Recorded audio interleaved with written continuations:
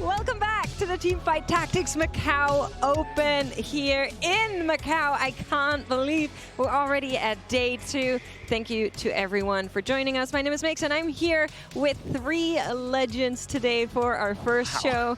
We have Gangly, Azael, and Patches Panda Under the couch. on the couch. Is Mort down here? Where's he at?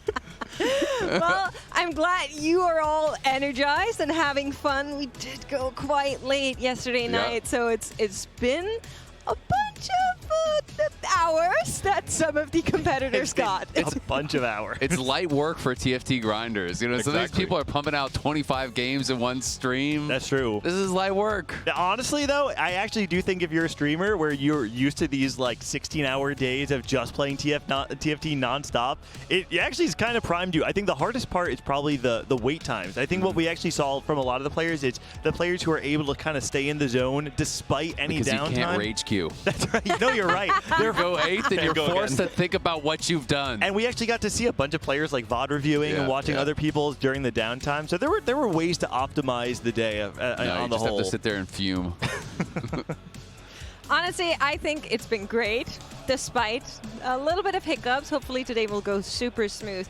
But maybe just to tell people what exactly is going on, it is a little bit of a different format to what some people might be used from competitive. Panda, would you mind giving everybody an overview of the stakes here? Of course. Biggest difference is an open. Players are flying in from all over the world. Challenger tier players, maybe the most stacked tournament of all time. And it's cutthroat. 512 players to start. 1 day later, only 64 players remain after all of those hours.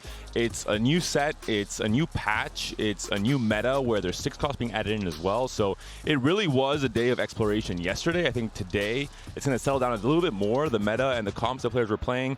You can see some players like Weijin winning with Renata reroll, game 2. That completely impacted the meta, and I think today we'll see a more, standard set in stone meta.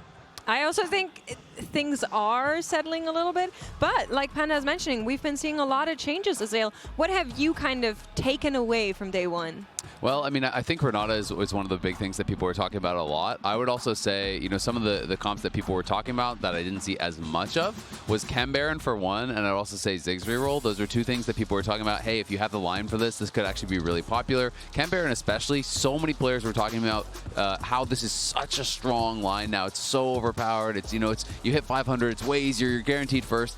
I actually saw a lot of people getting their cash out and just insta 8th, insta 7th. Like, it wasn't nearly as stable, I think, post cash out as people were expecting. And especially, in these like half cuts instead of like in Vegas where we were doing 75% cuts early on, you don't necessarily need to play that 1st or 8th style. So I think we're seeing a lot less of that, and it'll be interesting to see if that kind of changes coming into today. We also saw a lot of emotions, of course, kind of noting what we're seeing on screen, their player reactions to playing on the stage. I always love that, so I was called to it. But I think it's so cool to give some of these players really a chance to shine here. And like you were saying, Gangly, make their own moment, right? Yeah, I mean, listen, we've said the mantra of TFT oftentimes is it only takes one. It only takes one player to put a region on the map, one tournament to write your name in the stones of history. Right now, going into day 2, 64 players remaining. The top 8 is all made up of players from CN. Now, it has been quite a while since CN has been able to claim an international title. It hasn't been since, I believe, set 7 that they've had a world championship title. And now, 8 players. The 9th best player, highest point total, is Greya from the Americas, who only has 1 win, I will say. And to contrast that, Hus the Schwan, first place, highest point total, 6 wins on day 1. It's an incredible feat, and I think if you're a player from CN, if you're rooting for the East in this event, you have to be extremely happy. I mean, it's just so crazy. Like, I laugh because it's almost comical. All it makes me think of is all the meme titles for streams, like 1.x Masterclass to rank 1. He's literally doing 1.x Masterclass TFT Macao, right? And I do believe 5 wins of those were in a row as the tournament started, which is absolutely insane. Imagine the confidence, the momentum. I can only see that from afar. Never happened. 5 wins in a row, something not many TFT players experience. But we are going to be taking a look at our lobby leaderboard here. And you were saying, Gangly, a lot of CN players at the top. Naturally, also a lot of CN players generally in the overall player base here. I do want to take a second to highlight some of, as the North American player, we've had 11 players from North America advance into the top 64, and I will say 4 of those players coming from the same study group, the Weijin Iverson study group, really stepping up, and we saw it largely off the back, like you were saying, with Weijin going 1-1, playing the Renata, really popularizing it on the day. And I mean, it's really cool to see, so many of these big names still alive, right? Like Title's still in there, the 2-time world champion. We have Weijin Iverson, we have Setsuko, we have so many of the heavy hitters that are the big favorites, are the players that you really know from being, so good online, so good in tournaments. It's more proof that even in a format like this, that is an open format where 80+% of the players are getting cut on day one, so many of the favorites are still alive, right? Like, it's a skill-based game. There is luck, but kind of proof is in the pudding. It's super good to see, and I'm looking forward to see our players play. But before we go there, we're going to head on over to Necra because she's out there on the floor, and I think she has something pretty cool to show. That's right, Migs. Good morning, everybody. I am here in the centerpiece of the TFT Macao Open, this giant anomaly. I had to show it off because it is as big as you can see it on the screen. I'm going to go ahead and go get involved right now, but I heard that Clement has something else to show everybody. Thank you, Necra, and I'm here at the Black Rose Mirrorscape, where you can see if you can break the chains of fate or will you fall prey to Noxian Guile. All you have to do to win these great temporary tattoos is make a photo and show it to a recent nearby crew member. What would your pose be in this situation? Thank you very much, and that's all from us. Back to the desk. The plot twist. That is so cool. What a ham. Honestly, props to Clement. That's so emotive. I love you, Clement. Well, I hope both of our caster friends are getting out of the situations they find themselves in. It looks a little bit scary out there. Necra's a goner. 4-6 anomaly. What anomaly did she pick? She actually takes a tiny but mighty. Ooh. It doesn't exist yet, but now it will. Don't I leak, don't think leak. dramatic entrance would be the one. that is because so she will good. be When we get the little entering. mini Mies. Yes, yes. 3 Hunger for necklaces. power. You're so mean. Urgot gone. It's Necra now. He just Consuming the swallows. casters. Whoa, come on, you guys. I can't believe She's not even it. here to defend herself, too. That's the best part of this. Hunger for power is actually hilarious. Well, we were, before we got into that whole shenanigan, talking a little bit about the player names that we no, wanted she's got to me. call She's out. got me. No, it's all them. It was a joke, Necra. So an eliminator before 4-7. Wait, she can consume you, though, with the hunger for power. So Shoot. But I wanted to talk about some of our players. If you're down for that, we can talk more about Necra. I'm always good with that also. But you already mentioned Hust. I think kind of the breakout story here with so many wins. I do kind of want to shout out 2 more players, one of them being Showtime and the other one being Balmyong. They came through the wait list, and they have made it to day 2, which is an amazing feat. So I just want to give them that Showtime, so to say. 2 incredible players in their own right. Balmyong, an appearance at the Tactician's Crown this past set, and Showtime, the highest point scorer in a single day of North American TFT of all time. So, I would say most people would probably not put them on the same scale, but for right now, we're going to group them together in the most surprising grouping of players of all time. And looking at EMEA, 5 players only remain, but very high quality of players. Wedge Zungler remaining at 3, double 61 on tiebreakers. One of the players who we saw 5th place at Vegas has a chance to make that final lobby again if he has a good day today. the quality over quantity cope. Exactly. That's right. Exactly. Nice. We're Like, we far don't away from need EMEA. all okay? these extra players. Listen, next Open in Paris, we'll talk. The problem is that they are stuck on level 5 for potentially the rest of the tournament, so we'll see. We will see. But we are making our way towards the first game, of course. So I'm personally really excited. We have a little bit of action prepared there. So we are going to be going over and play a little video for y'all at home. And we'll see you after that.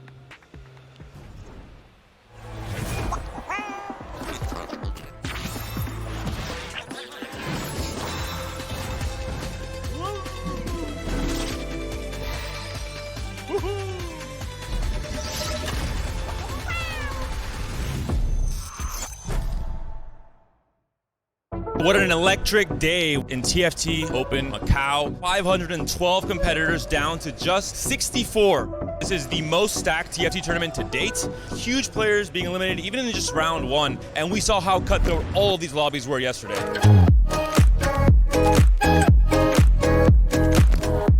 Day 3, man, I don't even know if we're gonna make it to the afternoon at this point. People are dropping like flies out here. I think this is the hardest TFT tournament ever.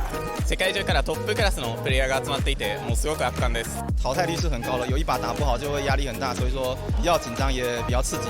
Fox. It's at least doing so much work for Fox. Not enough. Finally taken down. Pretty much guaranteeing he's going to be out in the first round. Just like not round 1, please. The stats are crazy. They have every world champ here. They have 100 people that went to Worlds out of the 500. I'm like probably the lowest ranked player at the event. We just got a photo with Malala. We're really excited about that.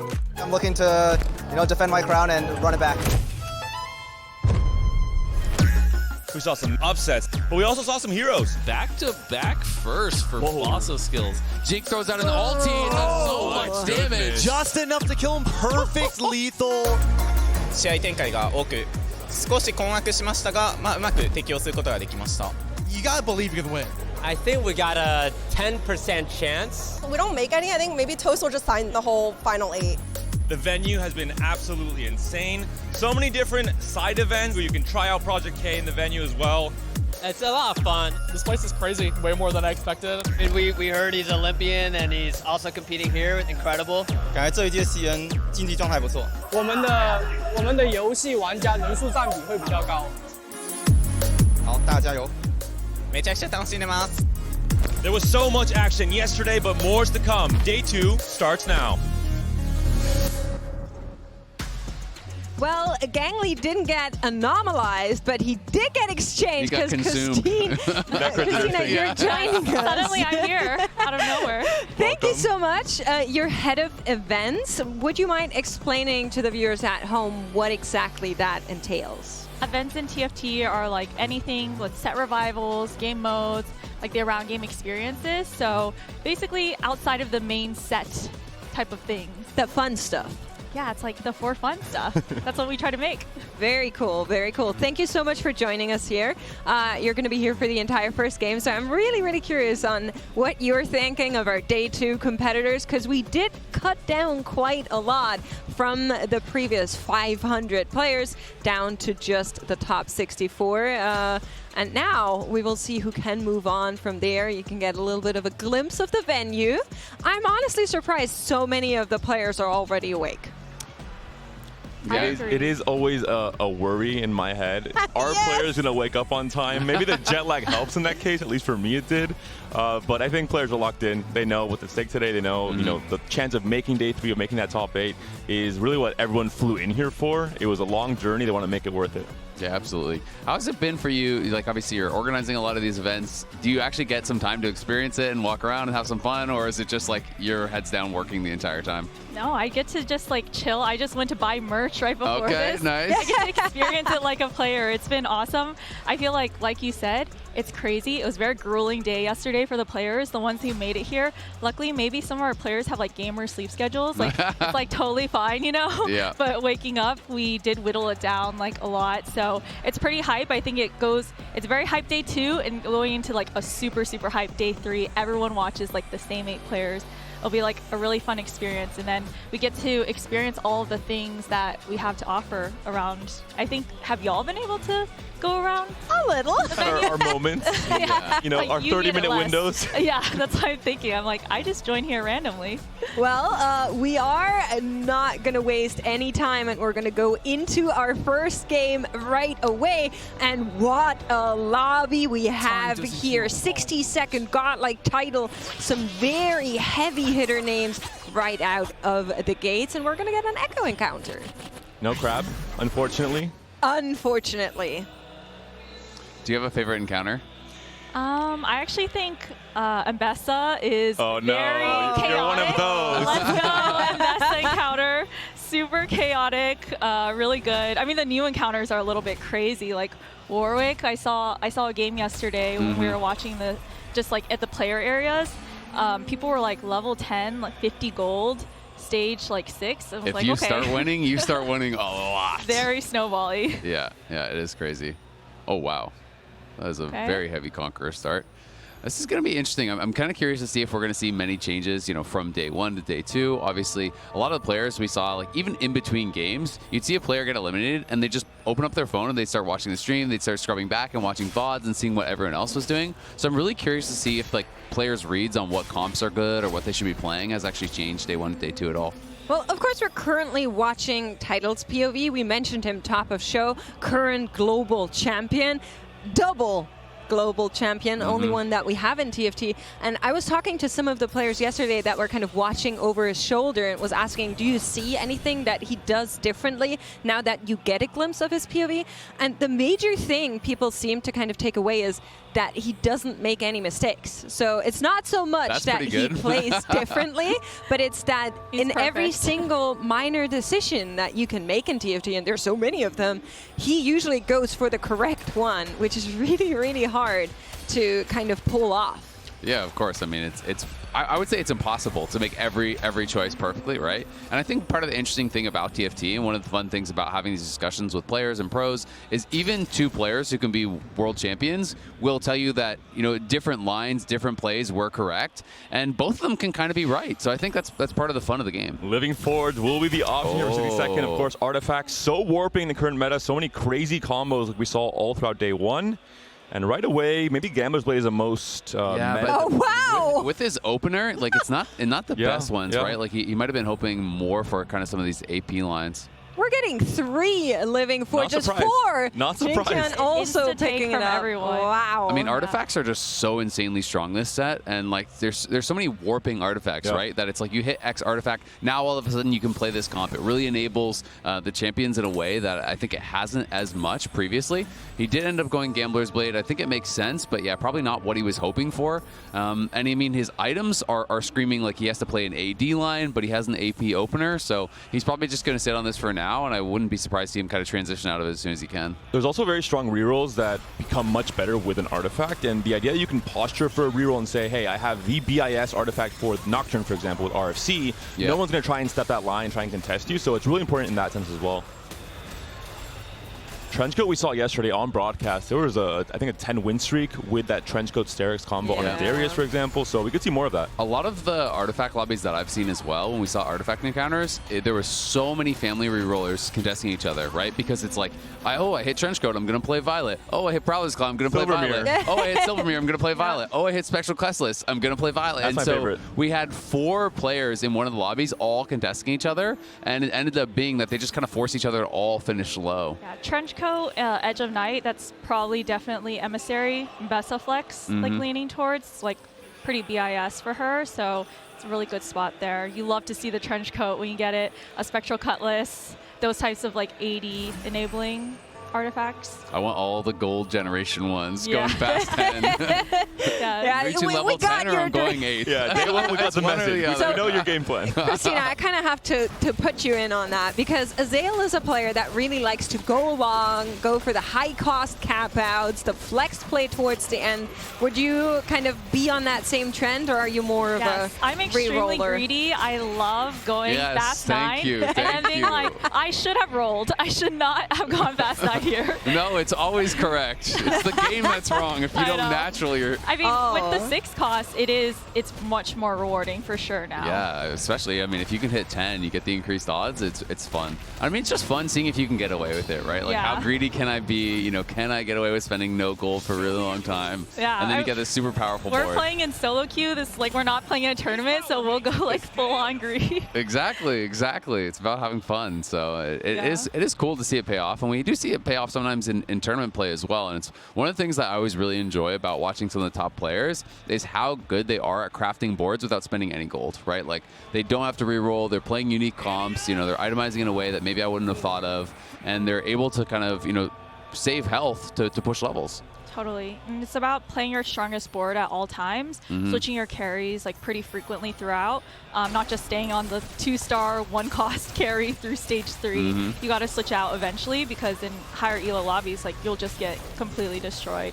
We see another artifact here, Kog'Maw with the Zhonya's. We saw in the very last game yesterday, Ning Li had played this exact combination, finished, I think it was 7th or 6th in the end, so not the best game, but also hit quite late, I would say. Having the Kog'Maw early and having already the bow open, knowing exactly what comp you're playing for is a big deal, especially with his next carousel coming up. You could see a second Kog'Maw or a Scar even.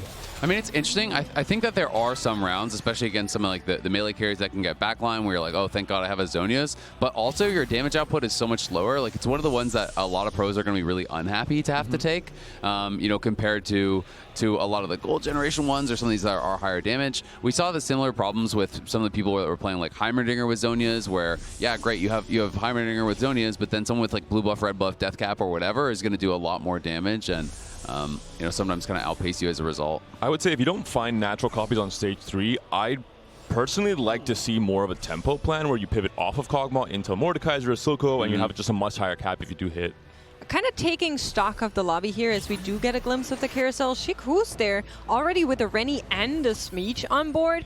Pretty good early setup if you wanted to go down that path, but players are definitely angling for similar comps after Venetian showed off the Renata reroll. It's been in everybody's minds and on everybody's boards, it seems like, and Mimuta and 60second agree. Yeah, I mean, he has the Wits End. Wits End Shojin also, you know, you can play Kog'Maw lines with that as well. That's kind of what it does scream. Generally, when people take Wits End, they're trying to force Cog. So it'll be interesting to see, you know, if players have some kind of unique tech that they can go a different angle with it. Because Cog is a lot weaker on this patch, and especially contested Cog. It's not something I would ever want to play, honestly. I agree. That's something I was talking to Zolo this morning. I know Panda was talking to him too. And he was kind of saying that he didn't play a single game of reroll, even though he's usually known a little bit for liking reroll, because it was always so contested. Instead, played into the AP Flex lines, and I think that is something that we'll see from the players that kind of come out of this successfully, is that they back out of the rerolls whenever they see that too many players are angling the same thing. It's just never ends well, really. Yeah. It's not worth the risk. Yeah, especially in these lobbies, like the pros, they will be scouting all the time and not trying to play a contested line. So someone will eventually pivot off. I mean, it's tough, right? Because if you have 1/8, like 1/7 or 8, that's it. Yeah, I mean, it's it. Or you have to go, like, if you go 8th, you basically have to go like 2-2 or 2-3 at worst to be able to still get through. So it puts you in such a rough spot. So players at all costs are trying to preserve HP, are trying to be able to make sure that there's no way you're going to go 8th. Because at least if you get 5th, 6th, it's much more recoverable. You know, you just get put into a situation where you have to play basically 1st or 8th after one bad game. And there's nothing worse than coming into this tournament with really good prep, really good confidence. All of a sudden, the very first game, you go 8th or 7th because you're contested. You have no agency to change that outcome. It just feels so bad and so frustrating. So I think most players who know how good they are and are ambitious with their goals for this tournament did not want to even have that risk be a thing in day 1. Maybe day 2 it'll change. Yeah, and sometimes it's like it's the only line you have, right? Sometimes you have to contest because, well, I don't really have anything else I can play.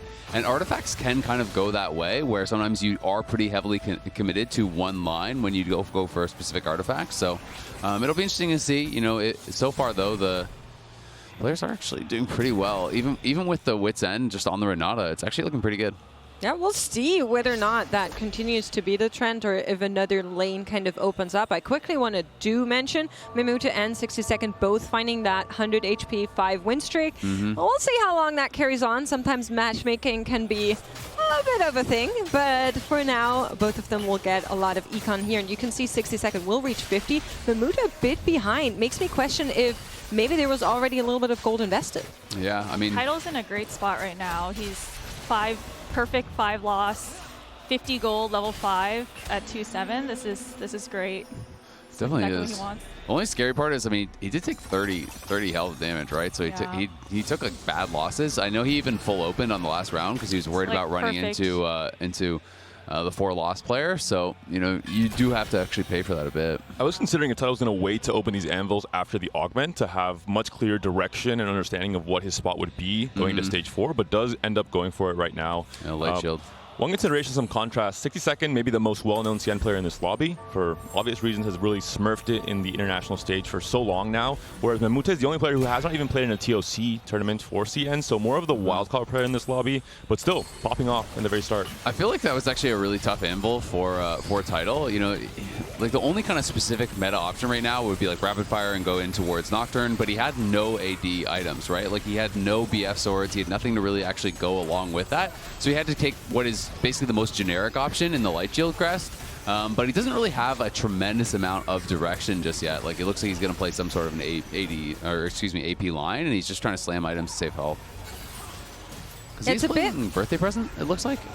Yes. It's Pipeline. Oh, Pipeline, excuse me. That's where the all the loot came from. So of course. It's a bit weird because Tidal was on that loss streak, so was kind of hoping to really find a stabilization point here, and he did win that round. But the comp still looks a bit sketchy as we are going to go into a second round of augments, and hopefully this is where you're now kind of boxed out. Well, the shop has a little surprise for him already. Heimerdinger, ready to go, could be a strong option, has a JG built. With Light Shield Crest, I imagine maybe he thinks about Rebels as an option, with Alawi being the holder later in stage 4. One more thing to mention with Living Forge, since half the lobby is going down this line, is that it's not just one artifact. You get more artifacts later on. So playing into Kog'Maw, for example, where the good hits are much more narrow, it's only a few items for Kog'Maw, a few items for Scar. Ideally, you want to play a mixed comp that has both AP and AD carries, and carries that utilize a wide range of artifacts as well, because then you can't low roll. And most players at this level, they try and mitigate low rolls as much as possible, and that's one way to do it with that kind of big picture game plan. Yeah, Tidal looks like he's going for the Black Rose AP flex. He got the Heim. He slammed blue buff, so he's committed now. There's not a lot of good blue buff holders. And it looked like he took Rascal's gloves, so you know he is probably going to just be trying to streak from now. Like he did slam Sunfire, he has Rascal's gloves. Like he's going to have a lot of power just from those items, and we'll see how he's going to be able to do. Look at this board. This is a crazy combination. We talk about just the trench coat and the Sterax. This is a Radiant Sterax as well. Triple procking. And this is He's ready really, for really Zambessa. crazy. He's like sitting there. You have to hope you actually hit at least one copy, because I think it will be generally very contested with Emissary. Yeah, I think it's the Garen that's always the hardest unit to hit there. Garen's used in so many different boards, and that's the hardest way to activate the 4 Emissary. I mean, it's just so generically strong now. Totally.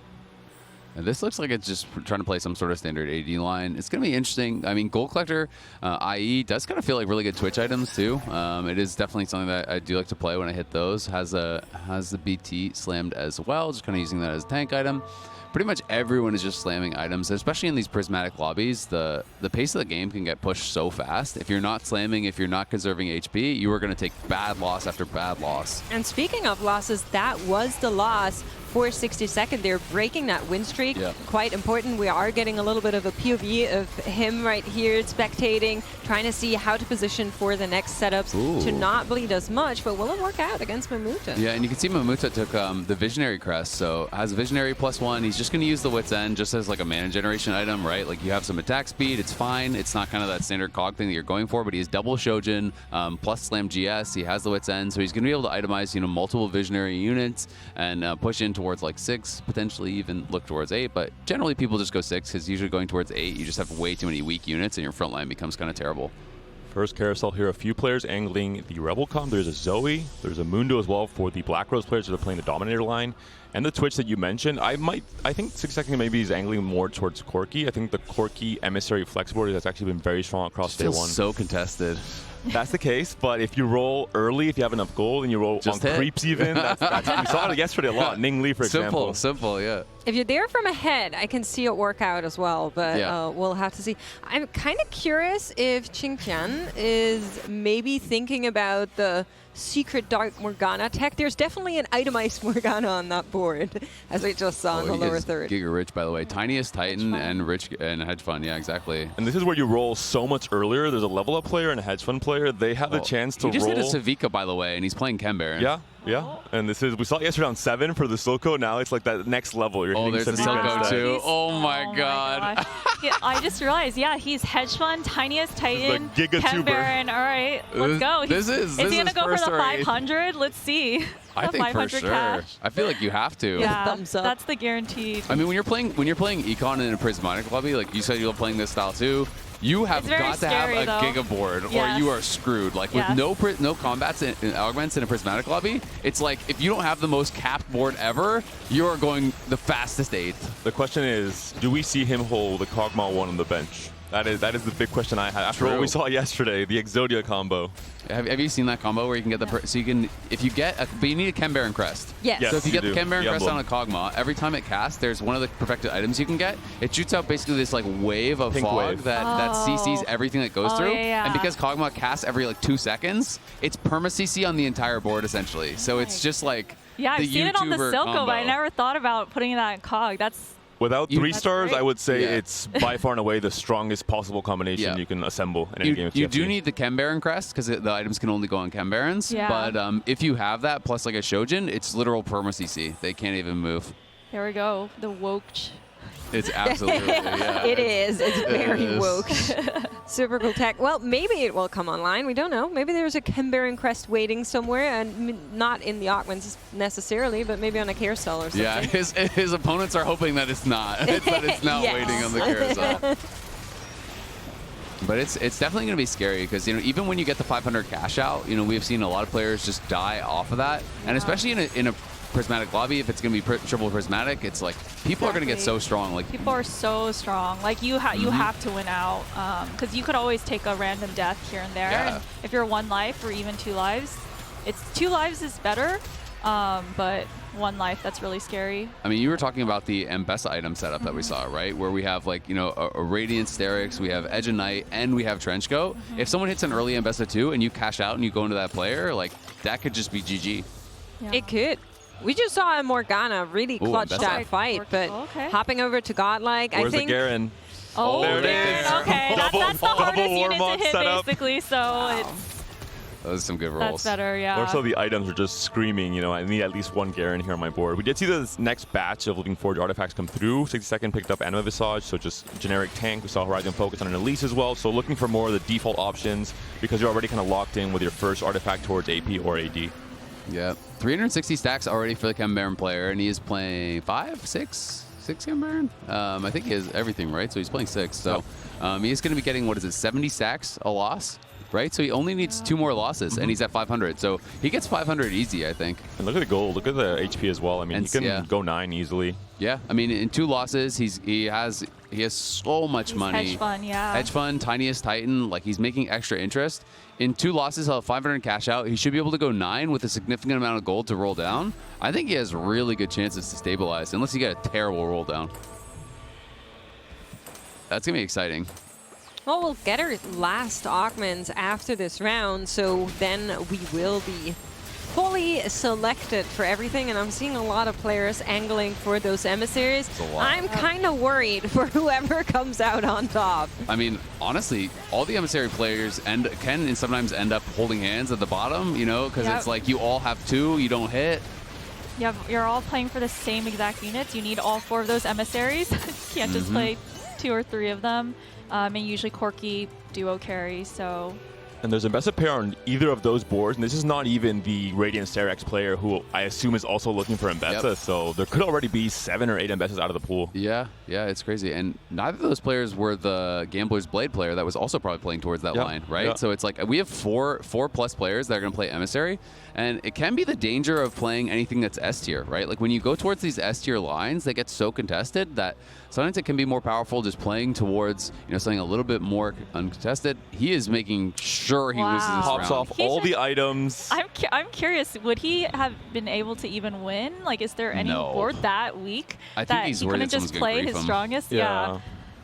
He's trapping his Savika. He wants it. I'm not sure there's anyone that can just full grief in stage 4, that's like why you I'm sell your entire I would board. just be too scared, but then, Maybe the level up player, if he just sold his entire board Yeah. to It would level be up. so and then, weird. Yeah. Like you would grief your own game to grief them. This is something I would do on ladder because I'm like, someone would actually be so spiteful to do this to me. Yeah. That's Be personal. true.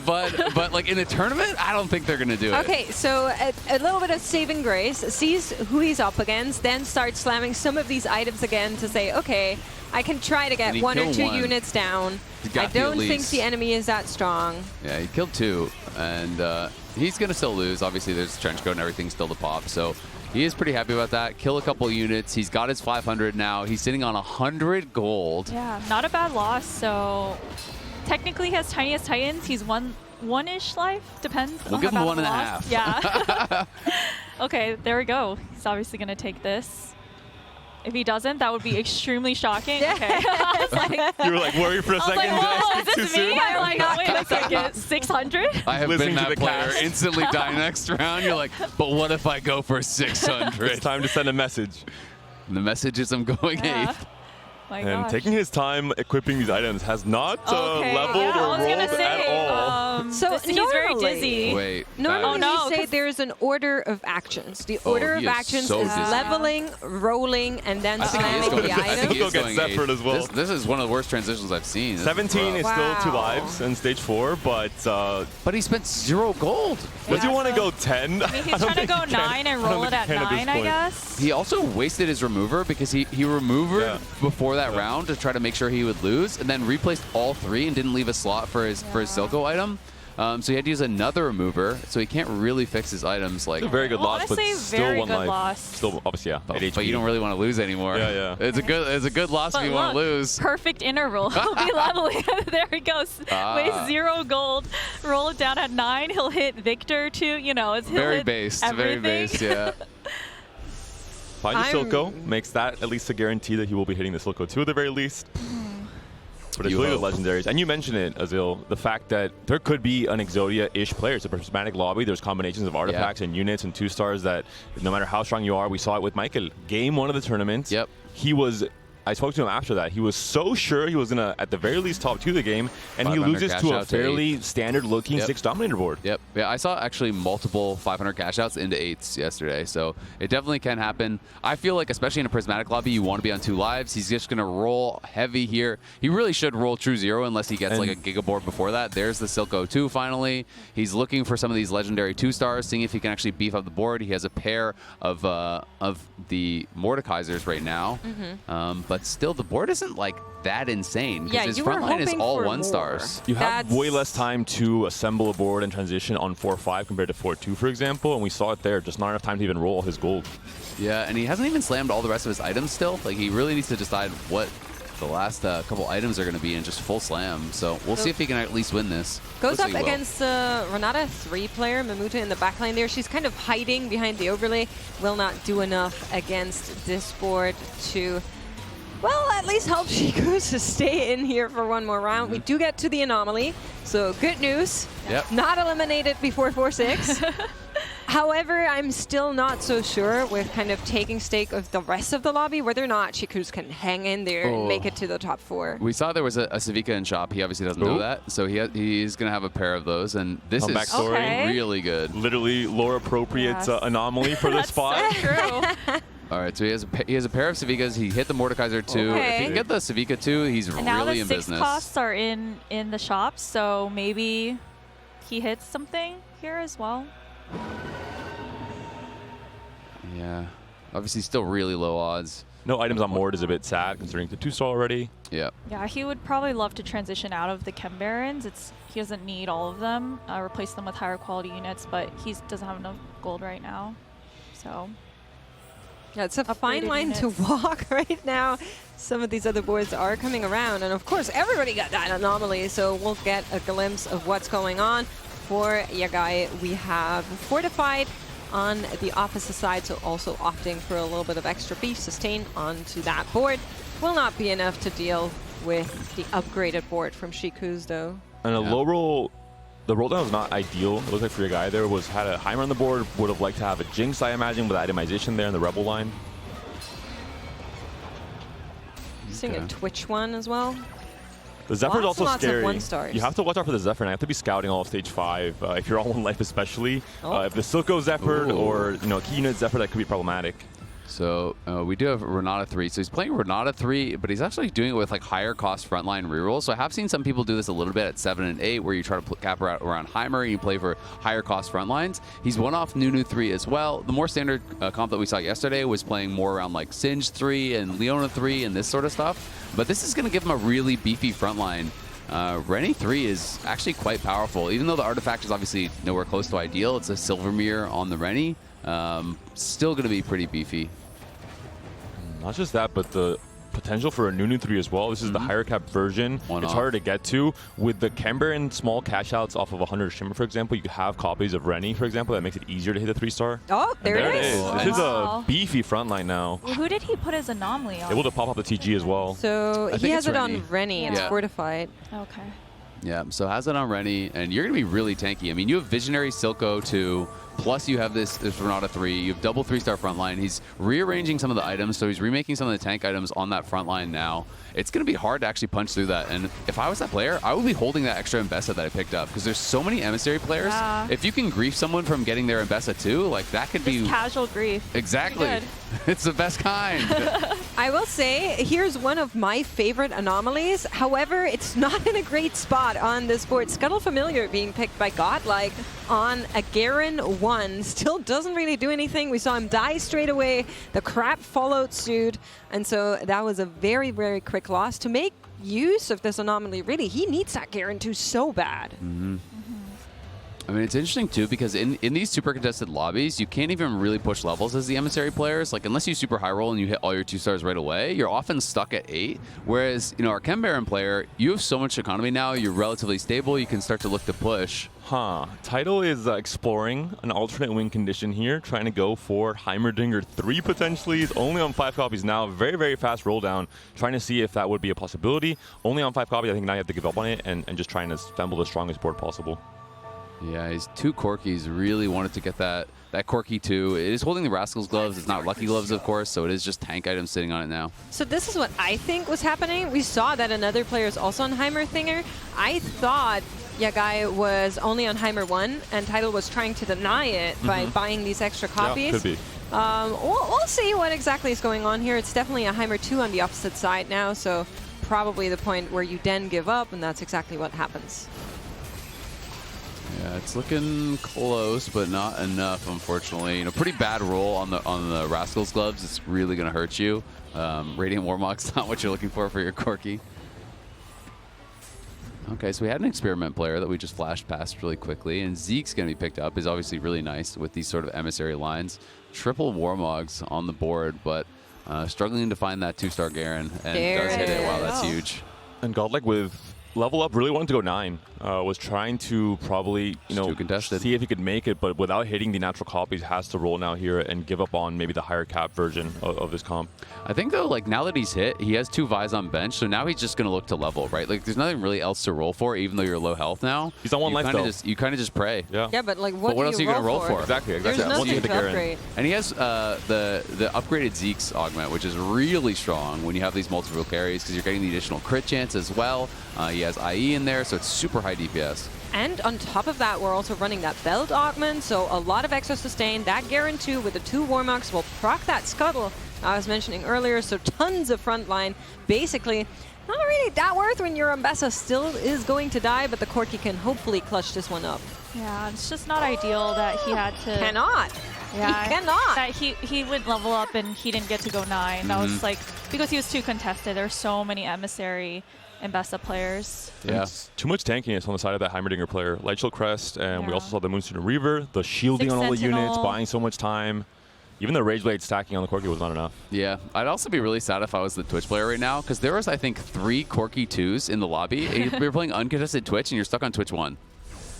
That is, like, really sad. Those are the worst games. That is the worst feeling. It's like, I'm going to play uncontested. Where you surely go for I'll hit. a tier, like a B-tier comp and still don't hit. Yeah, it is really sad. Did at least find the Caitlyn. Is sitting on level 8, so found a pretty early Caitlyn, which is going to feel pretty nice, but... Twitch double Rage Blade. Like, Rage Blade red buff is nice, but then generally you want some sort of damage behind it. Now we have Savika 2. We got the Mord fully itemized. Hit the Rumble 2. It's been a long time since we checked in. I feel like this board now just goes 10, and you just play around getting 6 costs in and just getting for the Giga Cap, because this is looking like you're cruising. Fully upgraded board. It's looking good. Tiniest Titan. Continue to heal. You can even get like another 200 cash out. You know, if you want to get greedy, you can go for like 300s and stuff like that and just get even more of those chem tech items. He needs to do it. Do it for us. Go for the double 500. So here's a question for you all, because we're running Comeback Story. And Comeback Story gives you 5% damage up for every 10 player health that you have lost. if you heal back player It health counts, with yeah. Tiniest Titan, does it count on top of that? Yep. Well, that is very nice. Yeah, that's cool tech. I didn't know that. I would have assumed it was just based on what your Yeah. HP is and like the differential. I'm not specifically with this combination, I don't know, but in the past combinations that take into account like player life that you've lost accounted the the game For wins the stuff game like back that. as well. So I assume it's the same for this set. So 2 players are out. Godlike going to go out in 8th, and Jingtian Sun going out in 7th. So that is definitely going to put them in a really rough spot going forward. They are basically locked into playing 4 top spots in these next 2 games. Is going to take the 200 cash out, so does get a Rennie 2 with that. So at the very least, that's just more gold. But you can also go for multiple 200s and just try to like natural basically hit that Rennie 3, which can be quite nice. Edge of Night going to feel great on Ward. There is another Rennie 3 in the game, so we're kind of really hoping on more to just come through like that if we wanted that Rennie 3.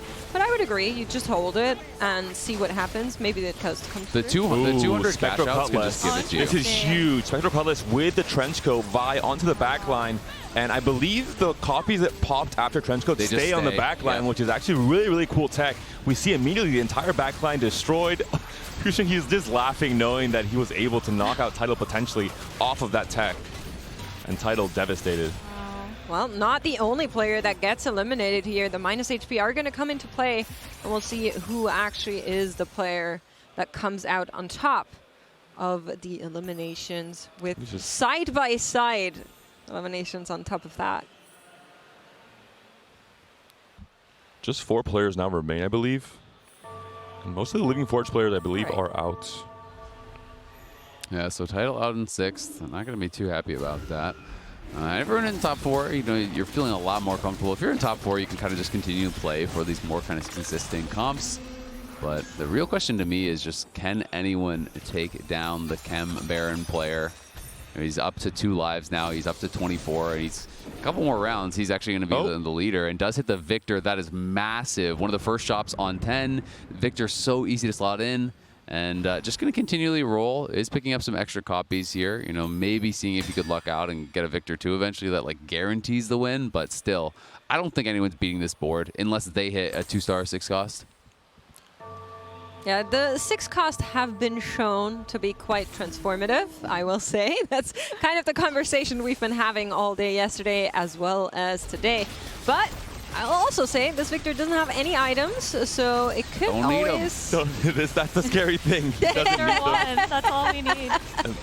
And you get a little bit more trying to sell it. Come on, Shred and guys. Sunder now as well Not with the Victor. buying. You get 30% Shred and Sunder, which, there were no items for it. You had the Augment, obviously, the Piercing, but all in all, just a stronger comp. Now the stun is huge, obviously, at this point in the game. I think he just 8 or 9-0'd that player.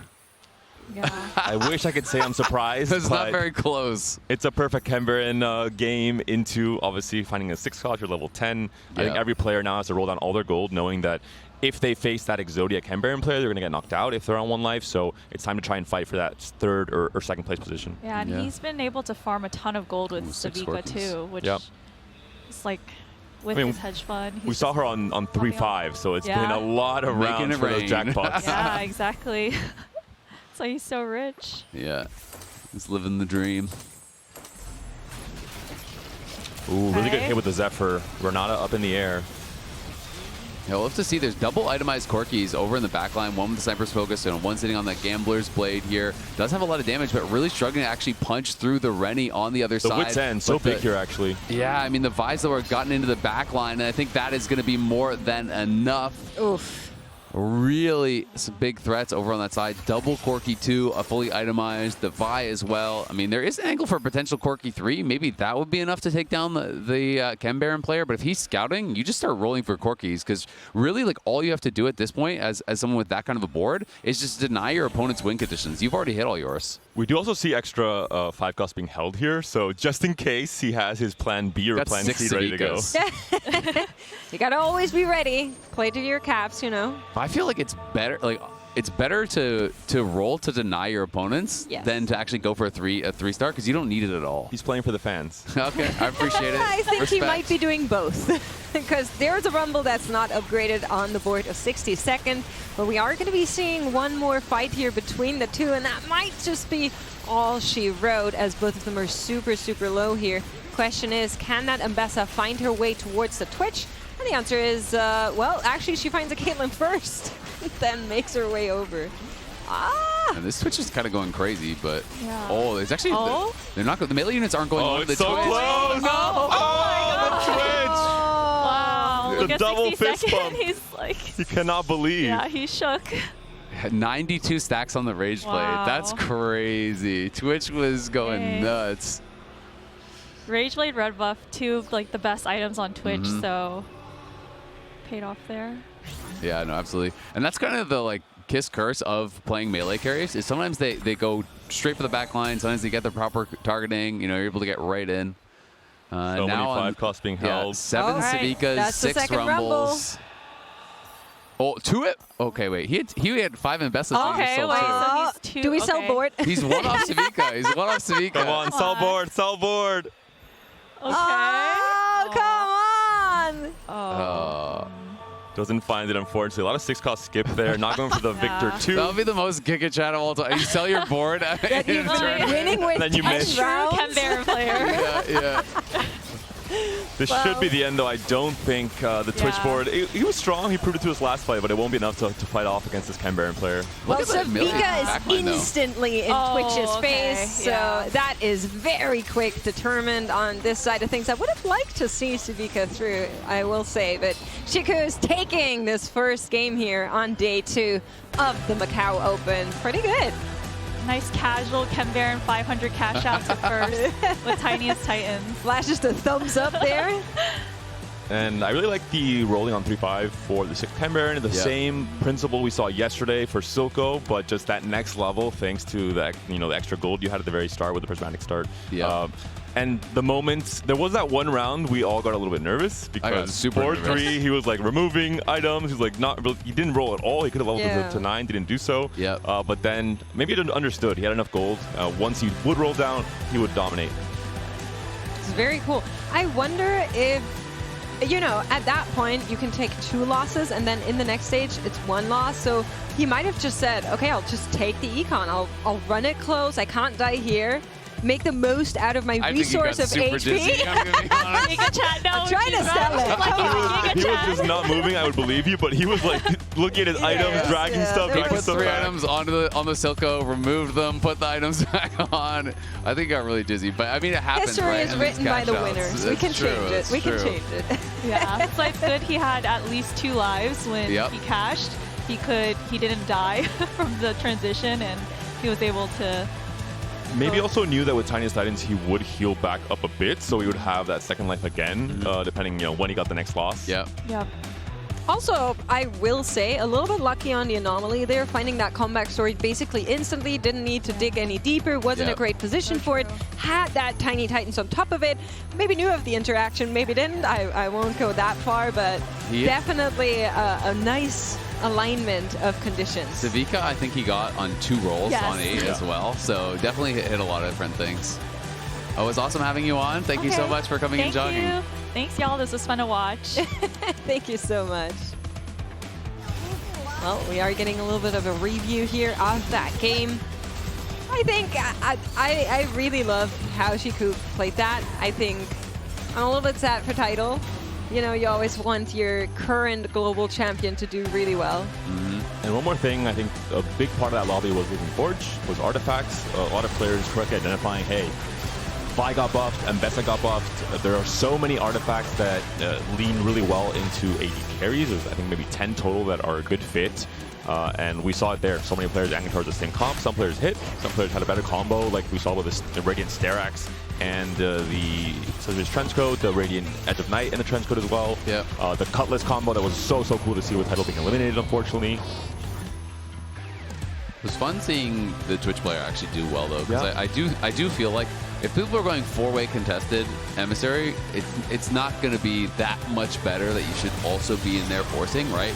Twitch player was actually able to push levels, go 9, and then roll. And if you're able to roll at 9 for 4 costs and 5 costs, you cap out your board so much more high. Like it's a lot easier. Whereas even the level up player got stuck on 8 rolling forever because you're playing 4-way contested and you can't go 9 first or every copy is gone. So I do think the players kind of shot themselves in the foot a little bit without being a bit more flexible there and being willing to explore some different options. And for Godlike, I think it always happens where it's awkward. You're thinking, hello. Just, Whoa. I've returned from the anomaly. It was really weird that you just weren't talking that whole cast. Yeah, I mean, once again, no, I actually, with the same thing as yesterday, I was talking the whole time. No one would talk back to me. One of your best casts once again. But we are going to go over to Necra because she's got Natures in an interview, and he's going to tell us a little bit about the side events and the other cool stuff you can do here at the TFT Macao Open. Hi everyone, Necra here on the floor of the TFT Macao Open with a special guest. We have Natures from the TFT esports team. And Natures, I'm so excited to talk to you because I know the main draw of the TFT Macao Open is of course to compete for that grand prize, but there are a lot of other ways that these competitors can compete as well. So what do you have going on at side events? So we have a lot of different things going on today and also tomorrow. So today we have a big focus on side tournaments. So we have 6 different tournaments running. 2 just started. We have a 4v4, we're calling it double knockout event, which is it's like an accelerated double elimination bracket. It's a little bit faster than a normal double elimination. Later on, and right now signups are happening right as we speak for double up, a double up tournament. And we have a single elimination 4v4 tournament. On top of that, we have a bunch of free play events. So like last year's fan favorite was Mastermind. We're bringing that back where you play on, you're one person playing on 4 PCs at once. It's awesome. We have normal double up mode going on. We have a new mode coming tomorrow. This Macau exclusive. It's gonna be awesome. You will all get to see it, but no spoilers here. But yeah, there's a lot of different things going on, and we have a lot of incentives for the players to be here, which I can go ahead and talk about. Oh, I would love that because I was hearing that some of these side events, if you win, you get some pretty awesome prizes. Yeah, so, there's cosmetics if you win and get second place, etc. But what everyone's signing up for and what everyone reacts strongly to is that we announced a couple days ago that the TFT Paris Open is going to happen next year. You get a competitor pass if you are a winning team in any of these tournaments to the TFT Paris Open. So everyone's really excited about that. I'm very excited because I think the competition is going to be so fierce when you take a look at everybody still locked in for a day 2 of competition. If you had to play a side event though, which is the one that you would want to play? Oh, I've been a proponent of the 4v4 double knockout, the one that's going on right now, because I love 4v4 because I love the experience of you decide in the game if it's a win or a loss. It's not like you get a certain number of points. It's like it's a win or a loss, but I don't want to lose in one game. So I need that extra help. So I love the 4v4 double knockout. That's what I'll be playing for sure. I feel like it's so fun to be able to play with other people. So 2v2, 4v4, definitely where it feels the most fun. But if you had to put together a team of little legends to help you out in that 4v4, which are the other 3 you would choose? I am the worst person to ask this question to because you want to know what I use in a game? I use River Sprite. So I'd have to include Chonk. I mean, especially here at the Macau Open, we have the giant Chonk outside, so I have to include Chonk or else I'm not doing right by my people. But yeah, it's going to be an assortment of River Sprites, to be honest with you. What's your favorite River Sprite skin? I use the base. Everyone's gonna yell at me. I'm gonna get clipped and it's gonna be terrible, but I use the base River Sprite. I'm a weirdo like that. No, you're an OG. Real ones know that the River Sprite is where it's at. Well, Natures, thank you so much for your time and best of luck with the rest of the tournament. Thanks, Necra. See you around. Honestly, a competitor's pass? That's pretty cool. That is so Sorry, cool. guys. I'm going to have to step out for the rest of the day. Gangly, let's be honest. None of us are going to win. There's hundreds and hundreds of challenger players here all competing. That is your first problem right there. I'm delusional enough to think I might win. The real trick is convince all the all-stars who have gotten knocked out to play with you. Be like, here is why I would be a good 4v4 partner. I'm handing out my resume. I bring you water. Yeah, I bring you share water. my stats. And I'm griefing. Wait, what stats? The stats. I'm going 8th. The stats. This is my AVP right now. This set. Well, that's not a good selling point in that case. I think Gangling has 2 games per day max. So at least the high quality at least. Would you make an exception for the 4v4? No, he just leave after 2 games. Sorry, guys. I had an extremely healthy relationship with TFT until I got here, and you all convinced me like, no, you can't do that. You absolutely. And now I've played like 25 games since I got to Macau on mobile. I've been grinding. I've doubled my game count in the last 3 days. You have permission. You know, you're just working. You're studying for your job. These are billable hours. You are diligent. You know. I'm not so sure about the billable part, but it's definitely You can bill them. They won't pay them, but you can bill them. Yes. I send them into the void. Yeah. Just go through the motions. Yep. Yeah. You can send them to Sherman. He will block you, but you can send them. Sherman would probably just reply with like a question mark, just a single question mark, like, huh? Can I just say that if there was any game I would not have wanted to be rotated out for, it was that last game. I mean, it was Shichu, right? Or Chu that was the player who had the hedge fund straight into Tiniest Titan. Yes. Yeah. The thing that actually stood out to me though was Yuga, who had the Renata reroll, but a different variation. I was in the back. I was in the back speaking to some of the CN casters, and they were saying that one of the biggest differences between the CN pros and the pros in the Americas is how much they believe in the vertical Chem Baron. So most of the NA players will traditionally, drop things like the Smeech and the Singe when you're on level 9, level 10, and a lot of the CN players actually really like the additional HP that you're getting. That's what I was going to say. The bonus HP is worth a lot. Specifically because it allows you to stabilize your board after cash out, because you have Savika 1 in your front line, you have no defensive items, your board's just going to get wiped and your Silco's not going to be able to ramp up. I was shocked when I'm seeing the cash out player just skip every single one of the Mundos to play a Singed 2 and a Smeech 2, but it's a philosophy difference, and I think it says more about the way and the shape of the game that the players are playing, and less about like the optimization side of it. Yeah, I mean, it was really interesting, right? Like I do think, in these prismatic lobbies, it's really fun playing that sort of style, but it is really high risk, high reward, right? Tiniest Titan did help a lot. The extra HP was actually so important because, otherwise that transition would have killed him. Yep. Well, he healed up enough that like the Tiniest Titan actually kept him alive, right? So the transition was not that smooth, but it bought him some time. It gave him the extra economy. He got to roll on 8 instead of on 7. Like even very early on, he was able to roll on 8 to hit the early Savika. So a lot of things definitely did work in his favor. Then he hit 10. He got Victor in like 2 shops at 10. So a lot of things went his way for sure. But the artifact lobbies to me seem like the most chaotic out of any of the encounters, because it's all just about people getting these artifacts and then everyone feels locked into a specific comp, and it's like hard forcing that. And in every lobby I've seen play it, there's 3 to 4 players that have all decided I am locked in on the same comp, right? In the last lobby I watched, there was 4 players contesting Violet. In this one, there was 4 players contesting Emissary. And it wasn't even an artifact lobby. It was an Echo lobby. They just all went Living Forge. Went artifact. I think one of the skills really with artifacts is that certain artifacts are very strong on 4 and 5 costs. How do you get there in terms of your health, in terms of what tempo you have, what gold you have to roll?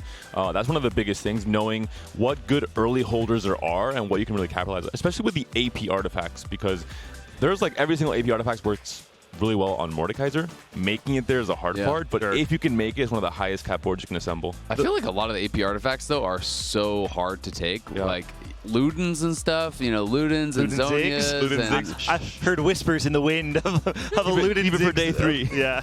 Double will surely bring it out. You guys can keep saying Ziggs. Ziggs is not happening, guys. You guys know it's just me. Yeah. Very cool. I heard a few other players too. Video that we're getting here. That's Mortok with our French co-streamers on site. Wait, Mortok speaks French? Apparently he does now. He speaks TFT, and so do they. That's right. Yeah. Wow, the global language of the world. Language, yeah. They'll just say woke a bunch. Yeah, exactly. You know what also stood out to me about the artifact combinations? And I did not know that if you have Spectral Cutlass on a Trenchcoat unit, when Trenchcoat splits the units, they no longer teleport. Yep. What I also found out when I was speaking to the casters in the back is that if you have 2 Spectral Cutlasses on the same unit, they don't teleport back. I think they teleport and it cancels each other out. 2 negatives make a positive. So it's basically just a trench coat, right? Except you don't split you apart. don't triple and it does nothing.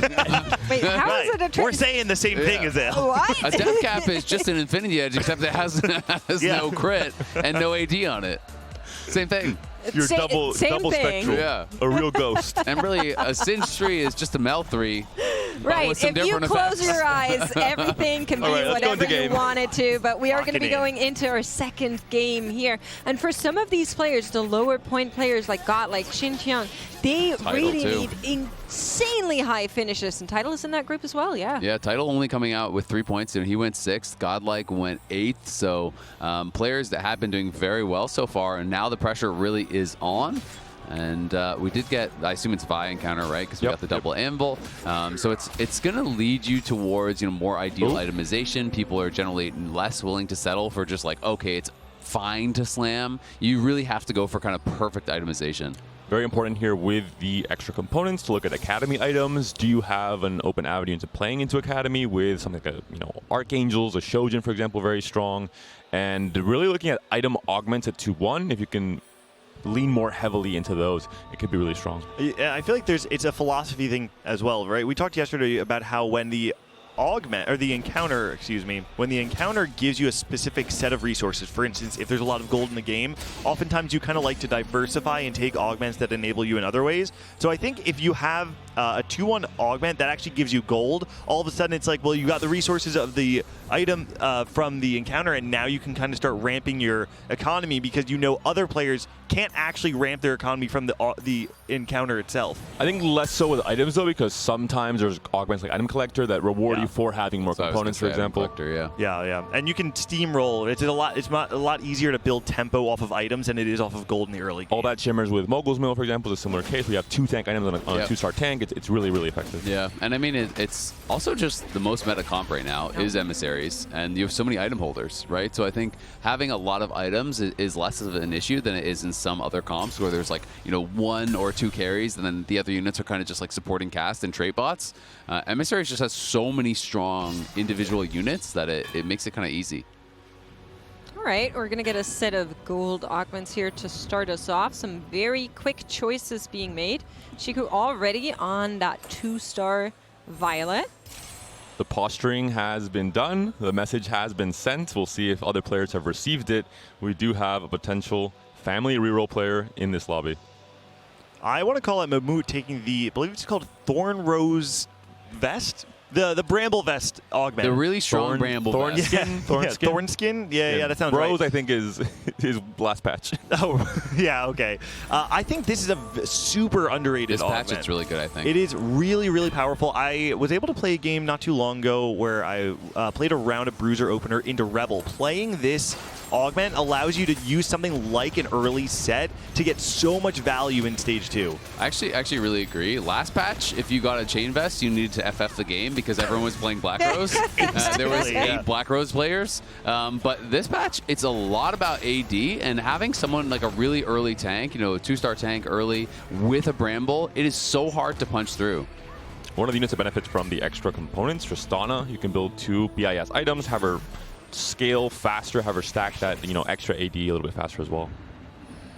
Oh. Are we getting... Worth the wait should be Morgana here. I think so. Are we 5 getting copies. Morgana reroll? Morgana 3, I have been saying this, I think it is low-key really strong in this patch. I don't think it's worth like forcing a reroll on it, but if you can actually just kind of natural it, like with blue buff plus Morellos, you don't even really need a 3rd item. It does a shocking amount of damage. Yeah. Like you are out damaging some of the really strong 4-cost 2-star carries that come out later in the game.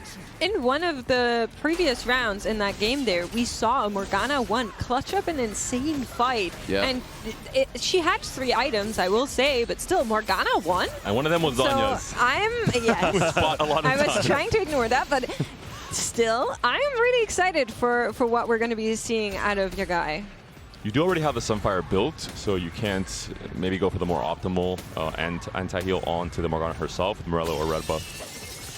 Yeah, I actually feel like having the Morello on the Morgana is like the primary way to get really important. high value. The fact, like Panda is saying, the fact that you have the Sunfire, to me, it actually feels like you're not going to get this Morgana to the the pinnacle of what it can be, but you're still going to get a lot of value out of it. And I think the damage it's not negligible amount of damage. I mean, honestly, like if you obviously he wants a blue buff next, right? Yep. If he's going to be itemizing it, but then if you just happen to have the components, I don't think it's that egregious to just have double healing debuff. I actually think it adds so much damage on some of the specific champions. Just the way the kit works. Exactly. And especially because the dots just keep ticking forever, and the Morello burn just stays on you that entire time. So I actually think it is worthwhile, if you don't have some other item to slam that's better. How early would you slam that, though? I don't think I would make that slam on stage 3. I think I'd be open to it on stage 4, though. Even. It's one of those things where you have these TFT fundamentals, don't build 2 items that give the same utility, but in some cases it actually is correct to kind of reset your mental and look at it from a more critical thinking kind of perspective. Especially when one is like a frontline. Like Sunfire I see is more that early game thing. One of the things that's really strong about Morgana 3 when you do get it is that this can just like be firing out these random debuffs on some of the backline carries, and that plus Morellos can make it really hard for backline carries to survive any other incidental damage. Especially when you have a lot of meta compositions that want to play front to back, right? Sentinel Heimer, I think, is the one stands out to me. He just got a 3-cost tier as well for his Morgana. I mean, it feels amazing. That's the dream. It wouldn't surprise me to actually see something like the Morello. It gives you a favorable matchups into certain ones that otherwise would be really hard to win.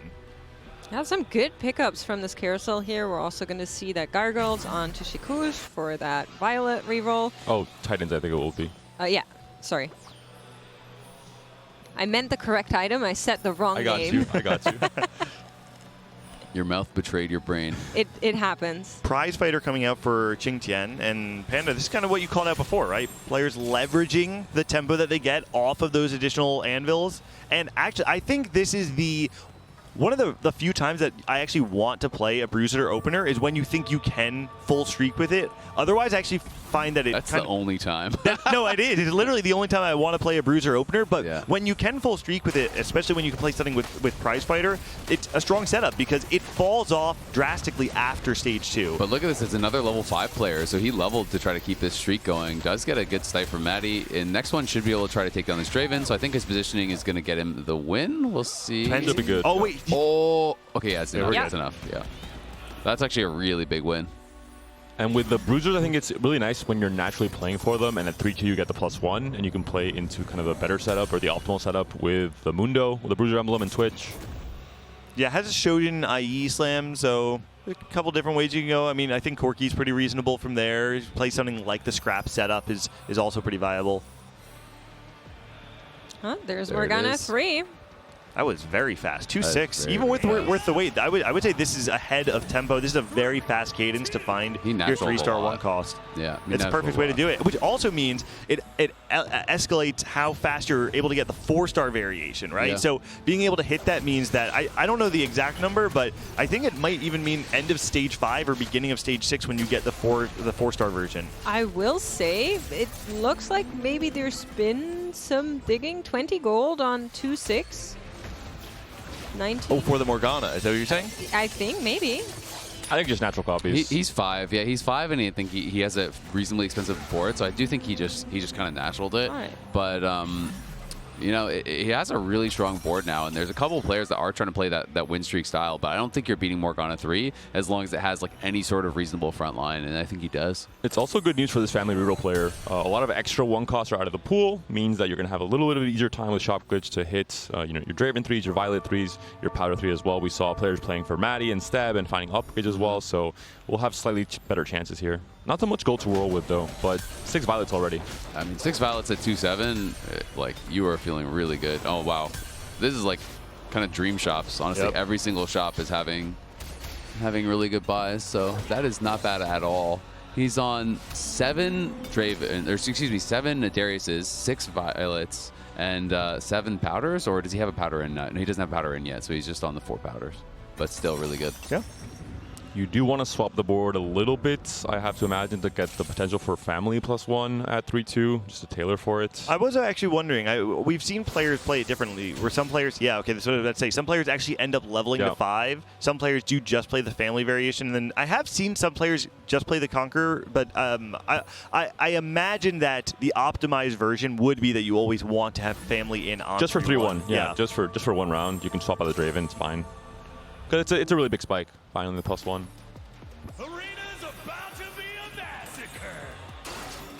Well, these are two win streakers that are playing. It's the Morgana 3 going up, but Morgana 3 plus having this Sunfire and the Maddie is not actually going to hit the Morgana. Even if it does get to the back line, it's going to be hitting the Swain on the other side. So perfect positioning, will not be too close, I don't think. Ooh. Were we talking about like the Morelos? I mean, I know we have the Sunfire, but we basically have open components for Morelos right really now. Good. It's really good. He has a belt on the frontliner and the rod on the Morgana, so he could just remove one and make that Morelos, but maybe he just doesn't want it because of the Sunfire going into Prismatics here. So Prismatic Pipeline, Sorcerer Crown, Pandora's. I assume it's just going to be a Prismatic Pipeline. I mean, especially when you already have Morgana 3, I feel like when I'm gifted this sort of a win streak, I'm so okay taking a greedy Prismatic because I'm not, even if I lose, I'm not going to lose enough health that it's really going to matter. So I feel like the greed can really pay off. And now you can just push levels. You can go in towards some of these really late game boards. And you're so strong anyway, where the downside is that you're maybe giving up all of stage 3 and having to lose streak. But in this case, you might not even lose too much HP because of it. Yeah. So it's just upside, basically. Mm-hmm. I was very curious to see what title ended up taking. He did full loss streak through stage 2, so the fact that he won the last round means that at this point right now he wants to try and streak through the rest of stage 3. Godlike ended up taking the Infinity Force augment, so he's get a little bit of tempo, but he's not going to get the full power of that until the end of the stage. I mean, Godlike and Title both obviously were in a bit of a rough spot after game number 1, and they both are pretty low on HP. You know, Godlike's still on that 5 loss streak, so they do need to start trying to turn that around. I think it does make sense, though, when you are playing in the Vi encounter, you can tell on 2-1 which players are in contention for win streaking, and if you look at your opener and know that you can't, it's not worth it to try and force a win streak. So I think Title says, listen, I'm just going to play low tempo on stage 2, stabilize on stage 3, use the econ advantage I get to try and cap a lot higher. The combination has already started to come up here for this potential Nocturne reroll. We see an RFC, we see a Death's Defiance, we see a Gold Collector. That's scary. You have the Omnivamp, you have the range, you have the extra gold off of the executes. But you only have one Nocturne. That's the least of your issues. You'll roll down. You'll find it eventually. Well, I'm actually surprised by the Automata as well. The Death's Defiant here. Doesn't it make a bit more sense to? Oh no, because he wants to artifact the Infinity Edge. In my head, I'm like, this makes a lot more sense in the comp. I do wonder, is there ever a world where you don't? I don't know what's the verb version. Artifact makes sense. Yeah, to artifact one of your items. I do wonder if there's ever an argument for making a third item that's not an artifact to kind of top off the power. I think there 1000% is. I think people sometimes are playing this line wrong, where they're just defaulting to everything becomes an artifact. And we saw some players yesterday that I thought were doing it really, really smart. Like it was a magic heavy lobby, and someone just stayed with Dragon's Claw. Like I think keeping Shred is really important. I think keeping healing debuff is really important. Yes, you can get a Black Cleaver, but Black Cleaver you're not always going to be able to hit. So I do think having some of those key items is really, really smart. And IE, when you're playing Gold Collector and already have some crit and stuff, to me, actually I think makes more sense, because for the lines that I've played with this, when I hit Rapid Fire on Nocturne, I want Full Glass Cannon. I don't think you need Death's Defiance because you're not frontlining it, so you shouldn't be taking that much damage. I imagine he's looking for Fishbones, right? I think the hope is that you can get out later. You can get this kind of Exodia variation of the board, and that would be a higher cap than Infinity Edge. But in my mind, it's like, well, this is probably very stable right now if you just play the Infinity Edge on stage 3 and artifact it later. Isn't that kind of just like great becomes the enemy of good? Right? It's like, true Mega Biss, like I get Fishbones, but you already have like an A-tier setup with IE. I do think that's like generally a point we can kind of make, that often newer players or players that aren't as optimized as some of these players here make, where they will take like a Death's Defiance and they'll put it on their frontliner because they think it's more value there. But having the 3 items on that Nocturne for now just gives you so much benefit because they scale off of each other. So you can take it off later, put it somewhere else, and then try to hit something like that Fishbones, which would be great. Especially if you're playing the range variation of Nocturne, you want a front line that's going to last for a long time. Exactly. Well, the extra belt was turned into a Warmog, so he's not sitting on an extra belt for now. I mean, honestly, like, you don't need a Morello on Morgana by any means. You can just go Archangels, or you can even go like Gunblade or whatever, but it looks like he is actually going to lose this. Not that shocking that you lose when you don't go Combat Augment with a Prismatic, because that's Belt Overflow, it looks like, over on the other side, which is just insane value. So you have a double Warmog's Belt Overflow Aurelia, and you have something that is no power right now, but will give you power later. But that was, I think, the only loss he actually took on that stage, so you're laughing. I was going to say, he was streaking up until you're here. Completely I think you're chilling. You're like, that's the kind of dream spot, right? Where you can do absolute like Eco Greed type scaling augments and not get punished for it, not lose really any health for it. It's like ideal spot. Overall, pretty even lobby at the bottom end. Only 58 at the lowest HP is not too bad. We've seen obviously players with Cambaron down to like 30 or 20s even sometimes going to stage 4. So pretty competitive lobby. Cambaron at least, right? That's very different. It's like you're on 350 stacks. Your health means a different thing. Or like hedge fund open forwarding into the big roll. Well, I'm on one copy of Nocturne at 60 health. That's very different. So I'm a little bit nervous for Godlike, but we'll see. We'll see when he wants to roll down. I was thinking earlier that when we saw the Morgana player not make the Morello, instead make the Warmogs, I think it makes, gonna lose the streak there. Was 5 streaking for Hushina up until that point, so unfortunately not able to carry that over into neutrals. But with this Morgana board, I actually think there's a pretty decent argument for making the Morello for the reason we kind of outlined before. I don't think you're getting as much value on... good. I don't think you're getting as much value from the Morello on stage 3, especially compared to the raw value you get from a Warmogs on something like the Darius 2 with a Sunfire on it already for the immediate power. I mean, the Morgana thing, like the whole thing is that it's like you hit a carry early, it just stays there, right? Like you can just burn you down throughout the course of that round, you know? Prismatic Pipeline. And so let's see what he gets. Oh, I wonder if you go like Sniper's Focus on your Morgana. Yeah, do the ticks all... They should. Calculate how far away they are from you? I mean, that sounds kind of insane, actually. Either that or you do Unending Despair and just like have a tank item, right? So we didn't actually get to see exactly what he takes. You have Shred here. I actually think Moonstone I kind of like Moonstone, yeah. Moonstone, I think, is so good. You buy so much time with the Black Rose comp. Lichbane. I think Lichbane is weird, because to me, Lichbane it's like, Morgana is not about killing the front line. Morgana is about putting a debuff on this like random backline carry, and it just melts you. And so the Lichbane like auto attack is not actually increasing the damage on the targets that you really care about. I will say though, you are casting a lot, so maybe just like total DPS is going to be higher with this. But at least the way I would think about it, I would think that like Sniper's Focus would be more important, because the damage I do to like the Heimer or to the Zeri or whatever in this case is more important than the auto attack I'm putting on the Loris. At least that's how I would think about it. I don't know if I'm correct or not, though. Is the Lichbane damage a flat set amount of damage, or does it scale off your AP? I think it's a flat amount. Yeah, I think so. It's a direct like flat amount hit. It's like 200 and something or whatever. Yeah, okay. But you are casting a lot, so you're getting a lot of extra damage. I just don't know if that's the what auto you damage want matters. the Morgana to kind of, if you want that to be her role. Exactly. I agree with that. Like it's a bit weird. The way you win with Morgana 3 is the Morgana throws out a random spell on the Twitch or whatever, and then the Twitch just dies. Yeah, he just ticks down. You just slowly die. Ooh, a big Academy game plan here. Corki pair on the right there. No, maybe we're open to Sentinels, but in this case now, no Alaois, no Zoes on the roll down. We'll be sticking more towards the Jace and Heimer pair here. Yeah, it does look like, you know, was angling toward the Sentinel, but I think you're right at this point. And the Morgana roll down pretty poor. I mean, you do find the Elise 2 here. No other 5 costs really at all to slot in. Still having to swap out now finally some Irelias and some of the 1 costs. Double IE with the Academy item being an Infinity Edge for the Jace. So there's going to be a lot of power on that board.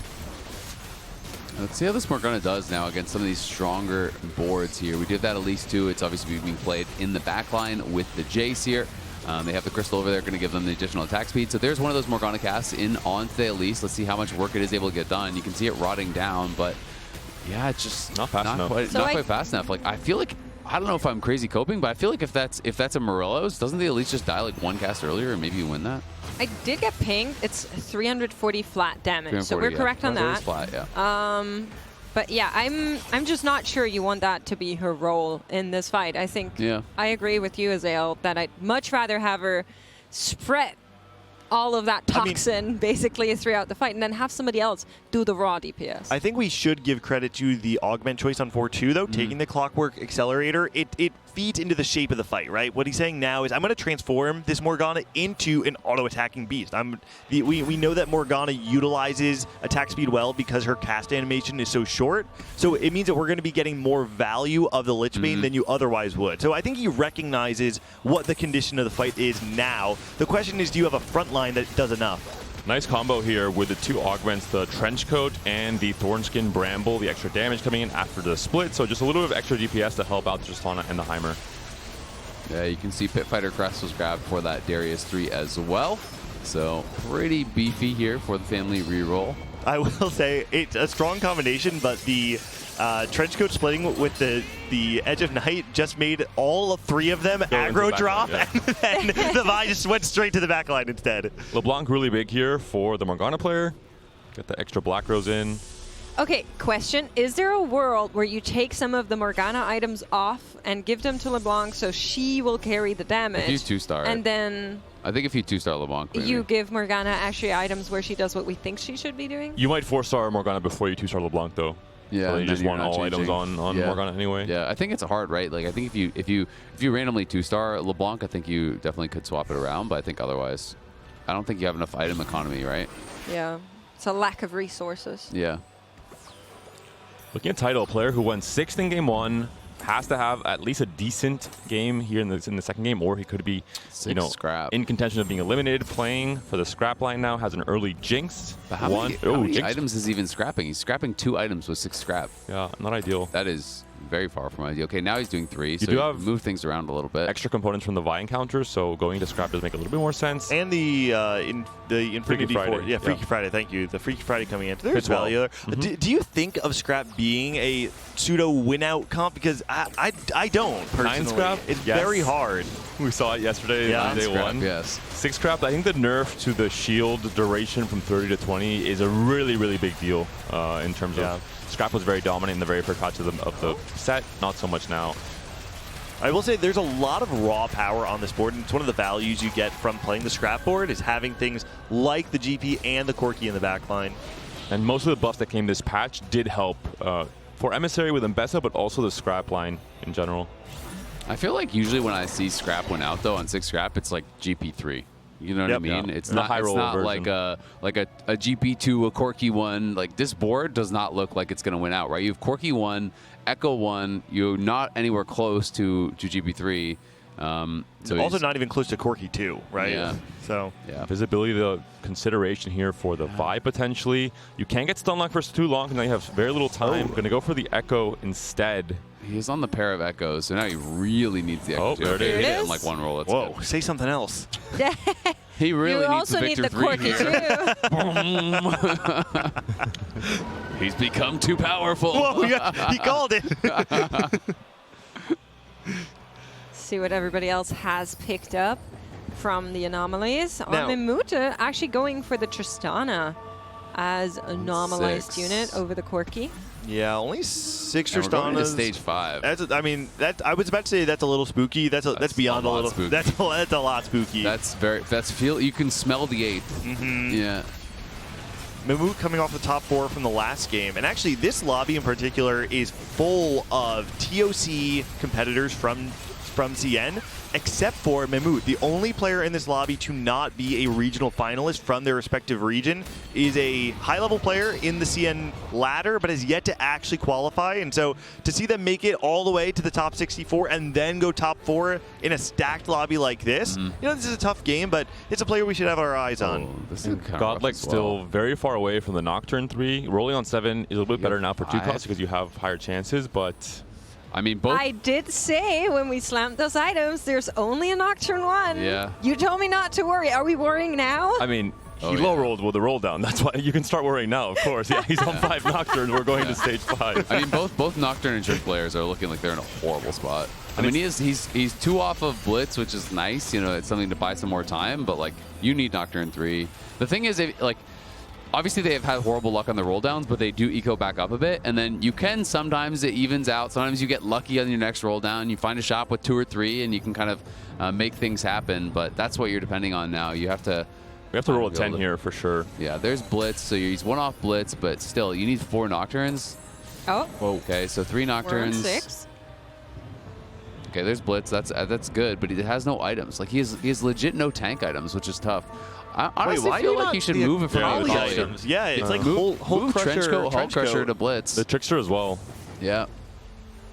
He needs to swap those for sure. Like, he needs to swap those yesterday. He has no front line. Yeah, I don't know if this was like an order of operations issue. Might not have removers considering the type of game plan he's going for with all the different artifacts. He's been on this for a while, this comp, right? Like, I'd be surprised. I feel like at that point, though, it's less of like a low roll and more like a lack of planning. He is I'm too. Also surprised we're holding Garen, even though we have Garen 2 and a Kali. Even though we have a Kali 2, we could make 20 here. He's yeah, gonna sell okay. it now, yeah. There we go. It is generally high EV to hold Garen's if everyone's going for the same comp. That's fair, but I don't think you're in a spot where you're so comfortable doing that when every single gold you have could mean another chance at Nocturne. Yeah, it's tough. And I mean, like, this is another one of these cases where, like, what I was talking about, where I think you've artifacted too many items. Like, you have no shred. Right? Like, it's actually so important to have... It's the Victor. It's arriving soon. Yep. Also, well, Tristana 3 came online. All right. This is a player who was already indexing onto Tristana reroll all the way back in 2-1. He had the Shogun and IE build, so we have to imagine there's a fair amount of stacks already. I just think often when you hit Trist this late, like, you have to be playing it from ahead because it's single target damage, right? And single target damage often really kind of struggles in the late game. We'll see, though, as Malzahar has been grabbed on that other side, and it looks like just not quite going to be enough. He should be able to win with this Trist, but the Morgana Dot's not able to take him down.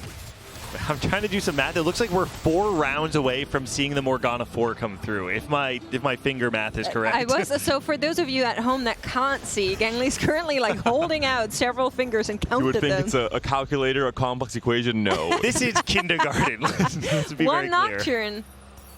I think, yeah, I was going to say, I think you definitely sell the Kog'Maw once you're Especially with those Kog'Maw items. Like, your Kog'Maw's didn't do any damage. What do you mean? Anyway. You don't like Seekers, Middens, Kog'Maw? Wait. Quick Striker. Quick Striker Kog'Maw is actually It's quite not bad, good. I think it's quite good. The Seekers Mittens, a little less helpful. The awkward thing here with the Hull Crusher is obviously no Garen buff onto one of the blitzes, or the main blitz. Yeah, that's a great call. And maybe was the reason why we weren't seeing it before, but I mean, I do feel like just having, I think you're getting too much value from the other artifacts, the Hull Crusher and the Trenchcoat, that you make up for the HP that you're losing from the Garen with the fact that you're about to split into 3 gigantic Blitzcrank 3s instead. Yeah, it does buy a lot of time, but it's just no Nocturne 3, no Shred. It's very hard to get through. This fight just looks so much better, and I actually wonder if some of those losses that came through before could have been salvaged by making this transition earlier. Yeah, I think so. But I mean, to be fair, he didn't hit the Blitz 3 until that round where we were talking about it, right? Like 2 losses after that, though. He had 2 losses since hitting that. Look at the emblems here as well. Double Rebel emblem. There is a Rebel player hooks in. And there was a quick striker +1, but again, we talked about it yesterday. There's already very good quick strikers. You don't really need the extra +1. There isn't a vertical for It's got to be one of the worst +1s. It caps at 4, so it's really not ideal usually. And for Godlike, this is tragic, right? That's a second 8th place here. Yeah. Definitely out. Cannot make it to the next round anymore. And for some of these players that are also on the lower part of our current leaderboard in this lobby here, the story might look the same. Tidal needs to find a way to avoid going down. He needs a high finish. Yeah, I mean, people are getting low on health, so Chicos as well as 62nd obviously are kind of in danger right now. So this is one of those boards where we can look at the value of the boards that are not playing front to back. This board, if you're playing front to back, is actually pretty decent because you have this Alawi that will live forever. It's extremely strong. Zoe 1, Jinx 1 is the problem. But anything that has access to the back line, and I'm actually thinking about the Morgana in particular, actually has a pretty reasonable chance at killing the Jinx and the Zoe without having to do anything to the Alawi. Yeah. Big bailout with a Rebel. Here's the Morgana. matchup. Let's see. It's all going to come down if Morgana can actually hit the back line, especially when they're just 1-stars. They are so squishy. It can get really difficult. Jinx does have pretty good mana generation, so we'll see if she can get to that rocket, which is so key, and Morgana has not hit the back line just yet. Now starting to push through, though, and get those dots rolling. It is on the Jinx, and now it's going to be on the Zoe, and they just don't have the HP to survive. Wow. Look at that. And so that's exactly what we were talking about, right? That you didn't need to be able to break through the front line in order to access the back line, despite the fact that we were even on the wrong side, right? The Morgana targeted the Zoe as the last unit in the fight, but being able to bypass the Alawi to deal damage into the back line is the primary reason you were able to win the fight. It's a frustrating one, though, for the Rebel player, right? Because you're playing uncontested Rebel. No, those two players, I believe. Was there? Okay. Huxon as well. Zoe 2, though, if you don't have a Zoe 2 at 5-5, feels really rough. Because I don't know, Zoe 2 might actually been the diff. Yeah, I think it would have been for sure. Yeah, that's how I feel too. So that's tough. All right. Corki 2. Big being upgrades found now. Here. Is it good enough? Has Here's to be the other Rebel question. player. There is the Zoe. And now we'll get to see not only the Zoe 2, but also the Rebel spat on the LeBlanc. It is a hugely meaningful upgrade in damage. In the stats, best holder in the comp is LeBlanc by far, over Rumble, over Echo and other variations of the comp. I think it's the highest variation possible. It is, of course, a 5 cost, so a little bit of biases there. 5 costs with items tend to have good stats usually. Sorry. Very good. Another elimination coming in on the right side. I believe that's Shikush going down after a win in that first game. Yeah, so he goes out, but he did go out in what, like 6th, 5th, so should be okay, right? So 6th isn't the end of the world. No, so he's at 11. You just need another 6th, really, and you're fine. So Shiku's is going to be happy. I mean, if you go first and then you go 8th, then you start to sweat, but you're not in the worst spot. Finally getting to see it now, the Morgana 4, and this is largely coming off the back of how fast we got to see the 3-star Morgana, finding it on 2-6, and now even before stage 6 is online, we're able to find the Morgana 4. This is a very large power spike, and now you can see even higher cap, right? You're not even at that Rumble 2, that Malzahar 2, but you have a spike that allows you to ladder to that Exodia variation of your board. Yeah. Yeah, I mean, if you get to 10. Second declaw or adaptive here, both would be fine. And Tidal is among the top 5. We'll have to see if he can go for a top 4. Warwick is found. Is there a spot for him on this board, though? I don't really think so. I don't think so. Would have wished that was maybe a different 6 cost. A Victor? Starting with a V, perhaps. Does it rhyme with even Victor? Even a Mel could be interesting. A Warwick, You have perhaps? a lot of good items from Mel on this board. Yeah. Yeah, but would you really take the items off of your mouths to put on? I don't think so. No, maybe not. At least you would consider a bit more than Victor, at least. Yeah. It's just on doing a lot, but the trench coat helping so much. This Warwick. Wait, the Edge of Night on that Warwick, putting in so much work, and the damage coming out of the fact that you have a lot of this chip damage coming through with the Corki with the Runant on it, and so any of those units that are getting into the execute range, it's putting Warwick into the, what was it? This called? Is it Blood Rage or Bloodlust? Yeah. Whatever that mode is, where he just kind of goes crazy, starts swiping at anything in front of him. How is it? This thing. This is for the TikTok feed. Camera on Gangly. Yeah. And Tidal's still winning. I think he was on Corki 1 still. There are a few players going for the Corki Emissary. He's on Scrap, obviously, so still a few upgrades to go, but Tidal's on a 3-win streak for now. 5-win streak for Mamute. We talked about 6 Scrap not really being the win outcome that we were expecting, but Tidal, it seems like it wasn't up. I think a large part of that is that 6 Scrap is very good at punishing the players who can't find their upgrades on 8. You have so much frontline with the shielding that when you have an upgraded backline, like a Corki 2 and a GP2, there's just so much raw power in the board. The Cocoon is so big. Do you buy enough time? Is there a second catch from the Elise? There is just barely. You don't get the Jinx, though, and Jinx does just too much damage. The Jace actually made such a difference. So what happened was Morgana's first cast went on the Jace Crystal. Jace recasted. Morgana's next cast went on the Jace Crystal. Wow. And so it's like that kind of thing. Sometimes it's the struggle of single target units in the late game. Sometimes there's just garbage on the board that is absorbing your cast that need to be on the right targets. It's the same thing that sometimes something like a Tristana can struggle with that the Morgana's having an issue with here too. I will just say we have 3 players and 9 HP. We are very much getting into double elimination station, and this game could be over in a blink. 6 win streak coming over for Mimut up against Yuga. It's all about breaking through that front line for the side of Mimut. You can see on the correct side, though, for Yuga, but I don't know if that's actually enough damage. You have to break through not only that front line too, but the Trenchcoat units are in the back line, and the Mouse is just gone. Yeah. On the right side, Tidal is fighting to get one more placement, and I'm just not sure if that is in the cards here. 6 scrap, good enough to make it here, not good enough to claw one of the top spots. We'll get a significant amount of points increase, so still a good chance to make it in that last round if the placement is good. Artillerist +1 available there for the Tristana player. 6 Artillerist is actually pretty nasty. If you can very fit good. it. Yeah, it's hard to fit. Throw it on, if you can throw it on Mbessa, it is one of the best deltas on Mbessa as a unit, extremely powerful. She really likes having the raw AD. Goes for the Watcher instead on the Warwick, so just more survivability. Yeah, it's not bad. I mean, it's basically just like an extra tank item, right? I actually wonder if you are supposed to go Artillerist on the Warwick there, right? I think Even if you just stay on 5. Yeah, just for the additional stats. It's like throwing a Deathblade on him, right? Yeah. Like, it definitely doesn't hurt. I feel like it's probably better. No. You have Who's his other Watcher? Well, like, he has 3 items on his Garen. Garen, right? So I guess he's maybe seeing it as like less about the Warwick and more like I want to buff up my 3-item Garen. Makes so sense. I feel like it's reasonable. Both Garens, right? Yeah. Sure. Fixtures. Yep, of course. Especially because you're playing this fight in a way where you're trying to de-aggro the Warwick and the Mbessa to get the damage onto the Garen. Yeah, we have a Rebel Jace now on the other side that is kind of just chain casting those crystals, but every single time we say it, it's all about the trench coat popping, the melee units get in the back line, and that is that.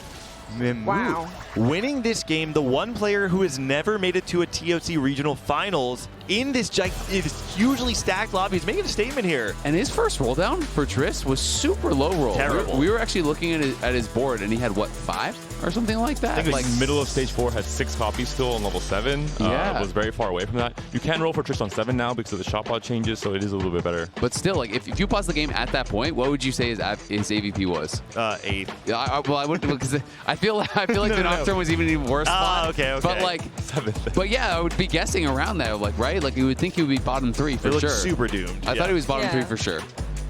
But like finds that Tristana 3 eventually, and then on the back of that, really getting so much extra AD, gets that Warwick in, a lot of correct decision being made towards the tail end there from Mimute, so super cool. And I feel like, honestly, it was more about the Trenchcoat melee units than it was about the Tristana in a lot of these rounds. It's like Trenchcoat plus Edge of Night is just insanely strong. We're seeing it pop, they get in the back line, they get detargeted, all the melee units walk back towards the enemy melee tanks, and then all of a sudden you have these 3 little mini-me's just wreaking havoc in your backline. And it's really hard to kill any of them because there's 3 of them, all with the aggro detoggle on them, so you're just kind of splitting your damage between 3 targets while they're all omni-vamping off of you. I will say the Warwick fight was huge because there's really good synergy between Tristana and Warwick, both kind of single target trying to get the execute for Warwick, for example. So it just, if Tristana can't clean up, you have that plan B with the Warwick, and they synergize so well to break through that front line. Take a look at points now, right? Mimute, 13 points. Hushin, 14. These are the 2 players that have essentially locked in their spot for advancement, depending on how the rest of the lobby goes. I think when players like Godlike, who go 8-8, have a rough 2 games, I think it actually means that the threshold would be higher, right? It would, because points would be more concentrated. Yeah, exactly. So we might actually see the threshold be a 15-point threshold instead of a 14-point. Yeah, I mean, it can be pretty crazy, and it's also always weird because it's like Godlike is totally out, except for the fact that he can ruin someone else's game. You know what I mean? Like sometimes the players that are eliminated can play spoiler, right? You know, it's like, hey, he can play whatever he wants, right? Maybe he's going to contest someone. Maybe he's just going to, play a really risky style, and he's going to end up getting super powerful on like a Chem Baron cash out and just executing players who are still clawing for those points. Yeah, we'll go to our tactical breakdown presented by HyperX. And I actually wanted to bring this one back and talk a little bit about that Morgana worth the wait, because it is something that's incredibly niche. It's not something that we see a whole lot of. And we had a bunch of discussions about that one throughout the game. Namely, whether or not the itemization was really working out there. And I think, Azael, kind of coming to you, a big thing there being that Sunfire, having that slammed so early, so knowing that a Morello wouldn't be the most valuable item to build. But then there were more changes on that Morgana too. Yeah, absolutely. I mean, I think that's the question is, it's like, yeah, is it okay to go Sunfire plus Morello? And like, I would argue, I think in this case, it would have been okay. Yes, you do lose a little bit of value because you have a double healing debuff, but they're applying the healing debuffs to different targets. The Sunfire is mostly going to be for the front line. And the way that I think you win rounds as a Morgana is by getting this debuff on the back line. Morello really helps to amp that up. It's cutting self-healing. It's putting that additional dot that is going to stay up there because the spell goes infinite. It lasts the entire round. So I do think it still would have been appropriate in this situation. So I will say the one argument about it is that it changes the shape of the unit, whether you want to play something like the Rabadons and the attack speed on the Morgana versus the Morello. The way he played it, though, made it a little bit less impactful if he was on the wrong side of the fight. If you're playing the Morello Morgana and you're playing that Rebel comp and the Zoe's on the furthest corner, every time Morgana casts, she casts the furthest unit who hasn't been cursed. So if he was playing the Morello Morgana and he missed and he had opposite side Rebel, the Zoe and the Morgana, you're actually never applying the Morello onto the Zoe, and so you actually get a bit more value from having the upfront damage of the Morello or the Rabadons plus the Lich Bane in that fight. I think that's all really, really interesting, but we have something else that's really, really interesting. We're going to be going over to Clement, who's been on the show floor, and he had a chance to talk to Disguised Toast, so let's see what he has to say. Hello, everyone. We're here at the TFT Macao Open, here with Disguised Toast, and we just heard some very interesting news. You've just signed Ki-yoon to the team. Can you explain this signing to us? Well, we all got eliminated at DSG yesterday, day 1. Honestly, all the players I signed sucked. I went the furthest and I'm the boss. So I ran into Ki-yoon this morning. I asked, hey, you play for anyone? He said, no. I said, will you do it for 500 bucks? He said, he'll do it for free, but he has to play for DSG next year. So he's thinking long term. And I said, deal, you're on the team. Oh, he's looking for commitment for you. I have to ask, though, as you're the boss of the team, what does it feel like to be the one that actually went the furthest? What happened there? Well, it actually worked out really well because my players make great casters. So they've been spending the whole day watching the stream, just talking about TFT, and I do all the hard work, so it kind of panned out. Amazing performance from you. We know you're trying to build an esports empire. You have your hands in all different titles. Can you talk about how TFT kind of fits that puzzle in your eyes? Well, TFT is the game I get to compete in because I feel like you can't talk the talk if you can't walk the walk. So I can't just pay people to play esports. I got to be competing actively in an esports title of my own, and TFT is that game for me. Finally, last question is there's a lot of players you seem to have taken an interest to at the event. What are some other potential players that you might sign? Well, Ki-yoon just went 8th, so once he's out, I'm going to see if Jazz Latte is available. Great player. And yeah, I'm going to just run up to him. I'm going to take the DSG jacket off of Ki-yoon and hand it to Jazz Latte personally. I'm pretty sure Jazz Latte will instantly put that one on. Thank you so much, Disguised Toast. This was us live from Macau. Welcome back, everybody. After that short interview, there's some really interesting tech, just, taking a player's jacket and giving it to somebody else. But we do want to welcome someone very special to our caster couch here, because Dobbs, you're joining us after having played yesterday. Unfortunately, It didn't work out. But thank you so much for being a part of this round and joining us here on the show. Yeah, it's good to be here. Thanks for inviting me. And actually, it's great to be part of TFT Macao Open. And I guess everyone who comes to playing here, of course, everybody wants to win, but the best part of it is actually competing and being here, like ringing around, talking with everybody that actually loves TFT, and that's the best part of it, actually. That's really awesome. There's a handful of Brazilian players still left in the tournament, in the top 64. I believe there were 2, right? Yes, were you able to watch any of them? Pretty good. Yeah? Yeah, the Tex actually won the first lobby. And Saidera went really well, top 4 at least, and they're probably going to make it into the top 32. I hope. Who is the other player? He seemed a little lesser known. Sadera, I checked on Twitter and I found a post where he said, no matter the results, this will be my last competition. Yes, I assume you know more. Actually, Saidera means last. Oh, yes, wow. but That's cool. Actually, a fun fact about his nickname, Saidera in Macau. Actually, he's playing with Dead, but his nickname was Saidera is Aaron.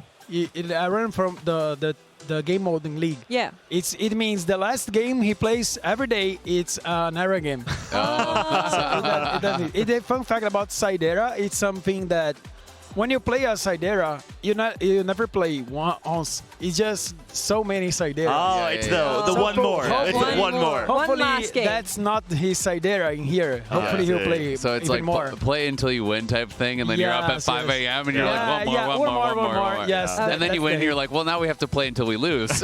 Yeah, exactly. Yeah. I've been there too many times. Yeah. And about him, he actually played regionals once or twice, I guess. He's not one of the most known, but the people in Brazil actually know him. It's because he wasn't like playing for a couple sets, and then when he saw the Macao Open, he said, "Okay, I'm gonna be there," and he planned to be in here. Like he was training like a lot, like practicing a lot of scrims with everybody that was in the group, and he's doing pretty good. Were you all preparing together? Were a lot of the Brazilian players kind of working together, sharing prep, and Yes. trying to help each other out? Exactly. We actually were together with some guys in Latam as well. We had like a Discord group with that's everyone. awesome. Yes, and we also had like a bigger group with everybody that was playing in here in the Macao Open. And there were like some people from America and from AMA and China and APAC as well. How has that been for you? Because it does feel like over the years, these like study groups or prep groups or whatever you want to call them have become more and more and more important because, it's the power of sharing knowledge and of having really good practice partners to bounce ideas off of. Yes, I mean, it's really important to have at least one of a group. I mean, most players, I guess, that actually have more than one. I mean, I have a small study group with Eagle and Slooper and Jan and other guys that is a little bit smaller, and we actually are closer. And then when the set starts, we like try to communicate with each other. What's doing good? What do you think about some anomaly or some augment?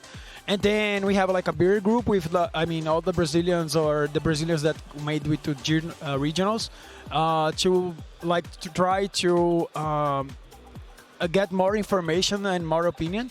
Because when you're actually studying, if the group is so big, it's difficult. You're not actually studying at all because it's easy to lose attention. But when you have a lot of small groups, you can actually do better. And then the later one, you can change some ideas with the others. So that's good. One of the things that has really stood out to me this weekend is that we've actually been able to see specific study groups prevail globally, right? And I know Clement, one of the casters, he came to me this morning and he's like, 3 players in my study group made it to the top 64. I know that in the Americas, we had the Weijian Iverson study group have 4 players qualify into the top 64. And I think this is the perfect... In EMEA, we have the French study group. Exactly. And I think it has a lot to do with the fact that the patch just came out on Wednesday, and these players who have been practicing together have found a tangible edge on a meta and in a field that is not super well developed. I mean, I've always really believed as well that you're only as good as the people that you're playing with and against, right? Because it's like you could be making mistakes, but if your opponent isn't good enough to actually capitalize on them, how do you know that it's a mistake, right? You only really find out when you come to an event like this and then you're playing against a higher level of player and all of a sudden, oh crap, I shouldn't have done that. I needed to do it in this different way. So I do think it's so powerful to have, really strong practice partners because they just keep elevating each other. Exactly. And when you have so many good players with you, you can actually get good information and people are already maybe try it something and giving that hint is going to help you get some new strategy. You save a lot of time. Yeah, you cannot practice everything. It's impossible, especially with a brand new patch, but we are into the game here. It is the Savica encounter. I actually can't remember what that is off the top of my head. Do you guys remember it's Savica encounter? It's the loot subscription.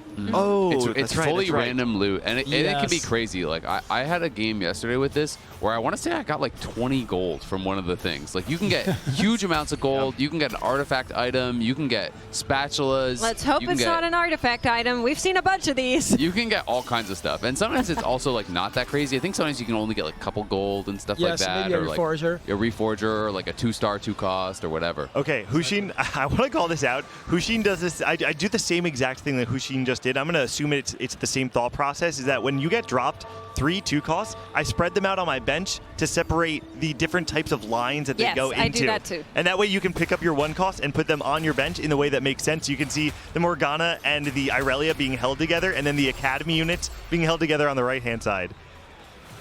It's really good to do that because you actually, it's easier to look your next shop and you can see, okay, that we have like more Academy lines in here, Now or you see more the Sentinels or something. Vex, Irelia all in the shop there. You can see already. Hushin having an opportunity to potentially play around the Renata reroll that's been extremely popular. And one of the best things is that you don't actually need to commit to the reroll variation. You can play this AP line. The Sentinel front line when you're playing AP is extremely powerful. It opens up the Heimerdinger composition, which this patch is not being played with the Black Rose, is really just being played with the Sentinel, so it actually does allow you to be a little bit more flexible. I will say it's interesting because, you know, we haven't been seeing as much Black Rose on mainstream, but when I was walking around yesterday and watching a lot of the games, so many of the lobbies were being won by 7 Black Rose players. So, like, if you can still, like, hit those high rolls, like, some of the outs are still really powerful for the composition. And, you know, I was talking to Kurum, and he felt that, you know, even 5 Black Rose was, like, super underrated on this patch. Wow. Yes. What a shop, and taking the Iron Assets, I believe it's called, for Hushin allows you to get an additional tier. So if you want to play something like, you probably aren't playing the blue buff if you want to play around the Renata, but you can slam something. Oh, actually decides to just take frontline. I'm actually a little surprised. I thought feel he would have taken another tier. So in my mind, I feel like tiers are at such a premium that if I'm offered a tier when I'm trying to play AP, I always take it. Plus it's like, even if you randomly get too many tiers later on, tiers are fine for tank items as well, right? Like, you can always slam them in a lot of different ways. Yes, I feel that he actually got the tank item because I thought he would slam another item, like Sapphire Cape. And he might slam the next round because he got a play. Seeing if he can get away without doing it. Yeah, I mean, when you get an augment like Iron Accents, you actually do not want to hold so many items because you cannot get most of its value. That's the early game. So you actually want to have a double slam that is strong. So if he ended up in the blue buff, he might end up with a bow that wasn't that great. And his static shiv is so much powerful than blue buff at the early game, and he can actually slam a frontline item as well. So that's why I think he got that item. Yeah.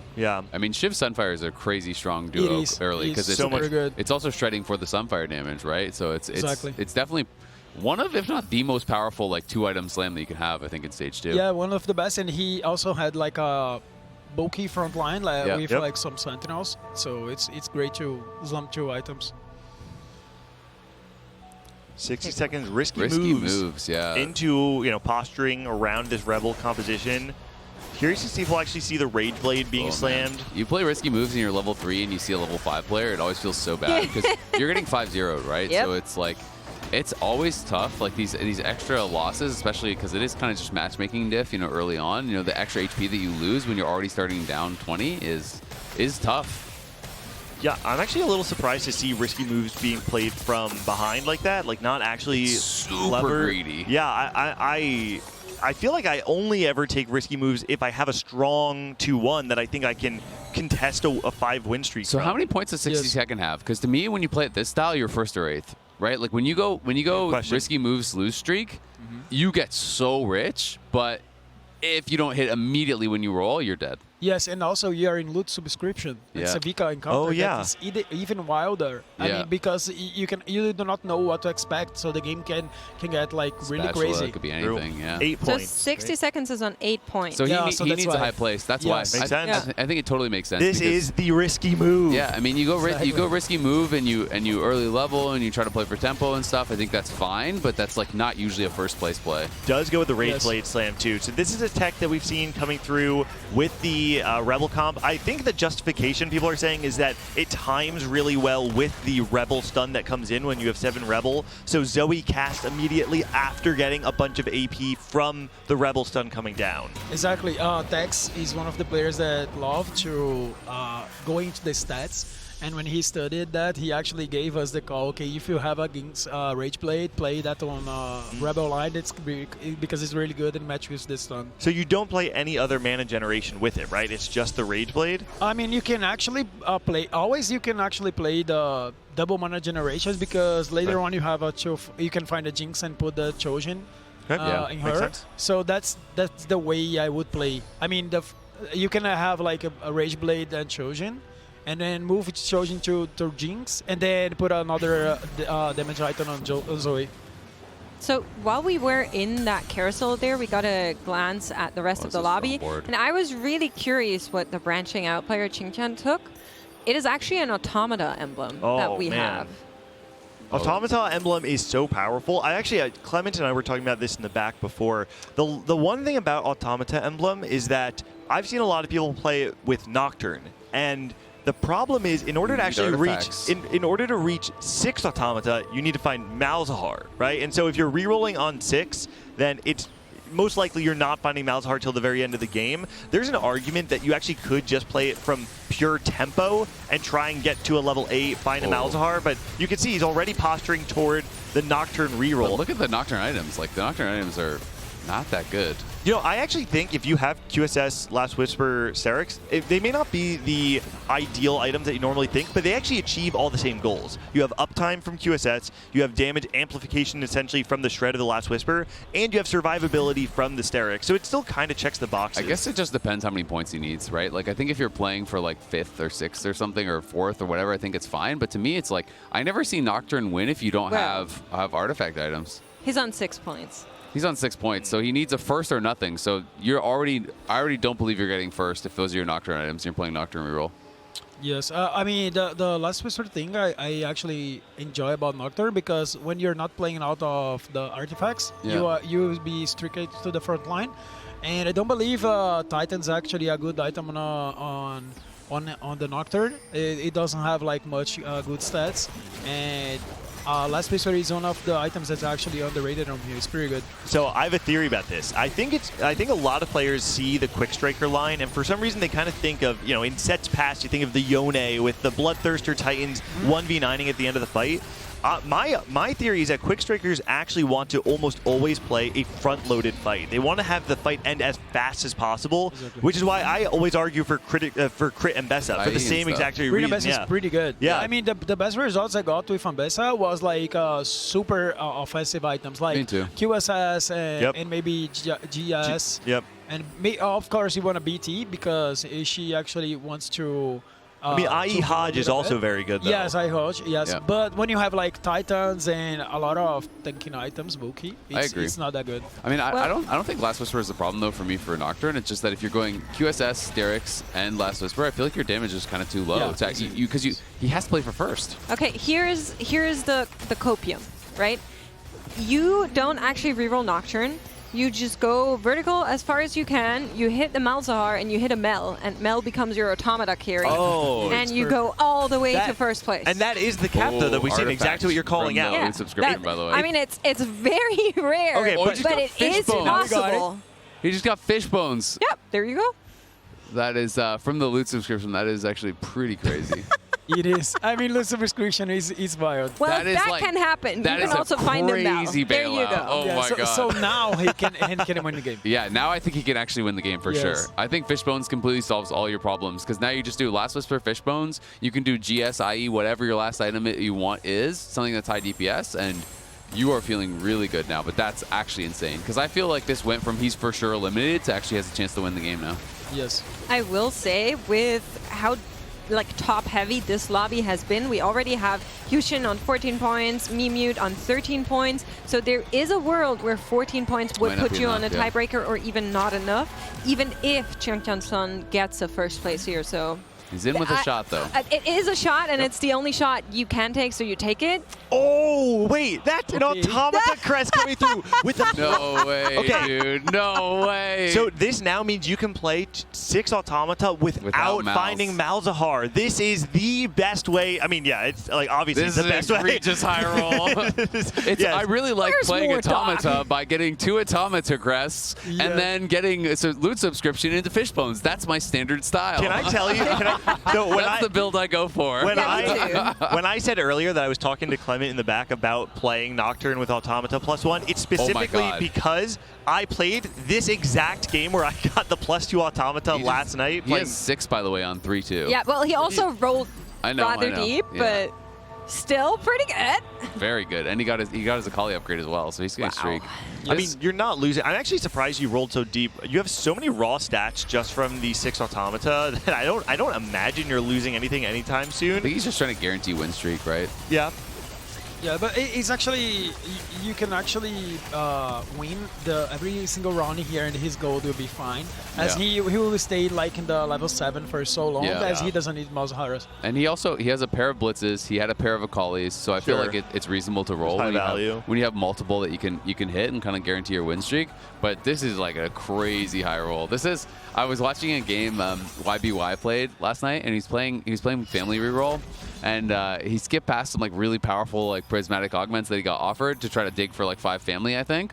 And he didn't hit anything. So he had red buff, blue buff, but all his units were all fully itemized. So it was like totally dead prismatic. It's a Victor encounter. 4-2 gets Mel. And he has red buff, blue buff, Mel, swaps over the family crest to it. And it's like, okay, you're just better, you know?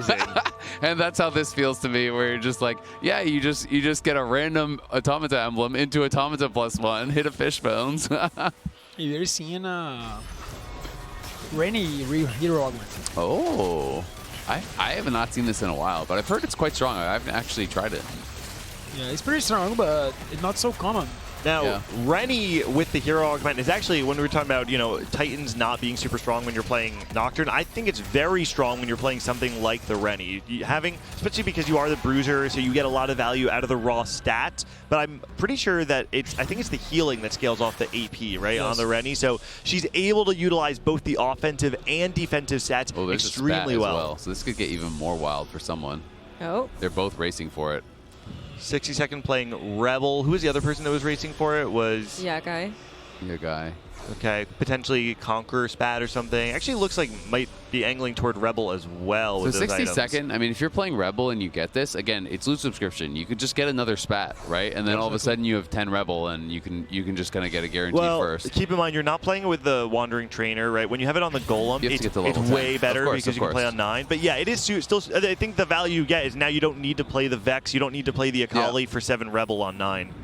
Well, and just getting, 7 Rebel is one of those traits that I feel like carries a bad board so well. Like, if you get an early 7 Rebel, you can win streak with, really bad boards. Yes, because the value of the stun is really high. Yes. It's like a Victor. Yep. Yeah, when you get a Victor, actually, you just won the game. And it fits, Victor fits on the board very well because you always have that one flexible spot. The other stun can work as well. The other team, we won't play at all. I mean, if you do not have a QSS, you're doomed.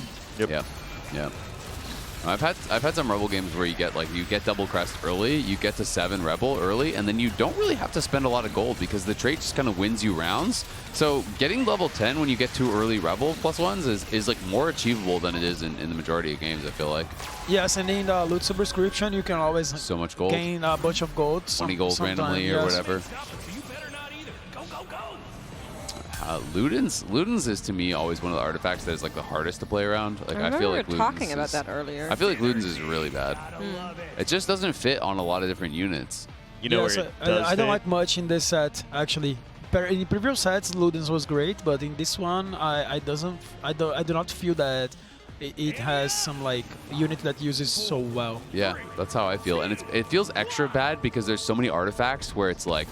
Fishbones Nocturne. I got trench coat. That really is eating away at you, isn't it? Whatever. Well, some of them are crazy.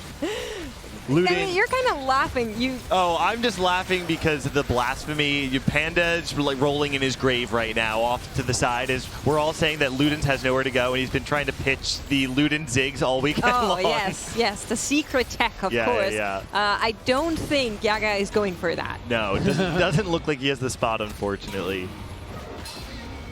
Ooh, the Mana Zane coming in from Hushin, though. Looked like it was a Rebel setup as well. Yeah, this is the other. Oh, wait. Mana Zane is really good on Jinx so if you are playing Rebel line and you it can is get contested there. Rebel, though. That's important to note because it also means that if there are any Sentinel players, then you are guaranteed to potentially 3-way contested on Alawi, and the Rebel comp is largely made or broken on whether or not you're able to find that Alawi 2. Yes, the Alawi 2 is so important, and at least Alawi 1 if you're ahead, but at this point that he has not so much HP, he will need a Alawi 2. Yeah, and lost streak Yeah.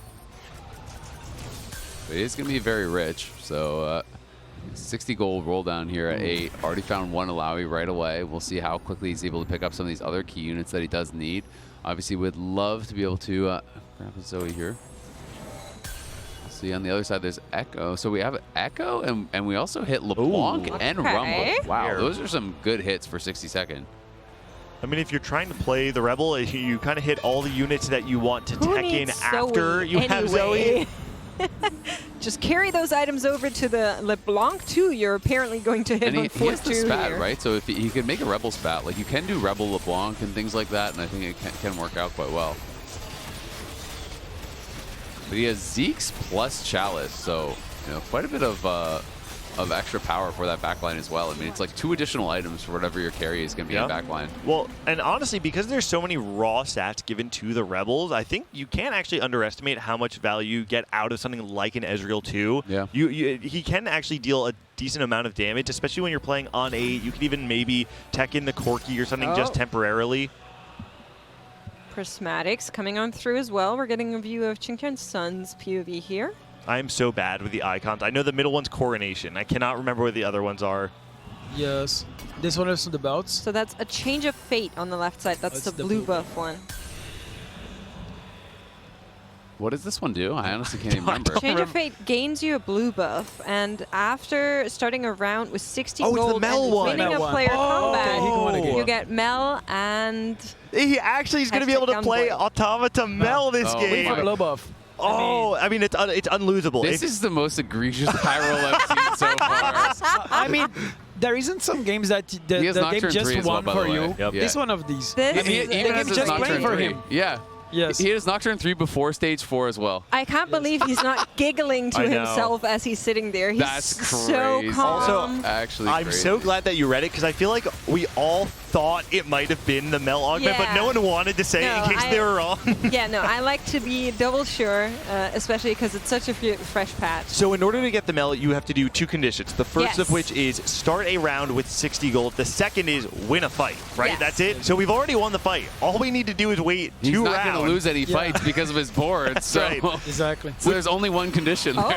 So as soon as he reaches 60 gold, the next round he will. Maybe he'll be able to sell units or something. He can actually put Mel in the anomaly too, because he's going to hit it so early. We almost never get he's to at see 60. 6 costs. He's at 60 Which right means now. That means on 4-5 he will have a Mel with Automata Spat and the blue buff, and it will. I would love to see it enter the anomaly. There's some crazy ones you can get with Mel as well. Like I bet Nothing Wasted would be insane. I bet the Dragon Soul one would actually be really good because Dragon Soul. The 20%, because each time she shoots, she hits like the entire board. So you're gonna get the 20%. It's like minus 20% HP for the entire enemy board. Well, so the other thing is, because the way the Automata stack works, I don't know if it's intended. Per instance of damage. But it sends out 2 instances of the Automata damage after her second cast, I think, or after the first one. And so that means if you can find Dragon Soul, you deal 20% damage to the entire board. You Then cast proc the one Automata. time, and then you proc Automata on the entire board. Does the Dragon Soul has the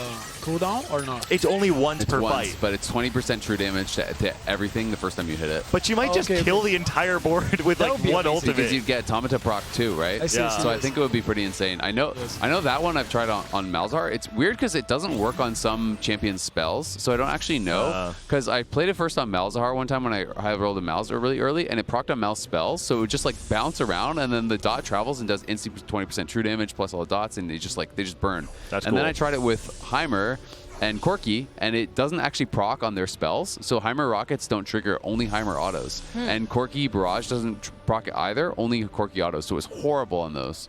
So I'm not sure how it actually works on Mel. Yeah, maybe it works differently on Malzahar. Yeah.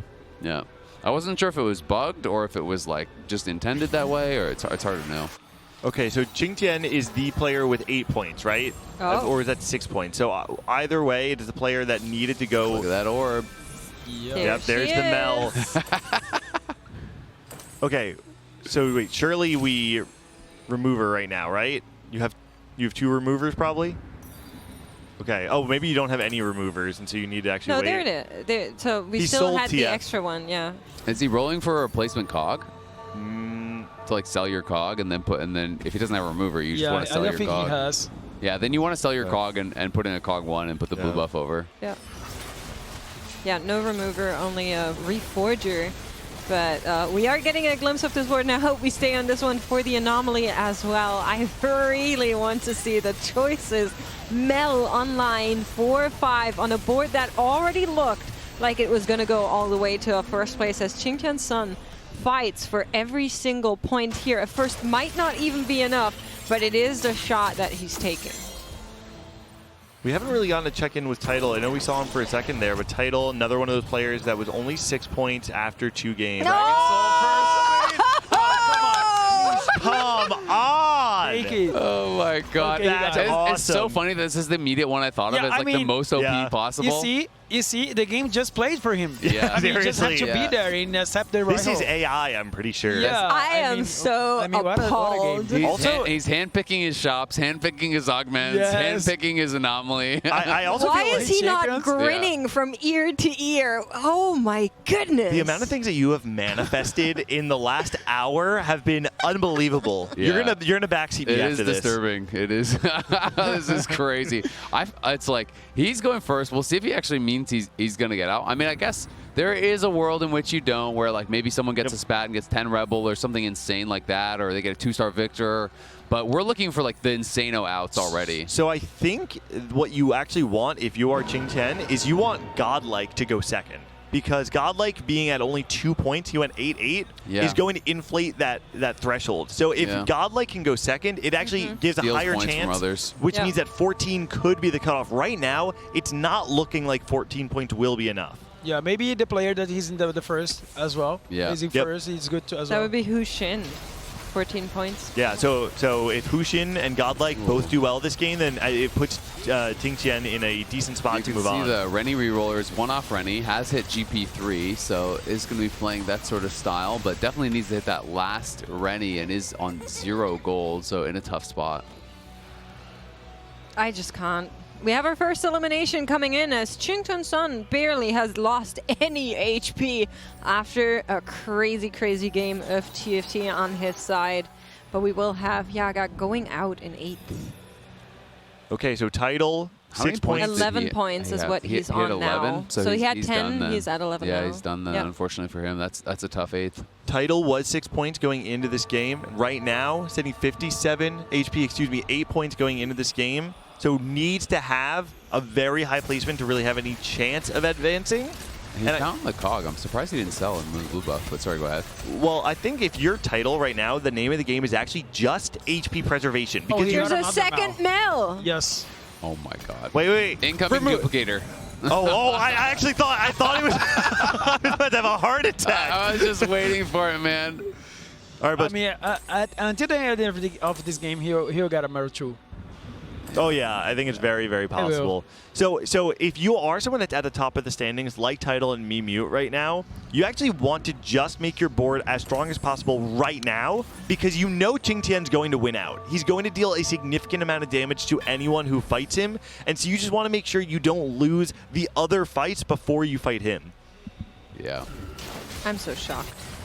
I don't know if I'll ever get over this game. I think this is like one of the most egregious games of TFT I've ever seen. But we do have Rennie with the hero Augment fully online now in Rennie 3. So she is going to cause some chaos there. I didn't realize this is the GP3 in the back line as well. So I actually don't know. Is this a standard way to play this line? He's farming. He's gold collector. He's going to be able to win out. That was a close one.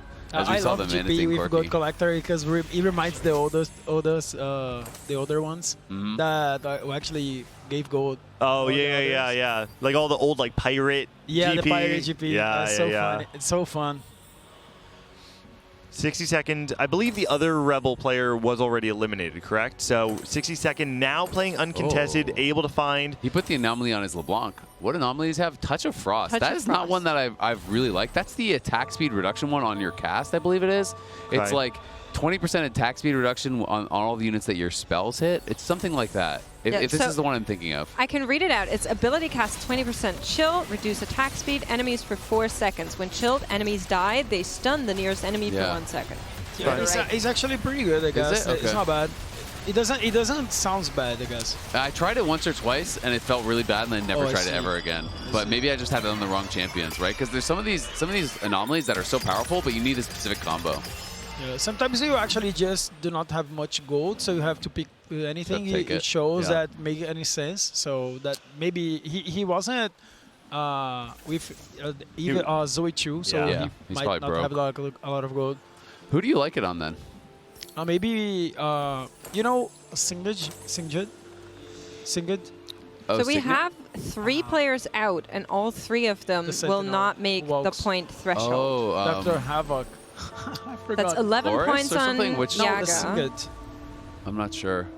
4 points Maybe on I don't know how to Godlike. pronounce it. Do you And know which then- Sentinel he's talking about? The cost, one cost. Oh, the one cost. Oh, Singed. Singed. Singed, yes, of course, of course. Oh, that makes sense. Yes. Yeah. He hero augment. With the hero augment. Oh, I could see that because he runs It through and shield puts it on everyone. Yes, it's strong. Oh, that's cool. That's actually really cool. It is. Thank you for the tech. Yeah.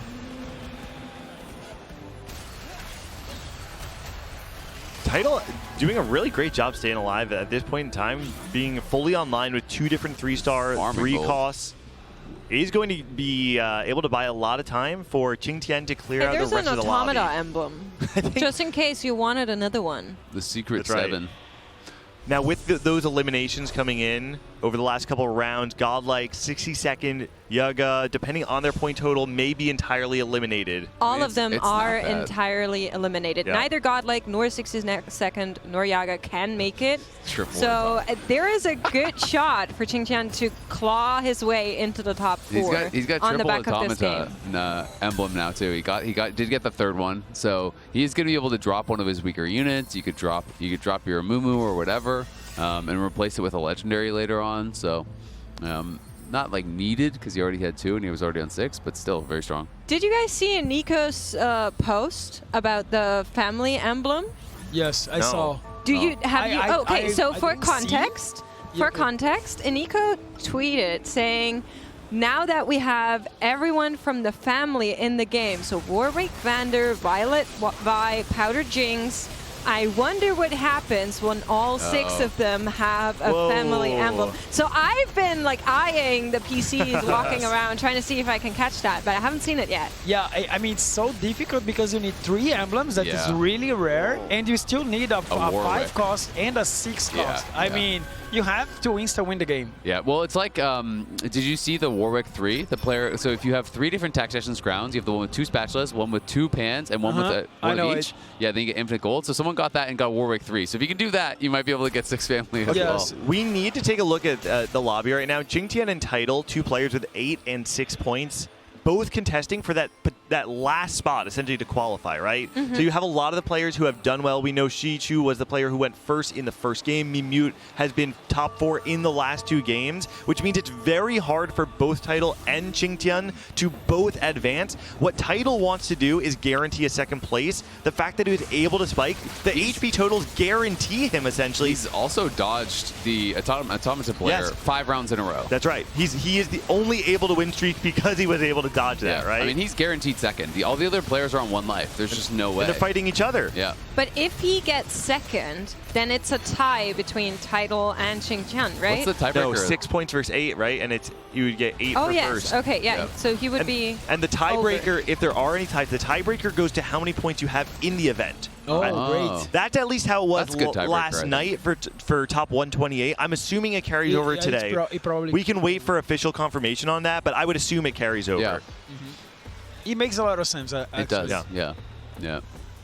Especially in a B of 3. Yeah. Because you have so many So much ties. variance. Yeah. Yes. Yeah. I mean, it's really common to have the same points out of 3 games. Let's There were circle some crazy back. lobbies yesterday. Let's circle back to the fact that Mimute, the only non-TOC player in this lobby, one of the most stacked lobbies in the top 64, and Mimute comes out swinging, making a statement saying, yeah, you know what, I'm a challenger player on the CN ladder. I may not make it to the TOC consistently, but it doesn't mean I'm not capable. Word to And now unsubscription. 3 straight top 4s in an extremely stacked lobby. Title just went 0 gold. I wonder what Title got. So they got a legendary 2-star. Do they all get the same one, or is it just you just get a random I legendary? believe it's 2-star? random. Because the automata player did get a Mord 2. I'm curious what everyone else got. So there's a Jace2. Jace2 on Title side. So Title went to 0. So he went to level 9. Was able to go 0, puts in his Jace2, has Thieves Glove for it that he got from the Anvil from the PvE phase. So that's pretty nice. And decent roll on the gloves.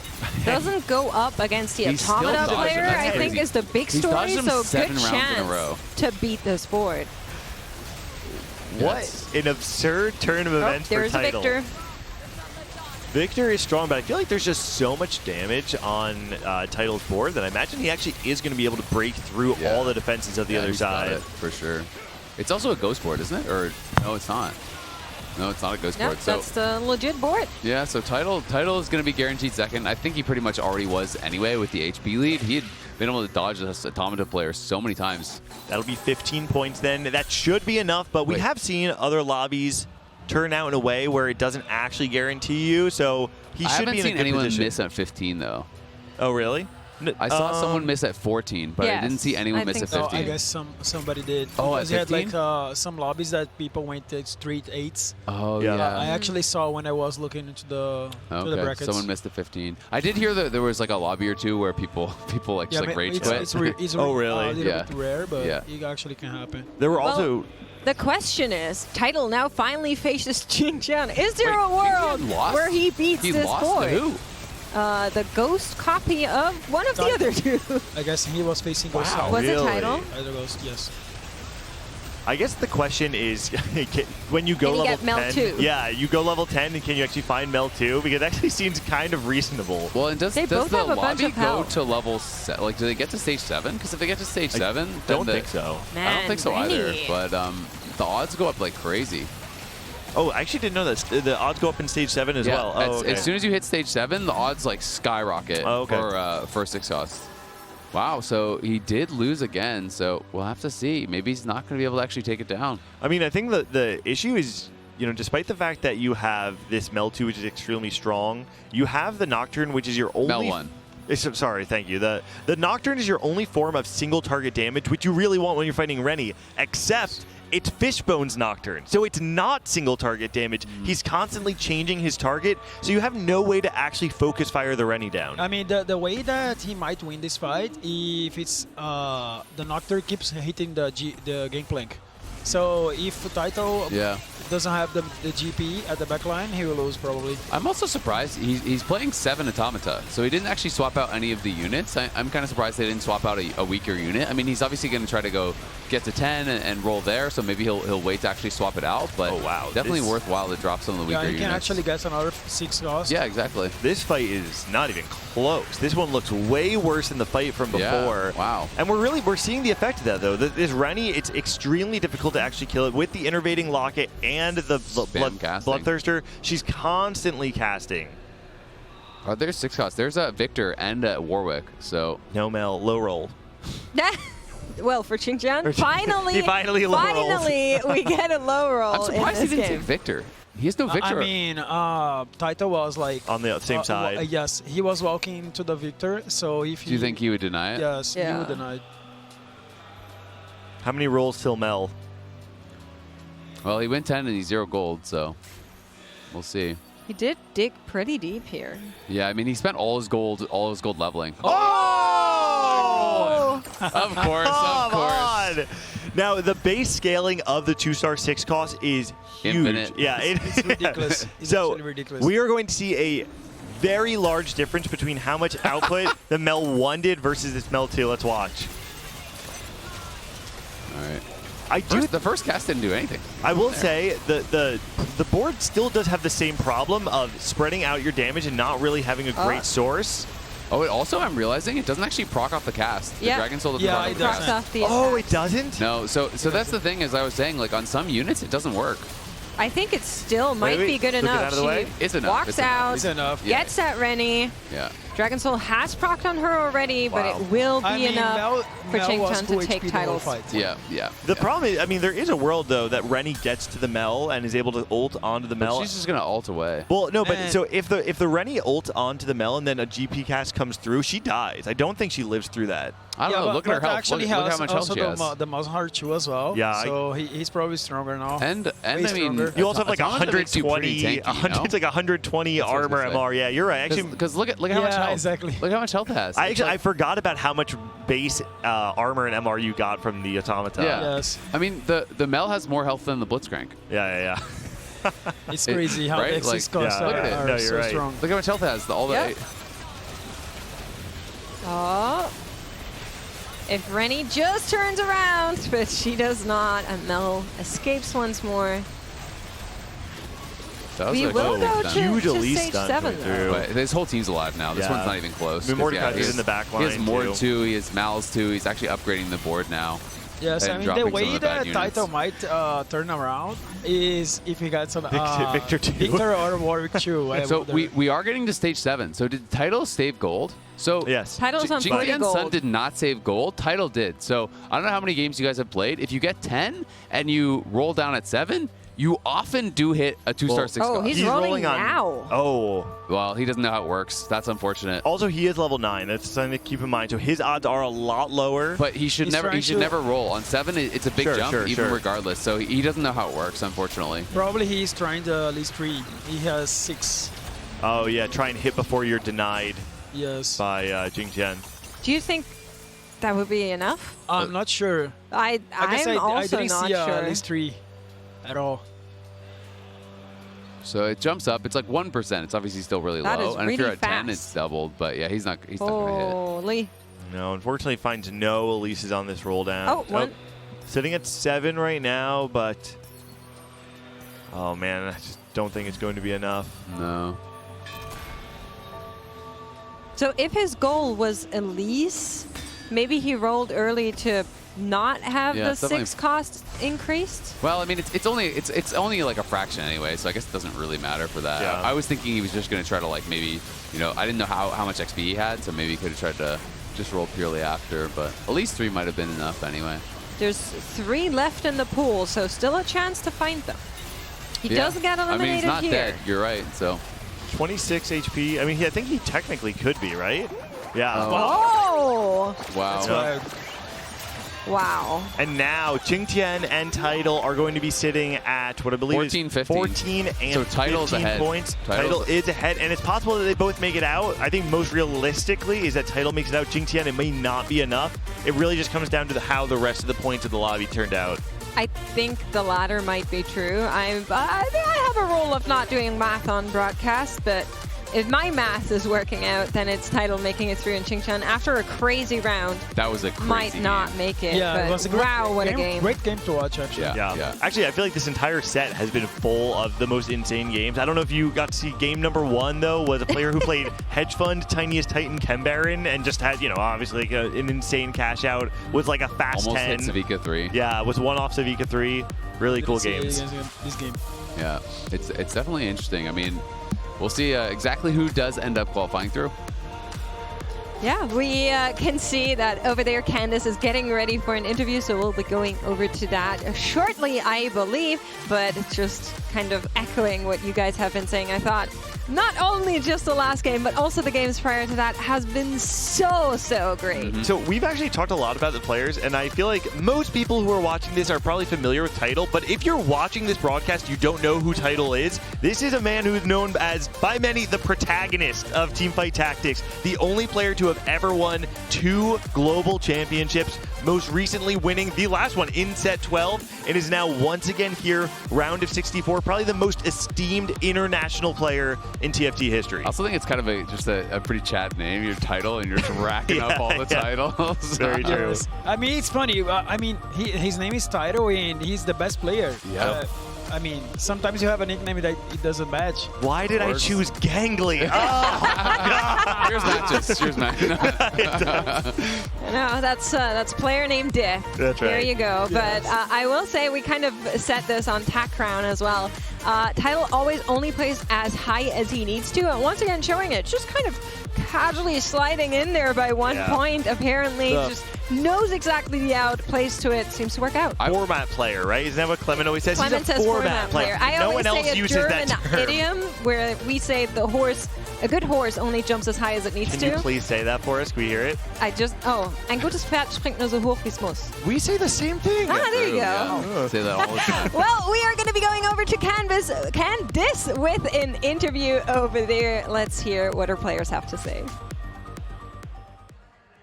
欢迎来到我们的赛后采访。我们邀请到的2位选手，一位是胡鑫，一位是世旭。先有请他跟大家打声招呼。那可以跟大家先 say hello。Hello， 大家好，我是胡鑫。Hello， 大家好，我是世旭。Okay, welcome the two players. 那首先第一个问题，其实今天的这一组在舞台上的对决呢是非常的激烈的，尤其是这一组当中呢是有本次的世界的冠军 title 选手。想问问二位，在看到这个分组的时候，有没有觉得压力非常的大 ？So we have the world champion title in your lobby on the stage. So will you feel pressure when you finally know the names here? 其实压力还是非常大的。我其实一直就是随时关注着他的。Okay, I did feel the pressure because I always follow title. 其实压力还是很大的，因为除了 title， 还有其他选手也是非常强劲的中国选手。I do feel the pressure too because besides the title, the other players from CN is also very strong. 那同样的，想要问到他们2位的是，在这样的一组对决当中，他们会觉得谁给他们最大的压力呢 ？So besides that, who gives you the most pressure? 在赛前的话，就觉得60跟 title 给我压力最大吧，因为2个人都是非常稳健，而且阵容池是非常广的。I think the 60-second and also title will give me the most pressure because they do have a really large champion pool. 那你呢？其实我也是认为60是非常强的。Me too. I think the 60 seconds very strong player. 那我接下来想问到胡鑫的是，其实今天在第3局，他又一次选择了蓝发小队的开局，但是立马转成了外交飞机，所以想问问他是什么样的一个原因让他决定立马转型？So you play the third game as the rebel board, but you just try to transfer to the emissary Corky in the late. So why did you just decide to transfer to that board immediately? 就是有2点嘛。第一点就是下面有一个连败的拿着经济类的海克斯的60，他是蓝发小队。然后还有一个就是战利品订阅，我第2个开到了那个神器，不对，海克斯应该说是我开到了风衣所以我决定转。Because the 60-second, he also played the rebel board with a loose streak and a lot of money in hand. So I just decided to transfer to emissary board. And also I got an artifact item later, so I just tried to play with the emissary. 那接下来想要问到的是我们旁边的这一位世序选手，因为今天赢下这一轮之后，其实还有2轮才能够进入到最终的决赛圈，有没有信心呢 ？You still have to win 2 more rounds to get to the final 8. Are you confident? 有信心，因为我觉得我的策略是非常对的，就是开局奔着吃鸡打，然后吃完鸡，然后稳分。我觉得在 BO3 8进4这个赛制里，我这个策略就是非常对，非常有效。Okay, I do feel confident to get into the final 8 because I do have a good plan, and also in the best of 3 format, I do have the upper hand in those kind of formats to get into the final 8. 那你呢？反正我就把后面的就是比赛就认真打好每一把。Okay, I just go one step by step. Thank you so much. 再次感谢我们的2位选手接受我们的赛后采访。我们赛后采访到此先告一段落了，拜拜。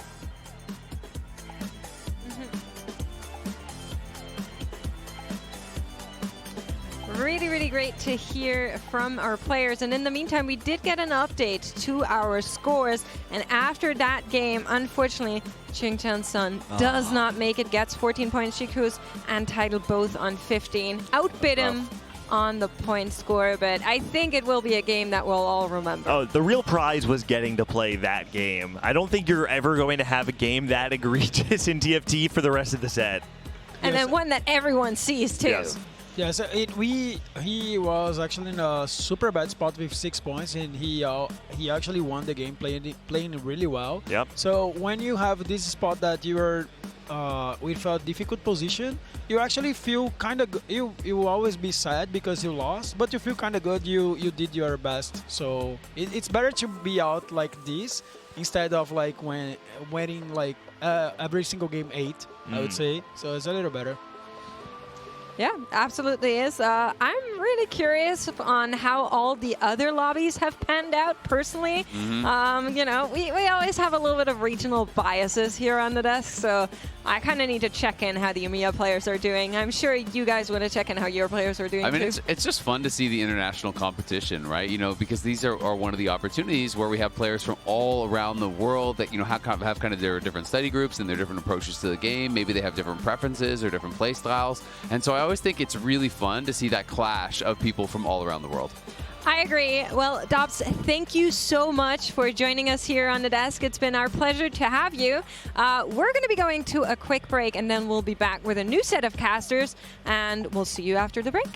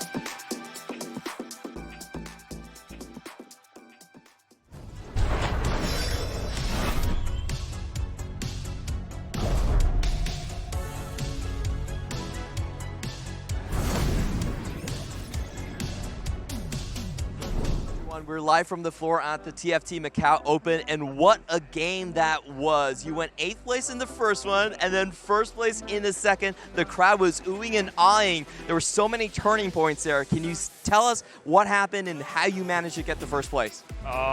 So I went 8th the first game, and then I already knew my spot was really bad. And I looked at the thing, and I think I have to average like a 3. And also I lose every single tiebreaker because I didn't do very well day 1. So I just had to go for like a top 2 for sure. And I had like the perfect opener. I had a Smeece drop with Titanic, the augment that gives 20 health. And I'm like, okay, this is my out. And the moment I scouted and saw that everyone was playing their strongest board, I already knew the game was over. As long as I don't get the shimmer, was it perfect as shimmer? The 81 cash out, I win the game. And there was a lot of close moments there. You actually got your loss streak broken on stage 2. You nearly won accidentally with the Garen 2. Can you tell us like what happened in those moments and how you kept like your mental up with you?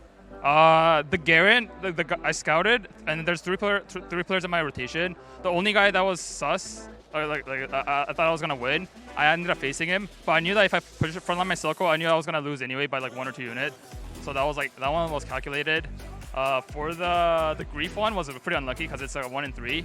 But I already knew I was gonna win anyway, even if I get grief, because I hit 2-2 Camber and I also had the extra plus 20 health. And also the lobby was capping pretty low. Yeah. Sure. You also played Ken Baron in the first game as well. So can you kind of rank those 2 cash outs, and what is the optimal cash out in your mind? Actually, I think it's more so like when you're cashing out and how strong the lobby is.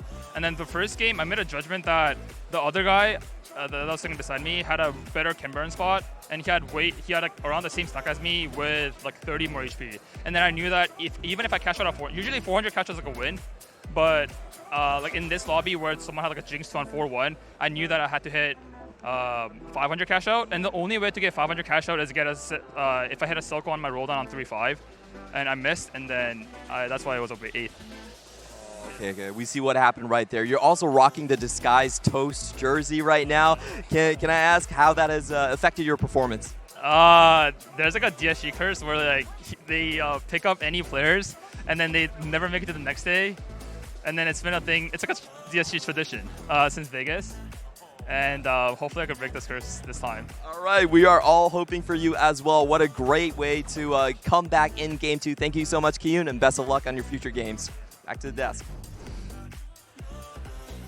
Hello, everybody, and welcome back to our coverage of the TFT Macao Open. Very excited to be back on the desk to be with you, lovely people, for the next couple of games. We've got Clement, of course, alongside Panda and Meeks. And so, how have you found the game so far? How are you guys doing? I'm really glad that Kiyun actually made it through after that interview. I heard that he was 20-20 Ken Baron so far, and you know, it's a really strong composition, a really exciting one to watch. We saw it also yesterday in the very first game on the main lobby with Michael. We saw it today as well in the very first game in this broadcasted lobby. So something about the main stage, I think, gives more pressure to players to maybe take a risk, play for the showmanship. I agree. It's very hard, but I will also say today, I don't know what's going on with the stars, but they are aligned. We've been getting some crazy good games. Maybe it's the center of the universe. Yeah. You know, it's all coming together, and we're able to experience such cool things. I know, but I was watching the games that were happening on the main stage, and I couldn't believe it. Like, the fact we got so close to being able to see a 3-star 5 cost with our very own eyes on the stage, just being able to see these amazing prismatic games. I cannot wait to see what's going to be happening next for our next lobby we have. It's just so cool because a lot of these lobbies right now, half of them are consisting of Tacticians, Crowns players, and I'm glad we still have players like Taito, like Bincham, still alive with us in this round of 32. Setsuko as well, making it for that America's representation. For EMEA, we have What Jungler, who had a really dominant last round with, I think, 2 seconds in a row in the first 2 games, and then a pretty decent result in Game 3. Jetizor also made it one of the newcomers, kind of that new wave of talent in EMEA. Yeah, and obviously I need to rep my homeboys, but my study group, 3 of them made it into the top 64. They're moving on to top 32 in Ironbog, Jazz Latte, and Haruru. So I think the studying really worked out. I've learned a lot of secret tech from them. What do you feel about Disguised Toast saying he's trying to sign Jazz Latte? We had kind of Kiyun say there's a curse. Are you advising him 4-4 or against taking that We offer? do not care about curses. We care about the green. And all of us are unsigned. So any of you out there, if you want a chance at forming a 4v4 team, we are open to all invitations. That would be a pretty awesome 4v4 team, not gonna lie. We've actually gotten a chance to see some of the competition as well that's happening over in the 4v4 knockout tournament that we have. And there's some really strong teams. Like, I actually couldn't believe some of the players that were participating. I think I saw Milk as one of the competitors, and we ended up having this one team that I got a chance to talk to, which was Rainplosion, Asa, Kiting, and Phoenix, which is just one of the strongest teams I think we could have formed from North America as well. I'm not surprised. I think with what's at stake, if it's just kind of a for-fun tournament format, I get it that maybe you don't want to commit to that as a player. If you've been eliminated already, maybe you're a little bit down with your emotions. But when there's a competitor pass at stake for the Paris Open, all of a sudden that changes, and the Avengers come out from every single region. Maybe the secondary Avengers, or else you would be in the tournament. But still, some very strong teams, and I think 4v4 as a format is really cool to experience as a viewer, but as a player especially, players really like the extra depth it adds. Yeah, I love watching 4v4 because you really get to mitigate those low rolls. You have other players that can kind of like backseat you. And if someone is low rolling, someone is usually high rolling on your team too. So it all works out together. Yeah, I could see them all communicating with each other as well during those first couple of games, being able to talk and strategize of this is kind of where I want to go. Are you sure this is the right path for you? Maybe we should spread our eggs out into a couple of different baskets so that we can have some really impactful games. And I think that's the thing as well that really excites me about that format is there's so many different approaches you can take to winning a 4v4. Absolutely. Team communication is going to be everything. We kind of been through that at EWC, and it's usually a big language barrier, so you see a lot of this sort of pride for your sub-region as well forming between these squads. Well, speaking of 4v4, I got a chance to talk to some very, very special people. The K-pop group QWER, so enjoy. Hello, everyone. I am here on the floor with some very special guests. We have the K-pop group QWER. You may know them from their League of Legends collaboration song, Anima Power, as well as some of their hit singles like Discord and TBH. So excited to meet you all. Could you please take a moment to introduce yourselves and say hello? I'm so happy to meet you. 단체 인사부터. 안녕하세요, 큐더비아입니다. 저는 기타와 키보드를 맡고 있는 이희나라고 합니다. I'm vocal Arsian. Hello. Hello, I'm bassist Magenta W. Hi. Hello, I'm drummer Chodan. Q. Thank you. I know you were here to compete at the TFT Macao Open. How was your experience? 네, TFT 마카오에 참석해 주셔서 이제 대회에 참여하셨는데 거기에 대한 경험에 대해서 좀 말씀해 주시면 좋을 것 같습니다. 우선 너무너무 잘하시는 프로 선수분들과 저희가 이렇게 저랑 초단 언니가 직접 경기를 하게 되다니 약간 너무 믿기지 않고 재미있는 경험이었어요. 너무너무 잘하시더라고요. 그리고 경기를 하는데 뒤에서 시연 언니랑 젠타 언니가 열심히 해설도 해주고 설명도 해주고 응원도 해줘가지고 더 재미있게 할 수 있었던 것 같아요. It was a really cool experience for me because there's so many amazing players here in TFT Macao. It was really unreal that I got to participate in Team Air with all these really amazing skilled players. But with the support from Xion and Magenta and Chodan, I was really able to really put everything into my games in TMO. Very happy that you could be here to play some TFT. Do you see any similarities between TFT and a K-pop group? 혹시 TFT와 QWR의 이런 걸밴드에 좀 비슷한 점이 있는지 한번 설명해 주시면 좋을 것 같습니다. 네, 일단은 TFT에서는 서로 다른 출신지랑 서로 다른 뭐 직업을 가진 이런 챔피언들이 모여가지고 하나의 시너지를 만들어서 공격력을 높이잖아요. 그거랑 비슷하게 저희도 서로 다른 취미, 서로 다른 직업을 가지고 있었고 뭔가 서로 생각이 달랐던 멤버들이지만 이렇게 모이면서 하나의 음악 그리고 밴드라는 시너지를 만들어낸다는 점이 저희 K-pop 그룹과 저희 밴드와 진짜 TMO와 비슷한 것 같습니다. Yeah. You know, for TFT, it's a game where different components, different units get together and create a synergy. I think I find the similarities in between TFT and the QWR girl band because we all had different hobbies, we all had different titles and jobs. We all got together and we became this amazing girl band that created this amazing synergy. That's amazing. I love that you can find so many similarities and things to love about TFT. What is your favorite TFT or League of Legends character? 네, TFT에서 가장 이런 멋진 시너지를 만들고 그런 이런 QW라는 밴드가 이런 멋진 시너지를 만들었던 게 정말 대단한 것 같습니다. 혹시 TFT에서 가장 좋아하는 유닛이나 이런 게 있으실지 한번 말씀해 주시면 좋을 것 같아요. I love Vi from Arcane. Did you work in Arcane Season 2? Yes. She is so hot! I love Vi! She's my girlfriend. 저는 반군 덱을 정말 많이 사용하고 있고요. 그리고 애니의 서사를 봤을 때 그걸 보고 10분 동안 눈물을 흘렸고요. 그리고 요즘엔 파우더를 보고 정말 사랑에 빠졌습니다. 사랑해요, 파우더. 저는 모르가나를 좋아하는데 모르가나의 댄스 이모지가 너무 핫해가지고 정말 좋아합니다. 저 바이.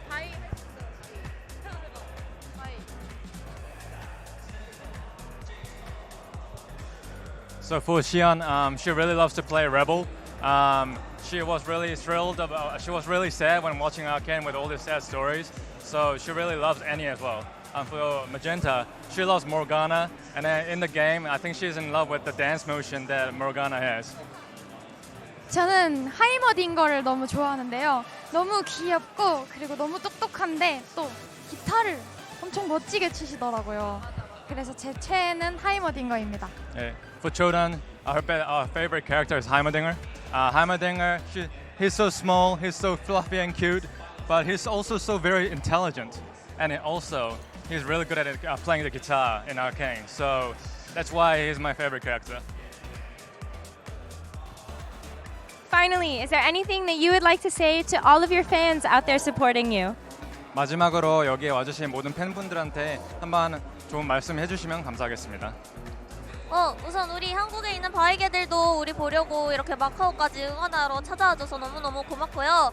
And thanks for all the international fans for cheer up us. Thank you. Thank you. I'd like to send 사랑합니다. 더 열심히 할게요. 정말 재밌는 경험이었어요. 감사합니다. I would like to send a word of gratitude to all my fans here over there in Korea, and also fans that came to Macau to support us. We had a really great, amazing experience at TMO, so we're just gonna enjoy our time here.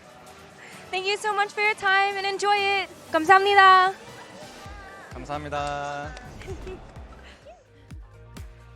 That is the coolest interview I've ever done in my life. They're so cute. I am starstruck. I could not believe that they were here competing, enjoying Teamfight Tactics. I'm obsessed. That was critical strike after critical strike on my heart, man. I can't take it. They're also so in tune with Arcane. They know they know the spin the wheel They're song locked as in. well. Wow. We're never going to top that, Necra, so congrats. Yeah, they were so nice to talk to. I love their music as well, so I'm very excited for them to be here to be able to experience this. And I'm looking forward to seeing who else we get a chance to actually see come to these events when we have the Paris Open that's going to be coming up next year, and just so many more adventures in TFT. And it's so cool to see how influential TFT is. It's not just the pro players showing up at TMO. There's, different personalities from all kinds of different, walks of life and industries and different entertainment industries as well. We had an Olympic tennis player coming in. We have K-pop artists. It's just so cool to see. Pokemon was here apparently. Exactly. No one told me. No one can escape TFT. It's too fun. That. We missed that. All right, we have some catching up to do with some of our interviews, but while we have so many amazing people here, we also know that a lot of those people are still our players that are competing in the tournament. So let's take a look at our leaderboards, because there's still a big competition happening behind us on the main stage. And we are starting to cut down the competition just a little bit. And so we have to see where the point totals fall, because this is important for the prize money that's being distributed now for our competitors. I mean, even on the main stage lobby that we were just watching, we saw how close it got really in these eliminations, and you get a glimpse at our top players here coming on through. You already mentioned a couple of them, but I'm just so excited to see how many of these great player names that we're familiar with have made it through such a grueling format, really. And lucky for you, Clement, Kiyun did make it through. Yep. Past that interview. You didn't curse him. It's not on you. We also have some players from EMEA, which I'm happy to see. Wet Jungler. He's one of the players who had a really big showing back in that set 8 to set 10 stretch from Monsters Attack into Remix Rumble. And he's that new wave of EMEA talent, proving he still's got it in TMO. We also have a lot of these champions still with us. Title is here, Lilo is still here, Shunga is there. If you're talking about the name recognition, those three definitely stand out. For the rest of them, I think 8 from APAC is actually really surprising given how heavily CN focused this tournament was. But there's some really amazing APAC players. You have to call out Bintum, who is one of our top players from the APAC region. We have seen him competing at other Tacticians crowns in the past, so we know that he has that competitive experience and knows what it takes. But also Jazz Latte, Dr. O, I mean, the Iron Bug, these are players that we see also all the time at TAC crowns. That's true, but players that we usually don't see in TAC round, Tex and Saidera, I think both of the Brazilian players making it through is so cool. And Dobbs was just talking about all of them having that study group together. I think that's so amazing for a region as passionate as them. I'm so excited. Tex is a player who is very influential in the Americas region. He's someone that is a content creator, is a streamer, is a big part of his community. Making it this far, showcasing he has what it takes to compete at a very high level. It's so cool to see. Now, unfortunately, Hus the Shren was missing out. I really wanted to see him because yesterday he had 66% first place rate, but didn't really spot him there on the list. The ones I am happy about, of course, Jazz Latte, topping his lobby once again going into round 32. He actually forgot to bring his laptop here, so he had to play in my room the whole night. And we got like the room service. They put roses between us. It was really romantic, and I'm glad it worked out. TFT can be romantic. We've got double up, you know? Was that the prep that you guys were doing double up? No, my wife was not happy. Study groups were a different thing. I will now reconsider. Yeah, study. The two-person study groups, you have to be careful. We've had a couple of big study groups that make it through. I know you have already talked a lot about this, but there is something to be said about having a study group and knowing that you have some really smart people to rely upon when you have this new patch, when you are in this LAN environment, you have that emotional support next to you as well for all those people that are playing alongside you. I think a big part of this is how fresh this patch is. So if your study group has found an edge, then obviously everybody's going to do a little bit better then. So that is kind of what we're seeing, I feel like. But at the same time, you're only ever as good as the people that you play with and against. That's something Azale said earlier, but it still holds true 30 minutes later. So I'm just going to repeat it. And I think with a patch like this, it's not just about knowing the best comps and how to optimize them. It's about knowing how to iterate on the comps that are not so played, that you don't have that many chances to play really. When you have more players who have more sample size overall, you can play things like the Morgana worth the wait, and you know how to itemize it, you know what artifacts to go for, and that just helps so much. Being in an uncomfortable or a spot you haven't played before, but knowing the theory behind it and how to execute when there is so much at stake. The biggest thing that our study group was going over was just the Renata reroll line. Actually, Yaka invented this one. Unfortunately, got knocked out, but it's such a good backup AP line. If you find yourself, boxed out of the Rebel line or maybe not on the Silco tree, that's the third AP option that everyone really is learning to play through. And this is just so cute. I was going to say, Clement, I'm sure you made a great point just now. I wasn't either. I was too. Do we have maybe two new K-pop artists, Chonk and Pengu? Gonna join the mix? Oh, that's so adorable. Yeah, Chonk and Pengu have been making some big appearances as of late. I'm gonna pay them some bigger appearance fees, I think, for how many pictures they've taken, all the paparazzi they've interacted with. There should be a cuteness trait next set. That's all I'm saying. This is the vertical. That's the cute cash out right there. Yeah. The prismatic. And I think it's a great time to celebrate just how popular TFT has been, especially, we are in the CN region, and even last year they had over 10 million players on every single day in terms of an average DAU, which is just insane to think about how popular it is. And I'm really excited to see if those tournament signups can go even further. They had 7 million players sign up just for that path to TOC, and that's just why so many people are playing it, even outside of the usual esports bubble. And this set, Into the Arcane, you're pushing TFT and really the entirety of the IP into the mainstream. You're seeing the combination of casual players taking the game sometimes more seriously with competitive play when it's given an option to, like here in TMO. So it's just beautiful to see as someone who I think we're all so deeply involved with the game. It's fantastic to see it growing and really succeeding in a big way. Yeah, I was talking to a lot of the players on the floor, and they were saying that maybe I took a little bit of a break, but as soon as I saw that Into the Arcane was the next set thematic, I had to get involved. And I love being able to hear everybody talking about their favorite things from Into the Arcane and seeing how that actually translates over from the show. I mean, Season 2 was an absolute banger again. We're not going to give you any spoilers. Make sure you actually go watch the seasons on Netflix. But Who hasn't watched already, Necra? Well, maybe Is there some anyone people. on planet Earth? I'm not sure. No, I feel like me the a set month. does spoil a lot of what happens, though, especially with some of the augments.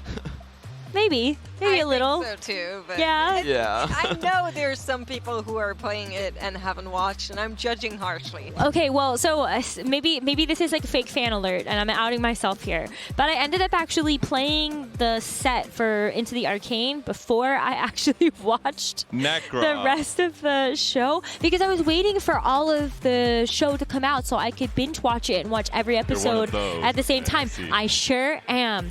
And so playing and then watching the season and then going back to play the game, I was amazed at how many small touches the design team had made to really just tie everything together. This is one of the things that I think the dev team has always been so good at is bringing flavor into the game and translating that flavor and lore into gameplay elements that still are cohesive with that flavor and lore. It's something that's been so fantastic. I think a set like this is so thematic with Arcane as well. You can see kind of the fruits of that labor and how it all makes so much sense in terms of, what the units do, what the traits are as well. It's just so cool.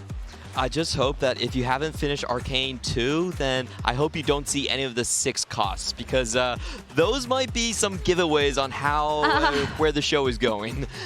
Yeah, I don't think that the people that haven't watched it until now will still watch it, probably. Well, I think can convince regardless, go watch the show. It is great. That's the Play the the TFT best show set. ever. That's the takeaway that you should get from this conversation.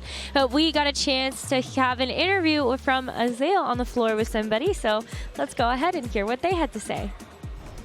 Hey everyone, Azael here with the lead gameplay designer of League of Legends, but we're not playing League of Legends, we're playing some TFT today, so what are you doing here? Yeah, I'm here to support my friends, experience the event. I was in Australia, so I was like kind of nearby. It was easy to come to Macau. Yeah, and just, I'm a fan of TFT as well. Use the League IP. Nearby, 14-hour flight. Well, I was in Australia for a wedding, so yeah, it's kind of a little more nearby.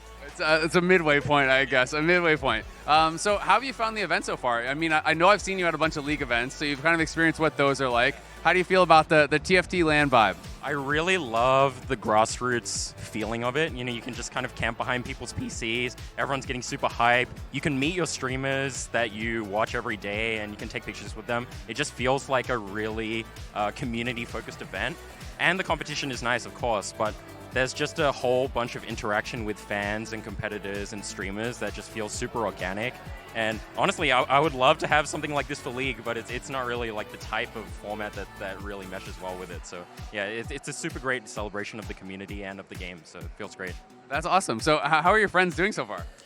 So actually the friend that is Challenger that got to play in the event, he got knocked out, and 2 of my other friends were camping out on the wait list at 4 a.m. and they were just sleeping on the floor.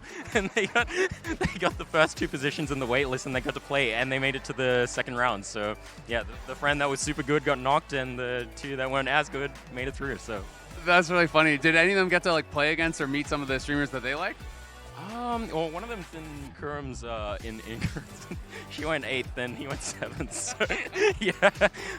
But I can't remember if they played against other people. Yeah. That's awesome. Well, solidarity, 7th and 8th. They can go.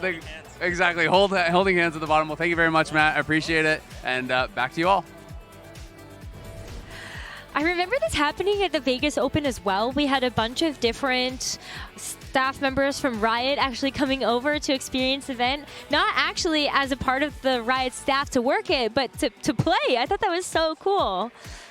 I'm just so happy that League of Legends designers are now coming over and trying to copy our homework. But we know we started off doing all of their models, their hitboxes, and their abilities, but the tables have turned. I mean, TFT has more characters in Arcane than League of Legends. So really, true. if you think about it, Arcane is a TFT series, not a League of Legends series. We tested the water with Silco back in Gizzles and Gadgets. Now the cast has grown considerably for Into the Arcane. I remember there's like this hype video that gets played where you can see the juxtaposition of the actual show versus some of the characters doing stuff in the TFT game, and it's like, oh my gosh, I remember this fight, or I remember that scene happening, and so it's really cool to be able to see Smeech, Rennie. There's just so many amazing characters in the game. The perfect Smeech montage. Kind of cute. Is that, yeah, like Smeech is like kind of cute. Until he's 3-starred and in your backline, then he is not so But cute. no, yes, exactly. Yeah. The Ken Baron players. I see how it is. No, the ambusher players. Well, maybe last patch. a little bit less on this one. Every carousel we've seen Ambusher emblem and it's not picked up. I'm like, we are in a different patch, aren't we? Well, you could say that, and then we ended up seeing 3 Heimer players contest each other, and so then I don't know about that one. A little bit of hand-holding never hurt no one. That's true. Except the players. Actually hold for an Heimer. Oh my gosh. Ooh. Well, we are just about to get ready for our next set of games as we enter into our next stage of the competition. We now have our round of 32. So I can't believe it. We're already at a point now where we only have 32 players left. And again and again. That's what that was. I was wondering what the big crowd of people was that were walking. All of their fans. Cluster. Oh. Yes. Day one, that was a big question on my mind. Well, they're back there once again. I can see them. Seeing Candice infiltrated into Project K, of course, testing the game as everyone I hope has had a chance already this weekend. It's so fun. Incredibly fun, especially the free-for-all 4-player format. So fun. I had so much fun with it. I can't wait to try out a different deck as well. Like, I think that's something that I'm going to be excited to see what content people make, get my hands on a couple of other different types of decks to actually try out, and looking forward to the next set of news that we're going to end up getting. It's amazing since all of the players got their decks as well. You just need to go over and get them. So a lot of the players actually channeled their competitive energy into that yesterday, and we saw them going really hard at it. Not the free-for-all tournament, but the one-on-one, only one can survive mode. Yes. I want to see Chonk and Pengu playing a 1v1 in Project K. Do you think that's that my they dream could, personally? Could they actually hold the cards? I believe so. I think they're omnipotent. They're powerful in all ways. Yeah, they're gonna like. Wait, what's that chunk hat?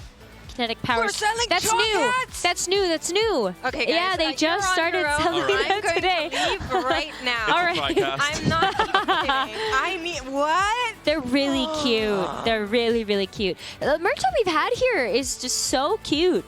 Like, we've got the Pengu hats. We have all of these unique plush. We have the new Chonk hats. I got a keychain. They have like the rubber keychains with some of like the cute little legend figures. You can't start so big and then go down to just a keychain. What do you mean? It's Chunk perfect. Yeah. Okay, you're right. This will be anything and everything I will think about for the next hour. Yeah, but there are some headbands where they can like make the They ears wave, move. I know. I don't want to look into Asa's cute. DMs. It's very cute. You can see our players getting ready on the stage, though, as we are looking forward to our next round of games. Maybe let's go. Stickers to tattoo. So cute. I know everybody's been running around with those. We did see a tweet from Tidal. He was on the main stage, obviously, in that last round. Even a 2-time global champion felt the nerves and the pressure. He tweeted, "Top 64. This is the round we're playing now. I'm going on main stage. I'm feeling a little bit nervous," is basically what he said. And as someone who's had to deal with so much nerves in the past and has overcome them, even him he was still at that mercy of that last round. So these top 32 players with so much at stake as well, they really have to lock in. This is going to be a crucial round, and every single round that passes, every player here is more and more in tune with the meta and what they should be playing. I will say, Tidal has won the Global Championship from the comfort of his home twice. So this is a new experience, being on a stage, being broadcasted as we go into that next game. But kind of having that crowd in front of you that reacts to your low and high rolls and to fights that might be fortunate or misfortunate is definitely something that is new, even to a player of his caliber. Yeah. It's so fun because we actually got to see more of Tidal's personality come out at this event. A lot of players go up to him, and they all say he's super nice and cute, and he's also not super serious either. We thought he was this person that just insta-click augments, super locked into the stats, but he's willing to joke around with people. And yesterday, when he made it out, only in the last game by 2 placements, he was thanking all of the players that made it along with him. It's like he was going, "I love you. I hope, Haru, you do well." He was a very emotional player as well, and you just want to take care of him when you see him. Yeah, definitely. It's like your little brother, you know? I don't know. Except he demolishes you once the game starts. Well, yeah, okay. I don't want to meet him in game, but, you know, being able to actually talk to him at the end of this championship, I feel like he's just the type of player, like, he's so grateful to have the experience. He knows when to get serious about the game, and you know he's coming into this tournament with the sole goal in mind of winning. Like, he wants that championship title. I just want to throw a stat out there, but Tidal so far, when he's made it into these checkmate lobbies, his win rate is 46%. He wins about half of his games. And before that, he plays to the format. He's only like 8% like win rate, but we are going to get Tidal Unleashed if he does get there. So 46%. Let's break this down. That's not a top 4, right? That's first place. If it's top 4, I would be worried. It's not a very high top 4. But just making sure that everybody at home understands it's almost about a 50-50 whether or not he goes first or any other place, and that is wild. It's so crazy that we have a GOAT level player that is so dominant at that top stage. And I just want to see, like, a lot of players, when I've interviewed them, they're going after Tidal. They want to be able to face up to him and maybe be in that conversation. Xunge is someone who's definitely knows a lot about that because he actually denied Tidal one of his championships when it comes to that Dragonlance tournament. Well, you know what? Let's actually take a second to maybe talk about some of the players we're about to see on the main stage. We have that game getting ready very shortly, but we do have quite a star-studded roster when it comes down to the 8 players that we have here. A lot of maybe familiar faces from the CN region. We have Tucci, we have Xunge, 2 players that we have seen at that TAC round stage before. Absolutely, and I would love to dig in on Xunge. He was banned last set, but even in set 12, he was actually their best performing player in the Magic League, and now he's coming back. He is known as the most flowchart TFT player out of CN. I think there's a quote from him that's really famous. He says that, "I don't really know the ins and outs of this comp, but I know when it's busted." So he knows a lot of different lines, and if he sees those opportunities, then he goes for those prismatic augments, and his gameplay looks so easy when he's on flowchart. My only concern with Xunge is, does he have his cat ear headset? Because I think that's, for me, what defines him as a player. To have someone so dominant, and you look at his webcam, and suddenly he has the cutest cat ear headset of all time. It's the cute That's part of the dominance. You don't understand. I get it. I see. That's why Clement is asking for the cute trait in the next set. Is because, yeah, we have all our players. K-pop artist and Xunge. I mean, there's a certain amount of aura that comes with that, isn't it? Where you're just like, okay, why not? I'm just so confident. I can wear a cat ear headset. I can jam out to music. We see a lot of players also that are able to maybe take themselves a little less seriously, almost do a little bit better because they're not focused so much on every single micro detail. They are having fun, looking at the camera, laughing. Wasn't it Bintum that we saw on stage actually start hysterically laughing to the crab rave? You have to have those moments, and Bintum's one of those players that finds himself in the top 32. I ran into him yesterday and brought it up, and he started laughing again in exactly the same way. So he was not done. Well, it was a joyful moment, wasn't it? For him especially, yes. For the other players, some frustration. He doesn't care about that. But as we are getting a glimpse here, another player I do want to highlight on this lobby has to be wet jungler, has made it all the way to second place at a global championship, and is also, I would still say, part of that kind of fresh wave of EMEA talent.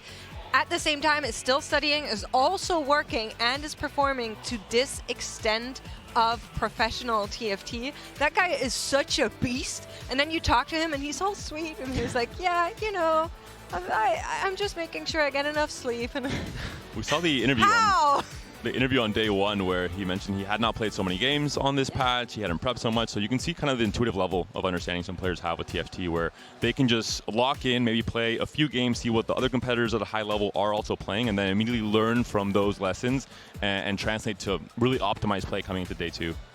One of the players from CN I do want to mention is Tu Chi, as he has taken 2 second places already in TOC, was in the most recent Tactician's crown. If he can finally break the second place curse, get that championship for the CN region, that is going to be a great storyline. Well, we have a couple of those players that are really looking for that big breakout, not necessarily being able to get that one major win, but the TFT Macao Open could be a way to be able to change that fate for themselves. Because we've been getting a little comfortable because we are about to get ready to launch into the game, and so lock in. We're ready to get this round of 32 started. And we're seeing an interesting pickup from Disguised into, Kiyun now representing them. We saw a similar story in Vegas, which ended quite well with Broccoli making it to that day 3. We could see something similar happen here. Chem Baron was one of the big game plans from Kiyun if he had the chance to. I imagine we'll see more of it in this round as well. We actually had Clement interview Disguised Toast earlier, and he was kind of luring a very dark perspective over to you, saying, as soon as he's out, I'm taking his jacket and giving it to someone else. So maybe this changes things. Wow, I would hope that maybe Kiyun just can keep going, and then maybe you don't have to worry about the threat of the jacket leaving you. It is a nice jacket. It's a very nice jacket. I think that merch line has always been very cool. Yep. A couple of other great teams competing here, though. Disguised Toast is just one of those orgs that has really come up big for the TFT esports space, but we also have Toronto Ultra, we have T1, we have Fnatic, Team Liquid, so many organizations investing in TFT players when we've seen a lot of those teams compete here this weekend. Yeah, just getting that team prep in is so important when there's such a short time, a new patch, everything going on. And here we're going to go in, take a look at these 8 players at our lobby. Time for an encounter. Will it be Mbessa? Oh, they're teasing us please. Here. It's Vi. All right. What I personally like, I think it adds enough replayability, but also is not this craziness of super high variance, doesn't warp the game too much. She's also so hot. Also, yes, we learned that from our K-pop artist. Yep. Vi is hot. Confirmed.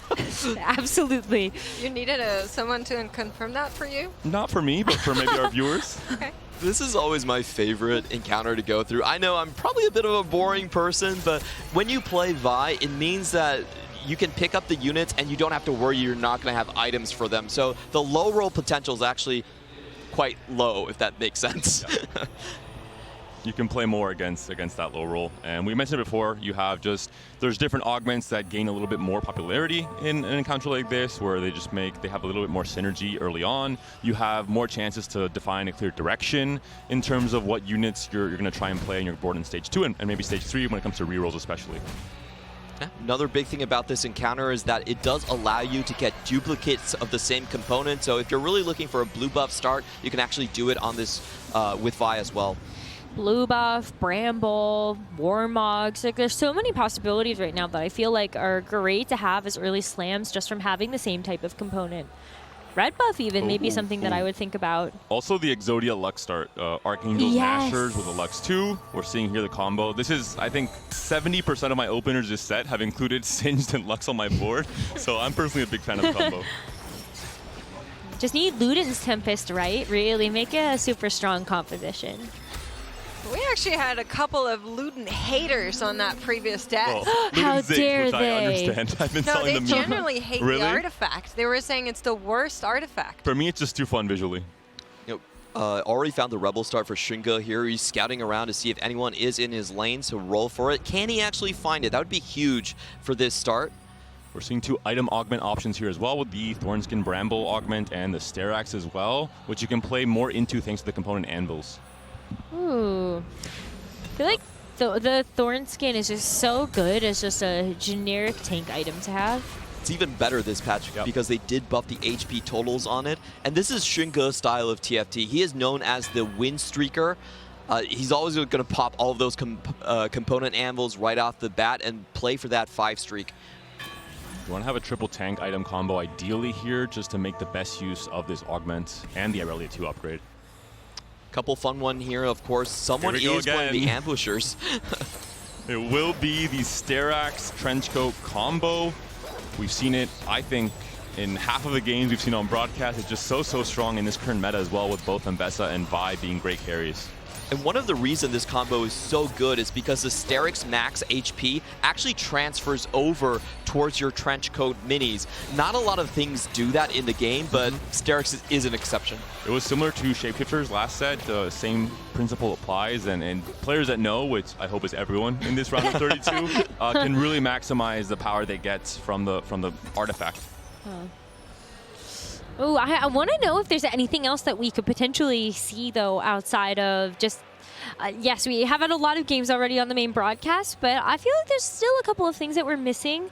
Maybe I'm getting just a little bit too excited seeing the Camille and Powder combo for the ambushers. But the fact that you have a Bloodthirster, this is one way that you could potentially play the Camille, or, dare I say, a Smeech. And it's Loot Explosion as well. So we are definitely locked into ambushers here. A statement, Smeech traders? I'm not. What do you guys have to say? When I am at the mercy of Smeech. Oh, okay. I played a lot of That's amateurs what I would last say year. that too. My real takeaway from this current spot here from Tex is you can no longer play just a normal default game plan into Camille with just a Hodge or maybe even just a glove last patch. And yeah, I'm the Camille player or a Camille pair. There are much more specific conditions. From Tex, we're getting the message right now that, hey, this is one of those conditions. I'm still not convinced. We'll see if he's right or not. You do need to have kind of this snowballing effect at the 3-2 roll down. You need a Camille 2 especially, even if that means going down to 10 gold, because the augment, kind of like Spoils of War, will give you that gold and that resource back as you go along in stage 3. Yeah, that's a good point. I do feel like there's still a little bit of room, though, for people to play a vertical ambusher. I know a lot of it was, 2-cost reroll, like 3-cost reroll, but I think gotta look at Jinx now.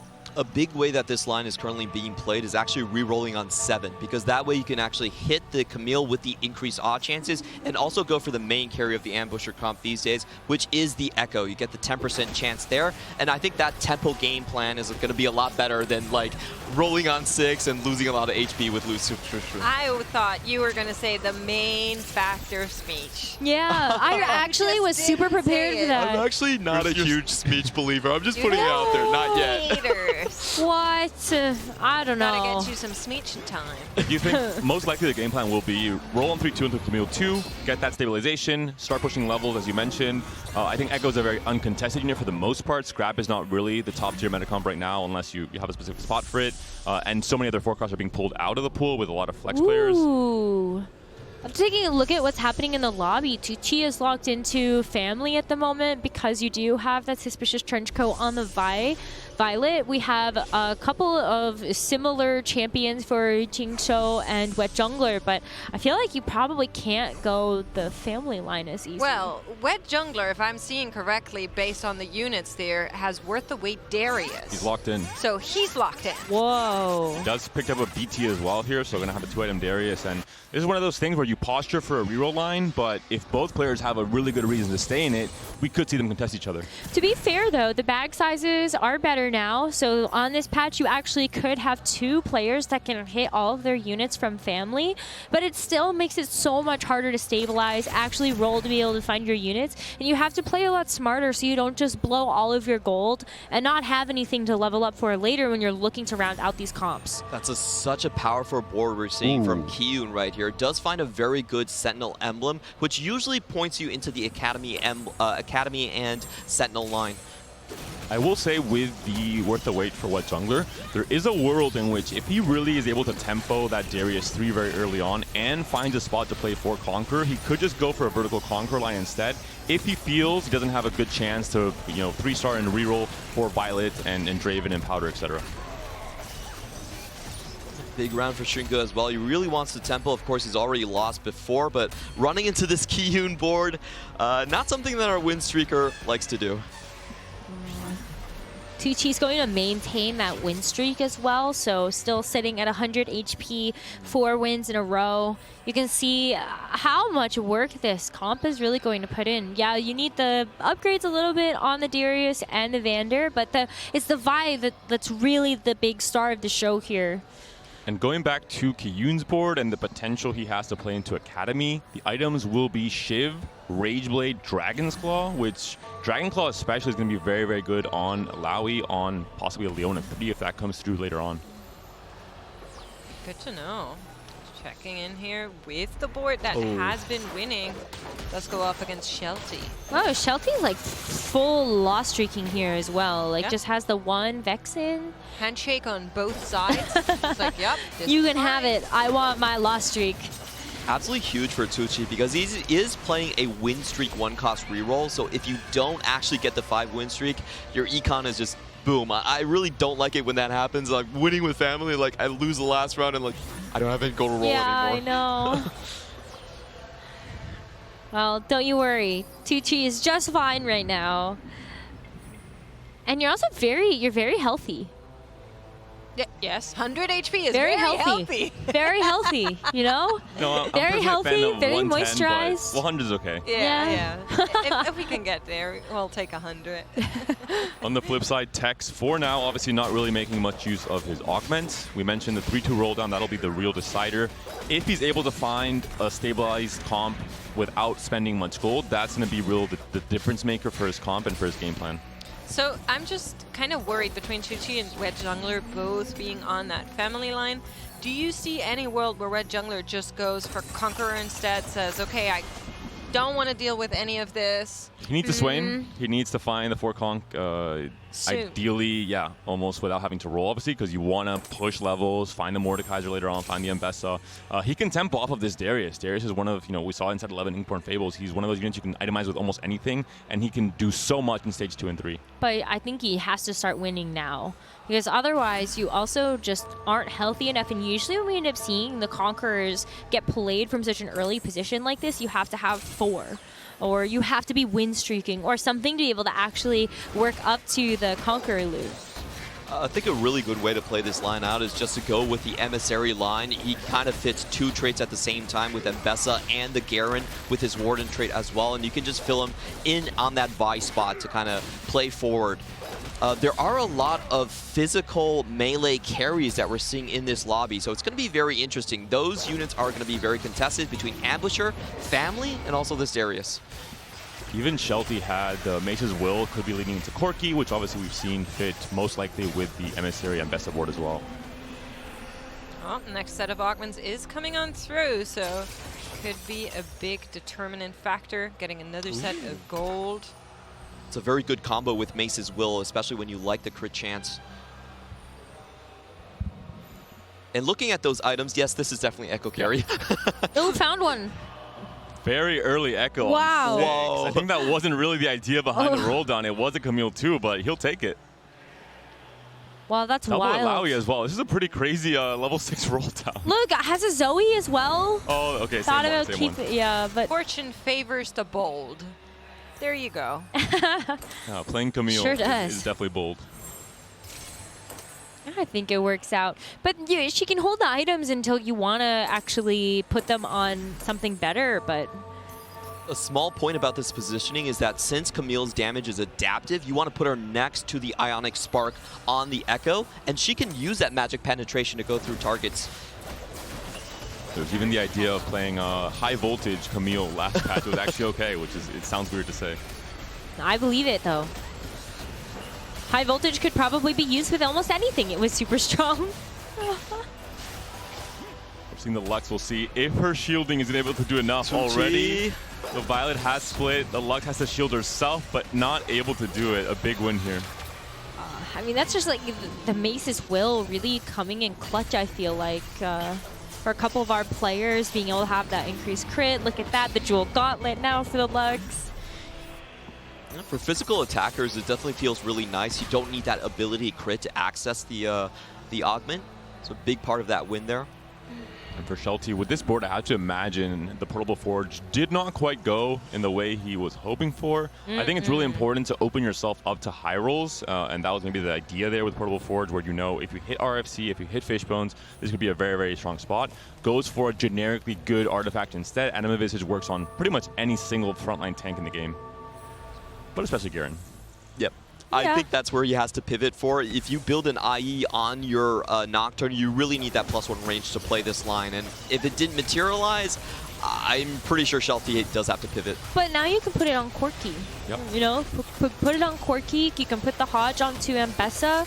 And we still have a ton of other PvE rounds for you to be able to find more components and build out the rest of those champs. So. Does Kiyun already have an Alawi? So his Rebel is going off. Tucci just with his broken item combo. Okay. Wild. Ooh, Echo Pair is big here for Tex. He was lose streaking most of the start of that stage too, so should be released first. There's a Garen for Shelty. Instantly for the picks Echo it up. Pair.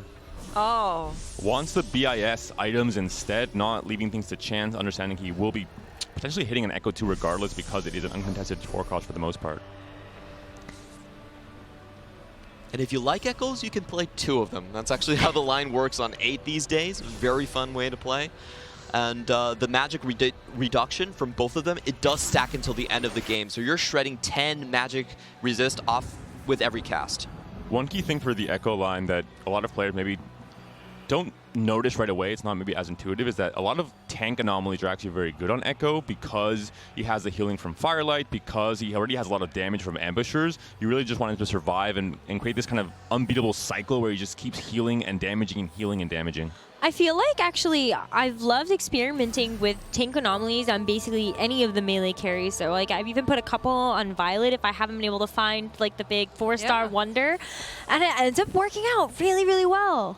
We've been seeing a lot of Fortified being used onto melee carries where it's just like, yeah, just give them some sustain. Granny carry, Violet carry, just get that on there. Why not? A couple of good ones, especially for Echo, is Slime Time. It heals you, and it was buffed by 30% this patch, which is honestly quite a crazy number. That's a lot. Shinga not looking too happy with his build right here. He really wanted the Rebel +1. That way you can fit Elise and Nami on your level 8. It's a lot of extra damage that way. It didn't find the augments. Tex, without really rolling too much, already has 6 Camille's. Looks like he is trying to roll a little bit heavier here, understanding that, again, if he's able to hit Camille 3 and can get the extra resources back from his Augment, Loot Ambusher, then he can still make it to the Echo 2 and still find that level 9 potentially at the very end of the game.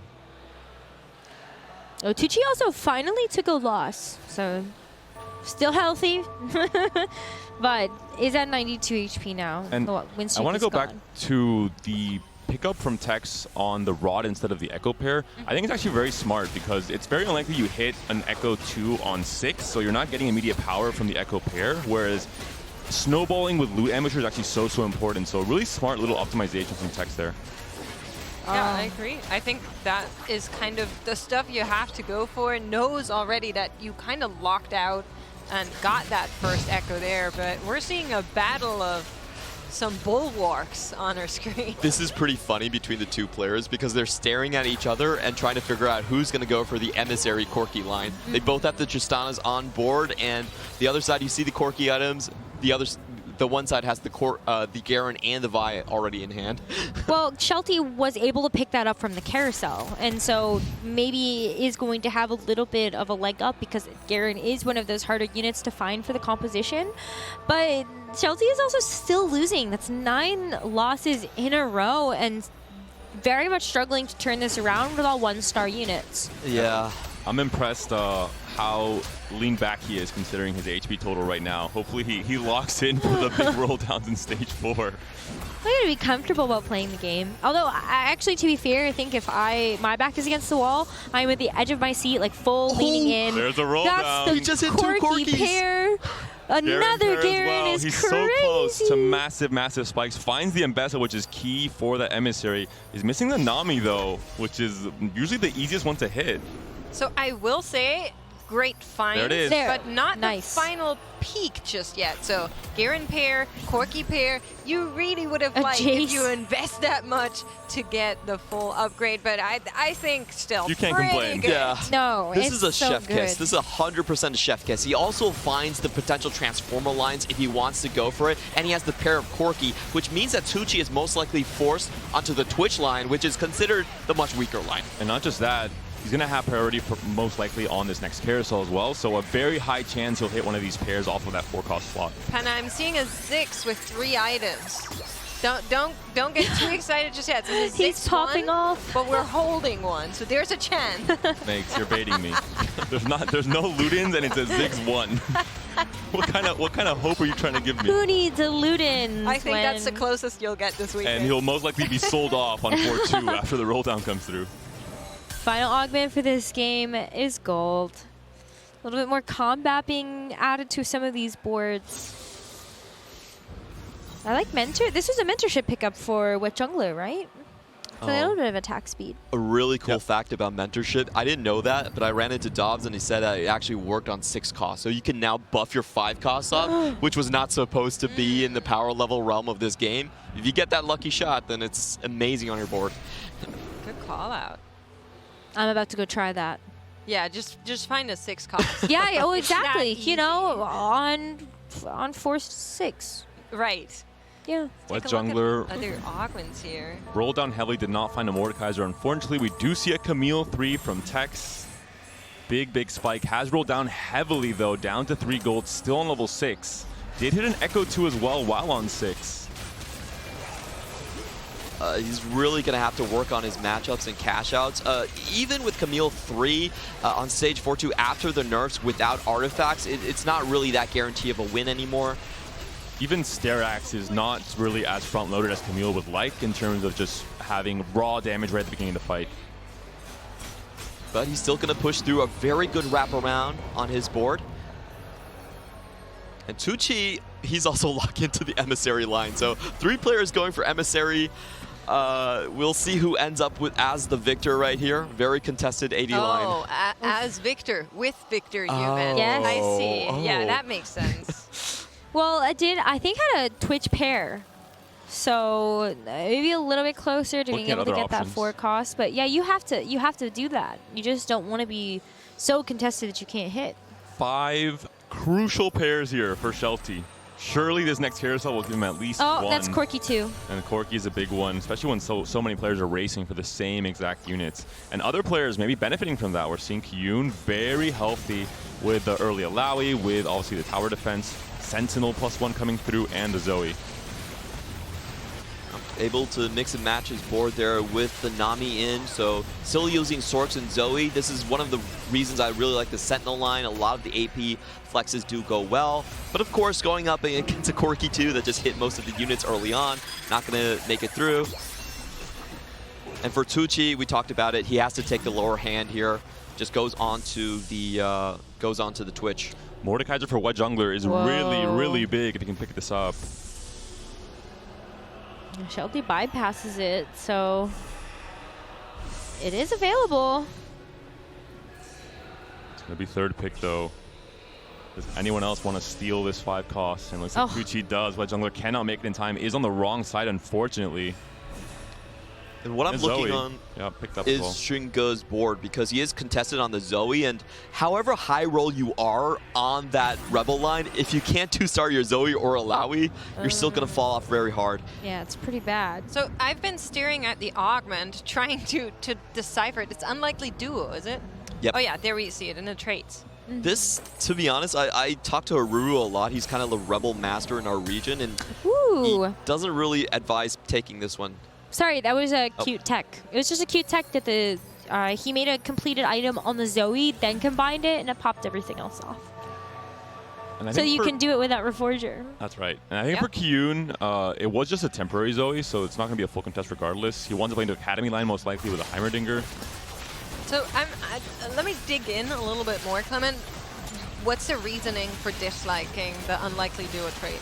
The Savika doesn't actually work that much on your board, and you don't need the Jinx to hit 7 Rebel.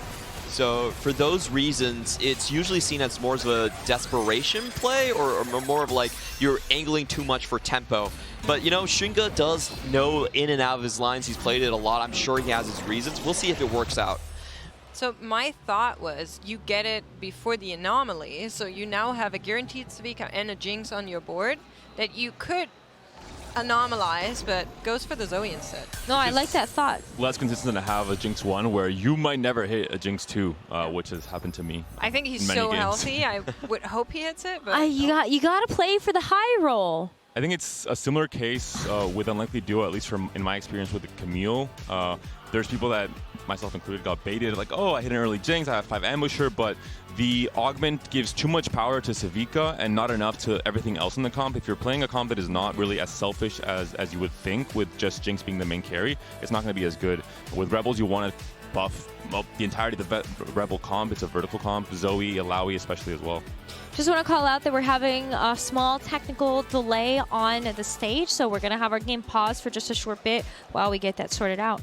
I totally agree with Panda's point right there. I think if you're playing the Rebel comp, you really want to look for things like Mana Flow, the Rebel +1, and Blazing Soul. Those are kind of your top picks in terms of augments. Unlikely Duo, it does get you 7 fast, but you didn't really need the Jinx to get the 7 Rebel online. I like high voltages as well with Rebel. I think it's really good because you got chip damage from Zoe and then chip damage from, obviously, the Sparks as well. And Alawi is a great holder where she survives for so long. She's so tanky with 7 Rebel. Yeah, so I think he probably just didn't have a lot of good options there and had to go for something. Killstreak is good with this Zoe setup especially. She is much more damage focused here, and more often now we're seeing players bypass mana items altogether, knowing that they can try and hit Nothing Wasted or Killstreak and find mana that way and go for just way more raw damage with JG and just damage up in general, alongside always red buff or Morello ideally.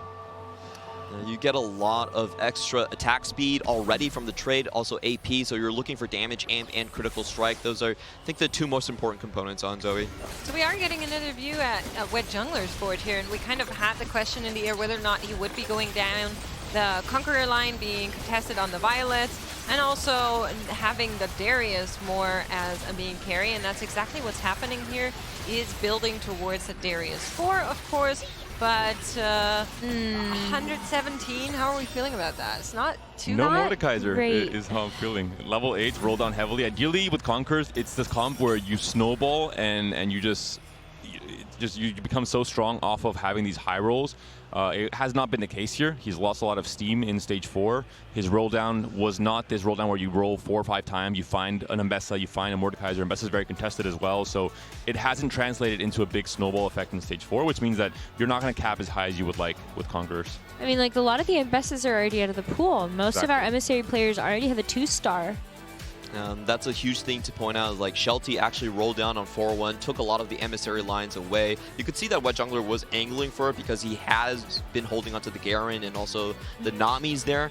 Wasn't able to use it, and I'm not sure there's a clear way out for the composition at this point. He was cornered by 2 CN players. First, the Violet reroller, pushing him off of the reroll line, or at least making him not really think of it as a viable game plan instead of trying to find a good top 4 in this game 1. And then when he looks at the flex side of it, the tempo side of it, also contested, I think, 2 or 3 ways by all the players who, rightfully so, are angling one of the strongest comps in the current meta. I'm seeing thumbs up from both the assistants on the stage there. So we're gonna go back into game right now. Get another glimpse of Kyun's board, actually. Ooh, so Kyun does have a pair of Heimerdingers. Nice Sentinel frontline as well. Being able to find the Rumble so early, and now you get a chance to actually tech in the Jace for a higher number of Academy, means you have another item as well.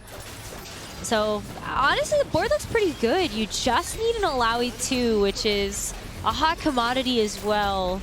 And so I wonder how far Kyun can go with this composition before it falling off. He has really good item combinations right here. If you look at his front line, those are the ones you want to find. The Protector's Vow is great on the Rumble, makes him cast earlier. Ooh, and Victor! the Victor, of course.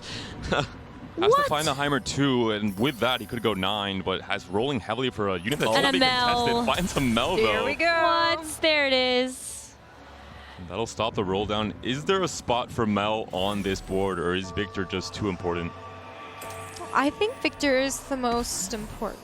And Kyun has so much HP. Like, that's 63 health. That's several lives. And so as long as you can actually just econ back up, you have this whole stage to be able to actually get to level 9 and put her in. Hex on the other side. This I look at that ambush stun. board So important. doesn't get there. Camille just falls off instantly after you make her a sitting duck like that with the Victor stun. Yeah, well, every unit is a sitting duck if Victor Sure comes in. is. But I think it's especially like Violet, Camille, because they're so dependent on getting their ults off, chaining that into healing into Omnivamp with the itemization they usually have. Finally, a Mordekaiser is on the board and one found in the shop. Doesn't have the Mordekaiser 2 just yet, and Wed Jungler on 10 HP needs to make something happen here to maybe avoid elimination in this round. I mean, it's so rough because, yes, you get the Ambessa 2, but you are level 8. Your odds of being able to roll the Mordekaiser 2 are so low. And this has to be the big stabilization point, as you said, Makes. Runs into Victor! That is so sad. He definitely had to put in 5 Conqueror and 4 Emissary. It feels really bad when you're looking at that trait web. But Conquerors is really more about the cash out. It's about the tempo and not so much of the trait itself. Does make the right decision, but is it enough? Doesn't look like it. Wed Jungler taking a very, very sad 8th place here in the first game of 3. We'll need high finishes in the next 2 games to make the cutoff. It was Kyun himself last round that started off exactly this way. 8th place in the very first game. Still managed to come back, maybe with the help of Camber, and we'll see what Jungler finds a spot for it in game 2 to try and mount a comeback and potentially make it to the next round. One more player at potentially 1 life left. We have Hushin. Oh, so there was 4 Emissary players. Never mind. Yeah, there's a lot of Emissary many. players. Like, everybody's at Garen 1. They're all celebrating the downfall of Wed Jungler. Yeah. Ambessa's back in the pool, at least 3 of them. I mean, if you see that, I think you just hope that everybody that's sitting on the Emissary units, you're like, I'm going to hold gold. I'm going to hold gold until you die, and then I'm going to roll and find the rest of my units. Pushing one of the few AP lines here, but gets sniped by the Ambessa as she then flies away. Ambessa finished the job. And Silco so grateful to be alive on a sliver of health. Still not going to be enough. Another elimination. Hushin goes down. I want to mention, you were just talking about Necra. Kyun, actually, we saw earlier at the end of stage 4, was holding an Ambessa, knowing that so many players are going for that. It just really helps. And you see the min-max of these players at this level, truly trying to optimize every single one of their plays. The more points you have, the better shot that you get to make it forward. And this is just the first game of our 3-game set we will see for the round of 32. So again, such high stakes to make it into that top little sliver of competition. Taking a look at Tucci's board right here, because when you play this Twitch line, it's usually not matching up to the Emissary line. You really need those legendaries online, and he's actually found quite a few of them. Has the Mordekaiser with the Edge of Night, the most important item there, and found the Caitlyn as well. I think he's also playing 5 Experiment. Yep. If I'm not mistaken on the board. So you have the 3 Experiment Hexes, great for the Twitch, and you got perfect synergy for the Mundo and the Mr. Urgot as well. Usually also when has the Eagle Eye, so gets extra range on that Twitch and extra buff from Twitch, hopefully not moving too much, so extra buffs onto that backline to get a little bit of extra damage, but Tex might be facing a beast. Once again, it's Victor lining up to posture and eliminate a player in this round here. The Ambusher board, we were all kind of doubting whether or not that is a possibility here in this game, and we just see one more time how fatal the matchup can be. Takes down the Victor. Is not enough. Hangs in there by 1 HP though. Yeah, I think the composition still has a room. Ended up hitting the Camille so early, but the fact that you have just so many stuns, just AoE, it's really tough now, I think, for the Camille to actually hang on. When you look at that composition, I feel like you are just hoping that it's going to be a 4th for you. Yeah, I do think if it's not Camille 2-on-2-1, I'm not clicking it. I'm sorry. That's my current read on the situation. And Trinka, like I said, I really think he found huge find. But yeah, Victor's even better. Yeah, we were all looking at the Victor. It was like, LeBlanc. I was just seeing the Nami. I'm like, okay, there's an upgrade here into LeBlanc, but then Victor's like, no, I got this. You gotta aim higher in life, Panda. I'm not a high roller like some players. That one bow will help. Here we go. It is something, honestly, at this point. You could put anything on Victor, and Victor will just be a lot of utility for your team. The trench coat split, not really too helpful, but suddenly the drag from Mordecatcher does allow the retargeting to happen. And Jinx, Edge of Nights, buying some time, but yeah, not enough, as you mentioned, Makes. 2 players getting knocked out here. A very lethal turn for this game. And so now we have our top 4. Playing ambushers on their boards. Am I seeing a pattern, maybe? I think this is a I think you're just being recency mean. bias. Okay, Tech's thinking, you know, I'm never playing Camille again. Until it gets buffed in the next patch. I will say, I've been seeing less note-taking today. That might be Everyone's a already reason here. locked in. The They meta have has their been notes established after day 1. set. You think so? I still think there's some crazy tech that'll come out day 2. Do you guys take notes while you play? I can't. I don't even use my brain when I play. Don't ask me. I actually don't have anything to say. Hugh now has a chance for yet another spike. Can now go 9. Hopefully can find the Rumble 2. And is still very, very healthy. 48 HP, a massive gap. 3 other players at 20-ish HP. Huge props to Shelty though. Streaked all of the stage 4 and 5 for the most part. Was at 30 HP going into stage 4. Has only lost 10 HP in 2 stages. Sorry, I'm starstruck by Kyun. Just being able to hit that big Rumble 2 upgrade gets a chance to also find the Mel and the Victor to be able to play in this competition. And a Thieves Gloves for the Mel as well. That just feels unfair at this point. Getting the AP in for Mel, that's kind of the biggest question about it, and it synergizes so well with the Sentinel board that has extra resistances, and then you put the shield on top. Not just that, but also was playing into the academy, then picked up that dual welding to really get that front line going on a board that already loves items so much. A great find for Kyun, and has just been cruising on the back of that. Now, of course, with the 6 costs in play, even deadlier than, and Chingzhou takes a massive hit here. And Kyun with a Mel already in a very strong position, but almost kind of buying kind of that next level of failsafe in terms of having the extra life. I think almost guarantees a 2nd place at this point. Ideally wants to go for the win and start things off strong. Complete opposite from last round where he had an 8th in the very first game.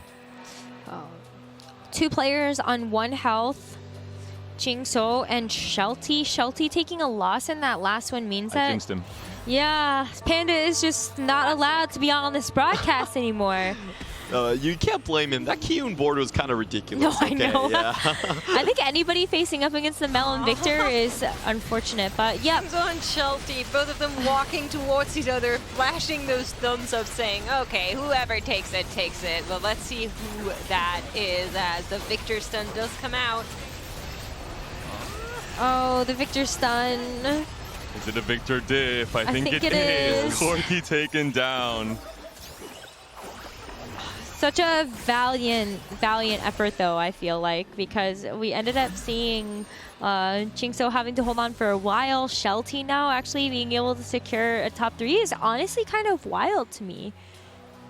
Yeah, that back-to-back matchup, I actually really like Chingzhou's board right there. He did a lot of things right. Attack expert is something that people don't really think about. It definitely works out. But for this side of the board, he's just said, well, I have Victor. So unfortunately, that is the high hand. Yeah, but like Shelty had to find a path here, which was looking very, very grim when we started to look at that first part of the game. Kyun definitely seems to be kind of the big bad of this lobby at the point. Don't really expect any of these boards to be able to beat him.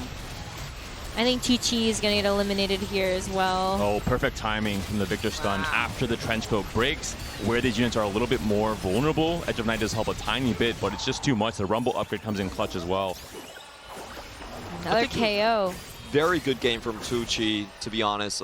Again, double contested on the emissary line, held onto the Twitch as a backup, and still able to claw a top 3. So should be proud of that performance. We see a Mel, we see a Warwick. Mel pair for Kyun, potentially some extra tankiness for his Sentinels as well. David versus Goliath. Shelty looking at Kyun's board and saying, what can I do here to maybe turn this around? Well, they're going to roll. 20 gold to work with. Kyun is not pressured to roll yet. That's true, actually. You can just get Kyun is a ton of Giga health. greedy with 48 HP at this point in stage 6, almost stage 7.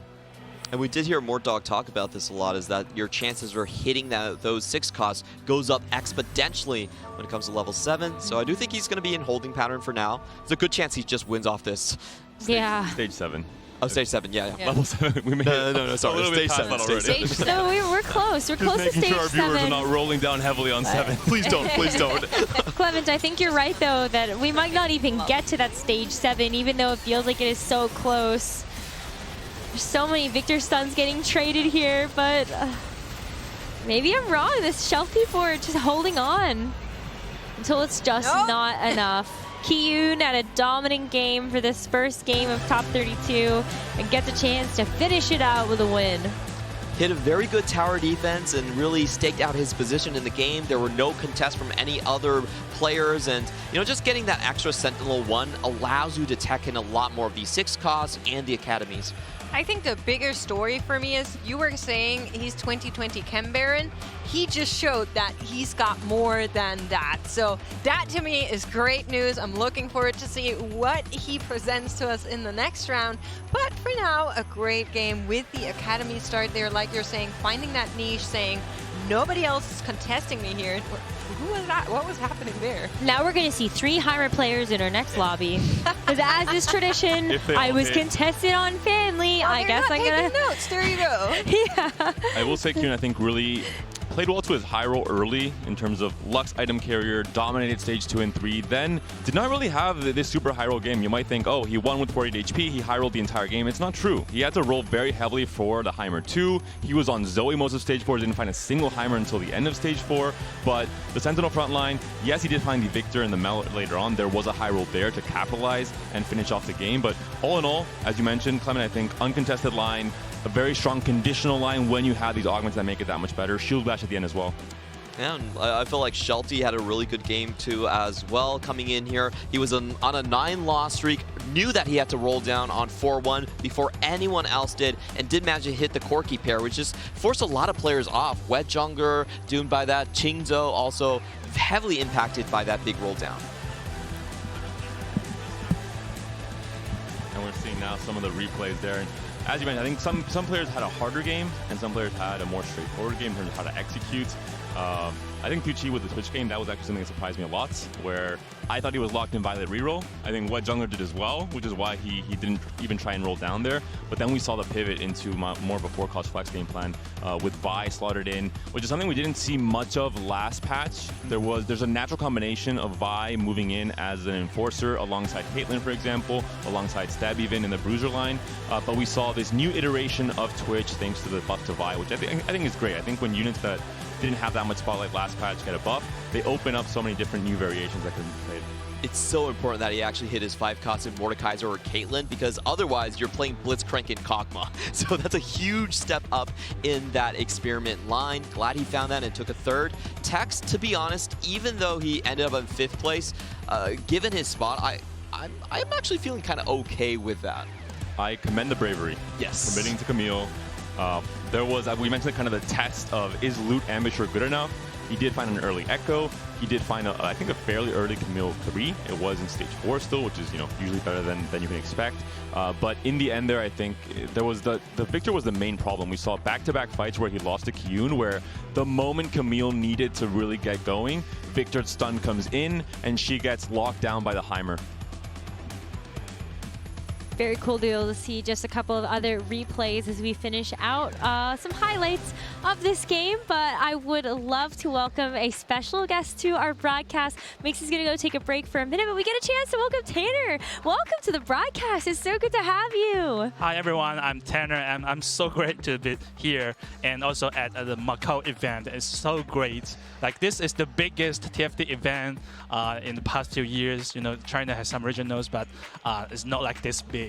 I'm so glad we have you on broadcast, because I have been the imposter CN expert for a long time at this point. I'm actually from the APAC region, and now we can finally refer to the OG himself. You do so much work on Liquipedia. You do so much work organizing events like the Summit Invitational. Really a huge thank you from across the community.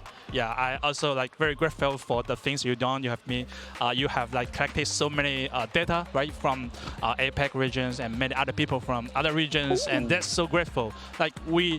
sometimes we are off the meta and we have to learn the comps, the meta, like the chance from other regions. And also for this Macau, like we had a snapshot and many players have to like play with other regions, play on PPE, and we practice a lot. And I hope today CN players can like get like 2 players or 3 players in the final for tomorrow. I will say, Clement, maybe you've been the imposter for some people, but Tanner has been my day one specialist from CN, doing so much, as you mentioned, for the community. I think this must be one of the happiest weekends for you. Someone who lives and breathes TFT and CN especially.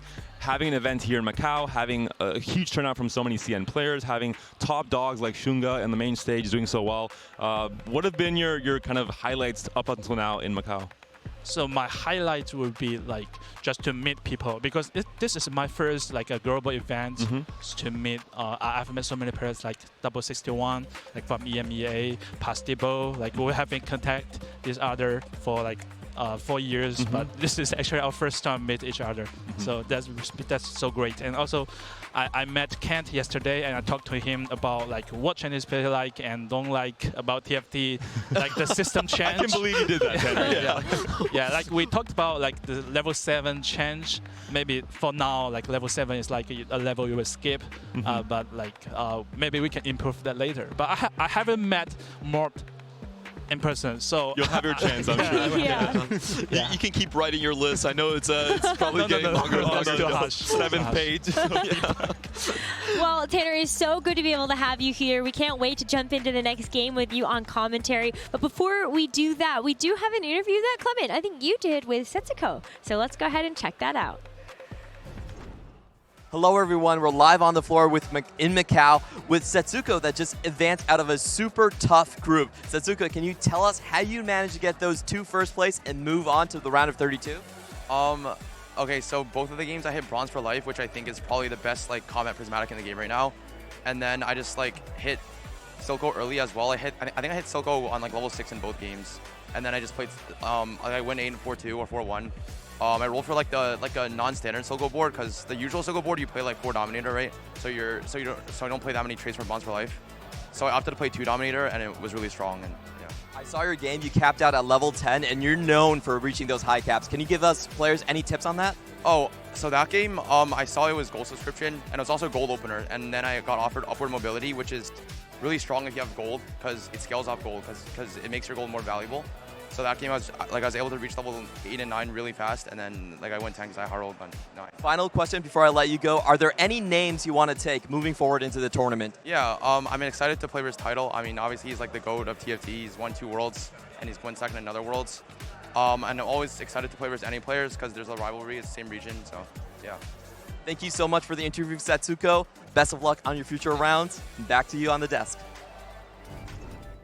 It was so fun getting to chat with Setsuko. He actually made it out of a lobby with 5 different players coming into the Tactician's crown, and he did it twice on Bronze for Life and the Dominator line, which I think Tanner has been really popularized in the Chinese ladder as well. How do you feel about how are the Chinese players playing around maybe the Silco line? So like the last patch, many players discovered that if you play like Black Lows, Hammer is not actually the strong one. It's just Silco and plus Malzahar. But since Malzahar is getting nerfed this patch, you just play like the typical like the 3 Black Lows and 6 Dominator, right? Yeah. And you want some good anomalies for Silco. Something like you get AP or mana to cast more or do more damage will be good. I think there's very similar anomalies for both Zoe and the Rebel line and Silco, the Dominator line. Just getting extra mana is a big one. Obviously, Dominator, it's self-explanatory why. Obviously, the more you cast, the more EP you get, the stronger your cast are later in the game, so you can really scale.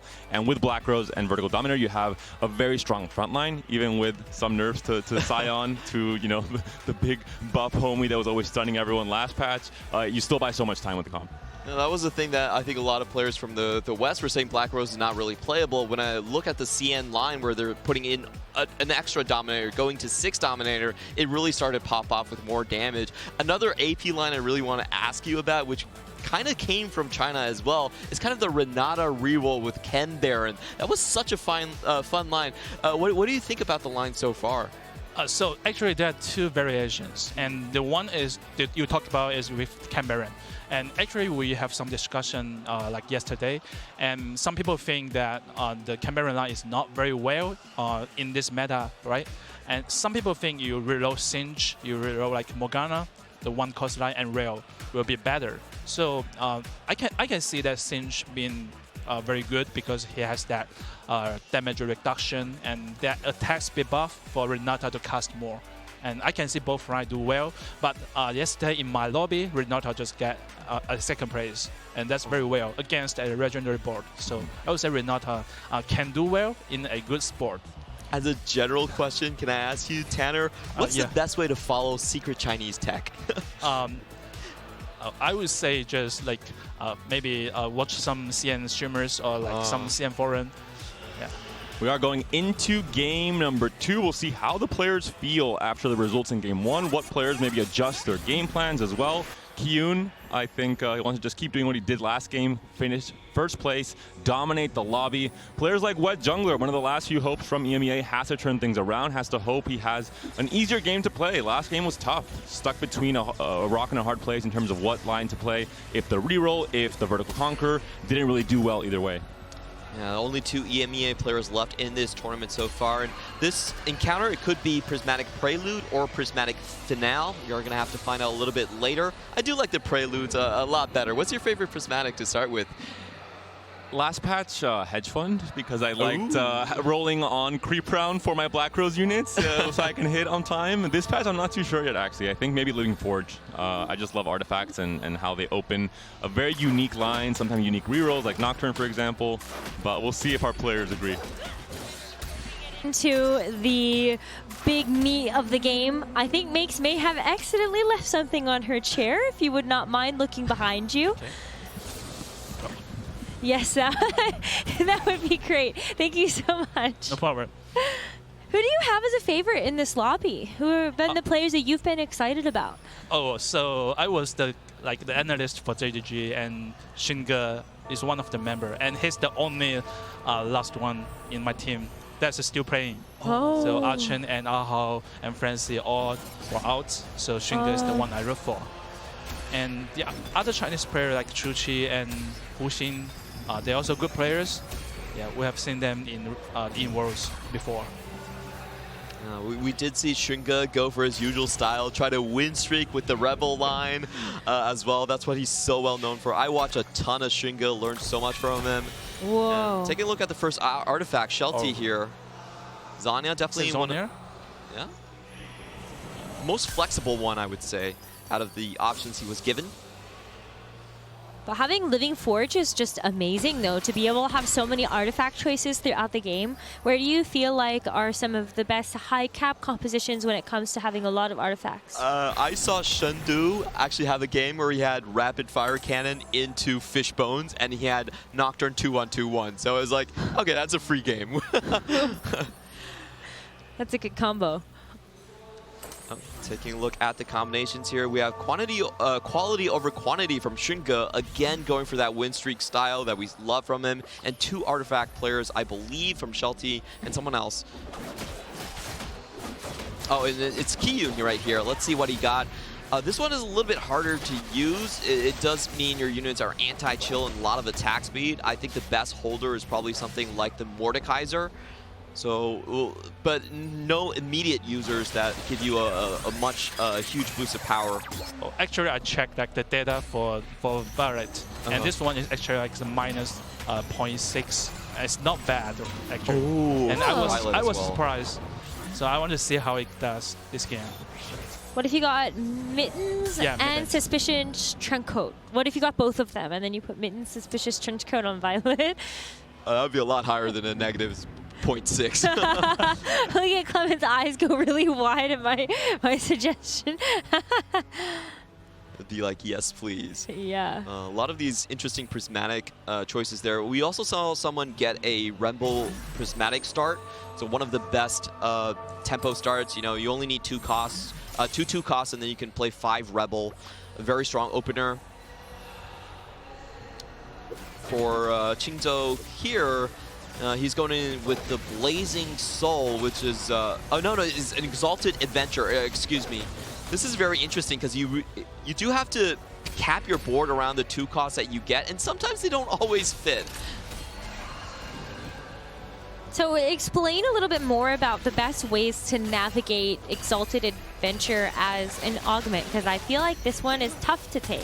You only get the cash outs when you have 2 of your 2 costs at 3-star. And every stage you do get a lesser duplicator to help you reach that. But of course, a lot of times those 2 costs are not going to work together. But in that case, I actually think he high rolled a little bit because he got Warden and Nocturne. So it's very easy to chain that over from the Amumu, as we're seeing on the stage right now.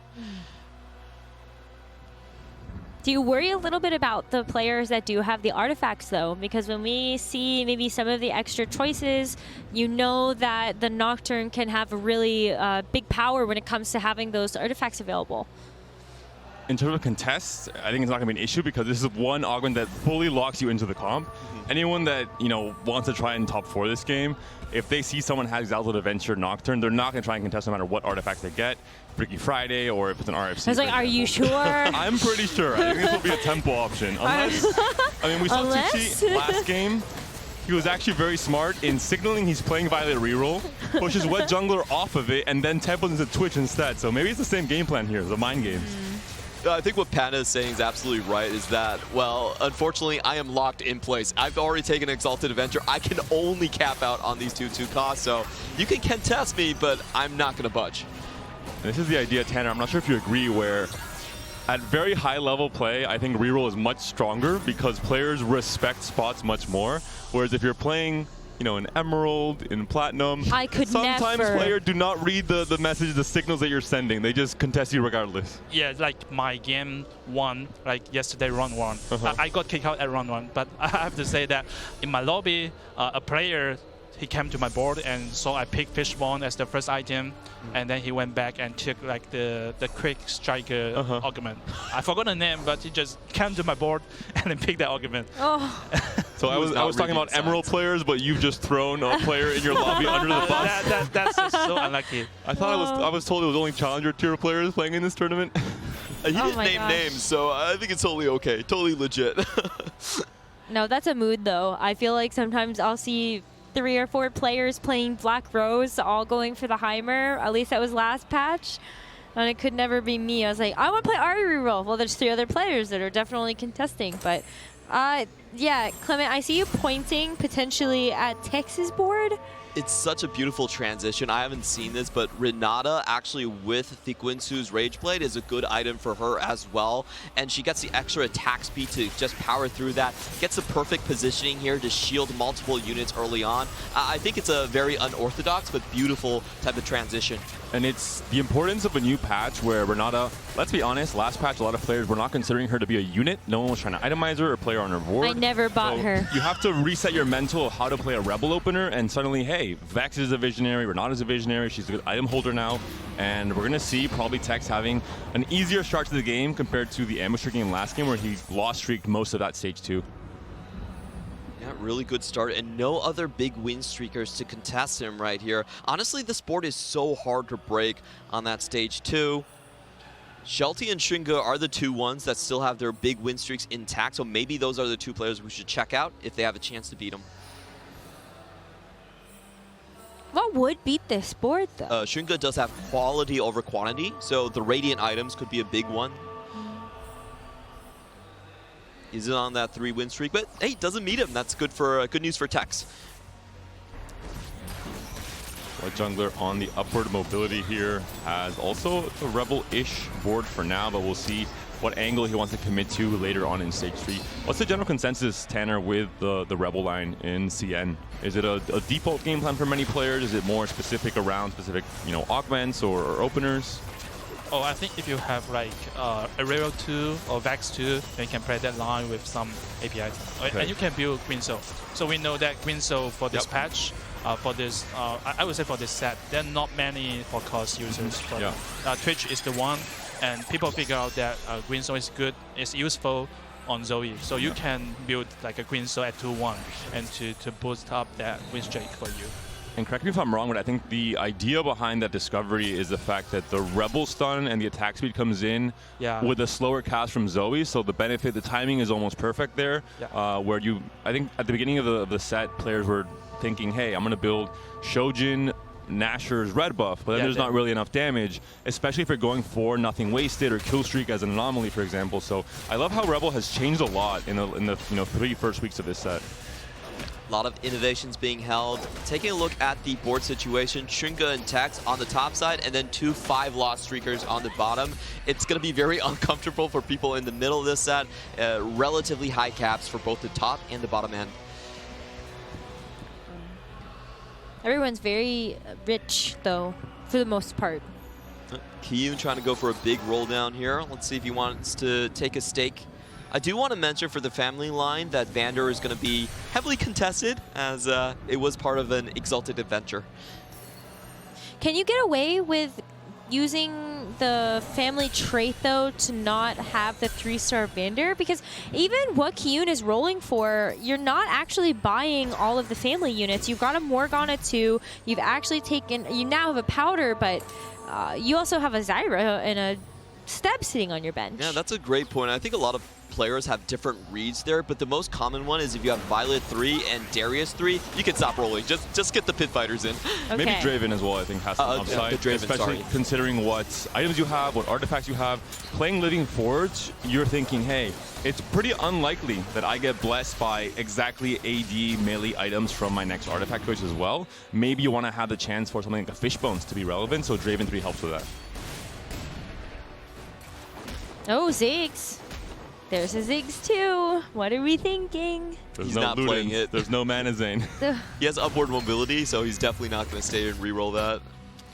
Have you seen Tanner any Ziggs reroll in CN after the buffs came through? Has it been more? So like we had a screen game with the Ziggs 3, but it didn't go well. Okay. But yesterday there's a 6 dominant, and you just put 3 items on Ziggs, and you have Shilko dual carry, and actually it does like 5k damage, and Shilko does like 8k damage. That's not very gapped. Well, I would say that's a lot of the damage. Yeah, sounds good enough. There's a chance for betrayal here, Clement. An argument that I know you love. He rolled it away.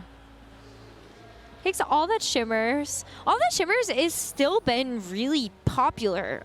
Even though you don't have the increased interest cap anymore to 70, you still get so much value from being able to generate gold. The Collector is a great item for this line here, and I think the big question is how much did he roll? Because it does look like he's actually rolled a bit. Maybe he's going to be contested. I think you are. Eat my words, if that's the case. I don't think it's the obvious game plan, but I will say Freaky Friday and Infinity Forces, they work on a surprising amount of units. It's not just the melee units that work well. You get everything basically, all kinds of stats, including mana. So it does work. Even on something like a Jinx later in the game, it does something. It's effective enough. So depending on what I think the natural shops indicates, we could see him just play for a 4-cost flex game plan. Mbessa. True. Is that the only answer? Yeah. Maybe last game. I hope this game we see a bit more variety. At least we have one Rebel player. Mbessa. Shunga finally does start to lose, and I do want to see Shunga's board because there's a very strong combination of items when you play quality over quantity. You want the Sunfire, the Static Shiv. Those give you utility and a ton of damage early on to win streak as well. Spot from what jungler, unfortunately very similar to what we saw last game, having to play from behind, having to play from very little HP coming into stage 4, currently once again in the 8th place position. And he does have to take risks. Obviously after an 8th in game 1, you have to go for, ideally a 3rd on average the next 2 games. So we'll see if it'll be this kind of bouncy strategy where you lose a lot of HP early and then have a really big comeback in stage 4. Taking a look at Tex's board, 7 win streak. No one has been able to break it so far, and I just love melding the sort of reroll Renata line into the Rebel line. This is how a lot of players kind of learn their tech. It's not really a divide between reroll and macro. If you know the reroll lines, you can transition better with the level 8 boards as well. How good is Lux, though, is the question. 1v5? Zanya has already procced. Good enough. I think she just like also at late stage. Yeah. Stage 4 is not efficient enough. And that comes down to the single target. When there's less units on the board, it's easier to, zap, zap, zap, win the round. When you have summons coming online, it's much harder. Mbessa, Necra's favorite forecast, is in the carousel and immediately picked up. See? Mbessa. I don't know. I started to become a big fan of that unit. I understand the hype now. Look at Tex, the golden boy, racing to get out of his jail to pick up the Zoe, but no, he is denied. The game can't be that free. Yep. Could you imagine? Such an early Zoe. There are actually a couple of players, though, that look like they're just taking in the Rebel for now. And so I wonder how many players will continue to actually grow a little bit more vertically through that trait. It does look like Qingzhou has continued to roll right here. He does have 3 lesser duplicators. We have to keep that in mind just from the augment. So he can't just pull a 3-star out of nowhere. But as we've seen so far, a lot of the copies that he's looking for were taken by those artifact players. You have to consider the cap he's going for as well. How much do you value Tanner TF3, for example, in a comp like this in terms of capping higher and maybe not just playing for a top 4 without artifacts on the Nocturne, but playing for maybe a win even? So like last patch, we didn't have like a very strong Nocturne. I tried like level 7 Euro TF, and TF is actually doing very well. You can have something like Green Soul Shift and maybe a Sojourn, and he can do the damage like 10k damage, and that will be enough. Wow. But like the situation is, he cannot carry alone. You have to to carry someone. I think especially TF helps being a range unit where you can stack everything on one side and the fight starts and you have Mbessa, Nocturne, Akali, and TF all, targeting the same clump of units on one side of the boards and just breaking through. Yeah. But he did have a lot of AP items available, so that is a possibility there to actually build out the TF. That would be cool. This is a little bit unfortunate from Stringa. So he doesn't get the killer quality over quantity combo because he also picked up the leveling here by slamming. So he doesn't really have a choice on those items. Isn't going to get the utility combo. And of course, on the other side, Tex actually got his win streak snap. That's huge for the lobby. There's some more chances to get that first place now. I did see that it was snapped by the team up augment in Menaces, and that's a huge one for Wet Jungler because it allows him to play 6 Dominator without hitting the Mordekaiser. And it's kind of sleeper OP. I've heard very good things about how relevant and strong Vander becomes in a setup like that, especially with the early Silco is really, really big. Oh, that one is what could have been. That's it, yeah, that's right.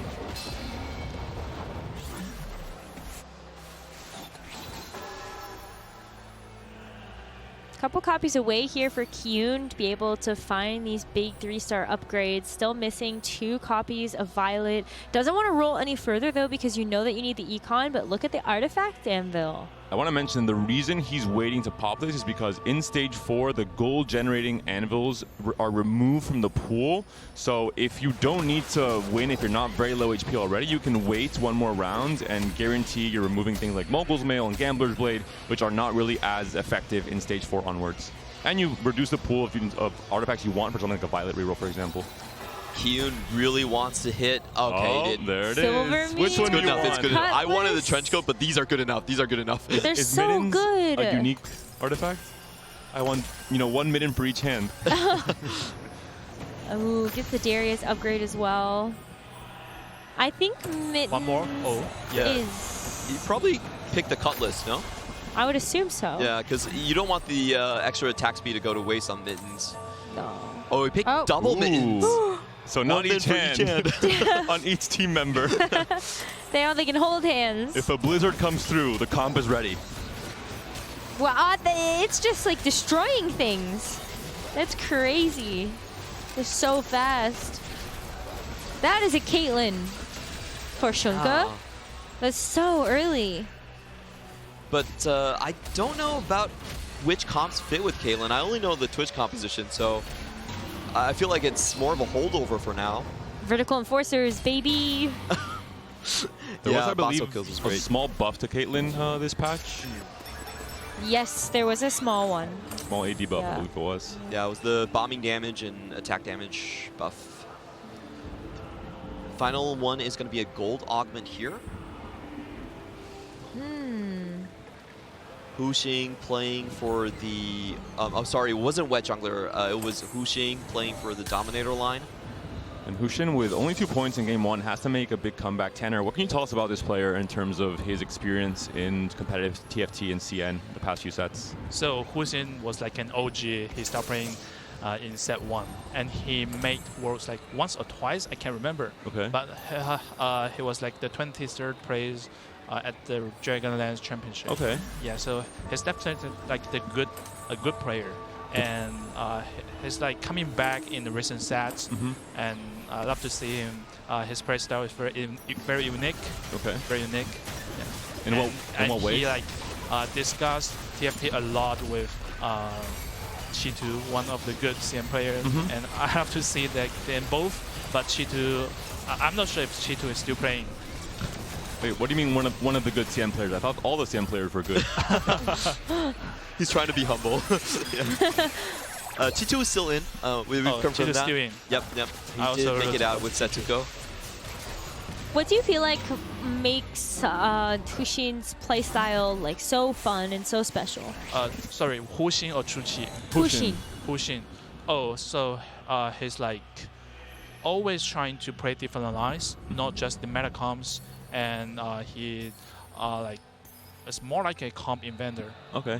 And that's what we saw from him. I thought it was going to be the 6 Dominator line. He didn't find any good augments and went right turn and went straight into scrap, which is something that's really rare these days. Yeah. It would have been funny if Tanner, you said this and we go to his board and it's Mbessa Corki. You got built out, don't worry. Whoa. Here's the cash out. Exalted Adventure comes through with the upgrades, and now we will see the gold is there. But what else do we have? First item comes through, Even Shroud. Some quick picks. I just realized it was the Renata he was 3-starring. He's not even playing it. It's just, you're here for the cash out. Huh. So they must have picked Vander on his own accord to actually be able to play around the. He gets 3 out of. You get to a 3-star 2 out of 3. Right. And once you hit that, it's good Hedging enough. his bets. But it always feels bad when you have like a 3-star unit you're not playing. So and he still made it to the cash out. So great find from him. Oh, there's a Mordekaiser. I'm so interested about this scrap board. I've never seen this combination with menaces, and it's just not something I know how to play. What, jungler is picking up the Mordekaiser he couldn't find last game? He's like, now it's my chance. Well, he already has one on his board as Yeah, well. it's a pair. Had the Dominator crest as well to pick up through the augment. So, well, we gotta get that Mordekaiser 2-star to maybe into the anomaly. Still Silco 1 still carrying the Ziggs that we talked about earlier on. So we'll see if the crucial next few natural shops, if he can find a Mordekaiser 2, which he does already have with the QSS there already. This is looking like a very strong board. Is not on Silco pair though, unfortunately. So has to try and find the Silco 2, transfer items off of the Ziggs, maybe have the JG onto the Mordekaiser. I just want to say, when you get those legendaries to 2-stars before the anomalies, It's disgusting. It's absolutely tremendous. You're never going to make a wrong choice by like anomalies and Ziggs or something. And he also has the ultimate cap out in hand with the Dominator Malzahar online. That's actually one of the biggest techs with this line. Clement, how little respect do you have for EMEA players if you think he's going to anomaly Ziggs? I'm sorry. Telling me if he doesn't hit Mordekaiser 2, he would consider anomalying Ziggs. Silco would have been a better example. You get my point. I'm sorry. I have to deal with the flame from Azael and from Gangly and now from you too. The under table flame is the worst one. Shinka does find a win against this. Mordekaiser still not with the lifesteal. He does have 30 innate Omnivamp, but would like a little bit more. And here are the big anomalies for the key units. Take a look at Wet Jungler. What do you think is the one he's looking for if you want to go for the Mordekaiser anomaly, Tanner? So like the one that if you die and then you come back for like. Ooh, interesting. Last Chance and Shurima. That's I think it. those are the best ones. Shurima, I'm not sure if it's the best giant size. statistically or performance-wise, but it's definitely the funnest. Like I said, Shurima, I had a crazy snowballing Conquer game. I put this on the Mordekaiser. It was just so fun to watch visually. I like giant size though because while you have your own natural Omnivamp, now you can wait a little bit longer because you have a bigger health pool. It's definitely a good pick because he doesn't have the Edge of Night. If you have the Edge of Night, then Shurima starts making a lot more sense. But for this setup, he needs immediate power, and he also is on 11 HP. Can't ask for too much better. Still the Silco pair, unfortunately. Huxing should have his Silco 2 by now. I think that's the big contest. So the question is, who has the burst damage to kind of deal with this Mordekaiser? The Renata. I don't think so.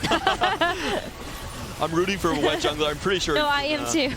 And for Tex, this is a surprising spot, no? Rebel +1, 0 gold to work with, not a single Zoe. He still has the Renata itemized. Really, really unfortunate for Tex. I'm not sure what or where the roll-on happened, but did not pan out, especially when it comes to anomalies. You can no longer anomaly the Zoe or the Jinx. You're forced to go for a tank anomaly. With the changes to anomaly, you now have to dig maybe even deeper and waste gold there, and you're missing that gold for the Zoe find as well, so really tragic. Oh, it feels so bad when you know that you want to play Vertical Rebel and you're like, I don't have a single Zoe. I can't put items on it. 610 left in the pool, so 8% chance to roll into it. But again, very little gold to work with here. Yeah, that's so sad. And we've all had those games. Do wonder who's holding on to the other Zoes. It's not that common of a flex, to be honest. Is it Kyun again holding 4 costs, making sure no one hits? The rat tactics in full display from the rat tactic master. Would like to see, but Kyun is playing family. It is Kyun! Oh no! You called it! I didn't call it. It's his identity. I mean, it's everything about him. I'm sorry, Kyun, but that only accounts for 1 Zoe in the entire pool. So who has 3? Necro, that's just... Okay. Don't ruin the narrative. My goodness, amazing Kyun. moment. His board has nothing to do with the Zoe. Oh, because Shelty is also in Zoe Rebel. too. No, it's all Kyun. It's all Kyun's fault. That's so Holding funny. 1 copy when there's 2 Rebel players. Okay, come on. That's just the standard that's just play. good That's standard TFT. play. Yeah. Good find here for Wet Jungler. Finally he gets to get all of his items there. Crit item there as well. Great with Dominator pair. It's very satisfying to watch Mordekaiser cast until he dies. Mordekaiser's down. The Nocturne is too much. Only 2 items on the Silco. Despite the upgrade, it won't be enough. And unfortunately for EMEA and for Wet Jungler, that is going to be the end of the road. Another 8th place, another difficult game. Going into the same line as well, or a similar one at least, with Mordekaiser at the top end there. Conquering game 1, Dominators in this game, but could not find success. Yeah, it was really unfortunate. He was missing a lot of those Elise copies that were out of the pool already. And of course, the Silco 2 being held up by Huxing there didn't do him any favors. And there's only 1 other EMEA player alive in this round. It is Jeduzor playing in a different lobby. So fingers crossed, at the very least, he's able to find success and move on to top 16. I love this combo. This is what I want to see of our reroll players. Interesting augment plus anomalies. Strength training, usually not taken that much, but with the extra healing you get on every 3 attack and the quick striker 4 in, that is such a cool way to play. And as I say that, he's getting focused down. No, Nocturne! That's my narrative! Jinxed it. We're jinxing everybody. I was like, oh, look how cool it is for the Mordekaiser to cast. It is dead, and now the Nocturne is dead. Kyun has just had an incredible couple of games, though. You know, like, I think it's quite phenomenal to watch him play. I wonder, Tanner, what is sort of Kyun's... what did the CN region kind of think of Kyun, or maybe some of the other North American players? Oh, so I can talk about a story just last round. Like, my friend was facing Kyun, and he played Cam Baron, and he just hits like the Tiny Titan Silver Augment, another one of the new set, and he also hit Savika at level 7, and he just like 1 round gap, and he kicked my friend out from the group. Yeah, so like he beat the second place guy, and my friend cannot enter round 5. I was not expecting that much of a detailed read on Kyun's play style. That was amazing. Yeah, I'm sorry for... like after the game, he just came to me and complained, and he pointed out, "Oh, this is Kyun. I know this guy." I'm sorry for your friend, Tanner, but those are like very good story. I would have to hear more. And we heard the 2 sides of the story. We heard Kyun's perspective, and when you interviewed him, and now we hear the perspective from some of the. It's actually really funny. I was not expecting that there would be the crossover there when I asked that. Investigative journalism. Yeah, I was tensing up. I was like, I'm not sure he knows Kyun. Well, he knows Kyun very well. Yeah, don't you worry. It's the second intuition. Well played, well played. Huxing actually at the top of the lobby with this interesting build here. The Silco Menaces also turns the Powder into a Dominator and takes her away from family. Probably not what all of you Arcane fans want to hear, but that is what happens on the board. So very interesting in terms of, I think he's playing 4 Dominator. Yeah, with the Mundo, 4 Dominator and 6 Scrap. First time I've seen it. That's very innovative. Living Forge artifact coming through for Shelty. What will it be? Trenchcoat has been one of the most dominant ones across this tournament, but maybe not the best fit for this current board. Put it on Alawi. Do it. There isn't really an ideal fit. It will just be, it looks like the Wit's End onto LeBlanc here, just the extra attack speed in the AP. Coward. What? Necra, so personal. Yeah, suspicious trench coat. I think we're missing an Mbessa there to make that work. Just kidding. This is a unique build on the Corki as well. Gold Collector, very, very good. Mana Zane, maybe not BIS, but will still be strong for getting those extra casts out. Is a lot of burst damage. If you can get to the back line like he has done right there, should be able to survive through this. Oh, that's going to be a big KO. Maybe a different artifact could have been the difference maker in this last fight. I did agree with you, actually. I felt like if you went with the trench coat on the least, that would be more tankiness, at least an extra 2 targets. Yeah, see? You guys were laughing at me. Panda was laughing at me. Not laughing. He was laughing at your personal remarks, not the choice. Yeah. The choice of words. Yeah. No, yeah, unfortunate there. I think also if you just get a better hand in the actual anvil, then it makes the choice a lot easier to make. But this is a Warwick in an Experimentax. Kiyun stays winning. Oh, this is so cool. Very experimental TFT from Kiyun here, but maybe too experimental. Warwick stun-locked, not quite doing his thing. The Bloodlust has now finally come online, and Warwick is all over the place. The Violet as well. Will it be enough to win? It looks like Warwick, despite being benched, can clutch it up here, up against this Corki. The Gold Collector execute does not come through, and Tucci goes down in the process. Unfortunate result there for one of the CN players. Someone who needed a good result in this game too, Tanner, is Shunga, who had only I believe a 6th place in game 1. He was streaking coming into this fight here. Overall, how much confidence do you think Shunga has coming into this game, coming into game 3? Do you think he can handle pressure well being a past global champion? Oh, I think he's very confident because he took the Corridor of Quantity as stage 2-1, and you have to understand which item is great for one unit, which Radiant item, only one item, because when you play Black Rose, Radiant Warmer is for Garen. So he picks this one, means that he's very confident to play whatever lines he wants. So he picked Emissary Corki, right? Yeah, I think he's just very confident. Do you think Shunga is more of a intuitive player when it comes to knowing the best item on each unit, or is it more a stat-based focus? Actually, he's not the guy that will just look up stat. Okay. I think he understands the game well by playing more and more games. Okay, so a big buff coming into set 13, into the arcane. That's another topic. I'm not going to open that can of worms with you, Tanner. Maybe with a different guest. But Ooh, Mordekaiser 2 available here for Huxing as soon as you get the extra gold from winning. Yeah, but can you get the win? So, he definitely doesn't want to sell any part of his board for it yet. I really like this combination coming in on the side of Qingzhou. I've never seen it. It's very unique. He also, of course, got the Tactician's crown from his cash out. That makes that impossible, I believe, to fit the Quick Striker and the extra Renata for the shielding. So much fun ways to make use of those 2 costs. This Nocturne really popping off, we're seeing across all these last few fights. We were a bit worried for the Exalted Adventure player in stage 3, some in stage 4 as well, but the overheal as a last augment is really coming clutch as well. Texas finally found Zoe 2. Yay. A bit late. A little late, but it still might be enough for you to be able to get a top 4. And we see the need for an adaptation from the Anomaly. He has a protective shielding on the Alawi. It is one of the anomalies that was nerfed in this last patch. I think it was super strong. For me, one of the insta-pick tank anomalies in the last patch, but still strong enough on this Alawi.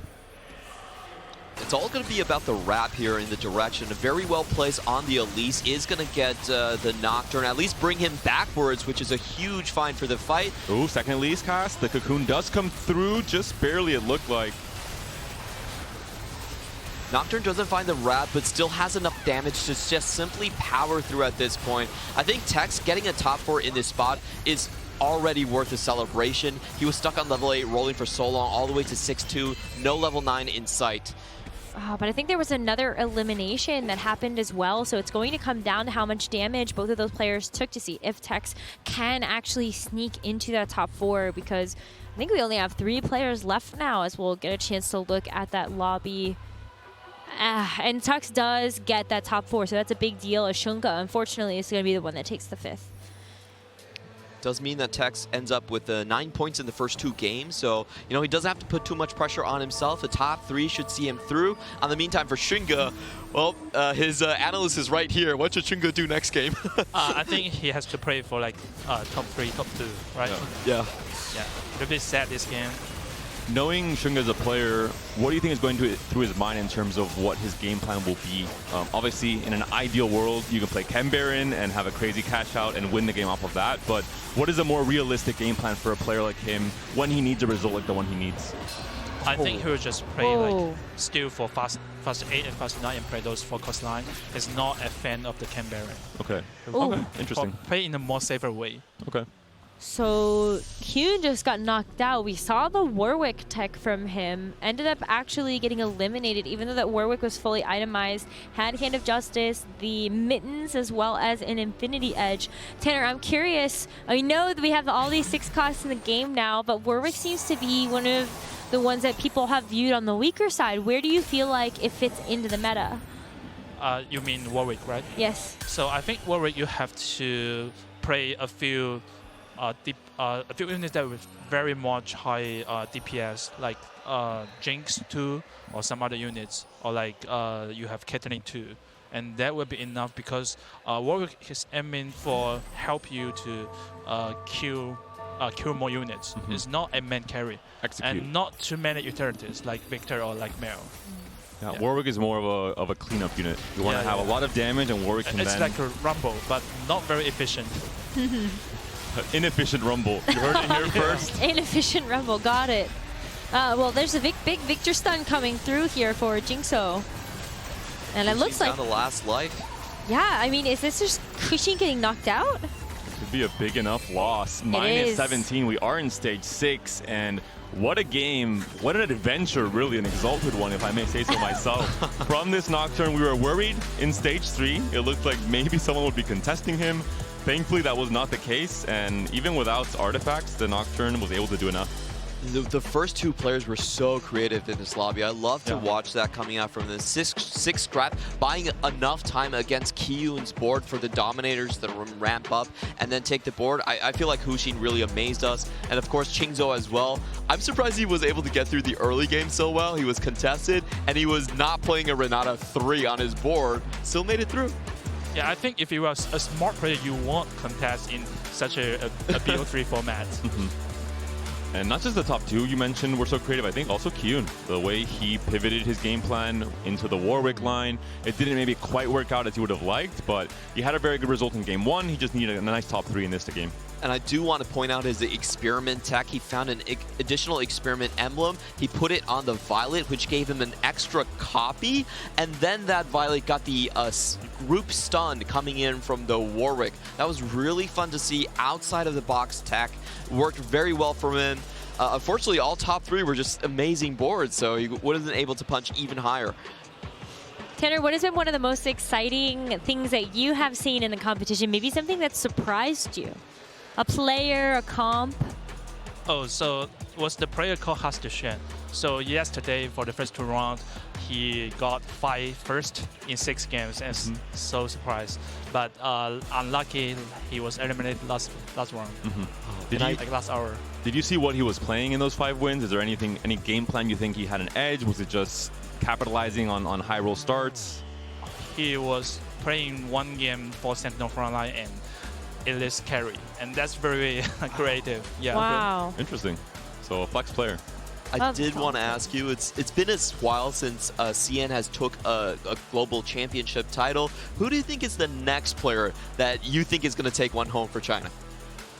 That's a tough question. Let me think about it. Just give us one. Just give us one. Your favorite to take the next one. 60 second. 60 second. Wow. Yeah. Good choice. Good choice. Yeah, Okay. I think many players from other regions think 60 second is the player that he knows how to win the game, and that's the condition for the checkmate format, right? Yep. And he can like get top 4 from the 40 player pool from the Swiss stage, and that would be great. And he also played in both circuits, the mobile one and the PC one for the CN circuit. Yeah. And this time he chose the mobile circuit. Okay. Oh. Yeah. He still made it, 3 times to Tactician's true. crown. It's absolutely amazing. Yeah. I love watching him because he's so mechanical. Yeah. Well, Tanner, thank you so much for joining us on the broadcast. It has been such a pleasure to have you, and we hope you're able to enjoy the rest of the tournament. And we'll be cheering with 60 Second alongside you. Thank you. Thank you so much. Thank We you, are Tanner. going to have a quick interview with Frodan out on the floor with Azale, and so let's go ahead and hear what Frodan has to say. Hey everyone, Azale here with Frodan at the TFT Macao Open. I talked to you last year at Vegas. Last year he hosted Soju's stream as well. Both years he didn't do so well. Thoughts? Yeah, maybe I'm the problem. I kind of thought it was on him and that he should take accountability for his actions. But No, that's not the TFT way. that is true. We refuse to do that, so I think you could blame me. That's right, Soju fans. You found your next scapegoat. It's me. I'm the problem. It's not the Boeing 777. It's Frodan. Yeah, that's right. I mean, I try to help him. Like, he actually asks for help all the time, and I guess this time he did listen to one piece of advice that I gave, and look what happened. So I probably need to not do that next time. What was the advice? Oh, so basically, there's a study group of Soju, Milk, Setsuko, Prestivan, and a few other players, and I'm there as like an outside observer that's not part of like the player that practices with them, but they listen to things and they consult me. I look at other regions for what they're playing, right? They ask me what's the tech, and I say this is what APAC's playing, this is what China's playing, this is what EU's playing, and so I talked to him a little about some other reroll comps and things that he could play, and yeah, look what happened. I probably shouldn't do that next time. So you obviously got to go to both events. You're big in the TFT scene. You also had a crazy start to the set. I saw you were pretty high challenger already. You were doing really well. Have you ever thought about competing, or are you enjoying more of the co-streaming side? I have thought about it. I actually do think competing is something that I enjoy a lot, and it keeps me sharp because not only is it, of course, fun to compete yourself. I mean, that's part of what makes TFT really fun, just jumping into competition, but it also helps me walk a mile in the player's shoes, and I think that, and you understand that as a literal world champion, that having the perspective of both is what really gives me an edge in terms of understanding what's going on and keeps me grounded, because it's really easy to get caught into the hypothetical of backseating and being like, well, this person's doing this and this is a mistake, it's such a terrible thing. So I like to help keep myself accountable. That's why I compete still, even in like ladder competitions. I actually plan on entering a few more cups in the future for this set and try to push myself, because I always want to say that, yes, I'm willing to dish it, but I'm also willing to receive criticism and put myself out there as well. Something I've always wanted them to do in League, and maybe they could do it in TFT, is I think they need to have a competition where all the casters have to compete and the players get to cast them and backseat them. Yeah, that's called me streaming. So, I mean, I have a lot of top players in my chat all the time, kind of laughing at me and making fun of my plays. If I'm not averaging a great day, usually K3 Soju is typing in chat 5.5:D, and he's just like happy. So yeah, it's fine. I laugh at them all the time. It's only fair they get to do it to me. It's only fair. Well, thank you very much. I appreciate you, Frodan. Back to you all at the desk.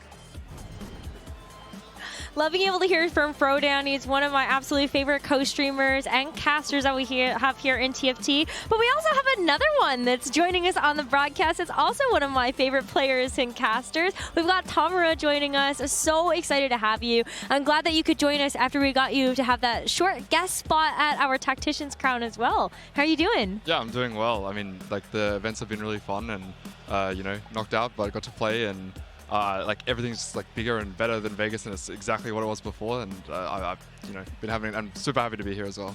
How did your games go? You want to tell us a little bit? Well, obviously not that well because I'm sitting here. To be fair, it's a harsh cutoff. Yeah, I think it was It is. 4-3-4 for the first one. So it was a bit shaky at first, playing under all of this, there's so much pressure and there's you know, just like a lot going on, it's kind of hard to adopt to a new setup, a new surrounding, and you can kind of like hear the people behind you, like people are chatting as well, and the main stage is going on. But you know, first round went okay, and then second one was it was a 6-8, so I knew I was out after the second game. And then on my third game, I got 3 Chem Baron, Tiniest Titans. I was like, oh, perfect, this one's gonna be a banger to end on. So it ended on a first at least, but Nice. yeah, exactly the tuber, but it didn't really matter. But at least I got to end on a first, so yeah, that was fun. How was your meta read coming to the tournament? Do you feel, you know, with a new patch, new set, obviously still very fresh, did you feel you had a good read? Do you have regrets around your meta read? Was it maybe incorrect in some ways? Yeah, I think the only thing that really stood out to me was as soon as we got here on day one, everyone just started saying like, oh, Renata, like play this comp. And I'm a person who likes my A to B lines. I like to know where I am and be very comfortable with it. So that was the only one where I was like, okay, I'm not touching that. Game one, I played Renata because I got dropped all the units. I was like, okay, I kind of have to, but I went fourth, so I wasn't comfortable on the line, but like, you know, it was all right. In terms of meta read, I played a lot of PBE. There was an active Discord. There was lots of people doing like PBE lobbies. So I think I had a pretty good meta read on some of the reroll lines. The only thing that I wasn't comfortable on was Emissary Flex, and I think like I was like, oh, maybe I'll just like stay away from it, even though it is performing like decently well.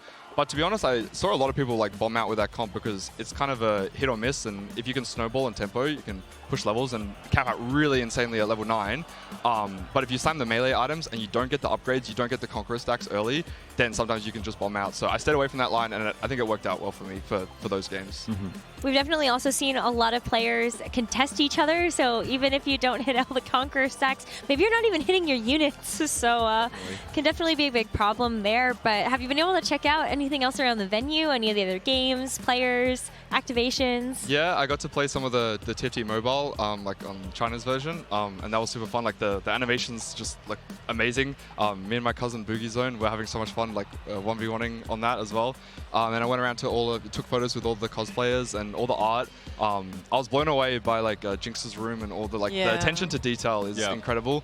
Going into the anomaly, you know, being in an area which is so arcane themed is like surreal to me because I've rewatched that show so many times, and I absolutely loved the second act as well. When you went into the anomaly, what did you evolve into? What was your mutation? My mutation? I don't know. I guess caster, because it was pretty recent. So. Is that newly added to the game? Yeah, I don't know. Perfect. Yeah, play as That's caster. a good anomaly to get, but we are going to be going into our third game here. And while we are looking at this lobby, I do want to talk about a different player because, Tamora, you're here on desk. There is one more player remaining from OS. That's Ubu. He's currently in the lobby with title. Sell us. Give me something to believe, because people have been yapping a bit. Yapping a bit? Okay. Yeah, well, I mean, he's a Beast player. He's usually holding either rank 1 or like top 2 probably. I think he got a direct entry slot to regionals last set. Unfortunately, didn't make it all the way to Worlds. However, his consistency, being able to have such high LP, obviously goes to show that he's just a really consistent player, because you still do have to play your snapshot games and play a lot of games through that. And I'd say he's just a player that I believe he went to set Worlds, was it set 3? So it was quite a while ago. So yeah, I wasn't even a player back then, but I heard of that. I can't comment too much on that, but he's just such a consistent player that's always very high rank and always seems to have good meta reads. And I believe he also plays on some of the Chinese servers as well. So he's able to pick up new tech and bring it back to OS. Wow. Very good. So getting a lot of good practice. I mean, this is going to be some of the hardest lobbies that you play, but we've seen a lot of players have that ladder experience, really translate that over to the competitive environment, especially when you're playing on LAN and you're playing against a lot of people that you might not have had the experience playing against already. That can really help you just to be able to think on your feet. Yeah, I think it's super important, and like you mentioned, the difference between solo queue and being able to bring that into tournaments. I think with him, just because he has so much experience, he doesn't need to play solo queue style, because there's a lot of really good ladder warriors who are really, really good and high LP because they're good at greeting. But because he has so much experience all the way back to set 3, it means that he's able to play in a tournament environment and not crack under pressure. And looking at our encounter, Vi, once again, I believe it's the third Vi encounter in just 6 games here on the main broadcast across this day too. I don't mind seeing her a lot. Me either. I think the K-pop influence is why we're seeing so much Vi now here. She is hot. She is hot. We have already confirmed that for the 7th time, Nekra. Thank you We for can anyone. confirm it once more. You're welcome. Tamura, do you want to confirm it as well? Oh yeah, definitely. Okay, thank you, Tamura. Now let's go back into the game. Tamura, as a player, what do you think about in terms of Vi encounter? What runs through your mind in terms of how the game is going to be different in Stage 2? What augments do you think more about? Yeah, so we can see already right now with the family setup. I think that when playing around Violet, it's really good to have extra components because usually you want to itemize your front line and your back line, and then Vanda usually just wants to hold on to utility. Ooh. So you're thinking about getting True Bis on Violet, getting True Bis on Draven, and then still having room for an Even Shroud Sunfire. Like, you need so many components to make that work. And also, I know a lot of people like to take Econ Augments to reroll to guarantee that they hit their upgrades, but I think that Violet's a comp that you can actually tempo with, even on Stage 2 if you haven't 3-starred everything, but usually it's going to be an item check. So I think that's definitely a comp that you would lean towards. And in terms of everyone else playing Fast 8, obviously the item augments are going to be slightly less prio, picking up things that will give them Econ to get to the Fast 8. But as far as everyone else is concerned, like you can see, there's a Rebel +1. If you can get something that gives you direction, that's also perfect. I mean, this is actually not the only emblem that we see. I think I also saw a Wandering Trainer. Yes, picked. on Wet Jungler, and we got a glimpse of it just now. It's an Ambusher Scrap Wandering Trainer. Echo, my man. I think you just play Scrap. Yeah, Echo Scrap. As long as it's not Mordekaiser again into an 8th, I'm happy. So. Well, I will say, to maybe give an overall view of this lobby, players do need to place in the top 4 after 3 games. This is the 3rd game, and unfortunately, Wet Jungler is sitting on 2 points, so that will not be possible anymore.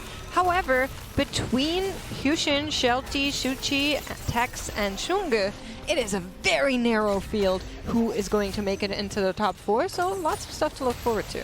Yeah. We did mention one of the favorites from Cien, Shunga, is in a spot where he has to play for a 3rd or a 2nd, so look out for some maybe riskier plays in this game for you to try and pull that off. I do want to mention, we talked a little bit about Vi encounter. We see someone picked up High Voltage, looking at building a Spark, has an easier chance to do so if you want to build multiple Sparks even. There is some hidden tech with High Voltage and Sponging. I'm not sure if you've ever had the chance to play it where you multiply the High Voltage and you don't need a damage carry. You just melt entire backline at the start of a fight. It's quite toxic. You go in and your units kill themselves, basically. It's just like, it's so obnoxious. See if anyone's willing to build a Gunblade just in case they think they're going to rotate into that consistently. We see like Kog'Maw reroll often dies to that very, very quickly until they get the Gunblade and 3-star online. Just don't have enough base HP, and he's just casting so frequently. Well, good thing we don't have the 2nd augment choice just yet, so we'll see if that does end up actually playing a role here. We see the Academy augment getting taken for Shelty. Yeah, Yes. so academic research is super, super interesting because basically what it does is every single time you build an item, you get a choice of items. And one of those is the item you built. And then there's always also one of the academy items. So it's going to be relevant what the academy items are this game. And what Academy champions you might find also on the carousel here, trying to go into the Vertical Academy, especially so in Stage 3 and 4, if you're able to find early Heimerdingers, early Jaces as well. Oh, we're seeing them up there. So Jolt Gauntlet, Infinity Edge, and Adaptive. We saw there was already a JG built onto the Lux. There was only a D-Claw on the frontliner there, so doesn't have the Adaptive just yet. Yeah, it's a little bit awkward having the JG-I interaction because it means you have to go for those duo carries. We're not playing in set 4 anymore. They don't synergize that well together. But, Ezreal's a really good secondary carry. You can hold on to the IE, and if you can push levels, eventually you can maybe even just throw your extra items onto the Corki and then duo carry it with Heimerdinger, and then ideally we're eventually getting towards Jace. Especially if you get, an Academy emblem as well? Corki Academy! I think it would be great. But yeah, I think that Ezreal has actually gotten a little bit better. I think he ends up being a little bit more of a playable unit, whether it's going to be in the Academy line or even just a part of Rebels. I actually don't hate having him as an item holder for even Jinx later. Yeah, I think Ezreal's a really, really underrated carry, not just because he's powerful, but because he holds onto both of the carry's items. So a lot of the times when you have excess swords, greeting for blue buff on Heimer is good, but if you need the Archangels as well, like getting that many tiers could be quite difficult. So players will settle for Shojin on the Heimerdinger, and then they'll want to slam AP items, but they'll also want to slam AD items. And so there's a lot of games where you'll get that, you know, Shojin IE, and then you just put it on your Ezreal before you get your upgraded Corki and Heimer, and he's the best of both worlds. He holds on to everything. Looking at Texas spot across the board there, has a Rageblade already slammed, a Warmogs, and a Sunfire. Could be angling towards that Rageblade Zoe yet again, finished 4th, despite the huge low rolls in that game too. This is a player who's on 9 points, needs roughly a 4th or a 3rd to make it through to the next round. Maybe Rebels is one of his comfort comps. That being said, Kyun picks up tower defense again. We saw it from him in game 1.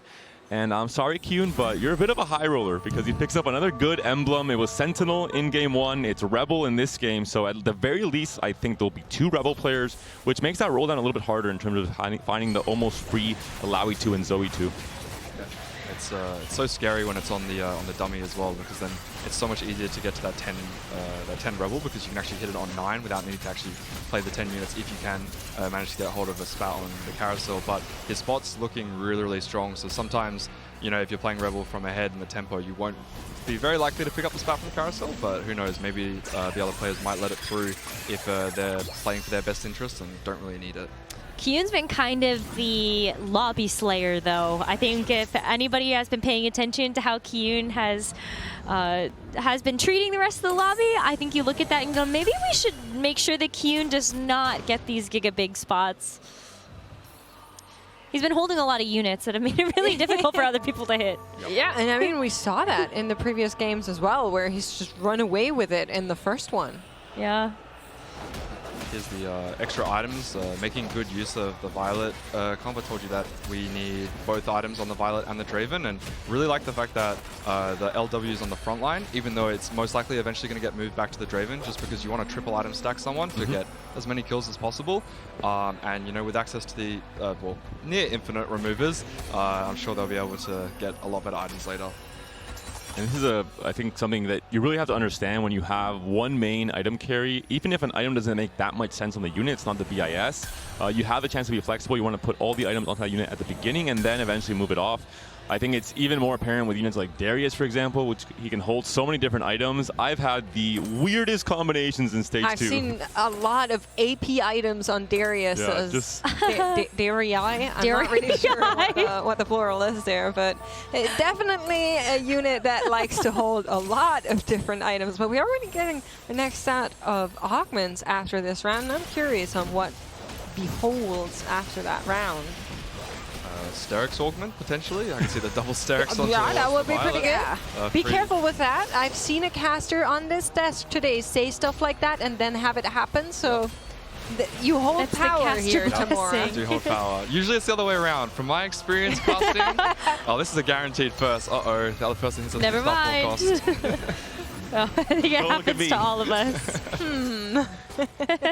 Will be golden augments coming on through. Jingso actually gets an opportunity for the tower dummy defense 2. It doesn't take it.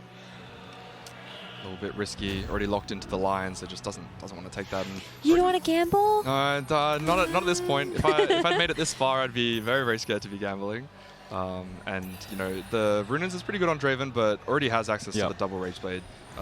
Plus the LW is always going to stay there, so definitely makes sense to go for the only really takeable option. But is being very deep roll down. Really aggressive with the deep. roll down. Wants to tempo the lobby, I guess. Got a lot of gold and extra dupes, so might as well try and do that. But I think we're going below 10 gold here, so we're going We're going all the way down. And not able to find the last copy of Violet if he wants to use both duplicators, which is very, very unfortunate. This is an all or nothing game plan that maybe is leaning more towards nothing at this point in time. Yeah, but Jingso is actually pretty safe in comparison to the rest of the lobby. 13 points is still quite a lot. As long as you're able to get a top 4, you feel relatively safe to be able to move forward. But yeah, as you said, still very risky. I think give it a couple turns though. Maybe you do natural into one more copy of the Violet and then you have that 3-star and you're able to run away with this next stage. It's a little bit awkward though, holding on to the extra copies of Vanda means that building the econ back up after hitting those 3 stars is going to be quite difficult if they still want to go for the Vanda 3. So hopefully for their sake they can hit very quickly, because otherwise it's going to be not until stage 4 that they actually build their econ back up. And there is the Violet 3. Yeah, so just as we does come around eventually. We're looking for it. Very good. Checking in with Kyun though, we were talking about the Rebel emblem early on here. Now also has found Painted Town Blue, so a very clear direction. But as of right now, we're still hurting. A lot of losses. Is down to 65. We see the items are already there to go on to that Zoe later on, but needs to make it there. And sorry to say this, Panda, but Ziggs is not the best carry unit right now. It's a Ziggs too. It's a Shojin to Rabadon. Should be doing enough. Why is he losing them? Well, I mean, maybe he just hit it. I'm not entirely sure when the spike happened. There are strong boards. You are so full of copium. Chingzu just rolled down to 0. Maybe that might be why. This looks like For Kyun, one thing I want to mention with Painted Town Blue, there's a very strong anomaly combination with this augment, which is nothing wasted on the Zoe. One of the key changes to the anomaly system coming to this patch is not just the potential elimination of the Hungry Crab that we saw with Urgot reroll and Set last patch, but also the chance to not be able to force something like this Nothing Wasted and the Painted Town Blue combination. So you have to be a little bit more open to the different options. I'll be curious to see how much they're willing to actually greed on that, because there's a lot of other good options. We're playing around Rebel, you can take the frontline options for Alawi, and there are other methods of getting mana on towards your Zoe if you high roll a Jinx early, even maybe put the anomaly on them. But I like energy absorption. Yeah, good as well. or like magic training. I think all of them are really good. Really don't need to be greeding that much if you have access to multiple carries and frontline as well. Oh, third item build. Maybe the Ziggs will do something now. We'll get to watch and see. He has one of his traits Silco activated. for one would be helpful. That's a good unit to put some items on. What does Ziggs do to you? Am I missing something here? No, so, okay.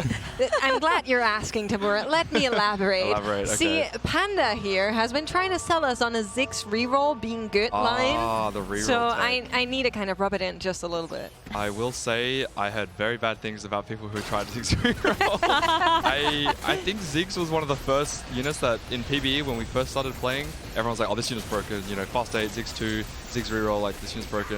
And then it wasn't until all the other comps started to come full circle that people slowly started to lose faith in him.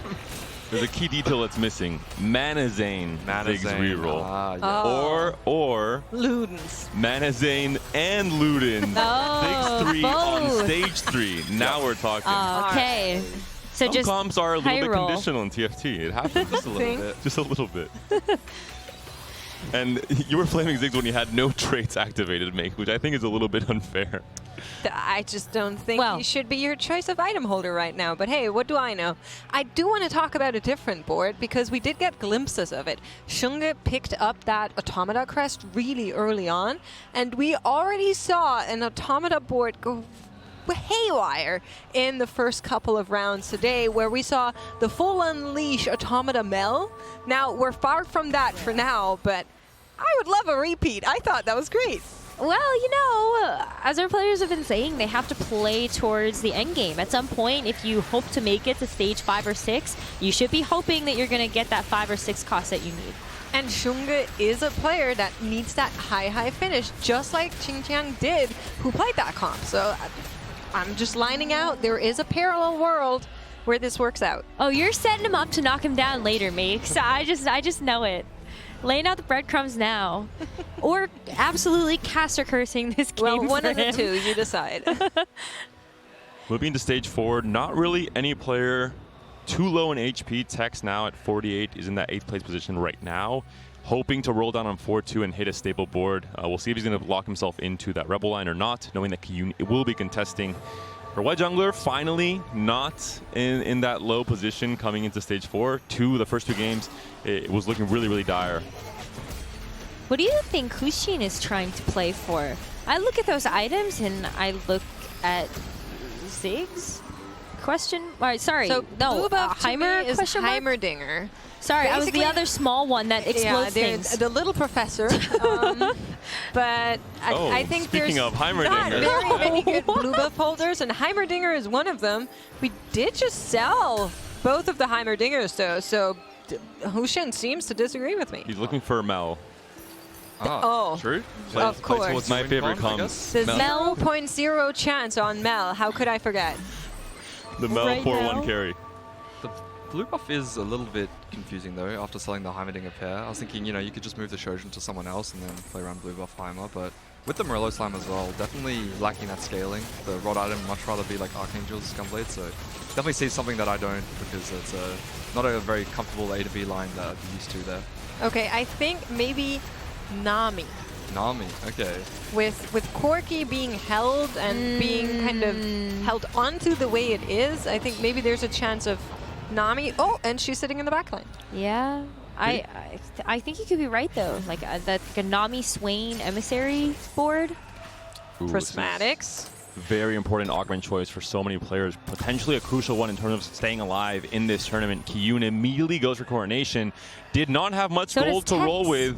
And despite that, goes 8. Does not find much in terms of Rebels. Not a single Zoe or Alawi has been found. Donkey rolling under 10 gold. Oh, the well. And all of a sudden, a Jinx is found. Not quite the item for her just yet, but will be an important piece of the puzzle in stage 5 if he makes it that far. Oh, you just put it in now at this point because you want the 7 Rebel so that you can actually get the stun. And you also see that other players have been able to spike their boards with these prismatic augments. Tex also picked up the Coronation. So that's going to be another player that you have to contend with that has this extra unit and extra trait active. And Kyun does have 14 points, so I think even with an 8th place, he should be making to the next round. Obviously, he's playing very high tempo for this exact reason. We saw it earlier from the Violet Reroll player who rolled so heavily. It's because he was on 13 points. He just needed to not go 8th, really, so wanted to preserve as much HP as possible. Well, there are all the Zoes. Shelty has them. Zoe 2 on the other side with red buff. And that's the awkward thing when slamming the AP items because it just doesn't make sense to really play around these Dominators for that much longer, but Kyun just has no choice. At least slamming the Shojin, you can move that over towards the Jinx. Shojin GS, more generic slammable items can be used by multiple units as we see absolute incredible amount of gold coming out here. Can we even pick it up before we start rolling? I'm not so sure about that. It's coming, and we've got it all. 17 seconds. Still has time, but are we playing slow? We're chilling. Yeah. Forward thinking from Shunga coming up in a big way. And we're seeing the double automata. There was a nerf in the A patch. I think a lot of players I spoke to before the A patch was released into the wild mentioned that if you have a chance for a +1, you Giga Force the line because it was very, very strong. After the nerf, I think there's more considerations, which I think puts it in a good spot. But we've seen it performing at a high level once you're able to assemble the 6 automata especially. Yeah, it's just a little bit scary after the nerfs. Sometimes if someone else, happens to get any access to the Ornn items, then they'll just hard force the Nocturne from any of the 3 ranged options. So you got to be careful about that as well. We'll be seeing a level 9 at 4-5, I have to imagine, from Shunga, trying to go for the max tab, trying to find maybe a few key units like the Malzahar, maybe even in the carousel here. Yeah, very, very scary though, dropping very low HP, but if they can hit the board relatively quickly, then I think they have exactly what they need. Shunka's able to pick up the Mordekaiser though, so now you get the Dominators in alongside the Blitzcrank. So that's kind of nice to have. And we are already seeing a 6 cost on one of our players' boards. It will be the Mel for Chung Zhao, a player who we mentioned earlier has to just not go 8th. Mel is very good at doing that and making sure you have that extra life, that extra bit of placements when it comes to finishing 6th or 7th, which should be enough to make the next round. She's also itemized. She has the blue buff and also the Gunblade. Helps finding the copy early because you're able to index more into what she needs and really itemize her properly. Gotta love it. What do you make of double Rabadon's Ion Static? Yeah, a little bit interesting. I mean, we went fast 9 to get a Cogmore 2. Not exactly the roll down you'd be hoping for. With Wand Overflow, you do have attack speed on the rod, so it is kind of like a pseudo Rage Blade with a lot more AP, and Shiv, I think, has always been the entire set one of the best items for the Kog'Maw. So this should be good enough until we get the Blue Man waiting room. Malzahar, not quite the unit he was last patch, but still obviously going to be very strong in this exact setup. Oh, the Ambessa, though, just being able to get the wrap onto the back, it does not give this Kog'Maw nearly enough time. And so Shunka just struggling here, really struggling here as we get into the anomaly. I mean, if you're Shunga, what really is your chance to make a top 1 right now? I think the only chance you have is find Mels and Mel and fit both. And that is pretty unlikely right now looking at the gold that we have. So 13 HP, what are you making here? And Anomaly on Mordekaiser means he's all in on this Mordekaiser. He now has to find a 2-star Mordekaiser to really make this work.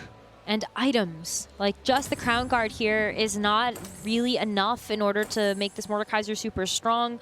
But I love the Edge of Night as well as the Quicksilver. You're going to be at least attacking pretty fast. Gives up on Zavika pair, finds a Rumble pair now instead. There's just so much potential upgrading on this board. There's a Malzahar. Okay, we got a little bit stronger. I mean, we already had access to the 6 Automata, but... A lot to do and not a lot of time. Does manage to get the Malzahar on board, though. Ooh, sold the Kog'Maw for it. Okay. You still need frontline. Nocturne, and at the end of the day, is going to drain tank a tiny bit and buy some more time for the Malzahar to do its thing, especially for the Mordekaiser. But already the Mordekaiser is being targeted. Xunga is very low in HP. Could be one life if he loses by enough. We are still in stage 4, though. Oh, no. Should be alive. Oh, 1 HP and a dream. Maximizing comeback story. It does not get any better than that if you're playing that. Anomaly, that is for sure. Similar story for Kyun. Still no Zoe 2. Still only on the Jinx 1. Rolled all of his gold, 4 gold. And you can see only, well, now suddenly there's more Zoe in the pool. Somebody must have sold one. And look at the front line. Not finding a single Alawi just yet. Really wants the Rumble to have the scrap on for the Echo as well. The close to, I would say, optimal Rebel comp outside of finding a Victor is finding the space for both the Rumble and the Echo, especially if you have items on the Jinx and want to use her as one of the potential main carries. Especially because I've used the Anomaly on the Jinx as well. We'll be looking for this item here. We'll have access to one more component. There's a cloak on the front line as well. But before ripping that, just checking to see if we can get the Zoe 2 online, because then maybe that will be priority. But out of gold and looking like they're out of life as well. Yeah, I mean, the fact that you don't have the Alawi in this composition to me is also just a huge red flag. I don't know where they are, but Alawi's certainly been one of those units. Board. Well, I guess not. It doesn't like him or something. But it has been one of those units that has just been so powerful for a lot of these comps. Yeah, it's Shelty. Shelty and is playing into them. And Shelty could eliminate Xunga. Xunga has to try and win this fight to stay alive, to make and mount a comeback story. It's all on the Mordekaiser, who does have the Anomaly here alongside the Malzahar. And the Rumble 2. To add in the damage from the backlines. The Rumble 2 is one of the big upgrades, and it looks like it's good enough to win this fight, but has to do this again and again and again. Needs a top 2, maybe a top 3 to make it to the top 16. Kyun took a big loss there, does have one more life to be able to stay in this game, but you were really hoping there that Shelty was actually going to start getting closer to elimination so you could actually start picking up those units. There's a Warwick, do you take it? That's interesting because you're going to have to drop something very, very important, looking at all of the crucial synergies, and doesn't even really have the gold. You could drop Trist here, but then still having to sell something else, so we're going to have to drop an expensive unit to pick it up, and it's not one of the more favored 6 costs. Maybe if it was a Victor, definitely would have done that, but Kyun's definitely got a lot of experience playing around these 6 costs. Well, finds the Nami for the Emissary instead of the Tristana, so that actually feels like a pretty okay roll. Kyun on his last life, but again, more importantly, it is Xunga. Mordekaiser, Malzahar, 6 Automata, duo carry. Mordekaiser ascends, rises up. Will it be enough? Still very, very healthy. Has the extra protection from both Edge of Night and QSS alongside the Automata emblem. And the Malzahar spreading the damage over time across the entirety of the board. Yet again wins this fight. Kyun, unfortunately not the case. But he had 14 points already. He should be good to go. So he's on 15 now, but we have seen players where 14 was not enough. So I think for Xunga, if you want to be safe, you need to aim for first place. I don't think 14 in this lobby, with unfortunately how what Jungler's games have been going, with Kyun now getting eliminated in 8th here in this last game, the scores might shake out. Quite unfortunate. Yeah. Good news for Tex. 3-way contested on the Rebel line. One of those players is now out. Easier time hitting his upgrades here. Shelty and Tex are now the 2 remaining Rebel players in this lobby. Rumble's safe on the left side there. We'll be stacking up and staying alive because sometimes the Violet can absolutely assassinate. So it looks like Violet's going to be killing most of the weaker units whilst Mordekaiser gets to cast off, and Malzahar's gotten so many casts off by now. This Mel, though, is so scary. Triple item 6 cost here. Can the Automata board do it? The caster still coming through. The Omnivamp from the Gunblade is not enough. Mel is taken down. Shunga continues the comeback story. Yet another fight. He's just getting stronger and stronger. He will eventually, hopefully, get access to this Malzahar too, and the Rumble's going to start to get upgrades. It's going to be a little bit awkward for him because he's so low on gold, but might still want to pay for some of those upgrades because that's a really, really well-itemized Rumble. Maybe this carousel could provide the answers that Shunga is looking for if there is potentially a Malzahar or a Mordekaiser that can help accelerate towards that 2-star. Well, there's a Rebel emblem actually available there, so Tex picks that up instantly.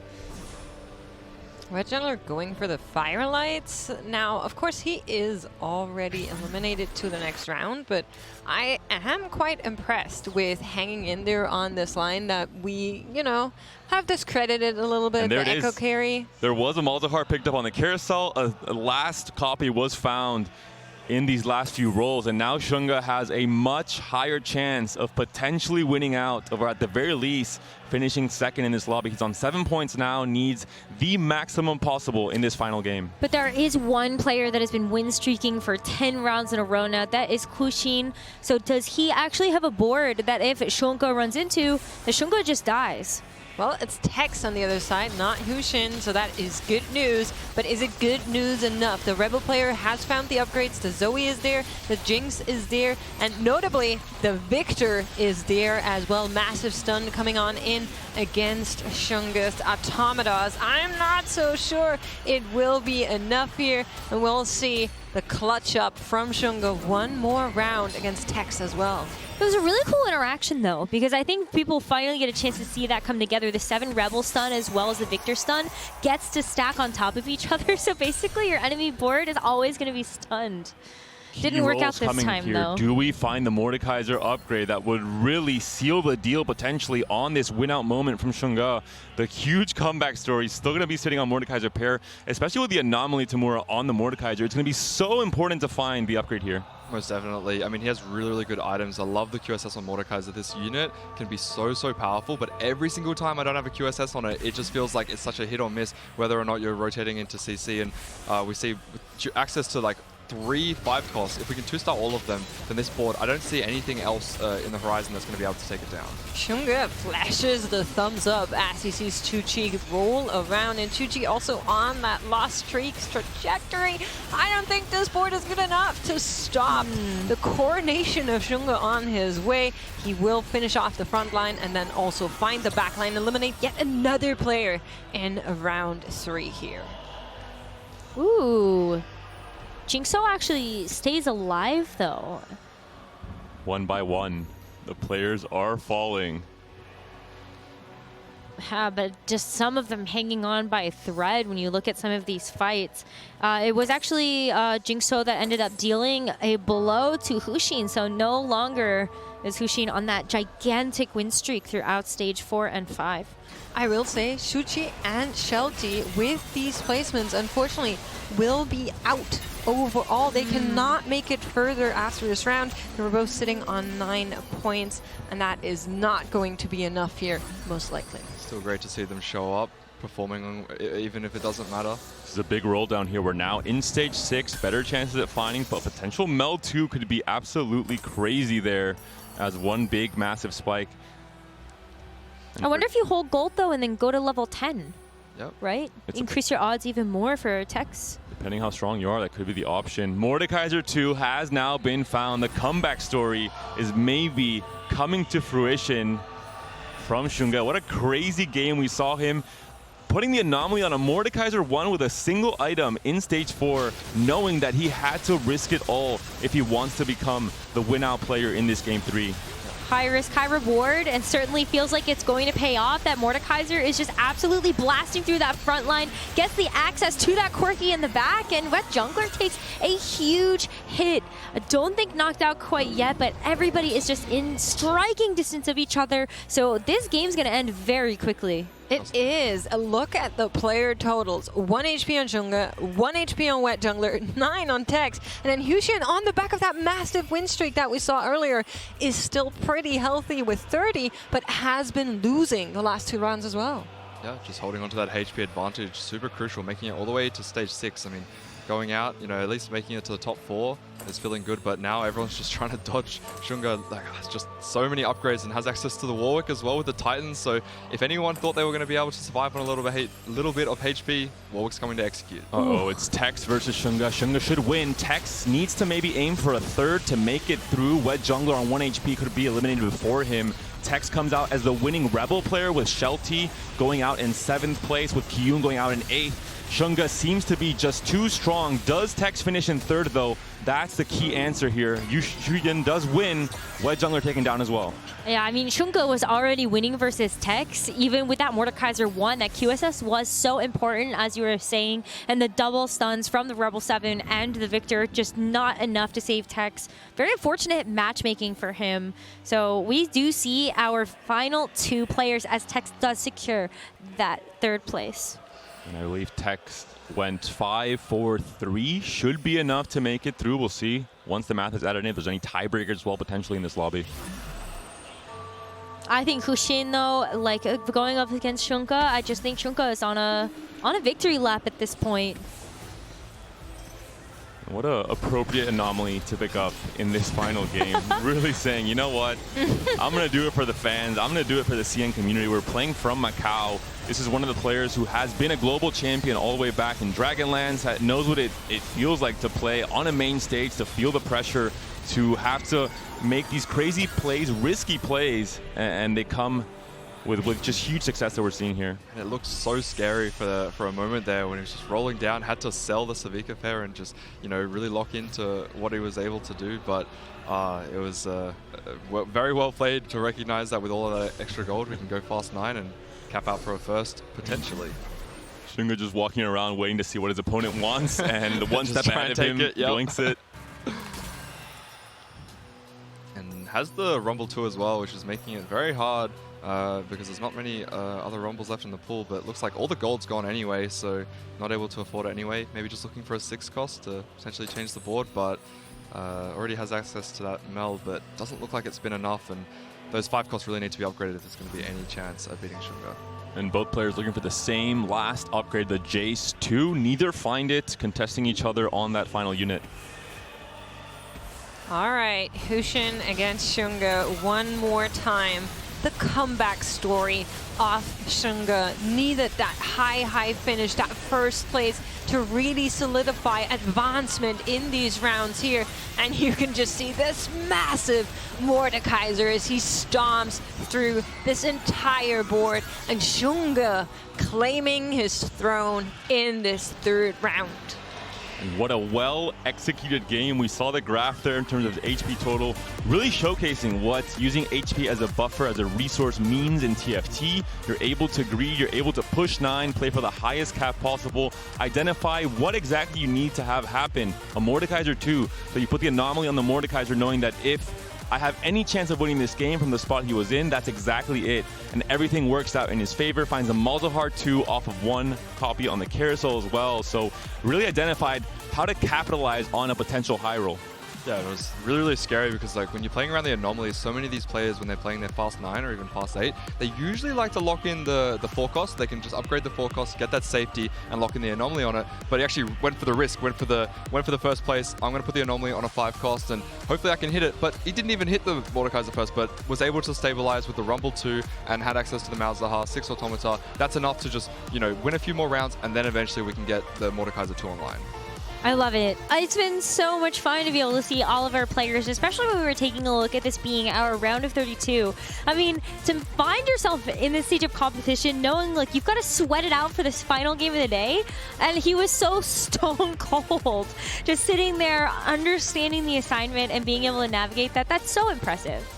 It absolutely is. And I mean, I think Shunga is one of the players that we are expecting to clutch up. Couldn't play in the previous set, but is here now and just showing up so greatly. And we are getting a look at the total points there between all of our players. And it looks like the tiebreaker might come in at 15 between Tex and Kyun. Ooh, and that's so important because Kyun did end up getting a first place in our lobbies, right? And Shunga. 3 players on 15. Whoa. I think the tiebreaker might be total tournament points, so looking at the day one, that might be relevant as well. So that's going to be close. Everything matters. Every single placement in this tournament could be relevant, and that's the case here. We heard it from Dawes when he was here on the cast. In only 3 games, it's very often that you see ties happening in that 3rd to 5th place mark. Wow, so Huxin being able to get that 2nd place is such a big sigh of relief because you knew that you were going to miss out on the 15s and the tie break, so you're just good. I've made it. That's going to feel very good. At the same time, though, Kyun going into this game with 14 points, thinks an 8th is enough, gets 15 off of that, and now finds himself in a 3-way tiebreaker. That is painful. And that was the unfortunate situation with Rebel. He could not move out of his comp. He's locked in because of the tower defense. I called it a high roll early on, but I changed my mind the moment that you see both Tex and Shelty trying to play for the same line. We saw the roll downs for all 3 of those players was not looking very good. They didn't find the Zoe 2s, the Alawi 2s for cheap. They can't push 9 with a lot of gold. They can't roll for the Abyss anomalies. They can't find the Jinx 2 to capitalize. Yeah, I mean, he did a good job to hold on to the correct units. We saw a lot of the Rebels were actually upgraded, had the Echo 2 and the Jinx, so those are the units that you want to use to stabilize yourself. But if none of the other people who hit the Alawi 2, the Zoe 2 are dying soon, and that was the case, then you're not able to hold out for long enough. And that's exactly what we saw, and unfortunately just out in 8th because he wasn't able to find them early. It's going to happen a lot, though. I think a lot of people, as we've seen the tournament meta develop, have identified these are going to be the safest compositions. When I'm only playing for a top 4 right now, I just got to try to go for things that look like it's going to be the easiest path to that victory. But then you also have these players that have identified this is the 1st place I need. This is the 2nd place that I need. High risk, high reward play. I think we're going to see a lot more Chem Barons as we take a look at the next round of competition as well, as we get our players set up for that. I am so curious who's making it from the other lobbies. I'm trying not to think about it. we are getting glimpses of it, right? There's basically stationed all the way over there where Tidal is playing, and I'm, of course, 2-time global champion. You'd like to know. I'm very curious on how that's going. It's a lot. I've been walking around and sort of watching, and I can see some really big crowds actually gathering around some of those stations. Originally, I thought the K-pop group might be back, but I actually walked around and I realized, no, it's players that are fighting for those top 16s. This last game is looking very intense. And when, there's 512 or 256 players playing at the same time, everyone's playing. You can't just be watching everyone else. But as it slims down, there are 100 hungry TFT players trying to learn the new tech, trying to root for their friends that are going to these stations, the key stations where the games are still going on, and trying to find out what's going on. Is my friend going to make it? Is, the player from my region going to make it? So there's just so much on the line as we narrow it down from top 32 now just to 16. We started with 512 players yesterday. That's crazy. Especially if you're interested in so many of the different players, like you can't keep up with all of them when it starts out, but as it does start to narrow down, the players are finding their favorites, and it doesn't even matter if it's someone from your region. If you watch them a lot and you really enjoy their content, or you enjoy watching them in previous tournaments, you can see the players are really invested, or almost leaning over the barricade because you can get so close to them. The backseat gaming. Yeah, the backseat gaming. IRL. Exactly. Yeah, it's been amazing to watch the crowds of people that are just cheering for everybody, but I think it's been amazing to see how these games are going to finish out. We definitely see how activated people are, but we do have an interview on stage with Chingso, so we're going to go ahead and throw over to that with Candice. 欢迎来到我们的赛后采访，我们邀请到的是青州选手来接受我们的采访。先有请他跟大家打声招呼吧。大家好。Okay, we're here joined by Qingzhou, and this is the very first tournament that he attend. 所以我想要问到他的是，他在这里打比赛，尤其是在舞台上和在台下打比赛，会有什么样的不同的感受呢？ Because it's the very first game that first tournament that he attend. So what's the difference between play on the stage and play in the station? 这是我第一次比赛，还是挺紧张的。 I'm pretty nervous because it's very first tournament for me to play. 那接下来下一个问题想要问到他的是，因为他在第2局的登顶阵容当中，他是使用到了非常有创意的阵容，同时也拿到了崇高冒险，所以他当时是升级了列娜塔和魔腾之后呢，赢得了比赛。所有的解说都在夸赞他这一套阵容很有创意性，同时也想问到他拿到这一个海克斯，会觉得更有帮助还是更有挑战性呢？So you got an exalted adventure, and you then got the creative board. Achieve that game, like game 2. After winning game 2, do you consider those augments helpful or challenging? 我觉得吧，对我帮助更大，因为当时我已经有了一个低口，然后崇高冒险的奖励很容易让我拿到第一。 I think it's more helpful because I already had the Nico, so I got that augment. It's very helpful for me to win the whole game. 那接下来下一个问题，因为即将要进入到了下一轮，还不知道对手会是谁，但是将要打4局，所以他比较想要遇到哪一位选手呢 ？So we're going to head into the next round, and it's 4-game round. Who do you want to play against in the next round? 我希望决赛能进决赛吧，希望能碰到李洛老师。 I wanted to get into the final 8, but as the next lobby or later, I wanted to meet against Li Luo, the player. Okay, thank you very much and congratulations. 那我们3个采访到此先告一段落了。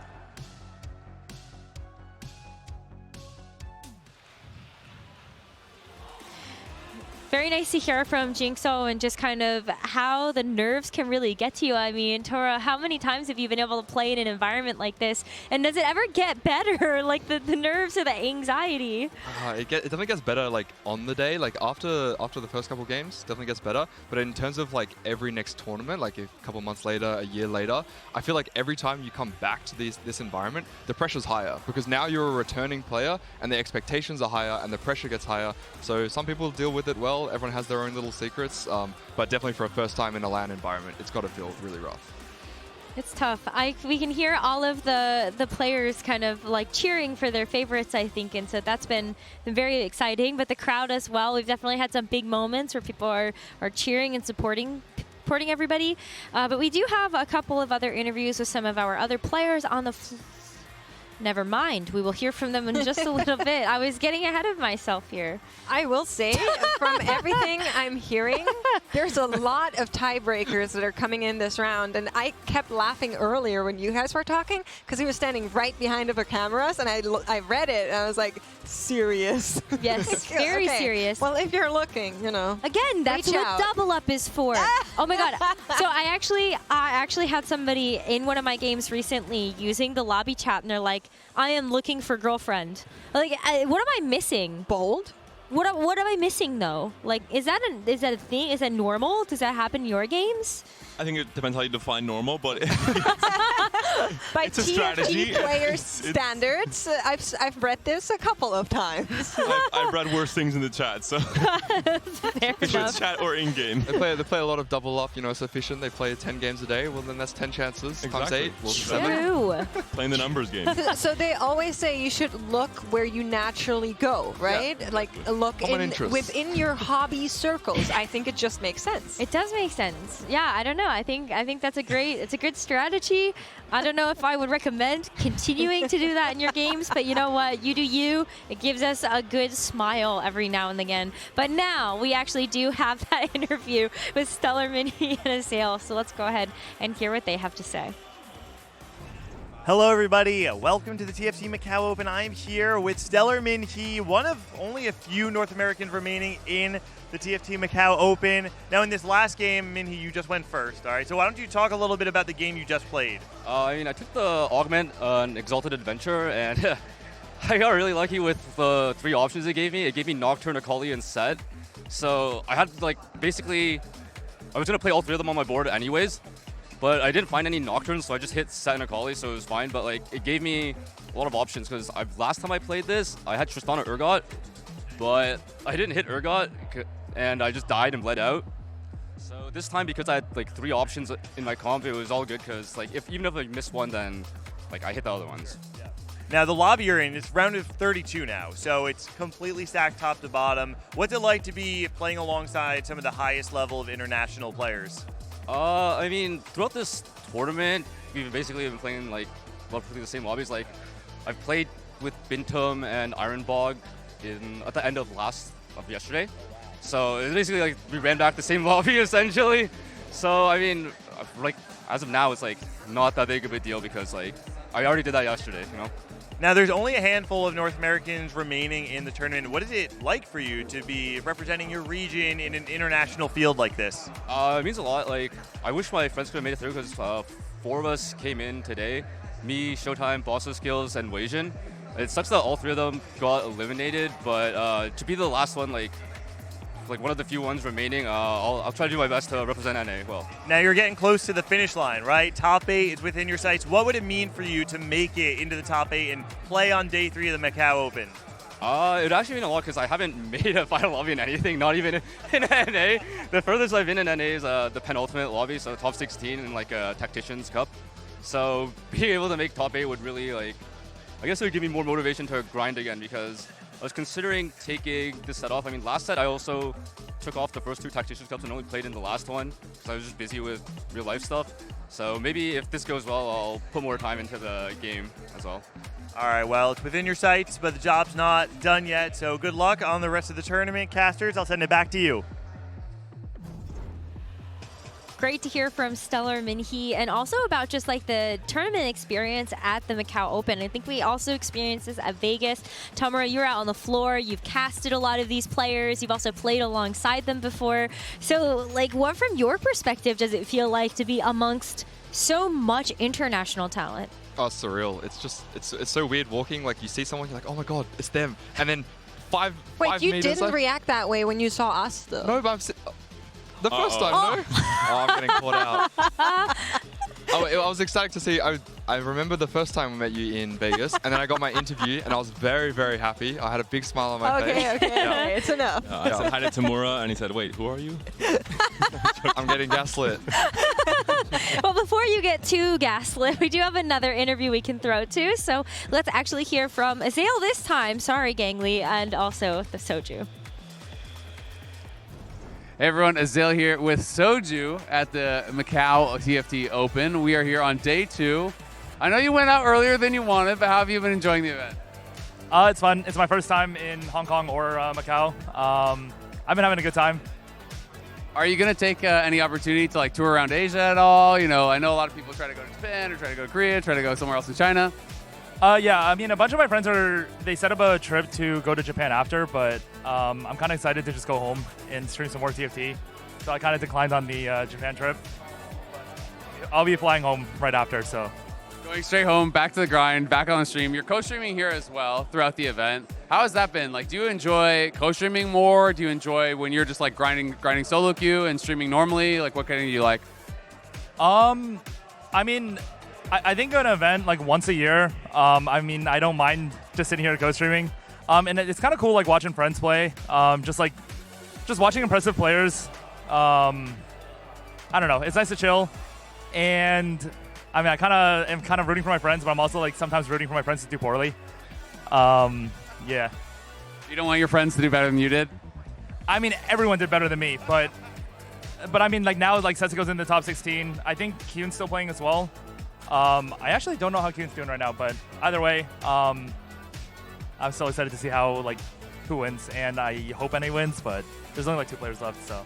Who do you think is the best player at the event? Like, if there's one person you had to pick, I know a lot of people always talk about Tidal because he's 2 times world champion. Is there anyone that you've been really kind of just like blown away by?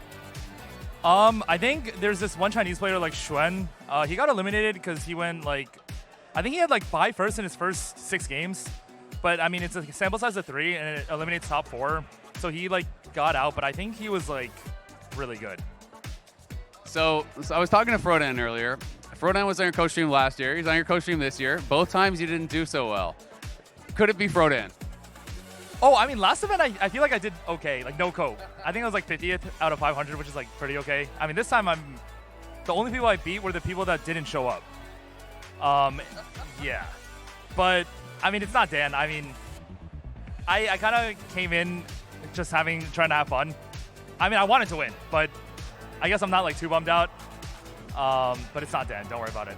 All right, cool. Well, thank you very much. Appreciate your time. Hope you enjoy the rest of the event. Soju cracks me up. I think he's probably like, just the culture around him, the language, like his mannerisms. I love it. Dude, this sentence, the only people I beat were the people that didn't show up. Which is true. I do love. It's not wrong. It's still an insane thing to say. I do love he is, I think, the face of TFT, and for good reason. Has a chance to go to Japan with some friends and says, no, I just want to go back to grinding, improving on maybe the mistakes he had in the day one, and just trying to become better at the game and grind and really play it for the end of the set instead of the start of the set. Yeah, he's got his priorities straight. Yeah, love to see it. Oh, is that what you're about to go back and just go home? And I'll be honest, when play? most of my team and my friends were eliminated, there was a couple of people bringing out their mobile, TFT mobile.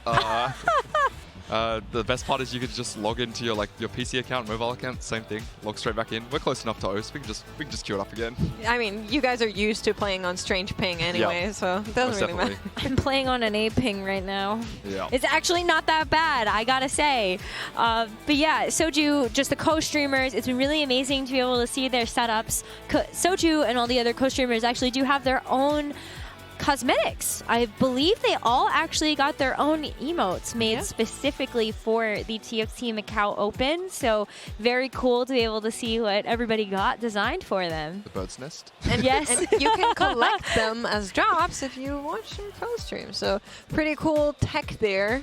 If you haven't gotten some of these, my favorite personally is the one from AJ Walking, because it's just a little legend with the number 8 and a thumbs up, and that's me.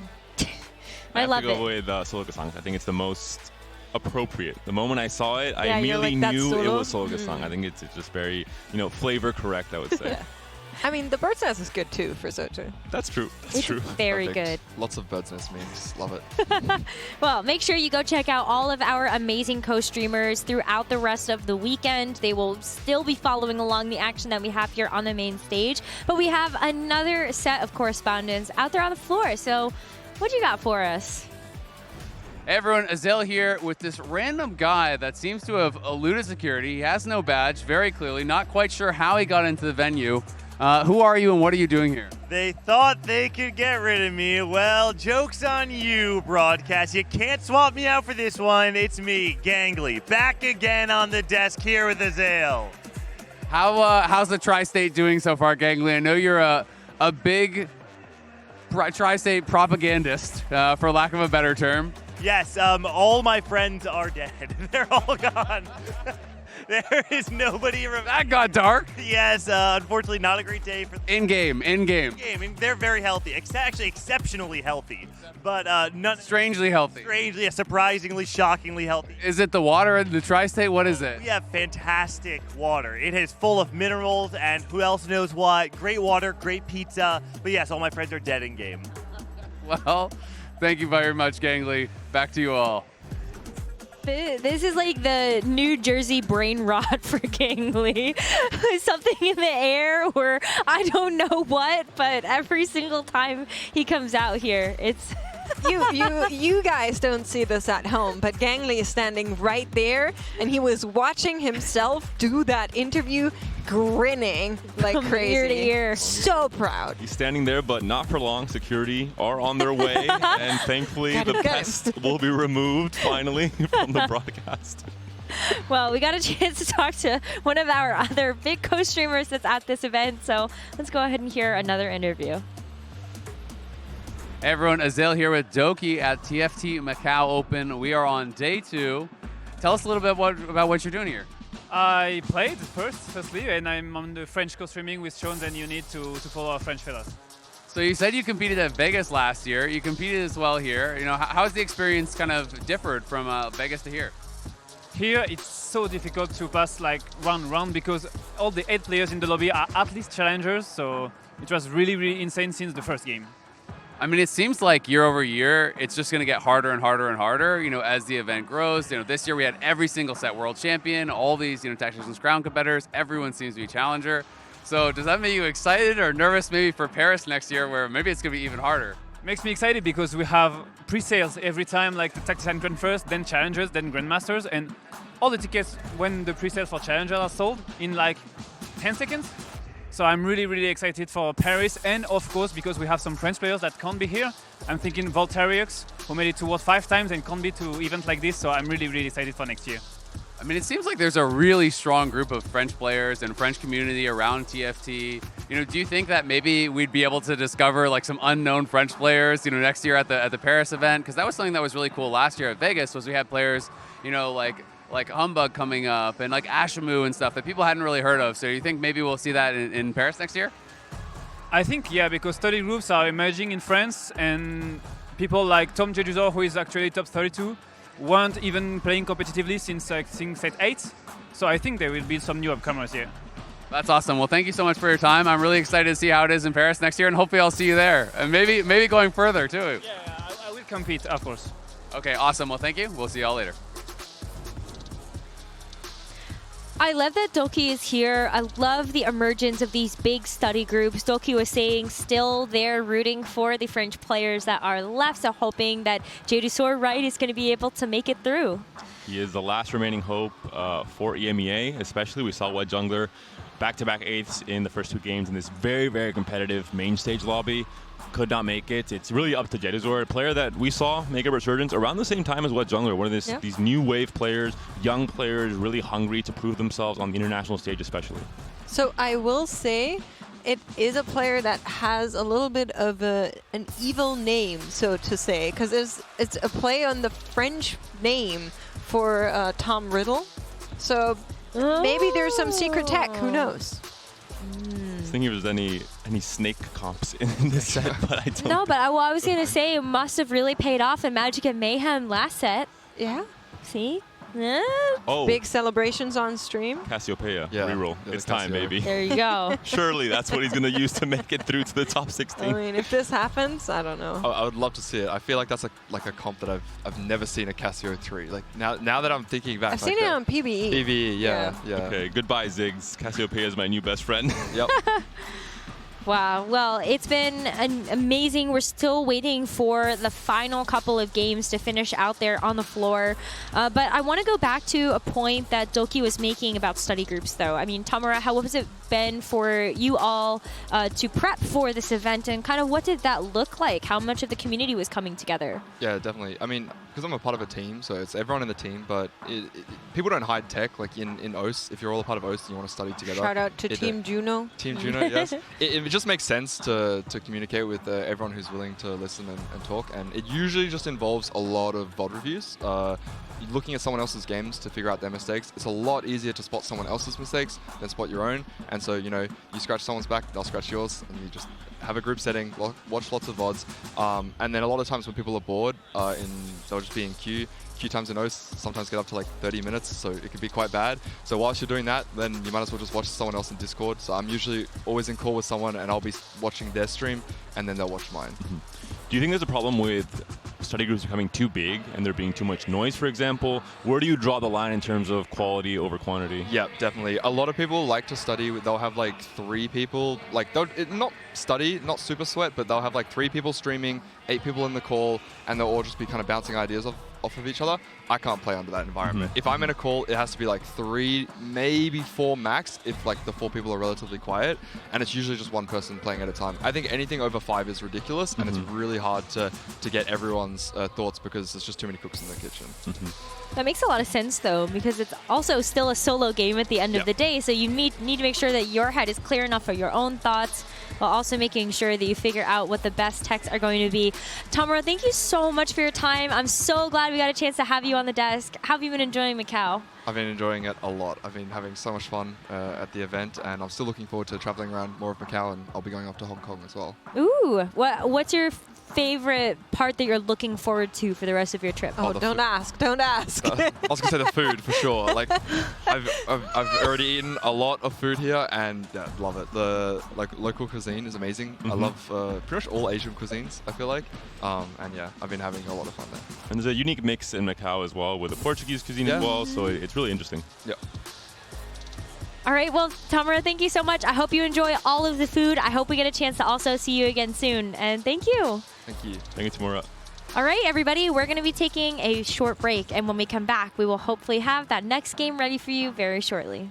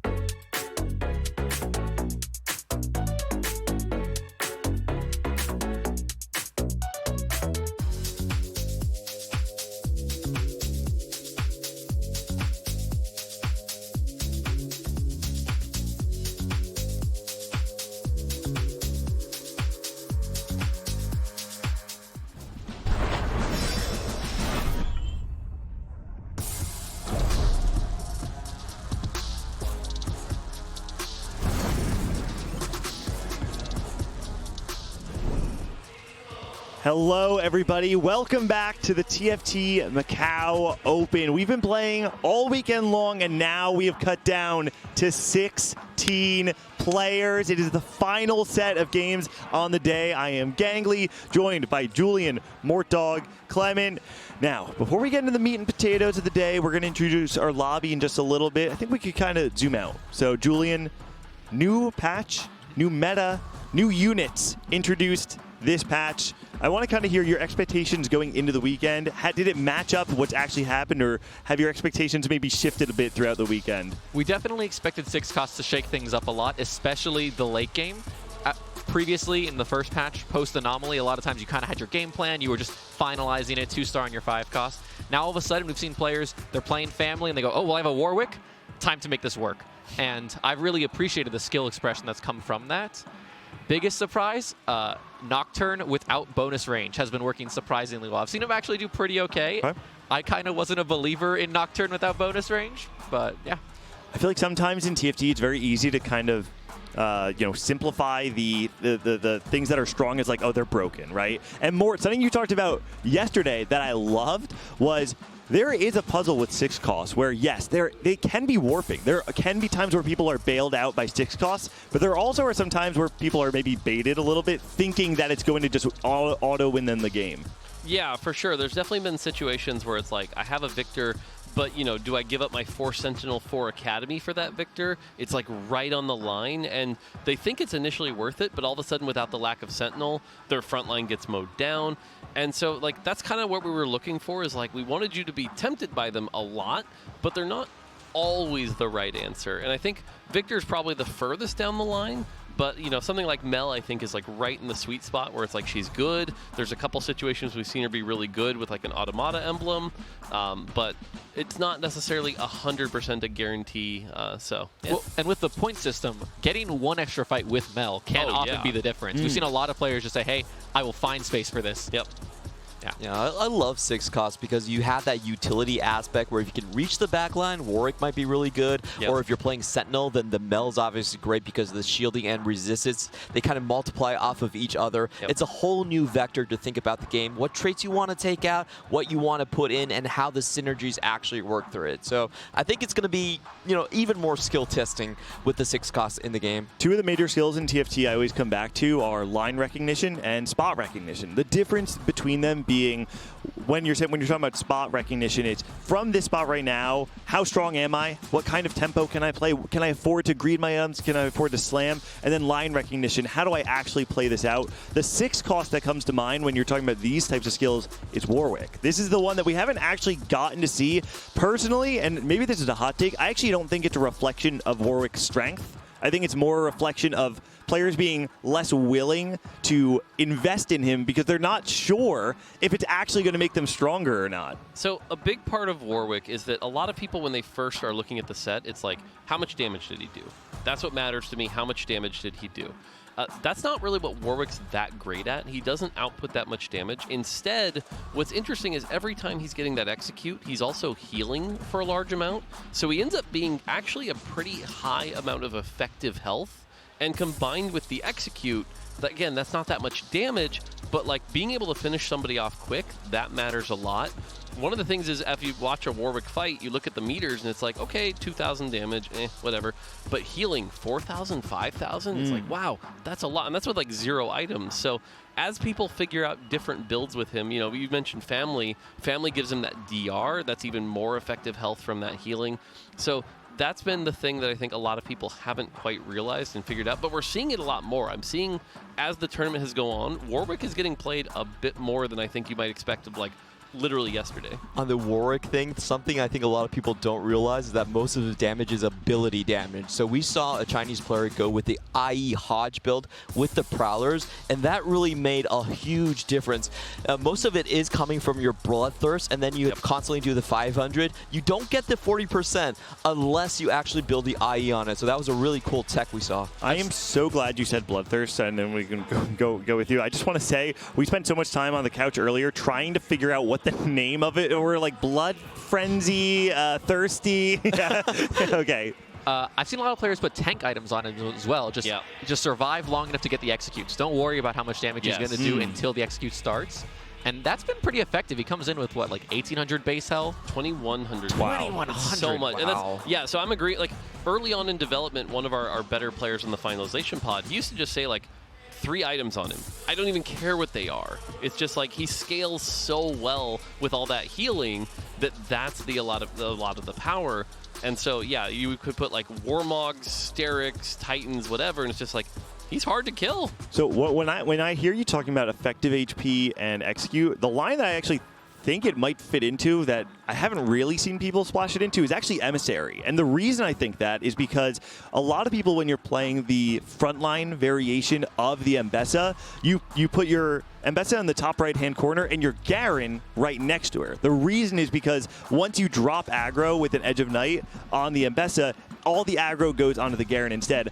I wonder if there's a variation where the aggro goes onto Warwick instead, and you have the burst between the Corki, the Mbessa, and then the Warwick finishing off those frontline targets. Because really, I feel like when you're playing Mbessa, it's all about can your frontline get into the back line. Once Mbessa gets into that back line, she wreaks so much havoc. So, you know, it might be a little bit tech that people are willing to do. The big thing there is, you mentioned Mbessa in the back line. Often Mbessa might struggle to finish something off, but with the 15% execute, sometimes you'll actually get, like, Mbessa gets them low, then Warwick appears, allowing Mbessa to switch targets, so that can be really good as well. Emissary is also one of the few selfless, tall traits in the set. And when 6 costs basically have no traits, I mean, no one's activating Experiment 3 super late in the game. Any power is power. Those are traits that those champions can use. Mel loves the mana. Anyone will take the health. Sure. Yeah, the armor and MR from Mbessa actually works really well for Warwick, as we were just saying, high effective health totals. So that works well. And then even hilariously enough, some of the attack speed from Trist is just kind of nice.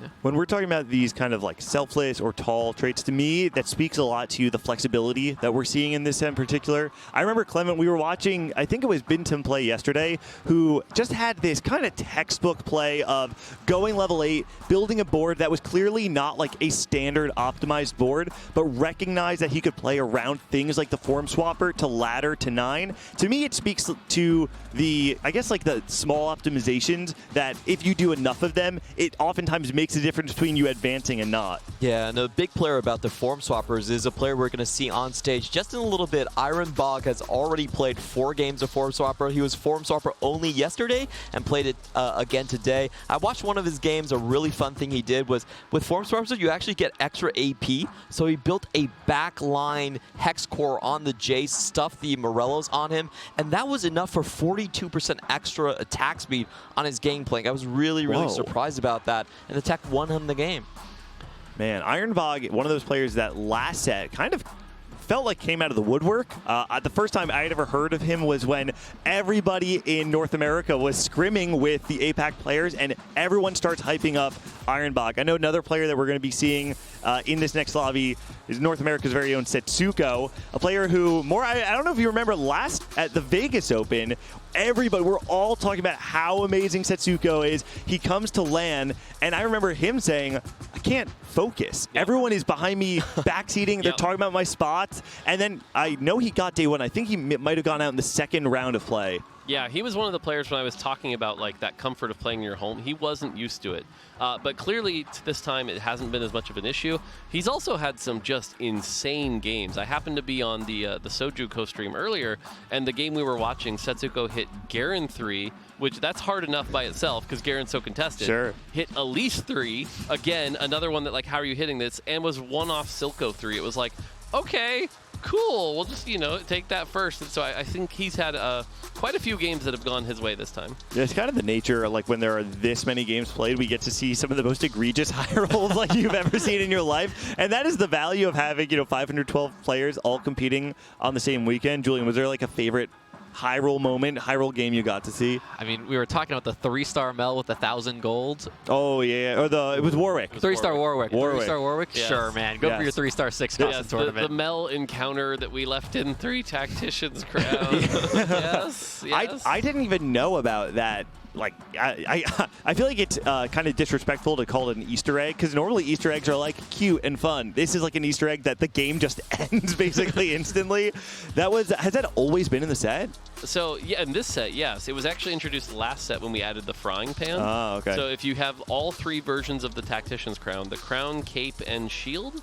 Yep. Yeah, probably. Then you put them all in the same champion and you get infinite gold.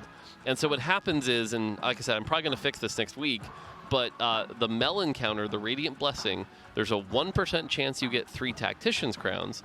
And then if you have Pandora's or a Reforger, you can turn them into the other 2. And that's what happens. So once you hit that, once you hit that, then you have infinite gold. And I believe that game, like, he turned it into a Caitlyn 3. That Caitlyn 3 just won him every fight. And while that was going on, he was rolling for Warwick 3. Crazy. And it's like, you know, sure, with these insane high roll, okay, yeah, true, you know, so. On a more grounded level, the Nocturne with the fish bones and Automata 6. Yes, that with was the a early great- Mel. Yeah. Yeah. Man, that was a really fun one to watch. And the best part about that game, if anyone was watching it on the broadcast, is we were like manifesting the entire thing, where we're just like, wouldn't it be hilarious if he got a fishbones here? Wouldn't it be hilarious if he got an automata? There's no way he finds a Mel, and then by 4-5 he has everything. Jeez. That's just how the game goes, though. Sometimes we talked about Setsuko and we talked about Ironbog, two, you know, I think iconic players either as of late or more historically. There's another player we're going to see in this next lobby who we cannot ignore. It's the protagonist. It is the format player. It is perhaps the GOAT of TFT. Okay, there's so much hype here. And that's Tidal. Yeah, look, we have 3 World Tactician's Crown champions still here in the tournament. Lilo, Shringa, and Tidal. And of course, Tidal is the biggest one. 2 times champion. He did have a lot of close runs in these last few rounds. So he was 4th place in the previous round, was 4th place again in this round too. But he always rises to the occasion. He saves the best for last. And we already talked about the high roll situations. That's what usually happens when we get to those, you know, last step into the checkmate format for him. Yeah, I mean, I think the big thing here is everyone always talks about, like, who's the faker of TFT, right? That's a common question that comes up, and everyone's been looking for that, who is that emergent person, right? There was a brief moment where it's like, wow, Malala had that amazing set, or Hwanmei had been, like, appearing and winning in so many things. But Tidal getting his 2nd championship, that was the first, like, maybe, we'll see how this goes here, because he, you know, not only won 2, but he'd had other appearances as well. That's right. If he could top that off with a LAN win, now all of a sudden I think we're like, wait a minute, no, this might be our faker of TFT, if you will. And I feel like this might be the most difficult tournament to win of all time. I mean, obviously, to win a world championship, it is extremely difficult. You're playing against, you know, the highest caliber. To win a 512-person tournament with cutoffs that are this difficult. Okay, you don't quite agree with me. I mean, I see it, right? It's sort of like a, you know, like a World Series of Poker thing, right? Where like there's so many people, the margins are so thin. So I kind of agree with you, but at the same time, you know, when we talk about like the skill set that it rewards, a lot of the later tournaments require a much deeper understanding of the set. And so it's like there are 2 different skills sort of being measured here.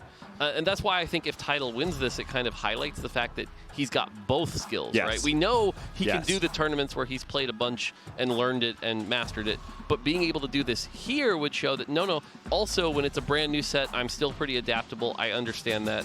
And I think that's what matters, but I don't know that I would put one over the other per se. It's more like they're just 2 slightly different skill sets. I think it's like innovation at the early start, finding the edges that nobody has seen, and the other one is really optimizing what everyone already knows, but taking it a little bit further. And I would say Tidal actually does go into the second camp a little bit more. Whenever we saw him pick augments, they were always Instaclitic. He's very, very familiar with the stats, and now we know the stats are, you know, not necessarily there, so we can see if he can do the other side and find other edges. I don't know if that's fair to say he's familiar with the stats, because like we saw Tidal play a lot of augments in previous sets that we would call bad, you know, and had like pretty low stats. If anything, Tidal is familiar with where they're good and where their opportunity matters, and so I think like he's one of those players that had played lines that you wouldn't expect and done very well with them. Obviously, like in our AVAC tournament, like Tidal is such a different beast because he plays all the lines that are just uncontested. Yeah. He knows the name of the game in just the Tactician's Cups. It's just to advance to day 3. If you get all 3 day 3s, you're automatically into Tactician's Crown without even Golden Spatula. I think it's kind of reflected in Tidal's career stats. And I mean, Clement, you're the master of APAC stats. You're the guy who knows. But I remember looking at it and being a little surprised to see Tidal doesn't gap the field when you look at his career stats in APAC. If I remember correctly, it's somewhere like 4.0 something, or maybe 3.9, somewhere around there, where it's really strong over the course of a handful of sets, but it's certainly not the gap you'd see on the field when you think of, by comparison, in North America, we have players like Setsuko and Dish Soap who have this career 3.7-ish AVP, and that it does make a big difference. I think it has more to do with what you're saying, where he plays to the format. He plays to what he needs to do, and it raises this question to me, which is like, what other skills are required for you to perform in a LAN environment? I think some of those are just doing the homework. Like you have to realize that it's not just about optimizing your game or playing creatively. Sometimes it's just about being able to show up and play like you on that day. Well, and also we know the players who are going to be in the top 16 at this point. You can look up their playstyles, you can look at what lines they're used to, and you can come in with homework as well, really familiar with exactly this guy likes to play this line first, this guy always pivots to this at level 8. And I think that's a strategy as well. Yeah, so something I saw a lot of players actually doing is, because we're all in the tournament client, a bunch of them have been adding players to the friends list, and so then you can go into their match history. And so there's been a lot of match history inspecting going on of sort of like what lines are they doing. Can I tell you something? I was so sad, but Dish Soap set his to private. So that was the thing. Dish Soap, when I was on the Soju stream, he commented he noticed a lot of people had theirs to private. Yeah. So he set his to private to try to hide it. So there's even that little meta game going on right now in the client of like people trying to hide what they're playing. That being said, when we're down to like 4 lobbies or 2 lobbies, it starts to be pretty hard, but you can just kind of look it up. I think there should be a rule that players are not allowed to hide it. I feel like it makes it much more interesting for everyone to kind of inspect and stuff. That actually, so that I saw when I was watching one of the lobbies on the floor, I think it was Bintum, it was somebody who was going through their friend request and blocking everybody who sent them a friend request, and I'm watching this thinking like, that's kind of rude. Like, what's going on here? Co-stream. What about all the co-stream stations? And now I'm realizing he's actually just trying very hard to not give away his tech. Yep. Yeah, it's a big part of not giving the tech. But like you said, they need him for the co-stream so that they can right-click and go spectate. And so it's like, there's a fun little game going on there. But yeah, and so, like I said, we're down to the top 16 though, and like I said, it feels like if you've been moving on in between the downtime, you've got to at least sort of pay attention to what's going on. The other nice thing is that a lot of these players have come here with like groups, friends, if you will. And so in between, it's like as soon as they finish the game, they walk over and they start talking. Like hilariously enough, when I was on the Soju co-stream, Milk had went 8th in the second game, and the game was still going on, and he kind of walked over and started talking to Dish Soap a little bit of like what happened that game and what he could have done differently. Interesting. So there's definitely some coordination of like, what can we do here? So. Yeah, one of the big study groups that I had highlighted going into the day was Weijun Iverson's. And Weijun Iverson, one of the most iconic North American or players from the Americas, did not continue on to the top 16, but Stellar Minhee is someone who made it. And so now there is this question of when you have a study group, this is like a 10-person study group of everyone who qualified to the event. Most of them made it into the round of 128. You have 10 of the best players of the field all coaching you to try and get you into the top 8. I imagine it actually can be a pretty tangible edge on the field. So I think right now what we're looking at, by the way, is 8 of our top 16 here. I think they've started their game. Obviously, we can't, really see what's going on with the game here, but the fact that we are down to our top 16 here is pretty wild. And one change here as we go into this phase is that it's going to be 4 games, not 3. So they're going to have a little more consistency, a little more like a single 8th isn't necessarily going to knock you out. Yeah, I think that's a big thing. A lot of players, if they go poorly in the first game, they feel pressure to go for high cap games since you have to average a top 3 by then. But now you can kind of play a little bit slower, enjoy other game plans as well, other than Ken Barron. Yeah, it's interesting looking at them getting ready in the mindset. You can see one of our players really relaxed, trying to get in the zone. A couple of other players talking here, seeing what's going on here. But when you've made it this far, it's just 4 more games.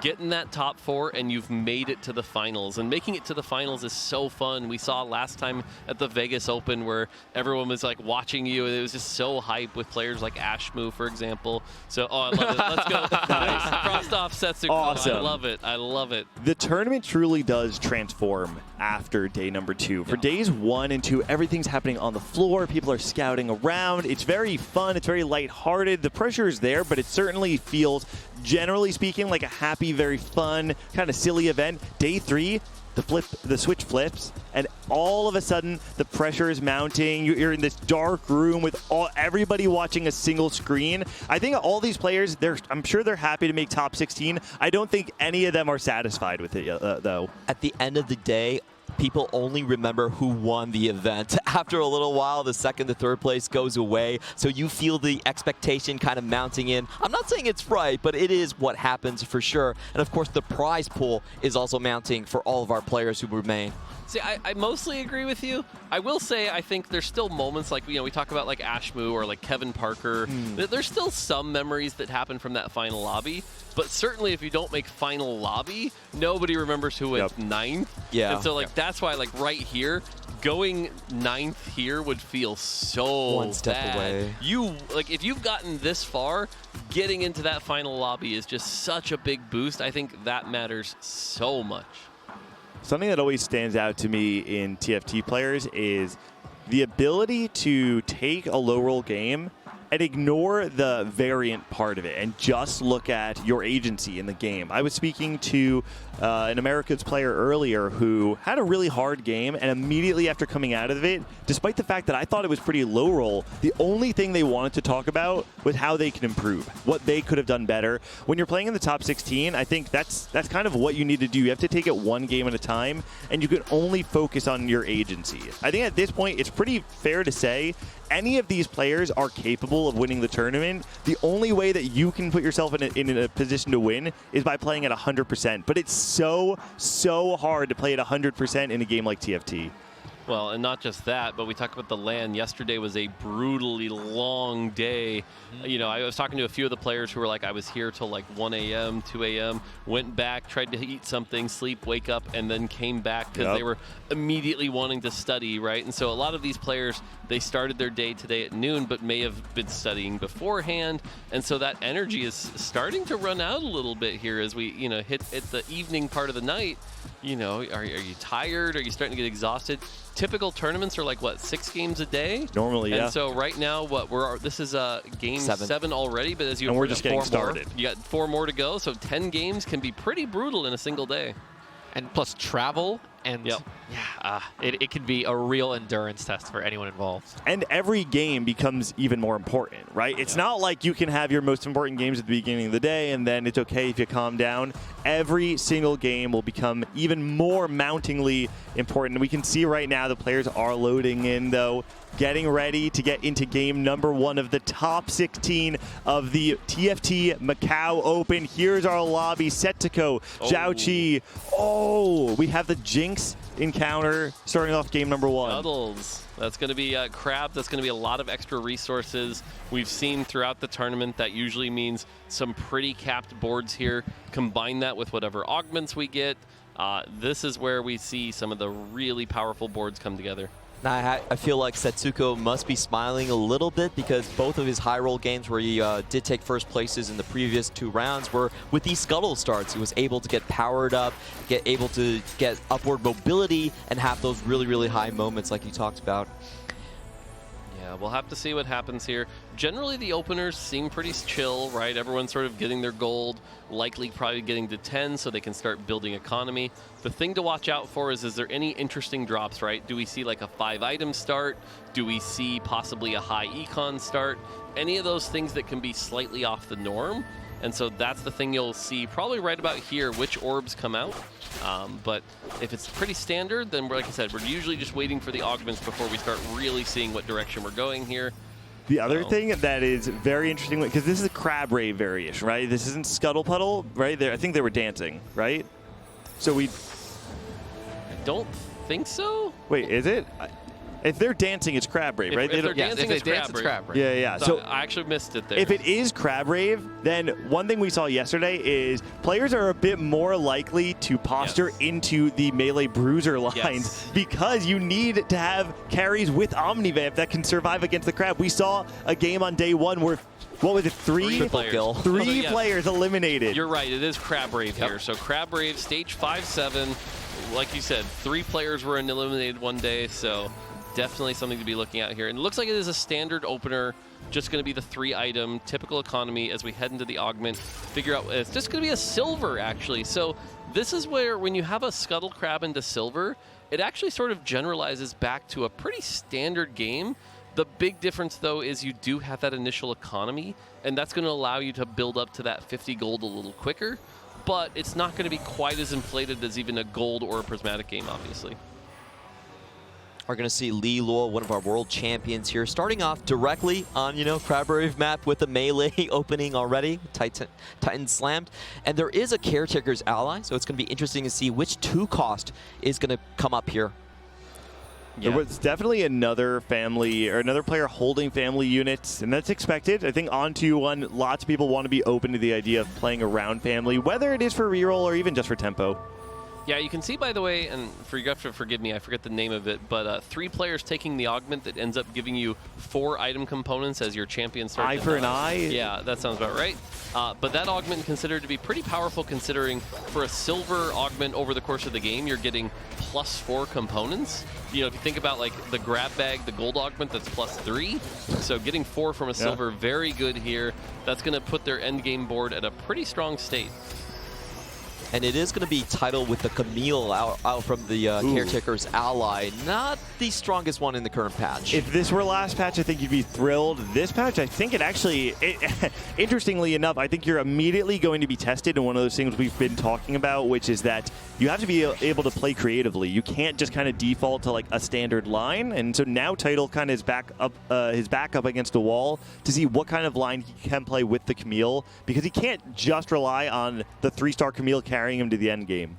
Yeah, that being said, one of the things about Camille is obviously last patch she was much stronger, really good situation that she was so strong that you could force it. This patch, she's nowhere near that strong, but if you have the Caretaker's Chosen that kind of like leans it into you, and if it's generally uncontested, you can find yourself in a situation where you hit the 3-star very early, and that can allow you to spike all the way to the Jinx later. So again, definitely not one of those like S-tier lines, but if it goes well and is uncontested, the tempo alone can put you in a really good spot. Her connections are also super contested currently. We're not seeing a ton of Tall Enforcer. We're not seeing a ton of Smeech getting played outside of Cambaron. It's true. She should be open in most lobbies. I actually hadn't really considered even like a vertical Enforcer line out of a Camille, but who knows? Maybe I know there are people playing Enforcer even without the +1, and maybe you have them in, you get a +1 on 3-2. It opens up an entirely new line. Basso Kills was the one that we really remember in our first lobby that played a lot of Enforcer, did really well. But he played it from like 4 Enforcer spots on stage 2. Those are definitely your signifiers. The other thing to note here is Title is currently at the gold lead at 39. He'll be one of the people that if he can get that to 40 might have a slight edge up. And so, it could be just like straight up just fast 8. Get the Camille's along the way and just play that to, again, be a little bit of extra board tempo rather than commit to like the 5 ambusher line. Qingzhou already with the Rebel line here. This is one of the players I'm really interested in seeing because we saw him take an Exalted Adventure and actually win out in our previous lobby. 2 of the players to do so. Definitely has a creative flair in his play. Yeah, taking a look at the scores here. Setsuko right now on a win streak. We've got one other player from China on a win streak as well. So 2 players win streaking as we head into the carousel.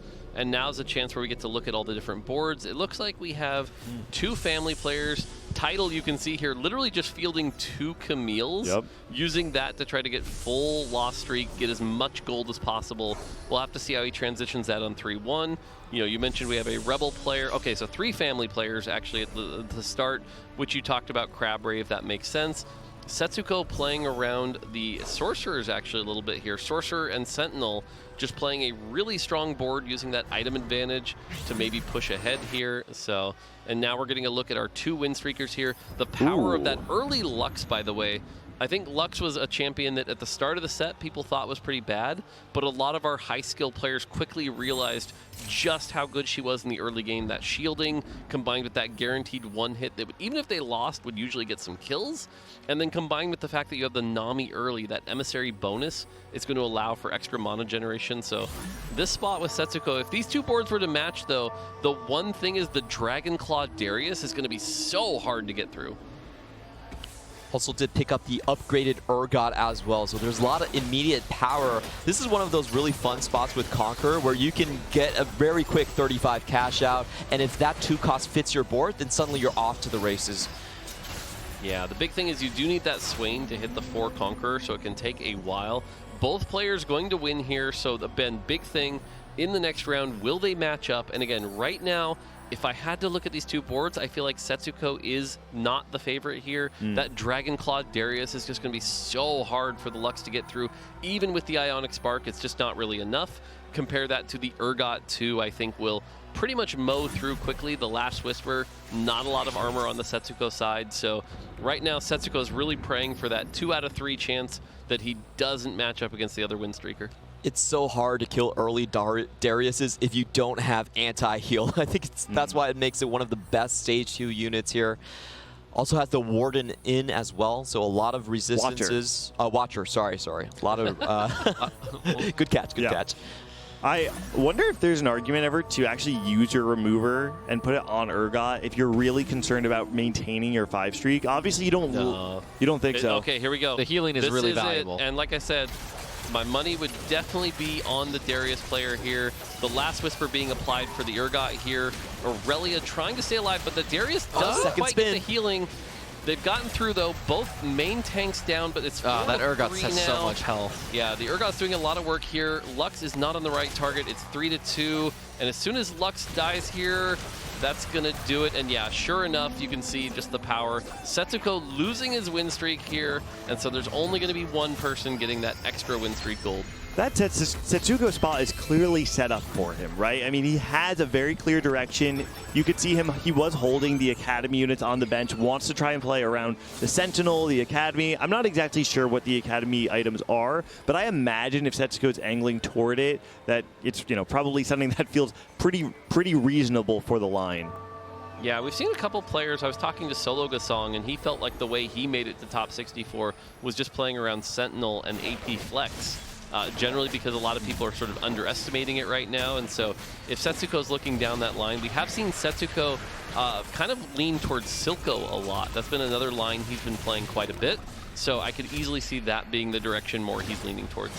In the lobby, I interviewed him. He played 2 games of Bronze for Life, Silco back-to-back. That was really cool. He took out 4 Dominator and just put in more traits. He had 12 traits at one point. It was really fun to watch. Although, as you mentioned, AP backliners don't do great against Crab Brave. Yep. And so there is a big risk in slamming those items early. You're basically starting the game with less health than the AD players, right? Because you... The big thing, you mentioned the less health. That's true. But the other thing that matters is if you don't do enough damage to the crab, you actually lose out on 2 full items. Oh, wow. Remember, the crab drops 2 full items, and you don't get the both unless you kill it. Sometimes you can do enough damage to get 1, and it's like, okay, but being down 2 full items in 6-1, that can make a big difference. Absolutely. Does find the early Heimerdinger. Setsuko's board, I mean, at this point, the entire framework is built for him, right? He has his very strong item holder with the Lux. Having the Namis on your board allows you to really get more value out of that Lux in the meantime, and he still recognizes that it's a stronger board for right now. The other thing to note, though, is the bench. He's holding Chem Barons there. Oh, yeah, that's quite interesting, like you mentioned. We get a gold augment here, and Setsuko in particular had a history of playing around Heartsteel. If you remember, in Remix Rumble, Setsuko was very well known for Stage 2 win streak into Heartsteel, get a big cash out, and he became really well known for that. So it'll be interesting to see if he has a Chem Baron strategy that we maybe haven't seen a lot of here. And like you said, he has those pieces. So let's see what happens after he picks his augment here.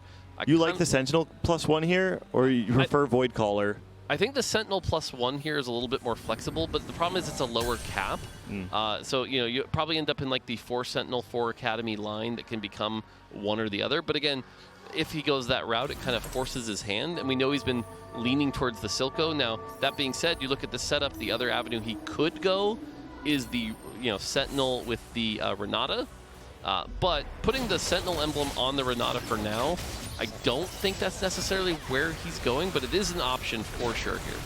I mean, the big thing when I see this is you now have a Renata 2 who's going to be shielding your front line, and you get to play 4 Sentinel on 3-2. Yes. And being able to hit those breakpoints in the mid-game, it does spike your board extremely hard, even if it's just for a handful of rounds. Yeah, there's enough removers at this point where you can slam a Sentinel emblem and expect to eventually get it off without too much risk. Yeah, in particular, things like 4 Sentinel, 4 Bruiser are really good early when there's not a lot of damage, so it's pretty hard for a lot of comps to get through that front line. And then combined with the Renata shield and the Lux shield, that is just so much effective health.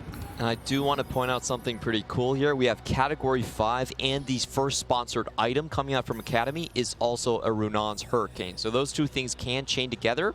Might be some cooking here if he wants to go for the Ezreal. We'll see. How often are people playing Ezreal with like a double Runant? I'm actually not very familiar with Ezreal reroll build. I can't imagine that Runant is like a core item in that build, though. Well, so the big thing about Academy you have to understand is like using the sponsored items is just so much damage amp that it is okay to play suboptimal items, right? Like Hurricane's not going to be optimal for Ezreal, that's true. But an Ezreal with 2 or 3 sponsored items, who cares what it is? Sure. That'll still crank. So like an IE Hurricane Ezreal could work.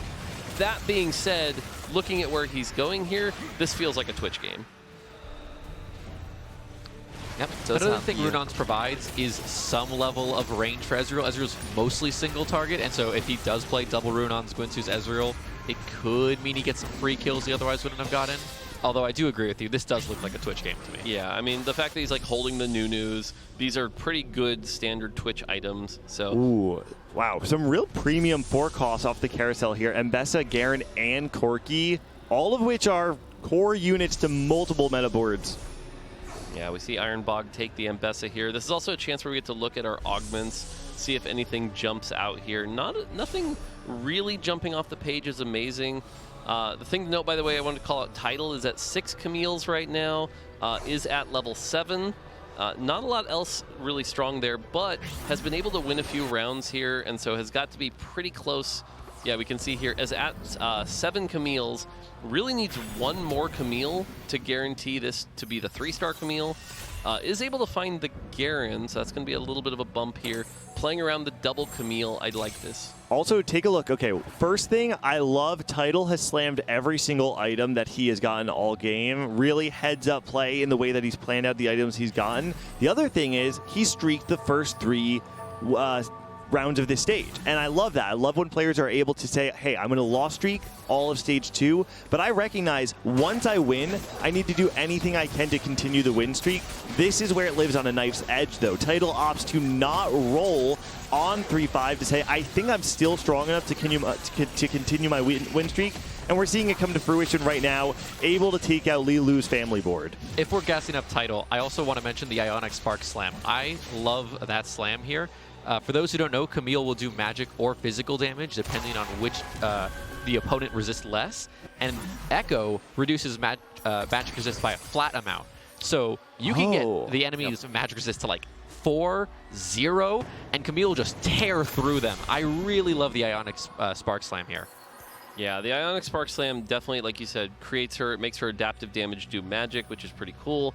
I definitely like that strategy here. I don't know that he's committing to the full ambusher here, but again, the big thing to note is he's level 7. I think he's trying to hold as much gold as he can, see if he lucks into just 1 more Camille so that he can go 8 without having to roll down. If you go 8, you risk never seeing another Camille. I do want to point out he's actually gaining HP at this point as well. So he was full loss streak, 60 HP, and then the augments are giving him the Vampiric Leech. The Vampiric one. That's really good here. I love that. That's a great bounce back into the win streak, loss streak into win streak. You get it based off of the amount of damage you've dealt to enemy Tacticians, correct? Basically player Omnivamp. Very cool. I think it's the first augment of its type, right? Correct. Yep. Yeah. Yeah, and like you said, playing it lost streak into win streak, that's a great thing to do. It's also going to give that Camille even more Omnivamp here. And Tidal does win again, so goes full lost streak into full win streak. That's going to feel good. Plenty of resources here. You can see he's rolling, trying to find just... Oh, no, he does level, actually. He's not rolling yet. So he does need one more Camille to guarantee it, or the alternative is he's going, look, I have enough gold that I'm going to go fast 9, and at 9 he will get his Camille 3. I do think because the rest of his board is so weak, everything is 1-star, I think he actually recognizes that if I decide to roll on 8, I have to roll extremely deep. So he gets to kind of have the best of both worlds. He's either going to roll super, super deep on level 8, and the chances of hitting a Camille is not unreasonable. And if he does go 9, like you're saying, he will have enough economy to be able to get it for free that way. So I want to see how this turn goes here, because this will decide where he's going here. Levels up and immediately begins rolling here. Let's see how deep he goes. Finds the Smeech 2. Finds Echo. Finds the Echo, and there's the Camille Duplicate. 3. So he's going to be able to go... Did he use a duplicator? I thought it was a duplicator. Did he find it in shop? I mean, he was going so fast, it was hard to tell. Yeah. But does find the Camille 3 here, finds the Echo. Now the big thing is if he can find a Jinx, that's going to put him in a good spot. But level 8, 40 gold here. I think this is a great spot to stop. Puts the Edge of Night on the Echo here. It's going to get that scrap bonus. That's going to convert into a Hand of Justice. Actually, that's only on 6 scrap. So Redemption, never mind. But Camille 3 here should be good for now. Camille does start to fall off a little later, but right now, honestly, this might just get him through stage 4. And more, we were saying we expected the item stand up on Twitch, but there is an Ezreal with the Runons. Okay. Yeah, category 5 with damage amp. It's always a fun way to play. Also holding a lot of the Sentinels on the board, so that might be a little bit of a conflict with Setsuko, who's also heavily indexing into that line. Sidera and Tidal were the 2 players who were streaking going into that round. Sidera, unfortunately, unable to maintain that streak, will lose the title. And, you know, it may not be a terrible spot considering his HP, but considering he leveled to 8 and rolled to 0 and then lost his streak, I think he's not feeling great. Interesting to look at Setsuko, by the way. I don't know if it's the UI for sure, but he's at 32 out of 76 XP, but he's rolling down. So, again, could just be a UI thing. I'm not 100% on that. I don't want to say that for sure. But interesting to say that he's, you know, level 8 and rolling down here. Has found 2 Heimers, 2 Zoes, is in this really awkward spot where he hasn't been able to secure a 2-star 4 cost. You know that's what he's really looking for, holding plenty of Academy units here, but it just hasn't quite come together. A big thing for his board is he didn't find any allowies in his roll down there, so the 6 Sentinel feels kind of fake. He's also contested on that front. Yeah, and we talked about how, you know, Setsuko had some high roll games. This does not look to be one of them. The good news is he's at 69 health. He's got plenty to work with here, so not too bad, but having to roll all the way to 0. And yeah, we can see he is at 0 out of 76 here, so yeah, levels to 8, rolls it down. Wait, is he actually trying to hit Lux 3 on 8? Because he is holding 7 Luxes, and what I was wondering before is, you're playing 3 out of 4 Sorcerer. Does it not? Do you not actually think that the Heimer 1 is stronger than a Lux 2 with this setup? Well, I mean, you can there's see our here, answer. Okay. Yeah, sells okay. that, Cool. Finds the Zoe 2, so he's at least got that. He would have preferred the Heimerdinger for sure, but at least that's going to sells the LeBlanc here. He can at least have a 2-star 4 cost. I like the heads-up play here of just trying to get this in, playing something strong for now until he's able to hit that Heimer. Also has some Corkis here. Yeah, Sentinel Academy line, but really can't fit that in at the moment, so just holding on to them. Meanwhile, Tidal, let's see if he's had any luck with the additional ambushers. Okay, does have the Echo, 2 Echoes on his board currently. Honestly, I feel like what Tidal is doing is such a beautiful example of recognizing tempo in the game. He says, listen, I've earned a lot of HP throughout the game by streaking so hard on stage 3. He only rolled down to 40 gold on his initial level 8 roll down, and he said, I've got the main pieces here. I think I'm strong enough. And so we can see he's not spending more gold. Instead, he's trying to go 9. Couple big pickups here. Rumble for the Sentinel players, and of course the extra spat open. Xiaoqi takes that instantly, and he's already on the Sentinel Academy line. Oh, he's not the category 5. Sorry, another player. Yeah, I do want to call out that Tidal now. We talked about how that Camille, you know, isn't quite as strong as it was before. The fact that we don't have a Jinx and the items are not ideal, I think now is right about the time where Tidal is going to start struggling unless something else goes really well here. So that's something to be worried about. At least bought a lot of health with that Omnivamp, but right now, not necessarily a favorite to win the lobby. Now you look at this board though, that's a Jinx with some very powerful items. Yeah, being able to find the Jinx on 8 means that you don't need to play this Vex, which generally speaking isn't going to be that valuable, especially, you know, if you're going to have any items on that. So a big thing here is he has 2 Jinx, and we have Jinx before the anomaly round. So for example, if you get nothing wasted, that's a great example where like that Jinx can just get to that ult very quickly. That becomes a Jinx 2 with that. You could just go game winning from that position. But, you know, you've only got so much gold here to roll for the anomalies. So, you know, what are the other options you're looking for? And then the fact that you haven't hit the Zoe 2 is a little scary. But yeah, look at the damage. And again, still a Jinx 1, but that's a lot. If this becomes a Jinx 2, this could be a game-winning position. Yeah, with so many players playing Alawi and Zoe right now especially, I do think there is a lot of value in betting on, hey, I can eventually find this Jinx 2, versus putting an anomaly on Zoe and getting stuck there for a long time. Players really want to find that echo when you're itemizing the Jinx, because just the 2 ambusher gives you 100% crit rate, and that makes the world of difference if you're playing for that, you know, Jinx big rocket across the board. Let's see what augments they can find right here. Energy absorption. I have seen players play this with Rebel. I think it's one of those augments that does really well when you have something like Paint the Town Blue, right? I imagine that does feed into it, but instead going to take it. And I think he recognizes that you have a lot of these Rebels that the main power you're getting from them is that they're giving you 7 Rebel. You're not actually getting that much value directly from things like the Akali or the set. And so if the value you're getting from them is that they're also feeding Zoe AP, it makes those units even more impactful. We just saw the board Setsuko with a kind of an unorthodox carry. He had to do it on the Zoe 2, not usually seen with the Sentinel line, and that kind of feels bad for Qingzhou, who's also trying to find his Zoe 2. I will say at least Setsuko has 3 Rebel in, so he's still getting that attack speed boost, which really matters. So I don't actually mind this board that much. Also has the Heimerdinger here, so this kind of gives him 2 carries. The 6 Sentinels will stay alive for a while, so I really like this board, actually. And again, he has so many extra items from that silver augment at the start of the game. The finisher is also pretty great on Zoe because she's already going to be hitting the backline quite frequently, getting to get some early kills and possibly just take out the enemy carry. Could win a fight. The problem is you are playing 6 Sentinel. They should last a decent amount, but this is not a super convincing front line. You have a lot of 1-star variations of the board of the units, and you don't have the Alawi, so yeah, it's going to win this fight, but that's up against an unupgraded backline. So one of the things I think goes underappreciated, though, is that 6 Sentinel gives armor and MR to the entire team. So even things like the Zoe and the Heimerdinger are just getting a little bit of extra survivability that can keep them alive from backline splash and win some of those big fights. And this is kind of the new thing that Tanner was talking about in our previous castle. A lot more players are putting their anomalies onto the Mbessa. And we saw invisibility now on that one, able to win out the Duke because there was no damage coming in from the other side. I was wondering what was going on. I didn't realize invisibility Mbessa. Yeah, Rumble just kind of stood in place. Yep.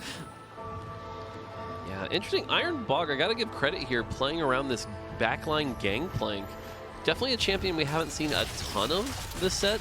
Clearly saving items for something like a Corki or Twitch, but being able to play that for now, playing a lot of these silver bronze traits and doing really well with it, in a decent spot at 48 health here. But the concern right now is this where you start to fall off? Everyone getting a gold orb here, that's going to be a bunch of item anvils. So again, now we're in that part where Scuttle Puddle, has inflated a lot of the resources right now. This is so cool from Iron Bob because he has a very unorthodox board and he has full traits on the left side. So he's making use of that Bronze for Life with the damage amp now, at least 9 traits activated. And it's really interesting because you don't usually see this Transformer board with a Mundo anomaly. That is so cool to see. Yeah, for sure here. And again, now there's just so many resources, everyone trying to use their anvils to lock in some items here. We've got one player at 5 health, otherwise everyone else looking pretty healthy, and Tidal actually still at the top of the lobby at 71 health here. We can see the Twitch. Twitch with Morello, though, definitely not the optimal situation you'd want to be in. Clearly struggled a little bit there, but also has the Ambessa here, and it looks like it might be enough. The Zoe could get a big cast here. Oh. No, not enough, and that is going to do it, unfortunately, for our Twitch player. Yeah, just wasn't able to get through that Alawi, and so that's going to be an 8th, unfortunately. But again, we have 4 games in this format here, so it's not as bad as it was before. There's 4 CN players in this lobby that we're spectating. 1 of them out. 3 still there to carry on the torch. See if how well the hometown heroes go. Taito has found a Victor, by the way. Very, very valuable on this board. Yeah, and level 9 now does still have a slot open for the Jinx. If you do find Jinx, what do you actually drop in order to play it? Because it normally would be where that Victor is. I'm not exactly sure how you would fit in. It begs the question, is Title just going to try and go for a fast 10 so that he can find a Jinx and play it on 10 instead? I mean, at that point, you could also drop the Scar, I think. That's definitely an option if you're going to play the Victor. One of the other things is it's interesting because the way Camille works is she takes damage, which generates mana to cast again. So in that respect, Victor is a little less optimal. I'm not claiming she's bad. She's still very good. For sure. I'm just saying it's a little less advantageous because you need that sort of mana generation to fuel her kind of repeat casting. So I'm honestly surprised that Title has been able to stay so healthy this entire game playing the Camille reroll. This is not a line we've seen people try and play on purpose all weekend long. So we have to call out here, by the way, this is Setsuko's board here. He's on a 2-loss streak at 17 health. 1 bad loss could hurt here. Does find the Jace, so that's going to give him 4 Academy. The extra front line here from the Gem, the extra attack speed's pretty nice. Going to move items off the Ezreal onto this Jace here. But that front line is still an itemized rel. Yeah. You know, it's pretty not tough. Enough. I mean, we look at some other boards, right? The board he's facing, it's an Alawi 2 and a Rumble 2 on the other side. So it is just a huge mismatch in terms of quality of front line. And yeah, he has a lot of damage. The problem is if you can't break through the enemy front line before they break through your paper thin one, then it really doesn't matter. Ooh. It was close, but not quite. That Alawi just staying alive so long here. And that is going to be another loss for Setsuko, likely putting him down to 1 life here. And everyone else kind of in a good spot here. Setsuko could go 7th, unfortunately. Yeah, he was very much contested on his lines, and having to like put the anomaly on that Zoe when you're playing 5 Academy Heimer definitely hurts a bit when it comes to the tempo. There is a possibility for Jace too. That could be the save here he's looking for. But it's another damage item. Yeah. Further pushing only one side of the board. It plays to an out, but I don't know if I love that pick.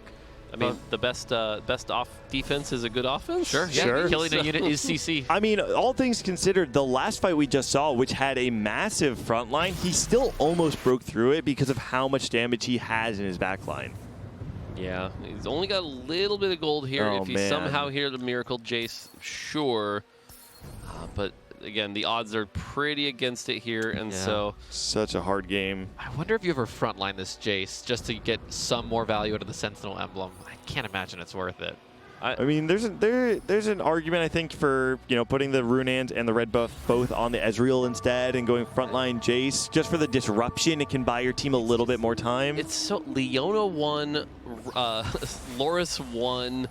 Like, this is just so rough here. Thankfully, it feels like this is one of the fights that he maybe could do okay on. It'll take the Violet a little while to get through. Oh, wait a second. Only a little. She's going to go to the Heimerdinger here, though. And so if they don't kill this Vi instantly, I don't think they have enough damage on that single target to be able to win this. No, that's going to do it for Setsuko. Setsuko will go 7th here. 7th here on his first game. Just not good enough, unfortunately.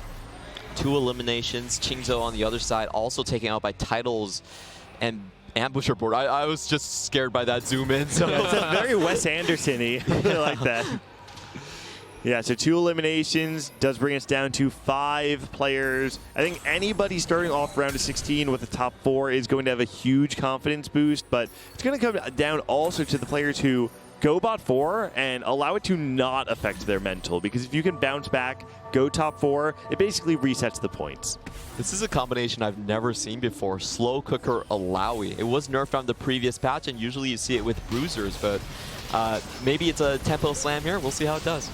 Oh, I mean, slow cooker is a very good augment here. It's just going to provide some extra damage. It's going to allow you to get through that front line.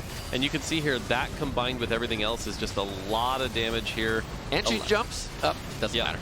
I mean, this Cork Yell's going to finish it. Oh, what a close fight, but Zhao Qi goes down to just 1 HP. I have to imagine that Saidera is just really wishing that that Alawi had been over 2 hexes. If it had been over just a little bit more, Saidera would have been able to put the backline in the slow cooker hex range, but because of that, Saidera's not able to actually make a lethal kill. So unfortunately here, we have 2 the crab might get +2 kills here. I look at this board. I'm not sure this board beats the crab. I think we could be seeing 2 kills here. I think Saidera's board also is going to kind of struggle here. Slow cooker, not the worst anomaly to take against Crab Rave. It does give you a frontliner with damage. That's true. Yeah, maybe there is a world where we get some boiled crab coming in from the Alawi, some Cajun seasoning on the side. It's close on the left. It's really close on the left. I think the Alawi can do this. With the Alawi on the left or on the right? On the left. On the left. Oh, Yeah. crab. Wait. Are we cooking? Are we slow cooking? Quick! Cook faster! Alawi. Cook faster! No! Oh! Saidera will be eliminated. Xiaoji stays alive, and so our top 4 has been decided by the King Crab. Yeah, Crab, you know, I feel like we're going to have to write a paycheck, because clearly Crab has made at least, you know, top 16 here, getting a couple kills. So, yeah, and so unfortunately that is going to be our top, but title, by the way, here. We talked about that Camille and how Camille has sort of fallen out of favor, but Camille looking real good here because he got it for free. He got it from the caretakers, has that invisibility, and has been able to do a lot of damage here. And he's still nowhere near his cap. He has 50 gold in the bank and hasn't found the Jinx yet, so he still has that durability to throw in. This may be obvious, but because his augment heals based on damage dealt, as player damage goes up, he's just going to continue to extend his lead further and further, which will give him plenty of time to find that Jinx. Yeah, it's basically guaranteed that title top 2s. I don't see how he could go below top 2 from this position. And like you said, he's like, next turn he is going to be level 10. He's going to have a lot of gold. This is one of those rare situations where now that he's level 10, we could see something like a 2-star Victor. It's pretty hard to do, but when you get those extra elevated odds from level 10 here, you can see it shoots up to 2.1% here. So that does increase the odds. We just saw Mel. Yep. And so big roll down here, finds the Jinx that he was looking for. That's going to give him 5 Ambusher. That's going to give a big upgrade. Finds the Loris. And so now the question is, finds another Echo. Echo 3. Could be an Echo 3 angle for sure.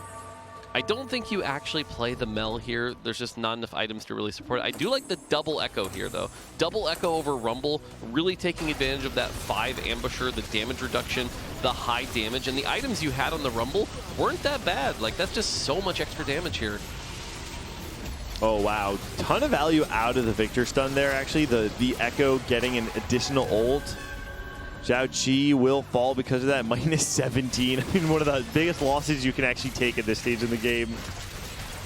Yeah, and we talked about, again, like, just the value of the extra player damage as well, so. I really want to know how much that Ironbog is getting with this bronze for life, because when they just showed his trait count, it was 9 plus 5. So that's an amazing amount. I don't think it's all activated, but the ones that he does have. Yeah, Ironbog looking really good here. And again, look at this board, right? Yeah. This is another example of a board where, like, I don't think people are looking at this going, that's very meta, but the fact that he's using the augment in a really interesting way, has that Gangplank carry, the Ambessa carry, using the Mundo to tank really well. This is the kind of board that makes me really love this patch. I wonder how much of that is kind of on the fly, intuition, figuring out as he goes, and how much of that is actually planned out and studying and understanding what lines you can play with Bronze for Life. So this is what Ironbog is known for. He picks up and builds every 4 cost he can find, and in this tournament we had 20 people thinking he was out. He played a Bronze for Life and saved it from 20 HP with the form swappers. I think he's probably your favorite style of player. Yeah, I can definitely see that here. And Lilu, by the way, getting his top 3 here, so could be a top 2. Ironbog does lose this fight here, and right now Tidal feels like the favorite. Oh, another big find here. No one's going to contest on that Firelight. Yeah, I do think you take the Firelight here. The extra healing can matter quite a bit. It's on a 5 cost as well. That's going to give you a little bit of extra gold here to hit a roll. You can put that on the Smeech. You can put that on the Jinx if you really wanted. Actually, right into just the Garen. So we get a look at this board here. Does hit level 10 as well. Could possibly find a 6 cost here with those level 10 odds. There Finds a Warwick. Warwick definitely being, again, one of the harder ones to play here, but with the Bronze for Life, and experimented. That's going to make the Warwick pretty good here. That gives the bonus. Wow. Oh, those are some TG items for the Warwick. His experiment bonus is a stun on kill. Is that what it is? Yep, that's correct. So when he or Mundo get the kill, anyone nearby gets stunned. The fact that it applies to the Mundo can really help here. Is going to go up against Lilu's family board, which is looking really strong as well. But watch the Warwicks. Wow. How many executes it can get. Every time it gets an execute, it puts it in that Bloodthirster. If it can get 4, it's going to be in that state permanently. Unfortunately, it's getting targeted there, does die, but it did the work it needed to, it looks like. If it can get the Violet, there's the kill, and that is going to be the end of Lilu. Top 3 for Lilu. And so Ironbog and Tidal now are top 2. Will the Camille come out on top, or will our Bronze for Life board be number 1? I think this Thieves Glove is really actually going to matter so much in these last couple of fights. Warwick is very item dependent in a lot of ways, and low rolling can be. What is this shop? Jinx plus Victor in the shop. Going to be able to hold a potential Victor pair. Maybe we'll actually get to see the Victor 2 coming through. Is this Jace ever coming out? Is this just 10 gold sitting on his bench? I think right now he's looking at the Jace over the Rumble once it's Jace 2. I don't think that 2 scrap is super worth it here, but until it's Jace 2. But at this point he sells it, buys the Victor. That is going to give him the second Victor. And the thing is, Tidal has a lot of health to work with here. Even if he doesn't win this fight, that is going to put him in a situation where he's got a lot of time. And the thing to note here is if this fight doesn't end the game, which it's looking close. Very close. I don't think it quite ends it though. I don't think it's enough. So now we go into stage 7. And again, at stage 7, the odds go up a little bit as well. And so what that means is we could see, again, that Victor 2. Now, this is also Crabrave, so they do have to fight it again, but in the rare times where you get to this point, you're usually strong enough that you kind of just burst it down, and this is not as big a deal. Just a quick quiz for you game designers out there. Does the execute actually work on the Scuttle? Yes, it has a health bar. Okay, nice. Yep. And the crab does not get any stronger between stage 5 and stage 6, so if you're beating it the first time, you're beating it the second time. So current odds for our 6 cost is 2.28. Both of these players on level 10, so I want to see what it actually goes up to. That is a max cap Rumble. That was the final upgrade he needed. Finds Warwick. Oh, is that Victor 2? No, that's Victor pair for Ironbog as well. So both players sitting on the Victor pair. Warwick 2 coming in through for Ironbog. And that could absolutely be the difference maker. But take a look at the TG items. Instead, takes him off. Wow, look at those items on a Warwick 2. Edge of Night, Death's Defiance, and a Runant Hurricane. I'm pretty scared of this Warwick. I think Ironbog is in a good position right now. I've never seen a Warwick 2 before, actually. Yeah, you can already see just 2 executes. shredding. Yep, just doing a lot of damage here. Jumping all around. Has the CC immunity, I believe, as well coming through, right? So the Victor stun doesn't do anything. The Warwick's still able to wreak havoc on the board. He's going to have to 1v9 a little bit here at the end, though. Camille and Echo both deal a lot of damage, but I don't know if it's going to be enough to take out this Death's Defiance Warwick. He's in perma Bloodthirst, so it should be good. I don't know. This Camille's healing. Okay. If it wasn't good, I would have some questions. Yeah, I mean, Camille is kind of the ultimate duelist, but yeah, you know, Warwick was able to pump out the damage here, and so that was a lot of health. Now the thing is, Warwick watch to the front line. I wonder if that's correct. Warwick does dash to any unit below 15% health, so the path isn't that important to him, but I guess Urgot is 2 range, so. Yeah, the thing to note here is Tidal, unfortunately, hasn't been able to hit this Echo 3. That would be a pretty big boost in power. Is also sitting on the Victor as well. But right now, it could take us 3 rounds here. We could be going as late as 7-5. Wow. If this Warwick keeps carrying here. I could not tell you the last time I saw a Stage 7 carousel. You know, it's funny you mentioned that, but I've heard at least once at this tournament it went all the way to 7-6. Great game. Wow. All right, on the left-hand side, Warwick making his way, getting the execute. Still plenty of things alive. This fight looking a little bit easier for Ironbog. Now the Camille's in the back line. Back to the same 1v1. GP and the Warwick. This time, 2-unit loss, 19 damage done. So yeah, looks like we're going to be able to make it to the carousel after this fight. If I'm Ironbog, I'm just buying Echoes in shop. I'm just rolling for Echo and just trying to contest. For sure, for sure. I thought it was also kind of interesting that he kind of shifted the Mundo and the Warwick positioning around. Now he has the experiment on the Urgot for the extra shielding and the attack speed on the cast instead of the extra HP. He's like, well, they're not taking me down. The extra max HP total doesn't matter as much. It is almost a math problem, right? Yeah. Where Mundo's giving flat health, but Urgot's giving percent shield. And I mean, when Warwick's a 2-star, he's got a lot of health to go around. One of the things to note here, by the way, I think was really smart, was taking the Urgot experiment bonus as opposed to the Mundo one. That Urgot experiment bonus giving that percent health, that dash as well. It's going to help that increase really fast here. And this fight does not look close. Not close at all, but Tidal had enough HP. Carousel. Still going to be alive. No Victor. That's a big deal. There's no Victor here. There's also, it looks like, no Echo. So Tidal right now kind of on his last legs here. Again, either way, it's a top 2. Not going to be too upset, but I feel like, bleeding out here slowly but surely is just going to feel so bad here. One more. Do you ever sell at this point, recognizing maybe just not going to be able to win the fight without it? If you've lost the last 3 fights, you might as well do something. Yep, sells his Garen too. Also his Victor chances. Scar's probably coming out.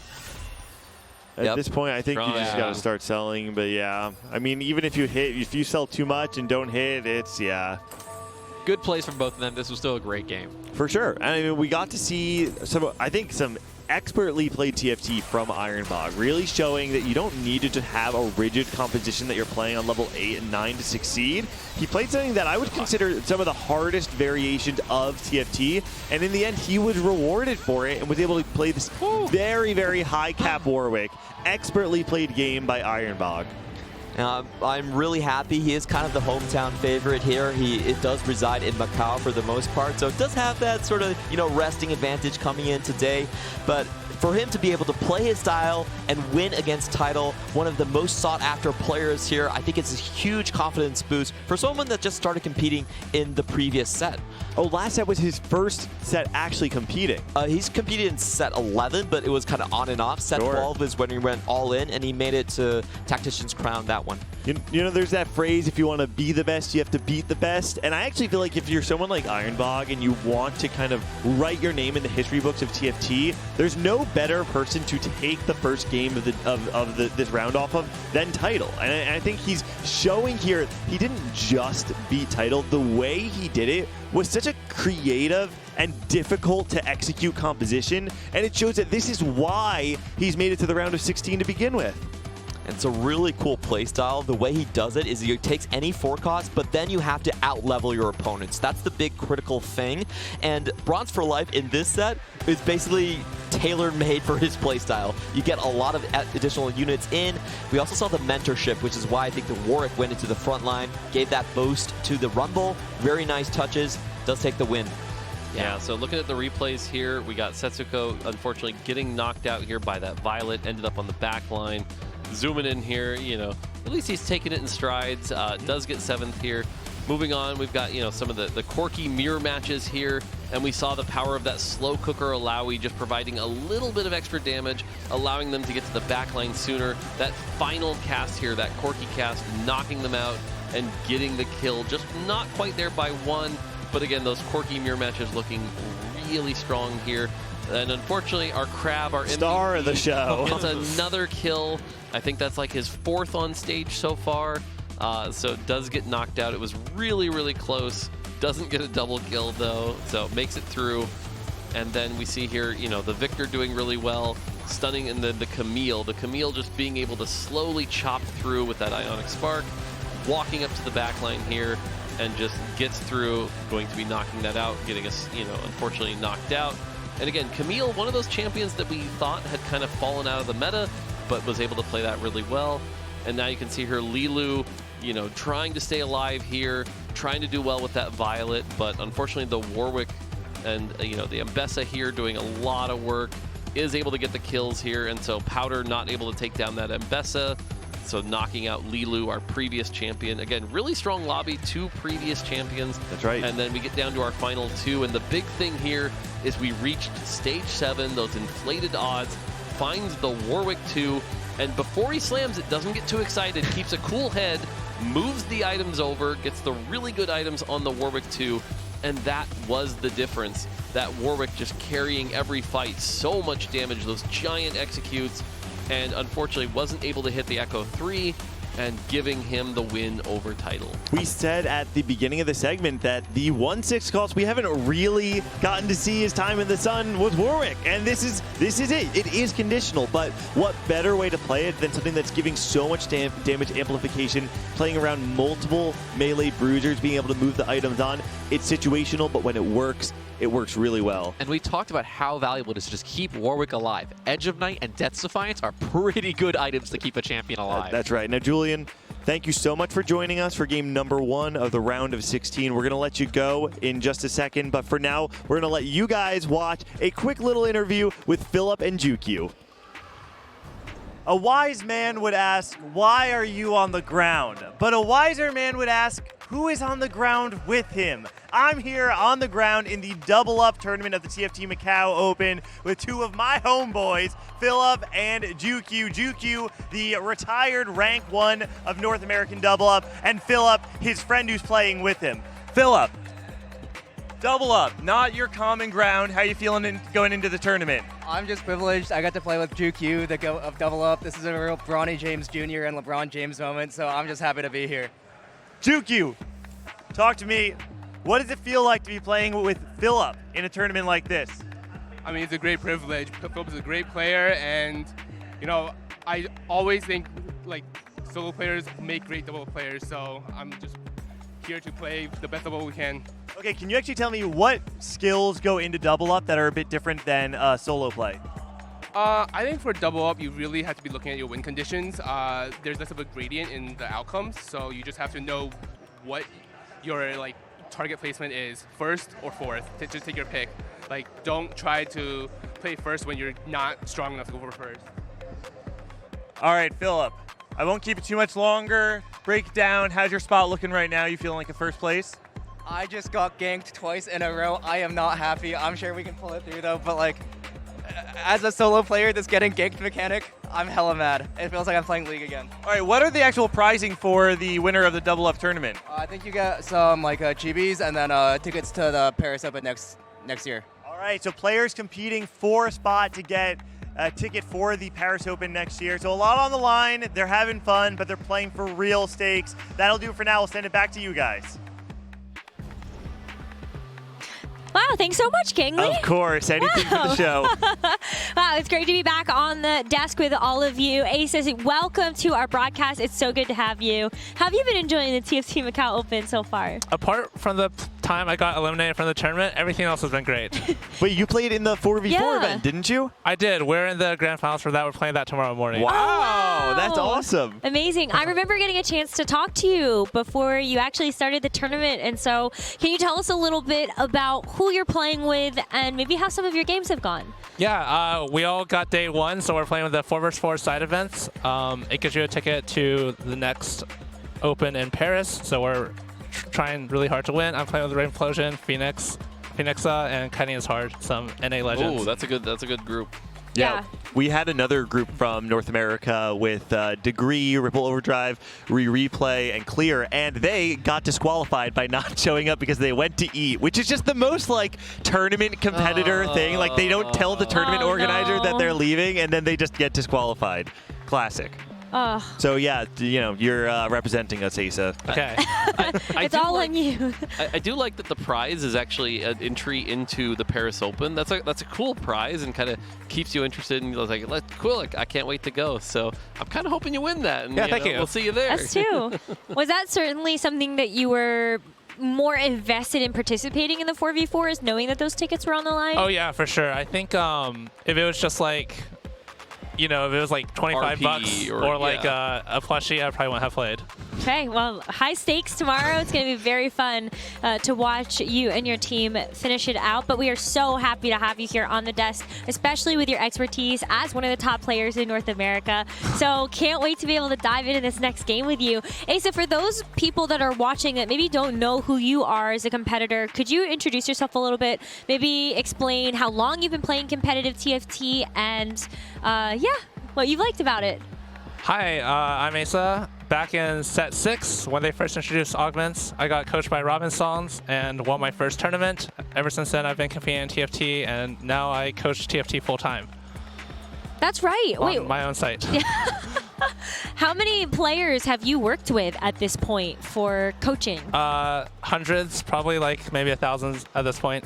Thousands? 1,000-ish. The best that is Asa does this really cool office hours thing where dozens of players, I think probably up to 100 at some point, will just watch live, like a big group session where you do like a VOD review or a Q&A. I've joined it a few times. It's really cool. It's a really interesting way of learning the game because you get a lot of opinions all at once. You get to learn the game all together. Yeah, that is fun. I mean, we got a chance to talk to Tamara about that a little bit.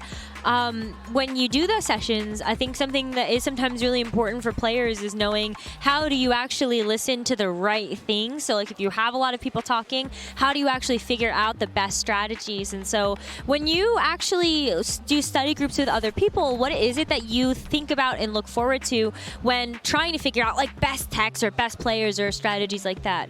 At the end of the day, you have to take the information and decide for yourself what's going to be the best. Obviously, if a bunch of tenured players, for example, if you're watching a Challenger streamer and they all think one thing and then you're disagreeing with them, you have to give them the benefit of the doubt sometimes. But at the end of the day, you have to decide for yourself.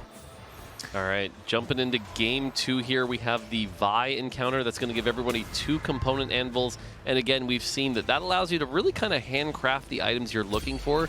Makes your early boards a lot stronger. You know, you can get things like an early Warmogs, an early Infinity Edge, and really establish your direction with the power those anvils provide. So we'll have to see how the augment plays out. But again, that gives you a lot of extra direction, really giving you the items you want rather than just being stuck with what you were dealt. Yeah, I think direction is the keyword there, right? That's one of the most important things. We've seen as TFT has developed over the last few years, players really want to have a clear direction on 2-1. In a way, I think, and it's probably a better way of describing this, but it almost feels like it makes your gold more efficient when you have early direction and being able to have the freedom to buy any units that have synergy with one another, knowing that you'll be able most likely to have effective items on them in stage 2 can be a huge difference maker in how strong the average board is on stage 2. I wonder if you ever, pick up the violet and the powder here. I feel like family just gives you such instant direction, and that is something that we see a lot of players lean into with those item component anvils, is that you can make really, really great items for something like your melee carry. Make sure that they're going to be perfect, because sometimes you do need those perfect BIS conditions in order to make those champions work. Yeah, I think we've seen, though, that Ironbog tends to prefer more that sort of like level 8 style. So I don't know that he's kept the option open here. He buys the powder. We do get a silver augment here, so it's definitely going to be a lower power game. That being said, we see a couple branching out here. Branching out can give that direction as well. We see 2 Caretaker's Alley is already slammed. And power up from Tidal. Tidal up getting power up. Ironbog getting that branching out here. So what's really interesting is so far 3 of the augments here already establishing direction. Now 4, we see another Caretakers here. So 3 Caretakers chosen, really establishing the direction.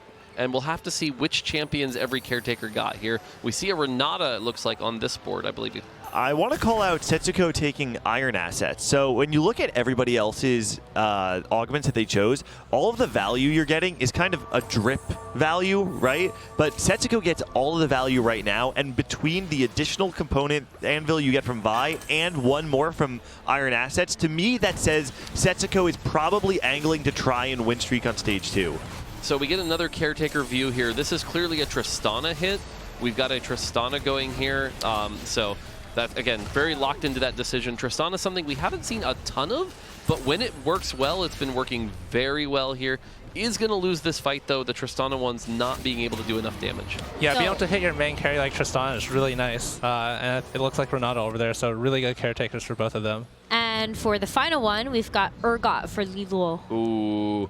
So what do you think of that? Yeah, Lilu, unfortunately, I think Urgot is one of the more difficult ones to play. There's a couple ways you can make Urgot work. You can use Artillerist. Usually there's some really fun creative versions with anomalies that can work well. But you look at the items that have been slammed here. We have a Shojin and a red buff. I feel like we're leaning towards like an experiment line, maybe? Yep. But even then with the Shojin, I don't know that we're even... Maybe we're just looking at 2 gold per level up here. Yeah, I'm not that excited about getting Urgot. He's a 3-trait unit, not really that useful as a main carry. So definitely not as happy with that. But I'm really curious to see what Lilu chooses to do with it. Yeah, if anything, this will be kind of a tutorial. Like, Lilu is definitely one of our, our big champions. He's been around the scene for a while, so maybe he'll cook something up. You never know. Is it hungry Urgot time? I don't think it's hungry Urgot time.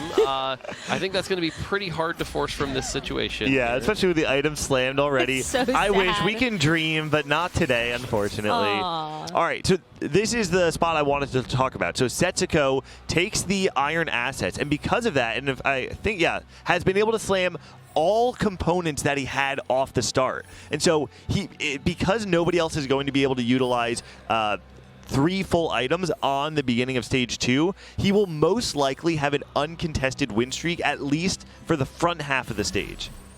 Yeah, that's definitely a little bit of a bonus here. Does slam sort of generic utility items here. Ionic Spark, Sunfire, so that's going to be fine.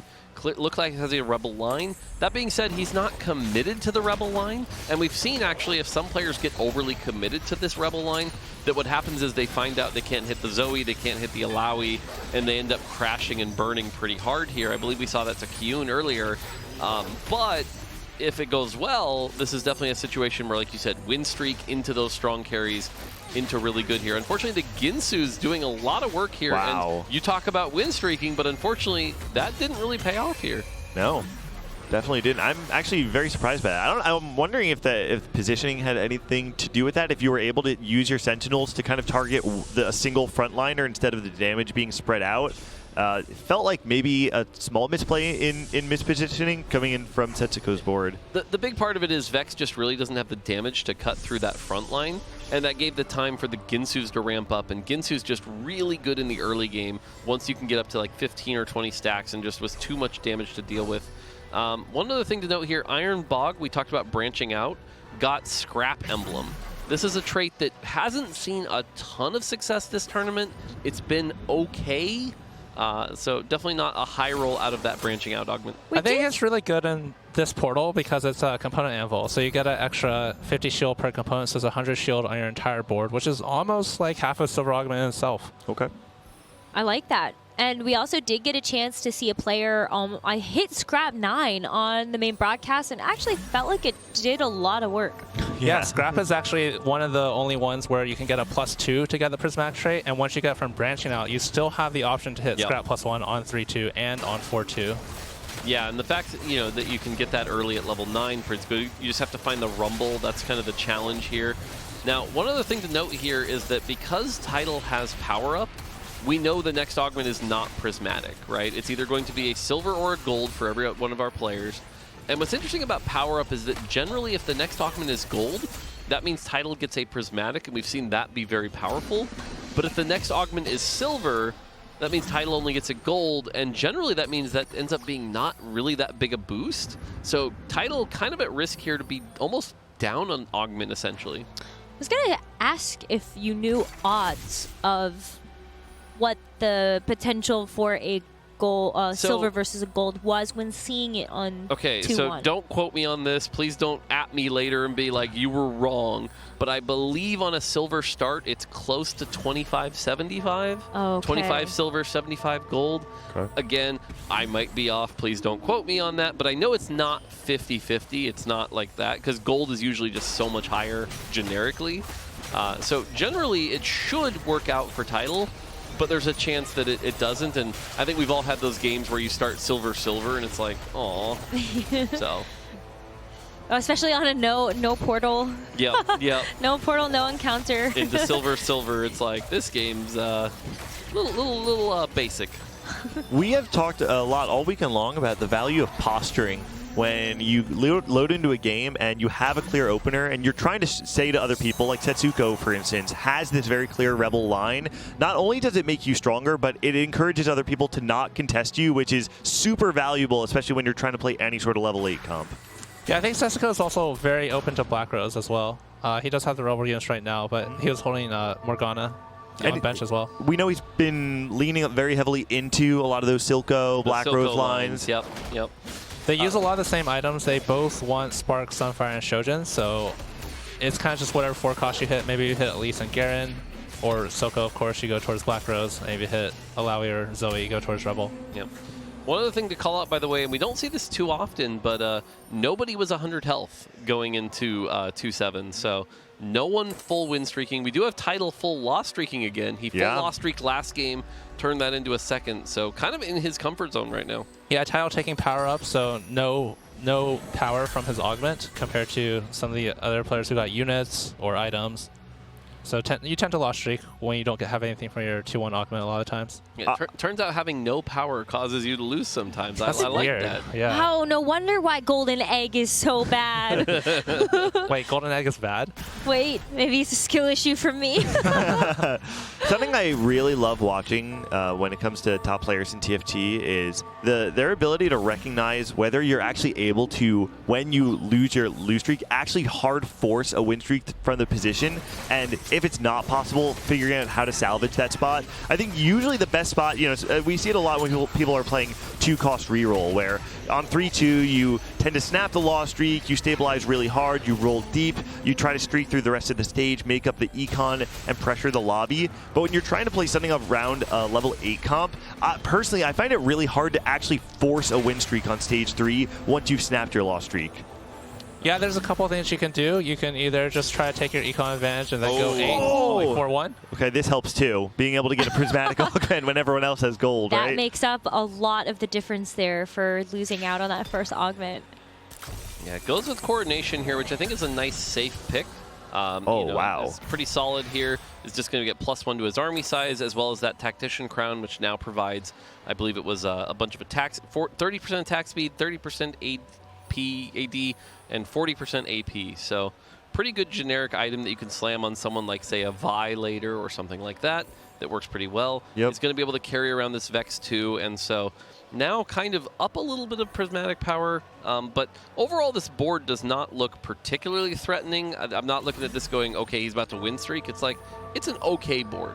Yeah, I think coordination is his best choice there. I agree with it, but it's not great in his spot because he already has 3 backline items. It gives you a 4th backline item, so he's not getting as much value out of it as you normally would. When you're playing the AP lines, I actually don't know how to get the most value out of the like the buffed up Tactician's Crown. Generally, I feel like you see it more with like the melee bruiser stuff, like both Mbessa and Vi get value out of the AP and the AD. I know people talk about Twitch also being pretty valuable. In my mind, I actually don't have like a go-to when you're playing the AP lines. I think you don't need to use the AD and the AP. You can just use one or the other.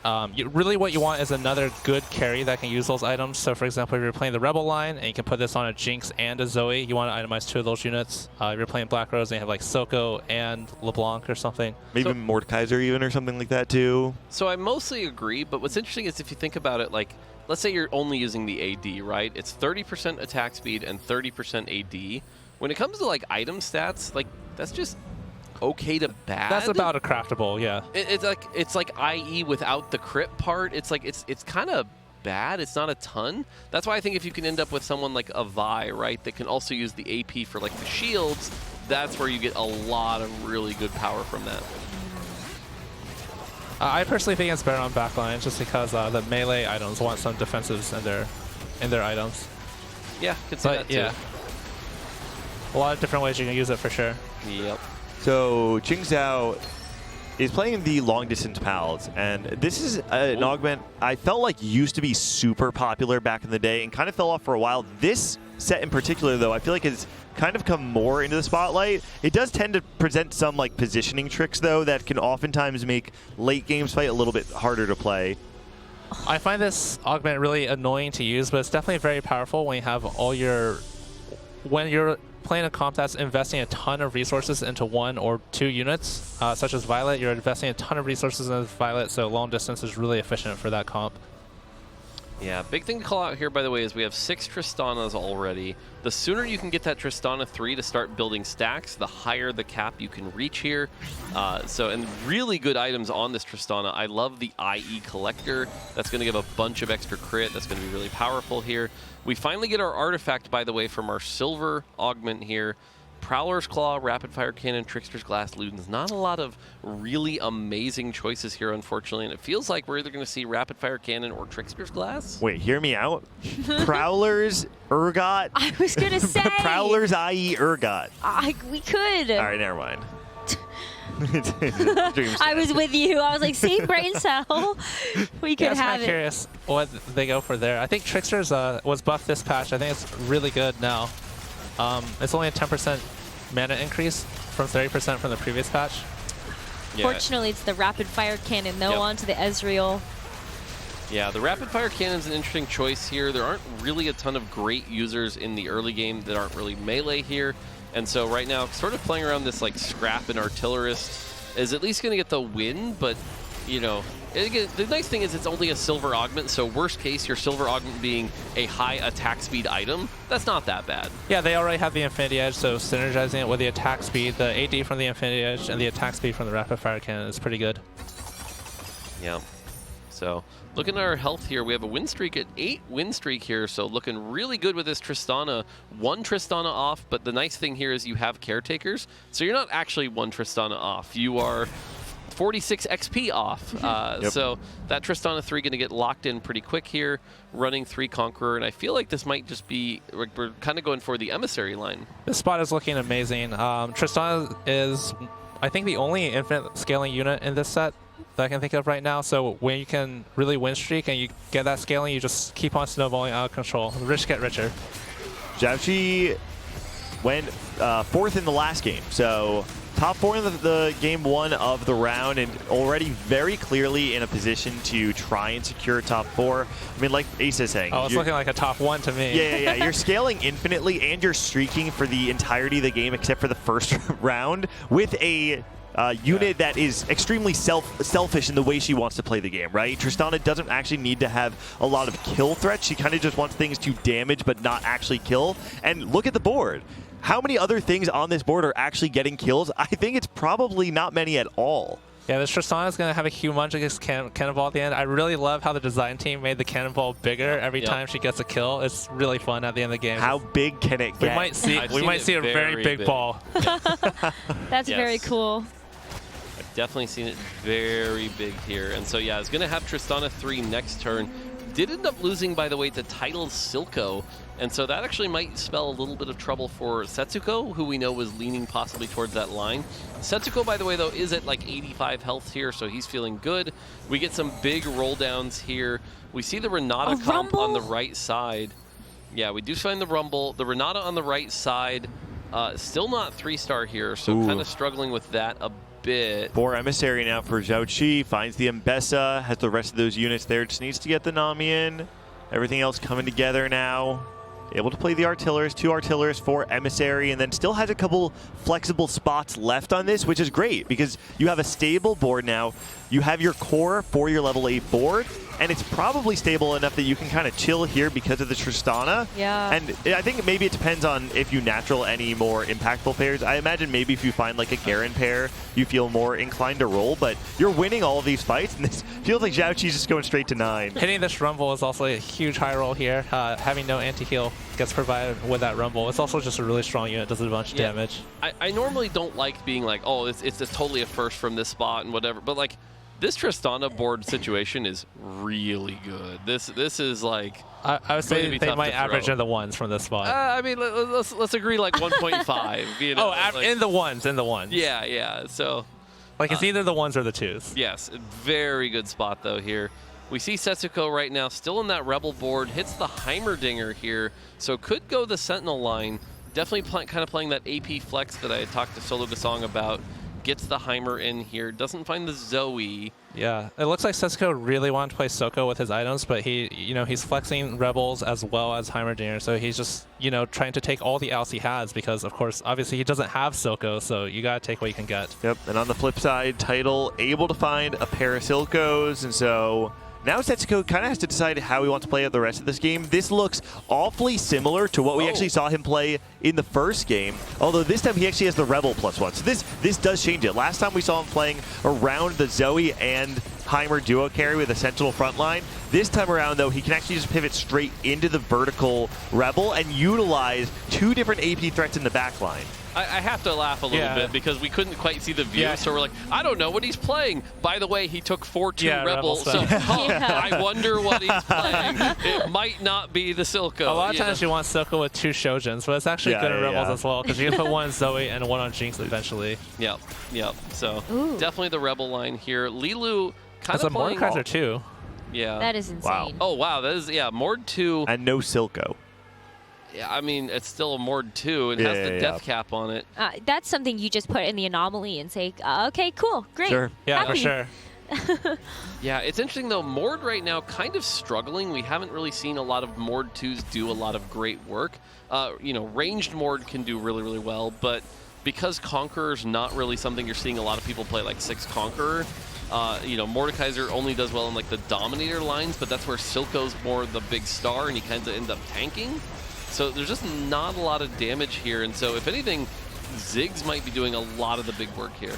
Yeah, I think Mord really excels in this setup when you have units to protect him, like the Scion stun, the Elise stun. If you can get a Quicksilver on this Mordekaiser, it's definitely going to be a menace. Yeah, and so now some of the things to talk about here is Iron Bog, who won last game, kind of struggling a little bit here with the Scrap comp. We talked about how Scrap hasn't really been performing that well. And so, unfortunately, kind of in a tough situation. Tidal also slowly not hitting that Silco too. And so, if both of them don't do well this game, we have a situation where the standings really start to even up. There was a frying pan that was picked up by Qingzhou. Yep. Doesn't have. Probably looking for a Pit Fighter. Yep. Okay, makes sense. Yeah. One of the ways to cap out the family board, being able to go higher in the vertical in Pit Fighter. We saw the RFC being utilized by the Nocturne. Yeah, the pivot to Quick Striker there is really fascinating here, trying to roll for the Nocturnes. We'll have to get a look at that board a little later here. We get a look at this board here where we finally have the Violet 3, the Draven 3. It came online a little late, but does have that emblem. If he had a Reforger, could try to get towards that family. But unfortunately right now, like you said, probably going towards Pit Fighter. This is some scary positioning. If you are up against anything that could potentially wrap around the right side, your Draven is always going to die very early and can actually allow you to get into the Violet and then make sure you don't get the gem proc and then eventually make your way back up to the Violet. It's also kind of annoying with long distance. The Violet is not attacking the same target as the last whisper on Draven or the anti-heal, so we can only see some of the downsides of that positioning with the long distance fouls. Oh, so close. Is able to get the win here, and unfortunately that puts them down to 2 health for our 8th place player here, and Iron Bog at 20 health. As we go into the anomaly round here, and we're starting to see what people can get here. And again, not a lot of gold to roll too far down here. Is going to lock it in pretty quick here. Mage armor got a nice mage armor on Mordekaiser. I think is a really good augment. Anomaly. Normally you aren't able to take this, but you actually has a spot for it. Yeah, this is one of those anomalies. I actually feel like you don't typically have like a super clear spot for it, right? We're not seeing a lot of the vertical sorcerer, which in my mind is like a spot where it makes sense. So pretty cool pickup, something we don't get to see too often. Yeah, the big thing to call out here is, you've got that Dominator that's going to give you that more AP every time you cast. Ooh. But typically because Mordekaiser is monolocked, he usually only gets 1 cast, maybe 2 if you're lucky. Yep. That being said, because we have the death cap, there's at least a little bit of extra power here. Did you guys see the Titanic Strikes pickup for the Draven? Yep. So I love that it addresses the problem you were calling out with the long distance pals. You can actually have that damage applied to what the Violet's actually attacking. Yeah, Titanic Strikes. Draven also does 100% of his damage through his auto attack, so he's getting maximum value from Titanic Strikes, something that no other unit really in the entire set does. Twitch comes close, but he has the experiment damage that it doesn't work on, so it's actually the perfect thing for Draven. Yeah, no, this is, again, we talk about Nocturne being playable, and having an artifact definitely does help. That being said, I'm not personally a fan because without something like the Fishbones, you still find yourself getting stuck on that front line. And we saw it there, right? The Nocturne just not really doing enough damage to get through it. Unfortunately, we do have our 8th place player getting knocked out. Just really seemed like it was a rough game for him. Okay, I've been watching this tournament. Isn't it kind of sad when they zoom in on the guy who lights just turn died? off? Yeah. It's the drama, Asa. So Hushin, actually, you know what? As someone who played in the tournament, I just know like every time I die, they're gonna zoom in on me. And I'm like, yep.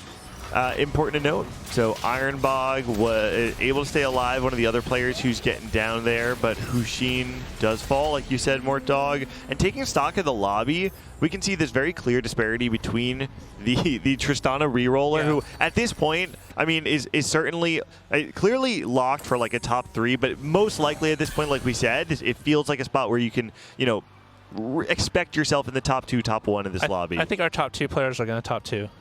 Yeah, I mean, the Tristana, we're starting to get to that point where that ball is really huge, doing a lot of damage. But I like the fact that they took the Anomaly and didn't put it on the Tristana. They're like, look, this Trist is doing plenty of damage. It's fine. Instead, taking Giant-sized and putting that on the Garen. Smart. That Garen Emissary bonus going to share that health with people nearby, just buying even more time here. And now we get our top 1 and 2 here. So this gives us a preview of sort of where we're at right now and where everything's going here. Yeah, there's going to be a pretty impactful fight. And what you're saying about the Garen Giant size, the Tristana has the Rage Blade, so he actually wants the fight to go longer. He doesn't need more damage. More frontline translates to more Rage Blade stacks and more damage. That did not look close. No, it either. didn't. It didn't. And the but thing Lila is, does have more gold. True. Yeah, I think it could change, but that particular fight did not look very close. Lilu has more gold. He's still on Ziggs carry. But the other guy has that gold big generation Tristana too. ball. The big Tristana ball. Oh, I agree. He has something greater than gold. That is a huge ball. So, the other thing about the Anomaly for the Garen there is it actually kind of band-aids the board, because if we saw on Zhao Qi's board was all 1-star. The Garen was still 1-star, and in that fight in particular, the only thing that really matters is the uptime for the Tristana, but uptime for a backliner generally just means a strong front line. Zhao Qi also had really synergistic items with the Giant size because he only had resist items. He had Gargoyle Stone Plate, Vow, and I think even Shroud. So no HP, or very little HP from those items. So Giant size is perfect to round that out on the Garen. We actually did get a chance to see a pretty big upgrade getting made to Lilo's board as well. Ended up getting, I think, like a 2-star Garen, was able to slot that in instead, found a Jace, just adding in a couple of extra big 5 costs are going to be really helpful for when they eventually match up against each other again. Yeah. Now, I know we're talking about how our top 2 are pretty decided, but the big story here instead is, like, look at our 3rd through 7th here. This is actually a tight battle. Tidal was kind of struggling for a bit and is now finding himself in 3rd place. Setsuko seems to have stabilized pretty well. Meanwhile, on the left here, our family board has really struggled and might end up going 7th place here. The Nocturne we talk about with the artifact looking okay, but again, just getting stuck on that front line and just not doing the damage needed. So I want to see who Sidera is actually fighting against. It is Tidal. So the name of the game right now is that ignore those top 2. You can assume that you're going to lose to them on average whenever you play them. What you can't afford to do is lose to the other players that are in that 4 through 6, the 3 through 6 position. So really important fight for Tidal and Sidera. And you can see he's celebrating. It's not because he just won the round. He knows how crucial that fight win is in his overall placement. Every single fight's really important at this point for the 3rd through 6th place players.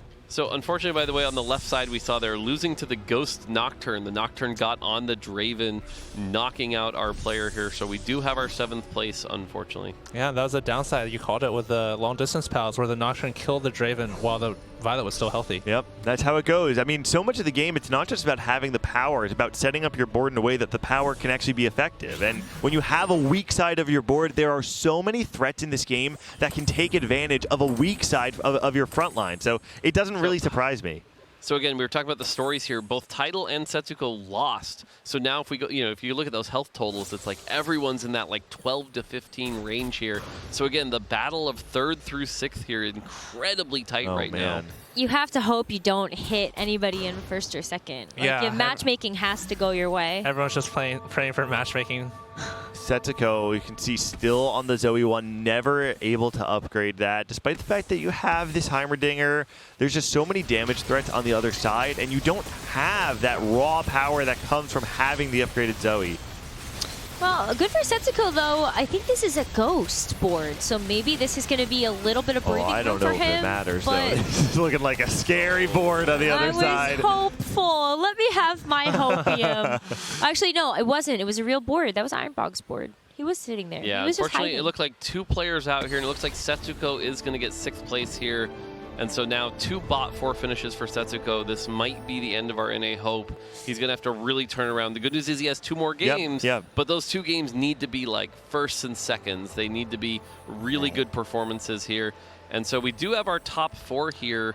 Lilu is falling off here. So you mentioned, top 2.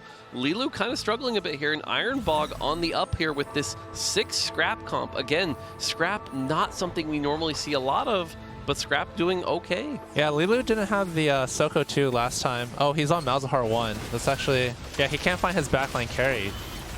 He still has a decent bit of gold, though. Yeah, and meanwhile on the other side we have a Jace 2, more, the Corki 2 doing a lot of work here, and that Scrap Shield buying so much time here. Unfortunately, the Omni Vamp on the Mordekaiser keeping him alive for a long time here. The Scrap Shields have worn off at this point, but it is enough damage, and Lilu takes another loss. So... But you can kind of see what, like, we've talked about this a couple of times, the ways that you can itemize the Mordekaiser.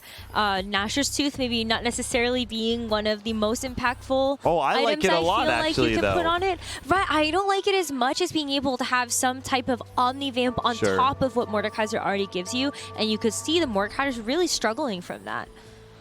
Yeah, there's definitely some itemization choices here. Nasher's not too bad. The big part about Mordekaiser, unfortunately, is that either way, he's still kind of front to back. So oftentimes, he's just slamming into, say, a Alawi that's incredibly tanky. And so that's his kind of big weakness, is he still has that front to back, unfortunately. Yeah, the Mordekaiser is doing work, but he just doesn't have the backline carry yet. He's still on 1-star. But he was saving up Econ, which was a really interesting decision because I think a lot of players would just roll to 0 there. I certainly would. But he's maximizing his chances of hitting by 6-1. Yeah, actually, looking, because that's Lilu, right? So still actually holding the goal. Looks like maybe waiting until he's actually 1 life. That does feel...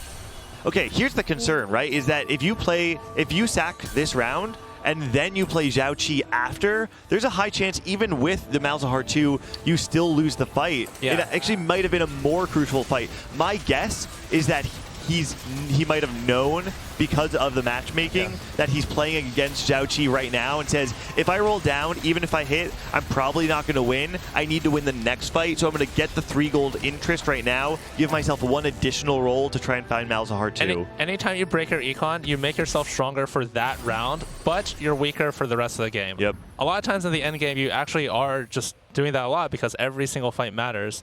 But he's really playing for his strongest endgame board. So I think that's Tidal. Yeah, Tidal goes out in 4th place, but still a top 4 here, right? So we're at a 2nd and a 4th here. Those are still very good scores here to make it on to the next round.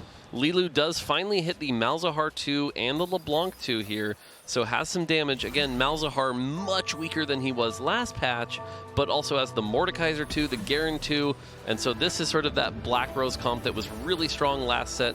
That being said, goes up against this Scrap board, and again, that Scrap board has so much healing and the 4 Form Swapper just providing so much utility. Jace knocking around the Scion here. Scion heals back up, but look how fast that Scion is just gone.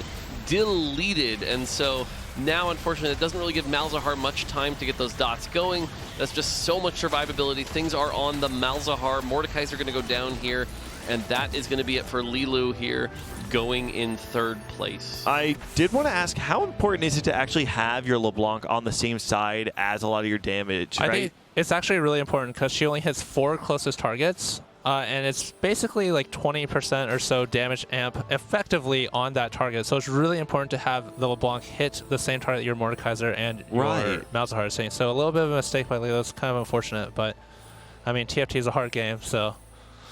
Yeah, I mean, realistically, looking at how the fight played out, I'm not sure it would have made that big a difference here. When we talk about scrap boards, again, scrap not really a popular trait throughout this tournament, but we look at this situation, it is just so capped right now. The fact that we have so much extra health. We talked about it early, how it was from the Vi Anvil and the extra components, and then the 4 form swapper with the Jace really in the back line here. But unfortunately, it just can't really deal with the huge balls that Tristanas are throwing out here, and Tristana doing so much damage. I loved watching the Corki lure the entire team into the corner and then just dip. He runs away, everything else dies. And Classic ADC. And So the rest of the funny. team dying for their sins. That's right, that's right. So yeah, at this point, Ironbog, I think, has kind of hit as strong as they're going to ever Yeah, get. this is critical mass, and I don't think it's ever going to be able to beat Xiaoqi.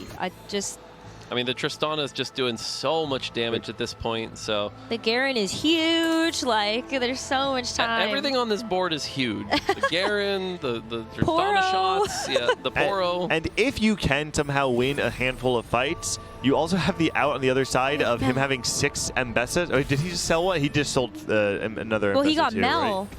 So now, hang on a second. You got your HP as a resource. Mel can cast 12 times.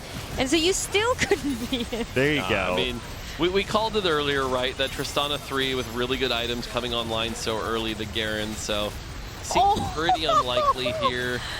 It is gonna win this so fight. big. It's going to win this fight, though. This is not the end of the game quite yet here. Garen is not going to be able to take out this Gangplank, I don't think. Are you sure? I don't know. Oh, okay. Here we go. Just like that, Zhao Qi. It's a 4 emissary Garen, so he got That's a lot true. of It gets your damage. bonuses You're right. from You're Tristana right. and Vesa, and even Nami. 2 top 4s in a row, I believe, for both of those players, right? Ironbog taking the first game, and now Zhao Qi going 4th and then 1st.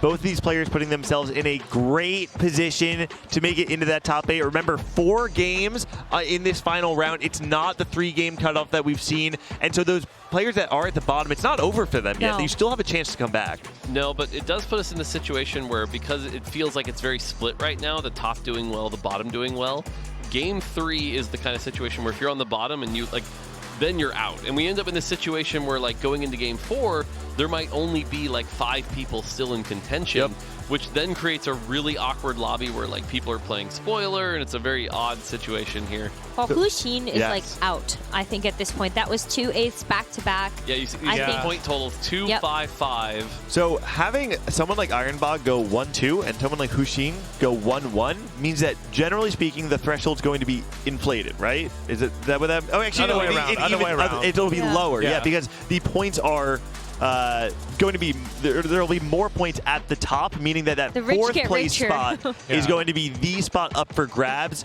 going into those top 2 games, which that is really good for someone like Setsuko, who, despite only being at 5 points, is actually now able to compete for that 4th slot. So if we think about it in the simplest terms, right, it's average is 18 to move on. Okay, So because it's 4.5 times 4, it's going to be 18. And so if you're at 5, that means you need 13 points in 2 games, right? So Very doable. That sounds doable. But it's hard, right? Like Easy for Setsuko. Sure.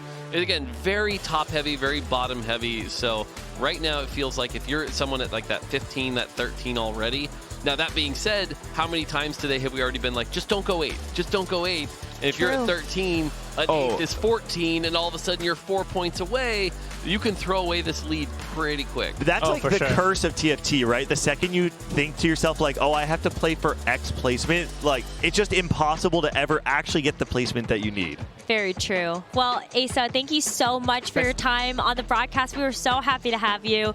Anything you'd like to say before we let you go? TFT rocks. I love it. We'll leave it on that one. Asa, thanks again. And we are going to take a short break before we come back with the rest of day number 2 of the TFT Macao Open.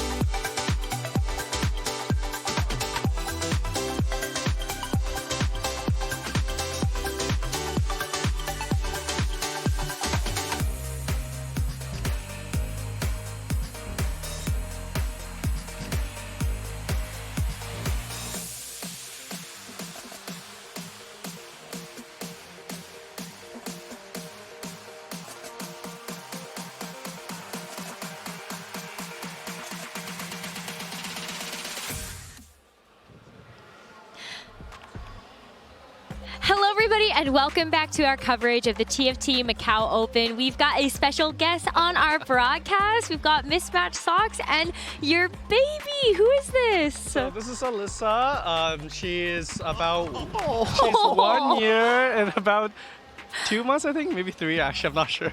Oh my gosh! And this is your second kid, right? Yes. Oh, And- so cute. Go ahead. Sorry. No, just so cute. I was gonna say she's actually a huge TFT fan. I've been prepping in the hotel, and every time she comes by, she tries to click on the units like on the little screen. She tries to tell me what to buy. Well, now you have to play on iPad so that she can pick for you. I should. Oh my goodness. Yeah, she's very precious. That's the tech. Well, Socks, you were competing in the tournament this weekend, right? How'd your run go? I went. I got knocked out round 1. I went 6-6-3. I'm not gonna say it's any one baby's particular fault, but yeah. Oh, so cute. The next generation of TFT gamer right there. They'll get them in for about set 48, and we'll be good to go. It'll be my child versus Sox's child in set 48 World Final. There you go. There you Calling go. it now. I also wanted to say that she's Soju's probably youngest fan. You know, I put Soju up on the TV a little bit. She loves Soju, so. What does she like about Soju most, do you think? That's hard to say, but you know, Soju's got a very wide range of reactions. Sometimes, like, it's really, he's a really good entertainer. He'll go from from laid back and suddenly like, it's really funny. So yeah, Soju's really funny. He plays peekaboo with Alyssa. He doesn't know it yet. I'm torn because on the one hand, you know, watching TFT young, that's great. On the other hand, Soju this early, I don't know. You know. He does drop a lot of F-bombs, but I don't know about this. I mean, that's just the real world. We all he's do also he's also teaching her the alphabet actually, because one of his favorite letters to teach is G. G. True. I was gonna say also teaching her a second language, which Soju speak. Oh. You know, so you got very important. You've got it all. Oh, well, Sox, Alyssa, thank you so much for joining us. We wanted to make sure that we said hello to you, but we'll go ahead and let you go. Is that okay? Alyssa, can you say bye-bye? Can you say bye-bye? Bye-bye. Bye-bye. Perfect. I love it. Oh, so cute. Adorable. You really hit the prismatic orb with this one. You really did. So cute. Bye-bye. Amazing. Thank you, Sox. On the whole time. Oh, so cute. Bye-bye. Oh, she turned around. Oh, come on. Are you kidding me? There's so much cuteness on the broadcast today. Oh my gosh. Amazing. I'm so glad we got a chance to have Sox as well as his kid. Sox has had such a beautiful family, such a beautiful story in TFT, so I love that we get to celebrate that. But let's get back to our action. Clement, welcome back to the broadcast as well. Thank you. Let's get into our third game of the round of 16 here in day 2 of the TFT Macao Open. So we do have some point leaders coming out here. You know, Ironbog now at 15 points leading the lobby, while looking at the bottom end, Huxing, Double Eights, and of course Setsuko on 5 points are now on alert. They might have to up the tempo, play more risky. Mort Dog talked about it before. Setsuko, if you want to get into that projected threshold, you're talking about having 2 really strong placements, a 2 and a 3. Yep. If there is any player, though, that I believe can go 1-1 in the back half of this round, though, that is Setsuko. So the encounter, by the way, we have the powder encounter, and the way this one works is on 3-5, one of 4 things will happen. 3 of them are good. 3 of them are just like, here, have some extra components, or have some extra gold, or a radiant refactor. But one of them, if you hit the bad one, is everyone takes 10 player damage. It's the lore accurate one. I cannot tell you how much I am so happy you changed this in double up. I was playing and we took 20 total damage. That's awesome. I can top that. Up until this patch, it worked in hyper roll.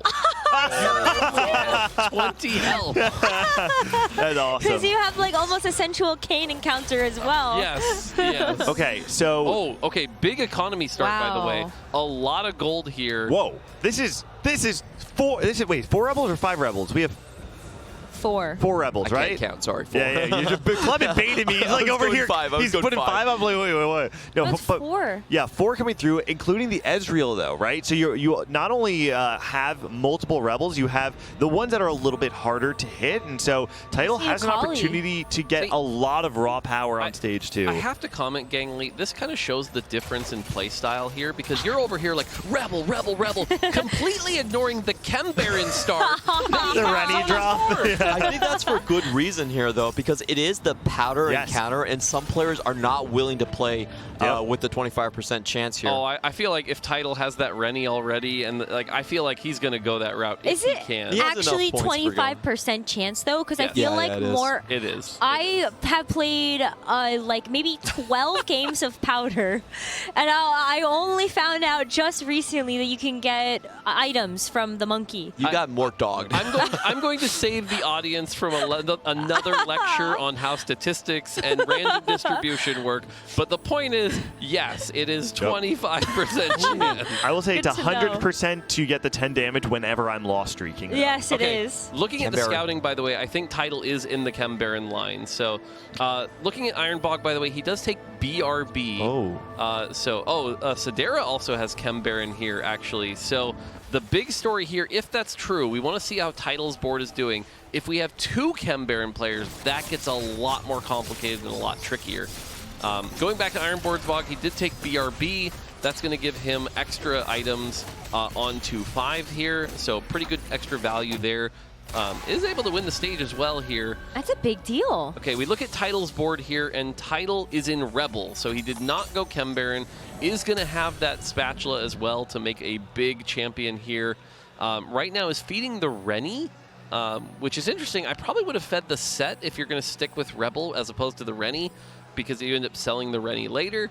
But on the other side here, we see that Chem Baron start here. And so the Chem Baron emblem in particular, that's a big thing that matters here, because that's going to allow you to hit 4 earlier and 5 earlier. We see that the Chem Baron emblem start really elevates this comp from like harder to play to like pretty dang close to S tier. That's probably why Tidal switched as well. Yes. Despite having the start, he saw the emblem. It's just so much more powerful. Very hard to beat that. We've also seen the emblem open up the opportunity to play that Exodia variation of the Chem Baron with the perfected Unleashed Toxins and the Kog'Maw. So, it's something to keep an eye out. Now, one of the other things is Cooking Pot, the augment that Tidal has, is one of my personal favorite augments. You can do a lot of creative stuff with this because it's 50 health per turn. And if you think about it, there are, 6 stages per turn. That's 300 health per turn. By stage 5, we're talking 900 bonus health on a single unit. That can scale really well with things like Bruiser. And that's per emblem. So hypothetically, if your 3-2 augment is another emblem, like say a Rebel emblem or a Bruiser emblem, all of a sudden now you're looking at 100 health per turn. So it can get pretty crazy and make some pretty fun stuff. The one positive here of feeding the Rennie, I want you to imagine late game, a Rennie 3 that has 1,000 bonus health on top of everything else. That can create some pretty interesting situations. It's harder to pull off, but if you can, imagine that with like Slow Cooker as an example. That can be some game-winning stuff that you don't normally see. The 2 builds we've seen it the most was with the Ambusher and with the Bruiser, since you can also just build it out of the frying pan. So those are kind of the main builds that we kind of expect, but generally melee carries in the front. Okay. Yeah, like you mentioned, the Bruiser emblem is a great use of that to scale up here. And so we'll have to see, pay attention to what Tidal takes. Is he going to try to merge that into an emblem pretty quick, or maybe greed out for like that Reforger or something like that? And Bruiser is craftable this set, correct? Yes. With the It's, pan? belt plus the frying pan. Okay. What I was going to ask is, a lot of where we saw Bruiser be super powerful was like Bruiser Twitch. But I'm not super knowledgeable about like what is good with the Bruiser line right now after the patch. Yeah, so Bruiser Twitch is still very good. The Bruiser Mundo in particular did go down in power with the way the scaling changed on the spell. That being said, it is still very good, and especially combined with the Cooking Pot. If you can hit like Mundo really early, like let's say on 3-2, and then start feeding him. But the trick is also, though, that it's hard to feed him if he's the one holding the Bruiser emblem. So there's like this weird contradiction that you kind of have to set yourself up for here. Speaking of gold, by the way, this is 50 gold on 2-5. Has kind of played open fort here, sold a lot of units, but is very rich from that high econ start. And if you look on the right side here, we see 50 gold, 240 gold players. Everyone else still kind of in the 20s. Yep. Keep in mind, Hushin 2 points after 2 games, went 8-8, and so the only real way that Hushin can get back into this is by going 8-8 and kind of hoping for a miracle. So this is a very high risk, high reward strategy we're seeing.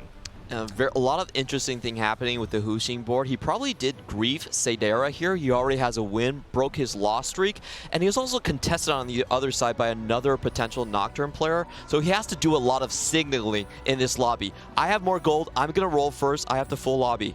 Yeah, like you pointed out, if you start at the top of the screen here, Seidera did end up, unfortunately, winning on 2-3 here, so definitely slowed that down.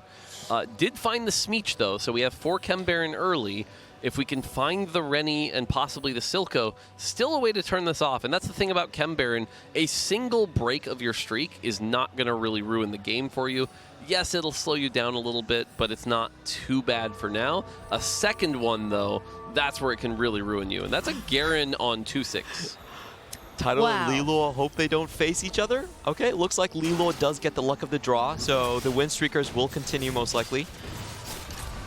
Yeah, it turns out you can pretty easily beat 2 Nocturne ones. Really? It's not a very strong board. I checked the stats, and the AVP looks a little low on that one. This fight looks a lot closer, though. Tidal, the other 100 streaker, trying to maintain it, but Iron Bog on the other side. There's just so much power, and it's utilizing a lot of the raw power you can get from items, using the Morello and the Static Shiv. Has base power to it that's going to be able to deal a lot of DPS. So Tidal not able to maintain the 5 streak, and Lilu will be the only winner in that regard. Huxing maintaining the 5 loss, but because it is the Powder encounter, we have to be afraid of the fact that Huxing might be full loss into minus 10 HP at 3-5. Powder would never do that. It could be Radiant Refractor as well. That would be a save for him, especially when he's signaling this melee carry on the Nocturne. For Chao-Chi, though, look how many copies he does have for all of these units. Only needs 3 more of the Violet, already has the Bloodthirster. Yeah. Looks relatively uncontested, still with 50 gold. So really close to being able to just fully cap this out before you get to this Powder encounter. I mean, honestly, how deep do you go? You have the Heroic Grab Bag right now, which typically signals you don't want to play slow. You want to be ahead of tempo. Oh, now you go. You are only like 1 copy away. I mean, you're on level 4. I would be surprised if he doesn't roll very deep here, to be honest. Probably gives it a couple rolls to 40 and then decides if he just wants to use it. Then. He leveled. Okay. I would be happy moving forward to level 5 and 6 with just a 3-star Violet in most cases. Okay. So at this point, though, you're really not incentivized to continue rolling at all, and you're just pushing levels for the rest of the game. Yeah, and I think the big thing to note here is it was an economy game, so everyone's economy is really good. If you stay on 5 too long, you'll fall behind pretty hard. Oh, this is really interesting. Will Huxing change directions? Now Setsuko, who also needs points and can't pivot because he needs a high cap, is also on that Nocturne line. Whoa, well, so many Nocturne players. Yeah, you can see here, I don't think anything's going to be able to kill this Violet here. So Setsuko is going to take a loss here at level 6, is going to go back to 40 gold at least, but definitely not the matchup he was hoping for. And so waiting to see if Lilu's still continuing his win streak. As we head into the next augment here, will it be gold or will it be something a little bigger? We're going to get a gold one here, so gold, some pretty standard choices here. Pit Fighter Crest is definitely an interesting option. Is going to slam that pretty quick. Yep. And that's going to be some extra power. Going to be able to make sure your Violet gets a little bit more healing and a little bit more true damage amp. Looking at some of the other augments coming in here, Setsuko, I believe, taking Tower Defense, which is really interesting to take on 3-2 because you've already kind of gone a line, so we'll have to see what that turned into. Lilu going to be taking the extra burn damage from the red buff. Tidal going to be taking Epoch, some extra power there. But yeah, kind of the big story here, I think, is Setsuko with that Tower Defense. What trait did he get? This does try to gamble. Yeah, exactly. It does feel a bit desperate. He took Prize Fighter and has on the bottom half of the HP. He's not looking to cash that much out from his augment choices here, so he does need that hit to be very influential. Worth noting, Tidal did slam the Bruiser emblem, so we're definitely looking like a Bruiser Mundo. He's not worried too much about the, who he's feeding right now. He's feeding it to the Nunu. It's just sort of extra health for the team, 50 health per turn, but he's not worried too much about concentrating it all in one spot. And is going to use Epoch to hopefully hit level 8 on 4-1, use those free rerolls to try to hit the Mundo, the Twitch, and play around it from that position. I'm usually pretty happy to play Bruiser Twitch just because usually nobody picks up on my Twitches or Mundos. So Sure. it's kind of the most open line in the meta currently. Lilu, by the way, I want to call out here, has 7 Ziggs. He's not playing Ziggs reroll. It's not like he's trying to force this, but is holding 7 Ziggs. There's a world where we just kind of natural into this. And so, if so, I think has a pretty good spot for it here, especially using the extra HP from the Garen. But yeah, very bronze for life trait structure here. Yeah, the perfect with, synergy. You know, out the bronze for life part of the equation, but, you know, is a tier away from really good Ziggs items. So we could actually see a Ziggs carry game. On the other side, though, we do see 5 Chem Baron. Was able to find the Rennie, not the Silco, though. 3-3 at 175 is okay. The health total, though, 59, definitely a lot lower than you'd want to be. I got confirmation on the emblem as well from what Setsuko took on the dummy, and it's Watcher. Watcher Okay. emblem. That works out okay because he was already in Automata, so it's not too bad. So I don't know how much value it's like. It's something that like It's a it doesn't little. ruin his Yeah. game, but it does not feel like a bailout to me at all. No, certainly not. The big thing here is the 2 players that need the points on this reroll, both of them have actually collided on the same composition. I don't think there's a lot of room to pivot for either. Oh, Setsuko and Huxing. Yeah, you're right. Yeah, the fact that they are contesting each other, that is going to put them in a really bad spot here. And we could, like I said, it feels like we're in a situation where we're going to wind up where our top 4 players might just be dominating really hard. All right, the monkey is here. See what happens. People are hoping for Radiance on that reroll. And for the Chem Baron, please no minus HP. Please no minus. The monkey didn't explode, Items. but turned into 4 item components. All right, Components. so this is going to give people a lot more items to work with. Now, that being said, it is 4 random items, so you don't always get what you're looking for. I've seen this sometimes be as bad as like 3 armors and a cloak. So it can be pretty high variance based on what components you get from this encounter. And Sidar is putting some items onto his board right here, which is, you know, always a kind of a risky thing when you have a Smeech too. I hope he's done his scouting. This board can actually win sometimes accidentally. Yep. I mean, it does help that you're playing against the melee bruiser who, you know, has enough sustain that you're not really too concerned. So for now, Sidera actually going to be able to take a pretty good loss, all things considered, able to kill 3 units against a level 7 board. So, you know, the problem is the HP is a little bit lower than you generally would want, and so Sidera kind of has to try and kill units each round. So we're getting 55 per turn, and we're at 285 right now, which means really to hit that, I believe we need 5 more losses. Ooh. And unfortunately at 42 health, I don't know that you're going to make it to that 500 breakpoint here.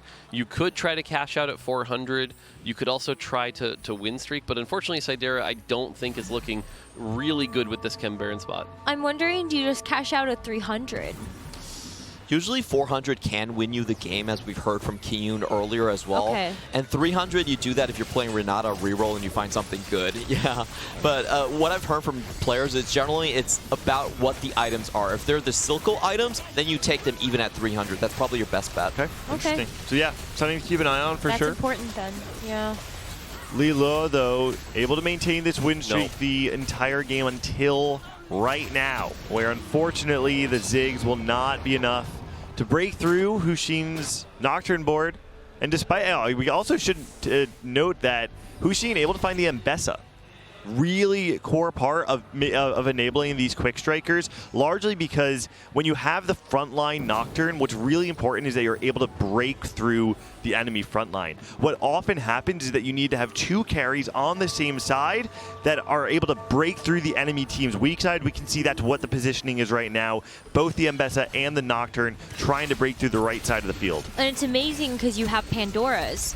So you actually got all of those components and you're just able to make them into really great items for both of those carries. Yeah, for sure. The value of Pandora's goes up a lot because of that here. I'm a little surprised, actually, that you Pandora's into double Titans, to be honest. I feel like Titans on Mbessa in particular is something that Isn't quite as good. It's not quite as good, especially just, you know, Mbessa really wants to be able to deal damage to that front line. She has a lot of disruption. The AD percentage of her spell just got buffed. And so if you can actually have things like Giant Slayer or crit on her, she can deal a lot of damage, even to upgraded frontline, and really help the melee bruiser out. Or the melee Nocturne, excuse me. All right, so we're at 340 here. here, if we lose this one, we're at 395. So that does mean 3 more losses to hit 500 here.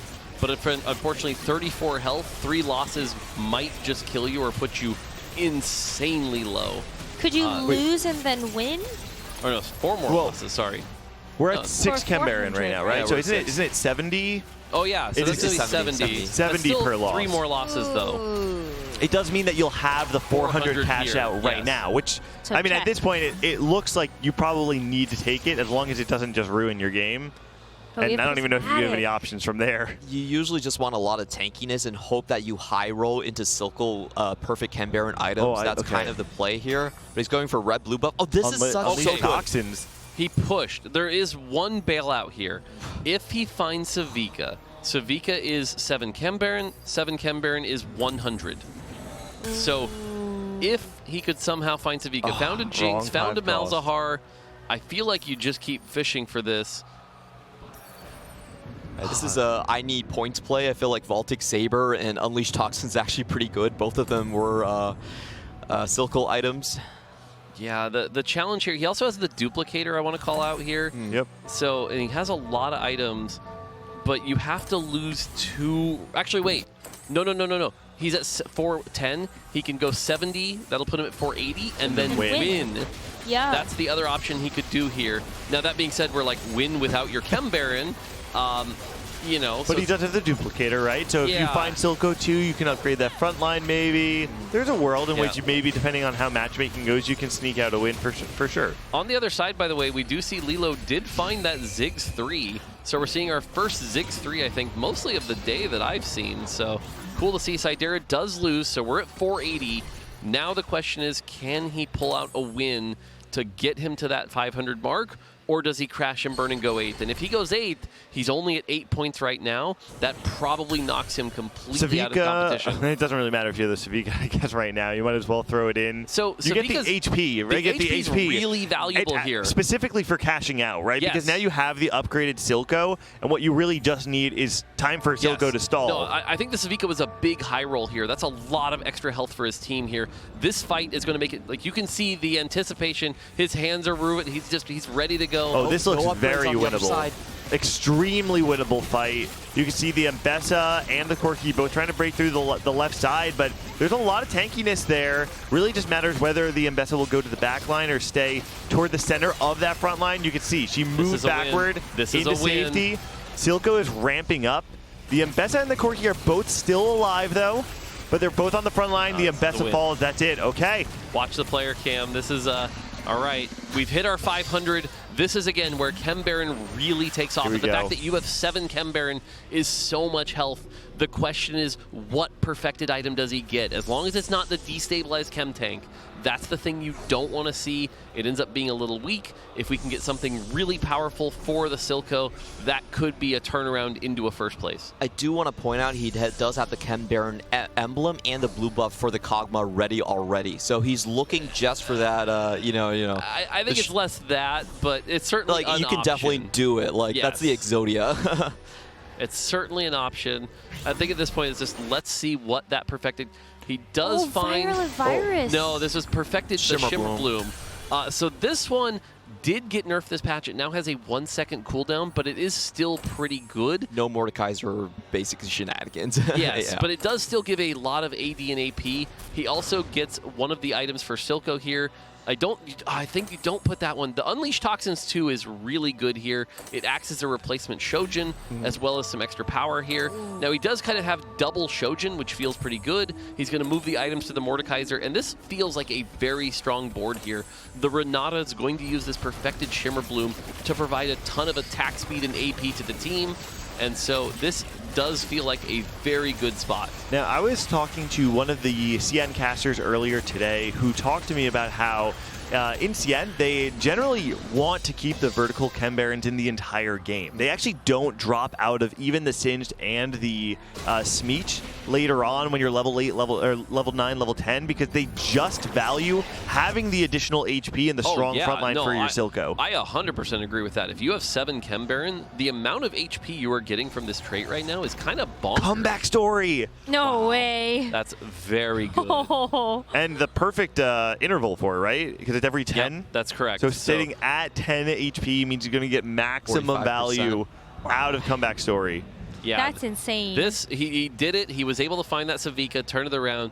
This is the kind of position that unless somebody hits like a 3-star 4 cost, you are probably going first place. I have a crazy question. Could you put the Chem Baron emblem on the Mordekaiser and give that the bloom? You can, but at this point, it's sort of safer to just kind of ride what you have here and be fine with that. So I wouldn't worry about that too much here. Now, we talk about the standings, by the way. Iron Bog is at 15. If Iron Bog goes 8, that puts him at 16. We talked about how 18 is the break point. You know, that's like we talked about blowing your lead. Yeah. That is not the situation you want to be in. Just don't go 8th. Isn't that what we said at the beginning? 7-game loss streak right now, too. Yeah, so Tidal hard. with this Artifactory does have a Twitch too, but a lot of the other artifacts don't really look that great. Has the Bruiser Mundo too as well, but no other items on that Mundo. And so unfortunately, Tidal is going to lose this fight. That's good for Iron Bog, bad for Tidal. Tidal at 12 also. So it does feel like we're kind of seeing the swing where the bottom is doing well and the top not so much this game. Setsuko snaps his loss streak, had lost the 3 previous rounds before this. We are seeing his board now.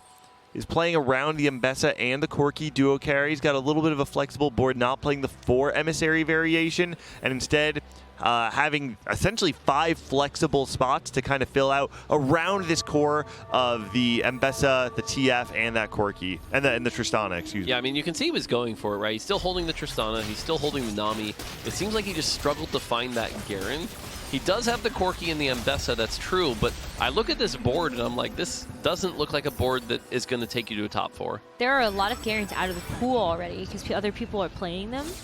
It's going to be really hard to find. And Huxing's board on the left is a big reason for that. So Setsuko did decide to pivot out of that one. He was holding onto the Rapid. We could see the remnants of that board in the Blitzcrank.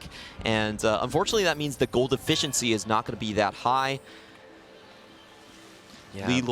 Lilu definitely lost a lot in the last stage here. The Ziggs 3 not really carrying it for him as well. He does now have the 5 Black Rose as well as the Dominators in, so the Ziggs will be able to pump out a ton of damage, which is pretty good as long as that front line can hold up. On the other side, look how big that Nunu is, by the way. That Nunu got fed a lot of stuff here, and if we can get the Ascension to proc, that Nunu will become unkillable.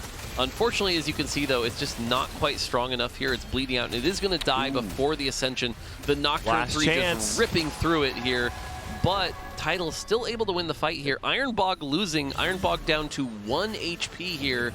And again, if he goes 8th, that's going to open up the standings pretty heavily. Setsuko with another win there. Keep in mind, we said before, Setsuko really wants something like a 2nd and a 3rd in the back half of this round. So being able to find a way into the top 4 this game is crucial for having any chance at advancement. Yeah, the tough part of this situation right now is if you're Tidal or Iron Bog, you know, you're low on health. The second you match against Sadera, that's it, right? Yep. Like, yeah. You're probably out, and so you are on a clock here. And so, unfortunately for Iron Bog, I think the best he can hope for here is a 7th. It's just, again, the timer is just really bad spot. And even this fight here with the Lilu, I think this might be it for Iron Bog. Yeah, it calls back to what we were saying in Game 1. When you have a final boss in the lobby, what that means is that suddenly every single fight becomes so important because, yes, you may not be able to beat Sidera, but you have to beat everybody else. You cannot afford, if you're Setsuko or Tidal right now, you have to win. This is going to be the fight that decides where you place, and we saw on the right-hand side, Tidal did defeat Setsuko in that fight, and now Tidal gained an HP lead over Setsuko. The good news for Iron Bog is he can afford 1/8, right? He goes from 15 points to 16 points. We talked about how 18 is probably the margin, but, you know, now it's a lot riskier, and all of a sudden you are sweating. All right, looking at this board here, we have the Nocturne 3, but it's not artifacts base. You know, you have the 4 Quick Striker, the 4 Automata, but overall not really that strong a board. Goes up against one of his better matchups, I think, here. We're going to watch the Nocturne here. Is going to cycle around. The Nocturne could walk backwards, is in the back. On the Mel, gets distracted, unfortunately. The Mbessa goes backward, which means the Nocturne will go toward her instead of the Corki. Now the Corki gets a little bit more time, but no, eventually the Nocturne does catch up to the rest of them, and at this point there are too many threats. Nocturne will be able to take this fight. I have to call out, by the way, the Anomaly last chance there. That's what saved the Nocturne. You saw the Nocturne die and then go back to full health. That made a massive difference here. So really creative use here. And unfortunately, Setsuko goes out in 7th.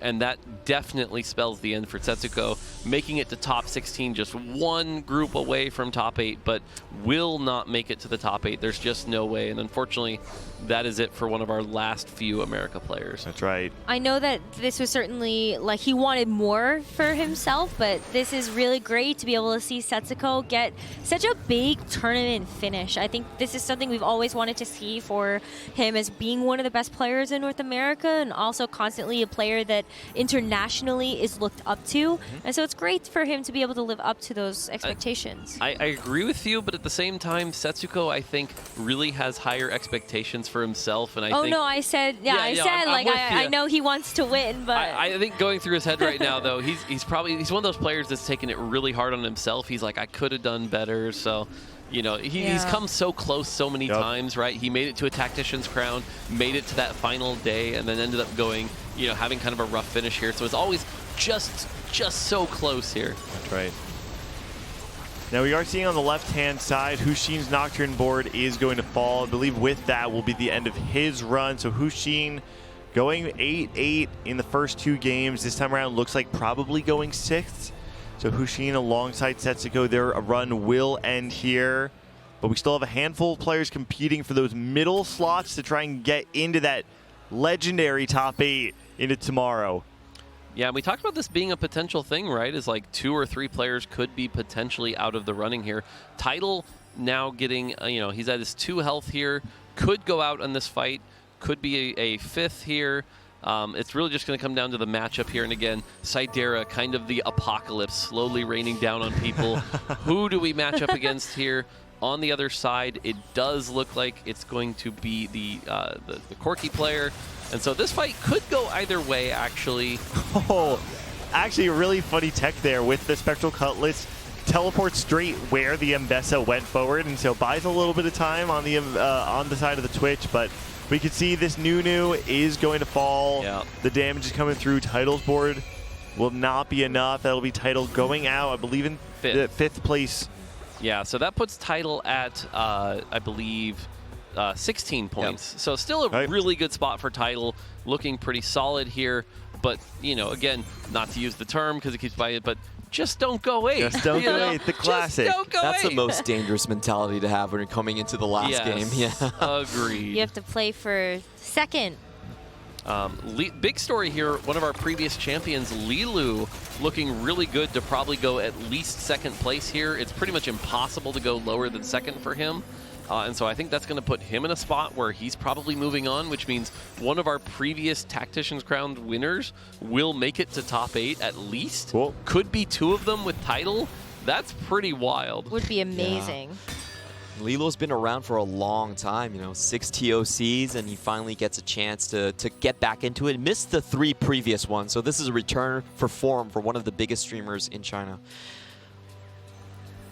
Yeah, all right, again, kind of looking at the board here, and again, we know that 500 Chem Baron cash out. Now, the other thing to talk about, by the way, and this is why I think a lot of people really like 7 Chem Baron, you notice he's back up all the way to 220. That's 2 more armories that have been passed. That is more health for the team. So right now, you have passed 6 armories. 6 armories times 200 health. That's 1,200 health for the team. So on top of everything else, you're just not getting through all that HP. This is going to be a dominating finish. And like I said, everybody else kind of playing for 2nd right now. Yeah. Sidera is going to help everyone leave the lobby aside from Lilo. So that's pretty much our top 2. Qingzhou out.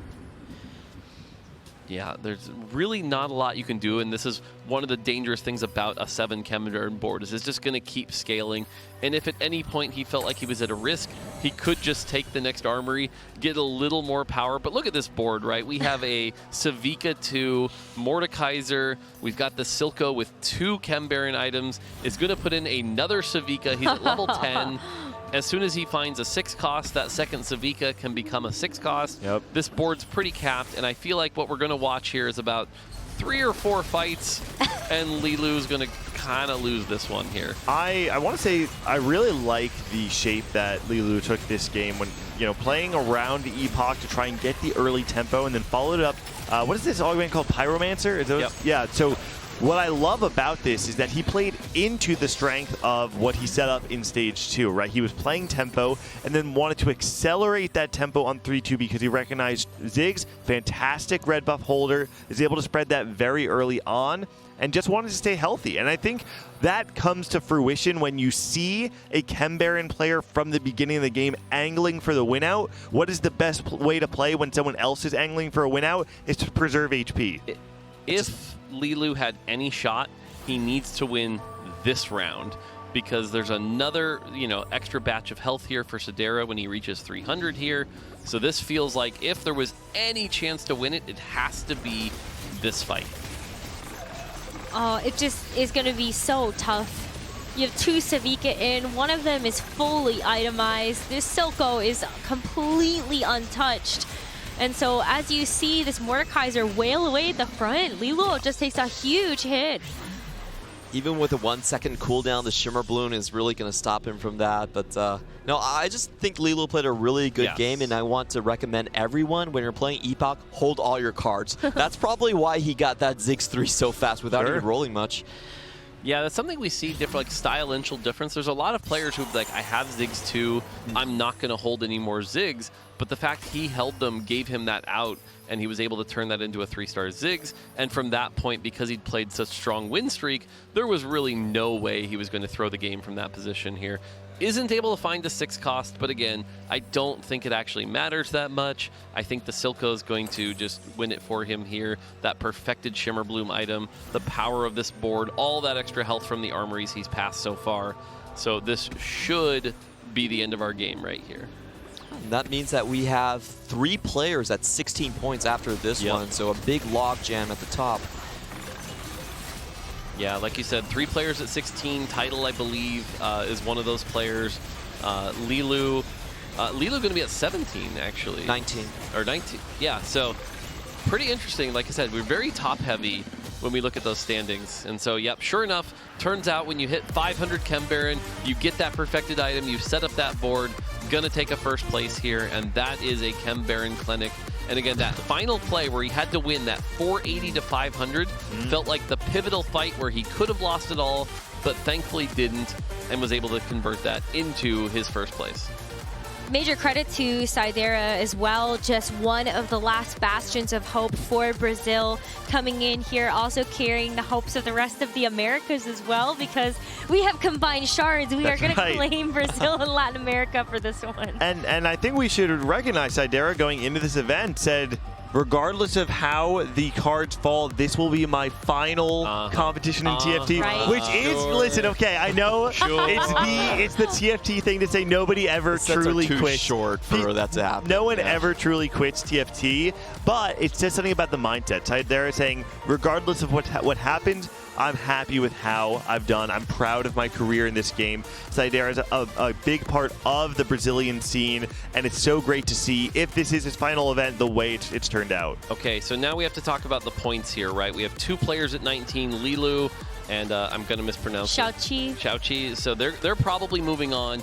We've got 3 players at 16, Sidera, Title, and Ironbog. That's 5 players, and there's only 4 spots here. And I gotta say, I mean, when you look at the, I guess, heavy hitters, the favorites of this, Sidera is not one of those. Sidera is very much an underdog. I think that has punched very much above his weight class in many people's eyes. To be able to take out someone like Ironbog or Title in that 16 place or the 16-point placement, it has huge implications for the statement you can make in this final day. It has been 10 10 sets since Brazil has actually made a top 8 in the global sort of like championship region there. So it would be huge for that community to be energized as well. First time, it'd be the first time since the first ever global championship in TFT.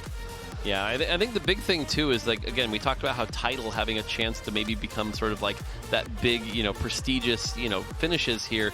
Him going 9th here would feel really bad. That'd be a pretty disappointing finish here. So all of a sudden he went from sort of a comfortable position to top 4 to now he's got 4 other players he's got a place ahead of to make sure that he can move on, right? Those other 2 players at 16 have now become his biggest enemies. He's got to outplace them here. And so now you kind of need a top 4, right? Like we talked about, this isn't just not go 8th. Right. This is get a top 4. You're not playing for 18 points anymore. You are competing against 2 other people directly in your lobby, and the name of the game is how can I outplace those players? Yeah. So you got to keep your eyes out too, like if we're actually going to see anyone holding units, maybe trying to grief. Right. We talked about 18. The way the points are distributing out, it could be as high as 20. Yeah, absolutely. And so all of a sudden, like I said, they go 1, 2, 3, right? Exactly. Like you're going to need a lot of points here. And so this final game, we have a couple players out, but that top 5 spots is pretty close. And even the 219 players, if they go 8th, there is a chance they don't make it. So there's still a lot of action here between those 5 players as far as how that's going to go. It's very exciting as we get ready for that final game. There's also the other lobby that is happening off of our stage, and so I want to give a little bit of a brief update on how that's been going as well. Just to go from maybe the bottom to the top, Haruru is going to be in 8th place right now with 8 points after 3 games. Shunga is at 9 points in 7th. You might have to help me with some of these. SHIQUZ. Sichu is going to be at 12 points. Obo is at 12. Oh, that means I haven't heard Minhee yet. So that means Tex is in 4th at 15. Jerusor also has 15 points. Stellar Minhee is in 2nd with 18. Wow. And then Meng Chenyu is at 19 points to lead that lobby. Pretty surprising set of scores, I think, if you're looking at that other lobby. I think a lot of people, if you look at the, level of play there, I think a lot of people would be looking at players like Junga and Haruru as 2 of the favorites in that lobby, and to hear that they're at the bottom, and all of a sudden, but players like Minhee and Tex, I think, were underdogs by many people's consideration, still keeping the hopes alive for the Americas. And if you listen to the bottom points, it's 8 and 9. So if they want to catch up, that's very difficult to do. It's not just You're pretty much well. out at that point. Yeah, you have to also pull them down as well. Yeah, I think the big story there, again, we talked about our previous champions. Zhonghe, unfortunately, probably not going to be able to make it. So that does leave Lilu and Tidal as our champions that can make it to that final slot. All in this lobby. Can't believe we actually we could have had 3 global champions in the top 8. Almost had 3. Wow. So really close. wild. It'll be really cool that we at least have one, especially, I mean, to have just the story of Tidal being the first ever 2-time global champion, the international champ. I mean, he won the MSI hosted by CN a couple sets back, and now also to potentially have a LAN win under his belt. He is the player in TFT alongside Double 61 for the argument of like the GOAT of the game, and this is just another trophy to put in his case. Yeah, I mean, we talked about how Tidal or Lilu, but the good news is one of them must make it. So we definitely have one champion making it. The question is, will we have 2? And who, who and where will the cards fall when it comes down to those 8 players?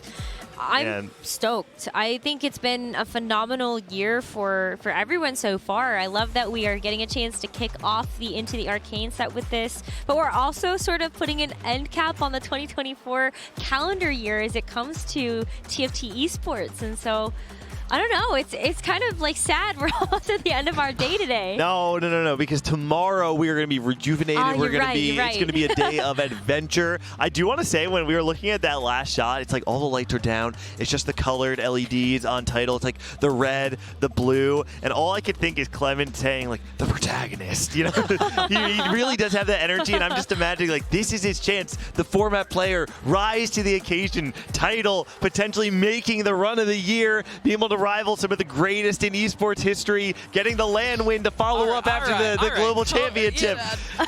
It begins with greatness. Wait, what's the line?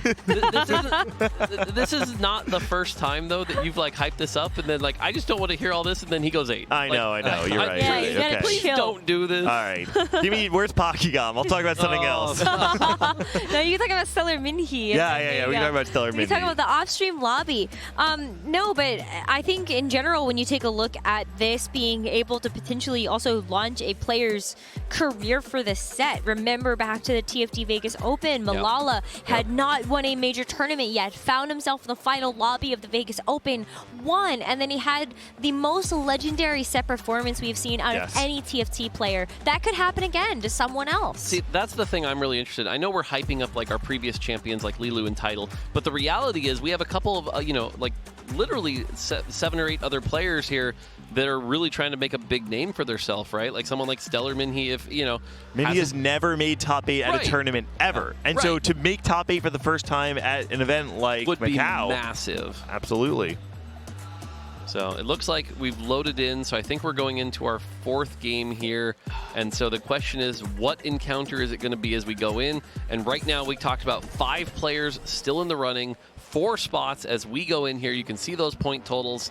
Who's going to make it into the next round? So main characters of this game, Lilu, Ironbog, Tidal. Perfect timeline. This could be a comeback. Echo's telling us that. This is going to be triple prismatic party as we go into our final game of the day.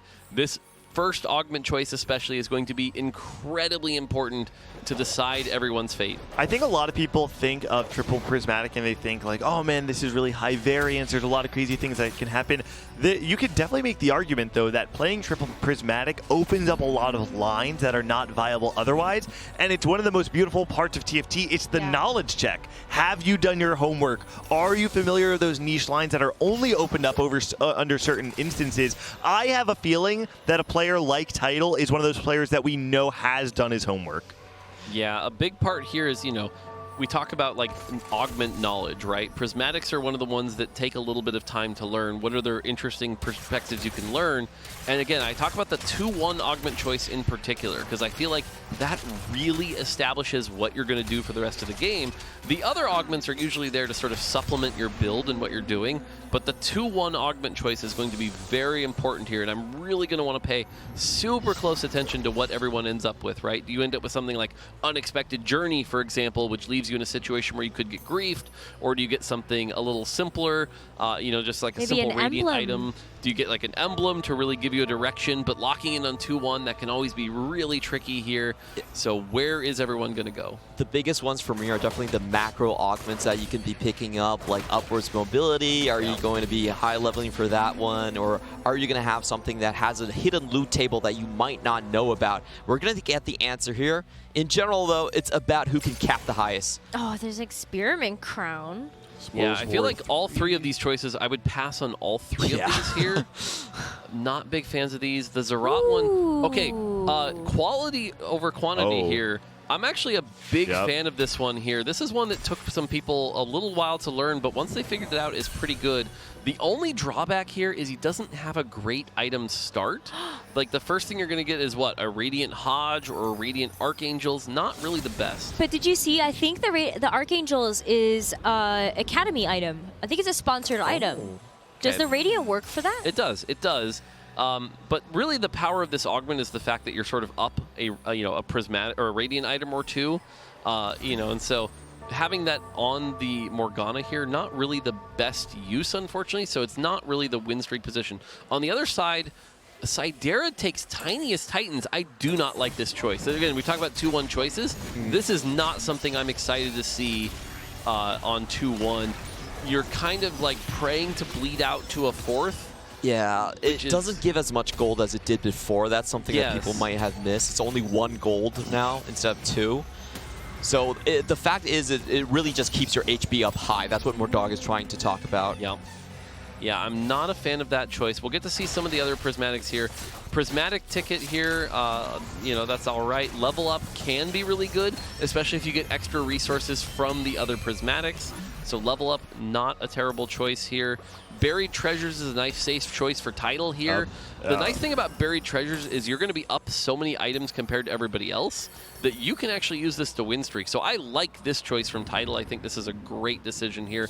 Setsuko with Conqueror, not that that matters too much. Ironbog here with, I believe that is a hard commit. Yep. So we'll have to see what he plays. And then nothing else jumping out here. But again, Sidera feels like the one I'm the most worried about here. Hard commit got...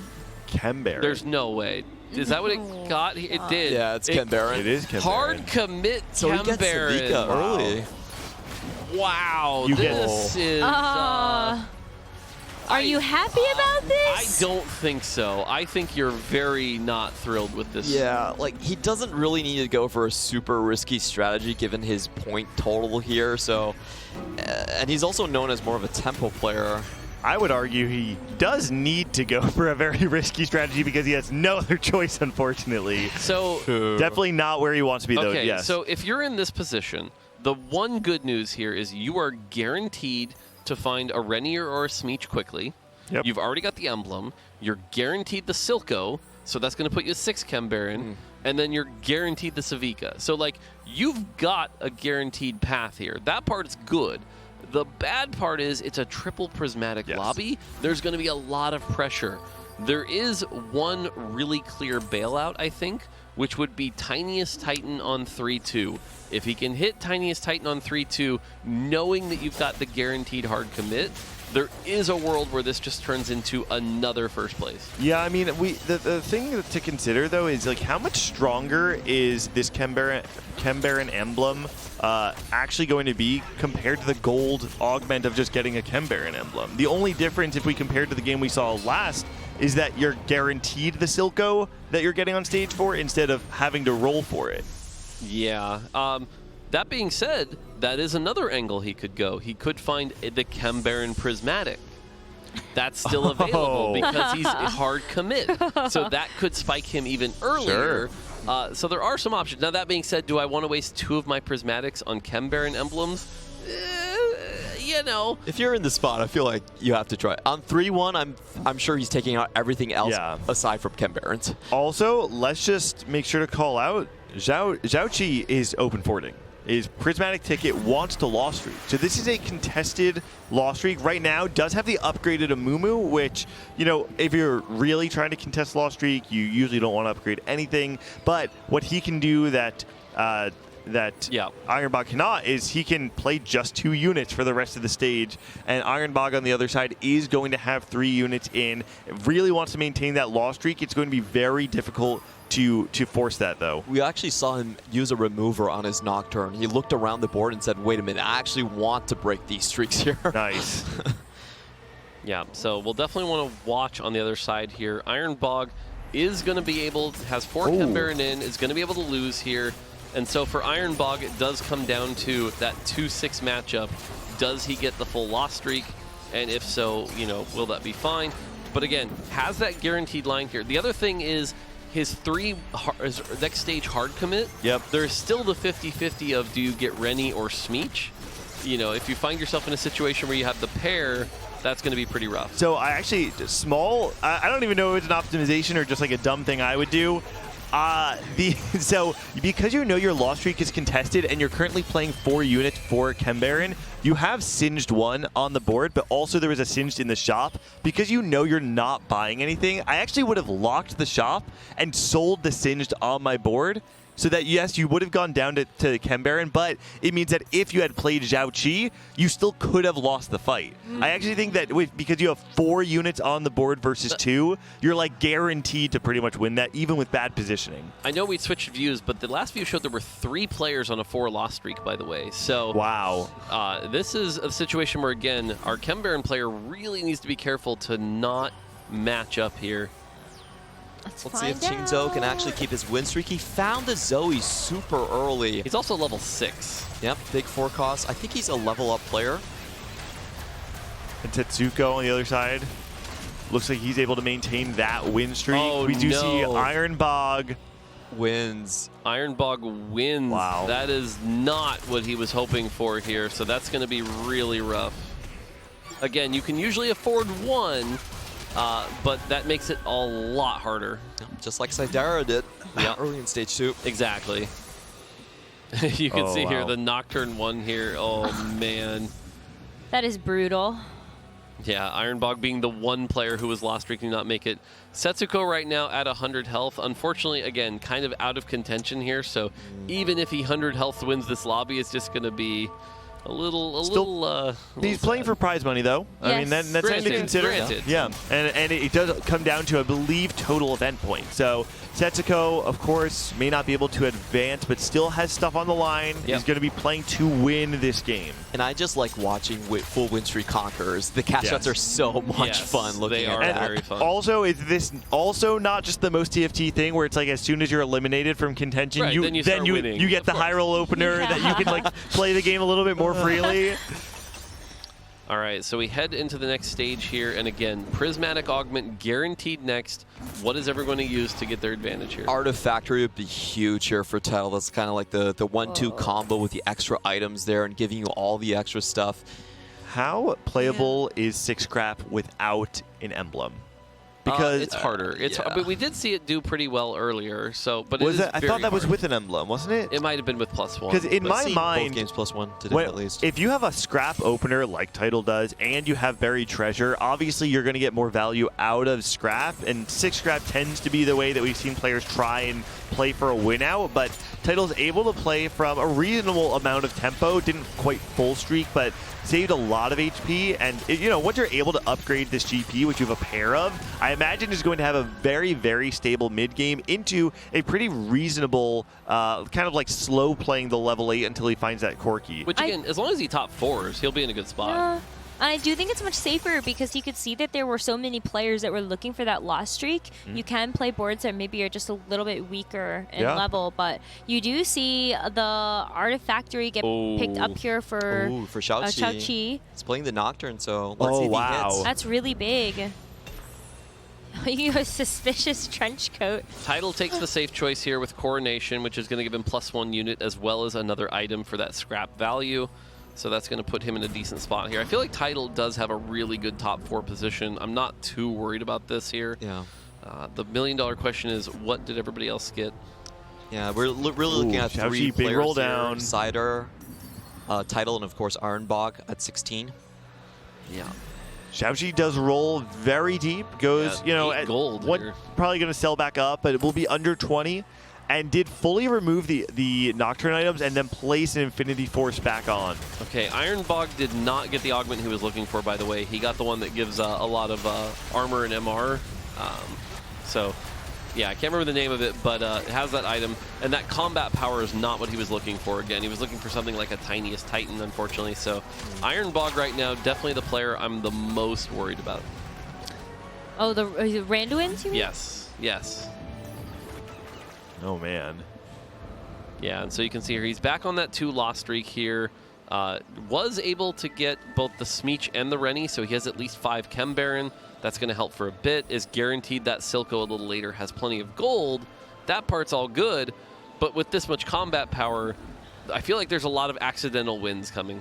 Yeah, I'm wondering if he wants to transition into a Renata line. That's typically what happens if you start winning with the Chem Baron, and what the CN players have been doing. It's like, okay, you're maybe a bit too strong. You got broken in the early stages.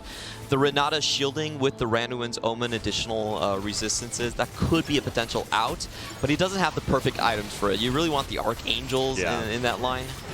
Yeah, the JG ends up being just so much worse because your shields can't really crit here. I mean, the other side of this board, the front line is falling. This is going to be another win for Ironbog, right? This looks very close now. He was trying to win. I don't think he was trying to win, but if he does win now here... he has to. Yeah, unfortunately... because he had lost the last 2 rounds. So I don't think that was a big intentional win, but now there's basically no way you're hitting 500 here, right? Yeah. This is maybe do some 200 shenanigans. Yeah, Ironbog right now, unfortunately, looking real rough. Did end up taking a tier, so you have the opportunity to put like a little bit of mana generation onto the Renata. And to your point about the Randuins, I feel like it is really good if you want that Sentinel setup. Like, I think you can use it. That one's a little harder because you've already got the armor and MR from the that's Sentinel. Mainly the Rennie and Nunu. Oh, Yeah. I see. So this is something that we saw out of a different Chinese player, or a Chinese player this morning who was playing the Renata line with the Kembaran setup. Very different than what we saw out of, at least we saw a lot of the Americas players playing it yesterday, the Sentinel variation. And I heard from a couple people that the Kembaran variation is more popular among Chinese players instead. Yeah, I'm not familiar. It, So. but the problem is with that sort of a line, you are also very conditioned based on what you get from the cash outs. Like, you need your cash outs to actually help you get that Renata 3, and if that kind of misses and you don't have that many natural copies, it's definitely not your A game plan with Kembaran. Let's put it that way. I mean, I feel like Ironbog is, we're way past the A game plan, right? Like,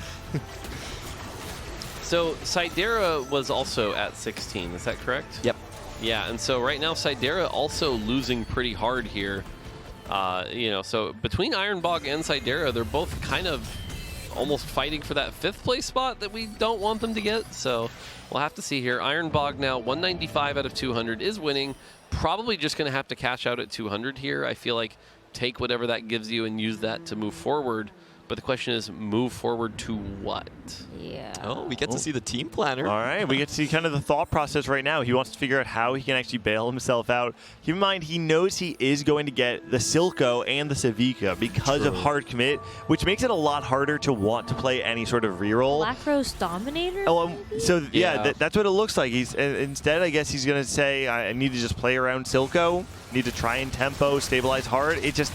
Man, I'm not going to lie, I don't really see a world in which you're actually able to stabilize hard enough with the small cash out. Maybe the additional HP of having some of those Kembarans is going to buy you a lot of time, but it's just not the similar setup that we're compared to what we saw last game from Sidera. So, shout out real quick, by the way, to the development team who works on the team planner. You're seeing even here in the top 16, people using that team planner to really help them. Does pass here. Wow. Ironbog, okay, this is really scary here. 75 gold, passes on another armory here, is going to have 6 shimmer next turn, but I don't know that I like this play. Okay, I think he's maybe trying to like stabilize on 8 and hope you get a good anomaly that doesn't cost too much gold. That's kind of the game plan for him. The good thing is, it doesn't look like he's contested on the Black Rose Silco line, so I mean, you can definitely stabilize and go forward. So, unfortunately, we're going to have the Silco in next turn, and we'll have 1 loss that will bring us just short of the next cash out. So we'll actually need either a second loss or another win after that. And so Ironbog, I imagine we're going to see similar to what we saw last game, where after this round, we'll see the level and roll potentially even to 0, stabilize there, and then try and build yourself back up to going level 9. Sidera, you can see doing the fist pump, hits the Zoe 2 here, has very good items on the Zoe 2, and at least finds the Alawi 1. Not necessarily perfect here, but Zoe 2 on 4-1 roll down is going to make him feel really good. Unfortunately, is getting contested by another Rebel player here in Hu Xing, so the Alawi might be slightly harder to find here. And Ironbog is going to go for the 4-2 roll down. We're going to have to look at that. If that goes awry, very little chance he's coming back, since he's basically kind of forfeiting his hard commit. Yep. Well, Hu Xing is also holding on to all the emissary units. You've got Tristana and Bessa and Nami. True. What could you potentially be doing while also having the Rebel in? I feel like we might need to take another look at the board to kind of put the puzzle together. For right now, we do have the 4-2 Augment Dominator Crown. Oh, that'd be big. Potential +1 coming through with Silco. Seems to be considering a couple things. Blazing Soul instead coming through. Oh, found a Civica. Yeah, I like the Blazing Soul take here. It's just some generic combat power. It's going to feel pretty good here. But again, the big thing is just we know, win or lose the next match, we're going to be above 300. If you lose 2, I believe that's 150, so that's not quite enough. Yeah, it could be 400? Yeah, we can hit 400, but 500 just seems so out of reach here. We'd have to lose 2 and then win 1, right? That would be the only way to actually hit 500. I don't lose 2, and then it's 3 streak, that's 485, and then win 1, yeah. Oh, that's so risky. Yeah, I think it's most likely just going to be that if this next Shimmer option is takeable. We just take that and we just try and go somewhere from there. I think you have to take it and win. Oh my god. I mean, so he wins this fight here, so that's going to be plus 30, puts him at 315. And now I feel like you take You this. have to. And now you don't really have a choice. There's no other thing. Ooh, this no is other way actually to pretty play good it. though, right? Not really. No? We No. don't like viral and virus? It's okay. But like I said, does have to take it here. It's at least a little bit of extra power, right? You've got one of those tier 2 items. That's a little bit of power. Could be worse. I've always liked the item. I mean, it's a good item. It's just, unfortunately, it's only one tier 2 and one tier 1 item, which is just not the value you were hoping for if you're going to be playing that long. So, that makes sense. And you can see here, transitioning as well. Needs to get everything slammed pretty quick to try to win these fights here. Slams that on the Silco here, gets that all slammed. Goes down to 5 Chem Baron here, 4 Dominator. Now the big thing is, can he find the Silco 2 to stabilize, or does he end up bleeding out here? It looks like this fight at least is going to be a win, so that is going to help for now. Yeah, I mean, up against someone who is playing the game very slow, right? Level up, we are level 8, 50 gold right now. We're not trying to win, so while it's a great win for Ironbog, I definitely don't know if it says too much about whether he's out of the woods yet. Okay, I have to call out Tidal, by the way, taking Call to Chaos here. Call to Chaos on game 4 when you need a top 4 is incredibly risky. There's a lot of good payouts, so it's not that bad, but we're going to need to see what he took and what situation that put him in, right? Was it a bunch of gold? Was it XP? Well, we know it's not a 3-star 3 cost. It looks like not a 3-star 3 cost, so. It was a training dummy, I think. With either the two the Zeke one? Okay, the lockets was great. Locket. He That's did get the good. locket. Okay, with the so that shielding. worked out. That worked out great. That is a good one to get from Call to Chaos here. So Tidal right now in a great position to move on to our top 8. With the 6 scrap shielding, that's just a tremendous amount of power here. And for Xiaoqi at 19 points, he didn't find any of the +1s despite the Artifactory, so it's kind of a little bit of an oof. But he does have the potential for 6 Automata. Man, Artifactory and didn't get a single +1 range on your Nocturne. I mean, definitely feels not great. Even playing the Infinity Force, I imagine doesn't get full value out of that, right? I'm sure there are other melee bruiser items that probably feel a little bit better on Nocturne. But yeah, I mean, obviously it's not looking great. HP is not too hot either, and so you get a win here, but this doesn't really look like a win out angle to me. Lilo had the Jinx emblem, so 2 Rebel players out there contesting. Sidera, one of them. That's going to be a big question. Magic Expert, he's looking for something in the like Nothing Wasted. Fireball, I think, is a fine choice here. You're spending a lot of mana here, and so you're going to be able to proc that quite a bit here while scaling up that Dominator. That being said, we are still stuck on the Silco 1, and so did lose the last fight. We're at 17 health here, and again, really he needs a top 4. Like, we're not looking for a 7th or a 6th here. We're looking for a top 4 if Ironbog wants to make it into our top 8. Does get a 5 cost in the LeBlanc in. So taking out 5 Chem Baron, and let's see if he swaps in the Mouse, maybe? No. 4 Chem Baron, 4 Dominator, 3 Black Rose here. And so, yeah, but again, Silco 1 is still the thing that's really making me nervous right now. Yeah, Silco 1 definitely doesn't have enough damage to really break through a lot of different boards. And right now we are seeing pretty cool setup from Setsuko. It's actually a Loris 3, I was about to say, is he right? playing a Loris 3? I was like trying to figure out if I was seeing everything correctly. It's like surely it's not a Loris 3.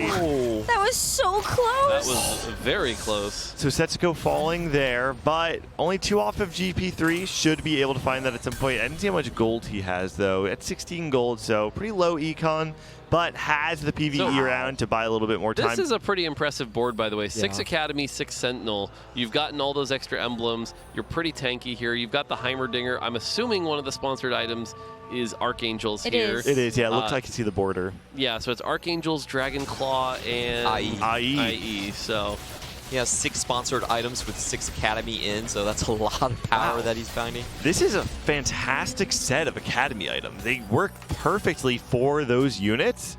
And we do have to point out, Qingzhou might have that chance to sneak in. A very slim chance, but it is there. Yeah, the only way that could happen is if Ironbog plus another one of those 16-point players go 1-2, or sorry, excuse me, 7-8, yeah, and then Qingzhou would have to pretty actually go unlikely. first. So, Pretty unlikely. Yeah.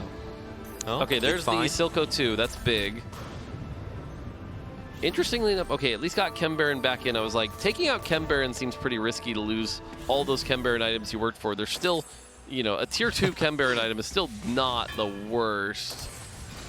There he goes, gets those slammed back in. And so now the question is, can Silco 2 and Mundo 2 hopefully carry here?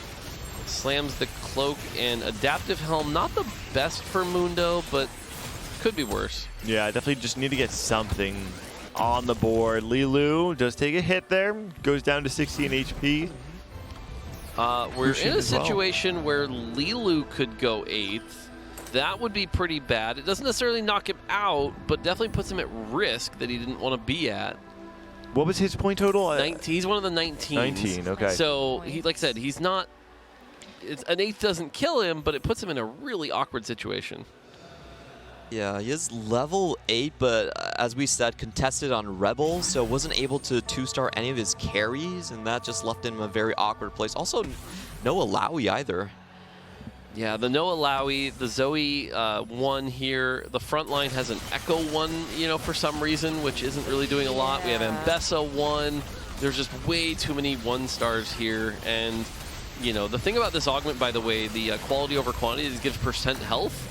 Well, percent health on 1-star units is not very good here. And Lee, like I said, he might go 8th here, which puts him at risk that he did not want to be at. And it's a shame because I actually really like that line of playing the quality over quality over quantity. Yeah. Quality over quantity. When you're playing something like the Rebel that gives the base stats, it's similar to Emissary in a way where even though you have these units that could be considered like the trait bots, you get a lot of value on all of them. That's a Jinx 2, by the way, and those Jinx 2 items are massive. Those are very good Jinx 2 items. When that Jinx casts, that team kind of going to go boom. Yep. How is this going to fare against the Randuin setup that like Ironbog has, for example? I take the Jinx. You take the Jinx, right? I think Ironbog just doesn't have enough upfront damage or front-loaded damage to break through. I feel like the Silco through. just dies. Yeah. I think Lilu is definitely dead here. We're going to see an 8th place for Lilu, which is puts him at risk here. But watch this Jinx ult. Well, it didn't even matter. The board was just that skewed. That's right. We'll watch it next fight. Yeah, so Lilu at 20 points here. Again, still a decent spot, but could lose it. That would be such a heartbreaking way to go out. There is a Black Rose emblem for Ironbog. Insta picks it up. Also on a Mordekaiser, which is a Dominator. Probably one of the best finds you could hope for. Has a Mordekaiser on his board already. Not sure if he has one on his bench, but definitely could be a high roll out to find some sort of bailout. All right, looking at this, Setsuko, by the way, I believe took the capped out augment here, so allowing him to roll and find the Loris 3, the Swain 3, things like that. So the blue buff coming in for this Jinx. We've seen this deck many times throughout the weekend. Having one less auto attack coming in for each of those casts means that with so much damage, we're actually going to get to see the Jinx cast in many of these fights. This is so exciting. All 3 of our 16-point players are still in the running here in the top 5. Right. Well, like I said, if they go something like 1, 2, 3, it's Lilu who's on the cutting room floor. That would be crazy. And Ironbog, actually, with that Black Rose emblem, is in a spot where now he can play 5 Black Rose, but does find himself up against Hushin and Necro. You were asking what happens when these two fight. We're about to find out. I guess we're LeBlanc didn't even cast. Oh, Jinx is about to fire off a giant rocket. Oh, no, yeah. One more ult comes through. Wait, the stun is hit! Oh my god! But he's still alive. He's still alive. Yep. 6 HP. But He's that got was one more crazy. life. I actually thought this stun would have stopped the damage long enough. Wait, hold on a second. The HP totals are such that, hear me out. Ironbog wins this fight. And now if Sidera or Tidal take a hit there, I mean, it's Sidera against Ironbog for that slot right now. if Ironbog can win any of his fights and hope that someone like Hushin plays Sidera on 6-1 where the base player damage goes up, there's very much a world where Ironbog actually takes this over Sidera. That would be insane. But this is also an incredibly insane board. That's a game playing 3 with a Conqueror's emblem. Yeah, I don't know if this is the board you want to be playing if you are, you know, in contention. This GP has so much damage, and you have the front line, but I just don't know if you're actually making it to the back line before Close. it kills everything. The monstrosities! They did it! Wow. Huge win. And let's see, Sidera loses to Qing Zhao, which means he still has Hushin in his rotation. And on 6-1, Sidera may actually play. It's going to be Sidera and Ironbog essentially playing heads up for this final slot in the top 8. It's so scary that Hushin's going to be the decider in this one for a lot of them. Sidera 3-way contested on the Rebel. Let's take a look at his board. Still on the Laui 1. It's very unfortunate. And again, we have to talk about Ironbog and Sidera here, both at 16 points. Both in a situation right now where if they get knocked out, they are below Lilu's 20 and will likely go 5th place, which would mean not making the final day. So Alawi 2? Okay. I feel like if they match up here, that would be just perfect here to see who gets that last slot. Poetry in motion. Oh, Warwick comes through. Not no the 6 cost you really want to see though. In order to play, you would. I mean, you would drop the Echo. You can drop the Echo. You lose Ambusher, but I think I would take that trade. Yeah. It is just a Jinx 1, but you really, I guess you really do want to try and rely on that damage. We'll I would see. have taken that trade. Oh, are they playing each other? Head to head. They are. It's heads up. This is it. Winner takes top 8 here. This is going to be the most important fight here. The Silco's slowly building up. The front line is falling. They're already in the back line. Nope, that's a Jinx ult though. The Jinx ult, the Zoe doing big here. It's just down to Silco. Oh, Ironbog falls. Look at the reaction. He knows. Sidera makes it to the next day, and that decides our top 8 from this lobby. The top 4. Ironbog, unfortunately, not going to make it. He's going to be our 5th place player, and that fight was the deciding factor.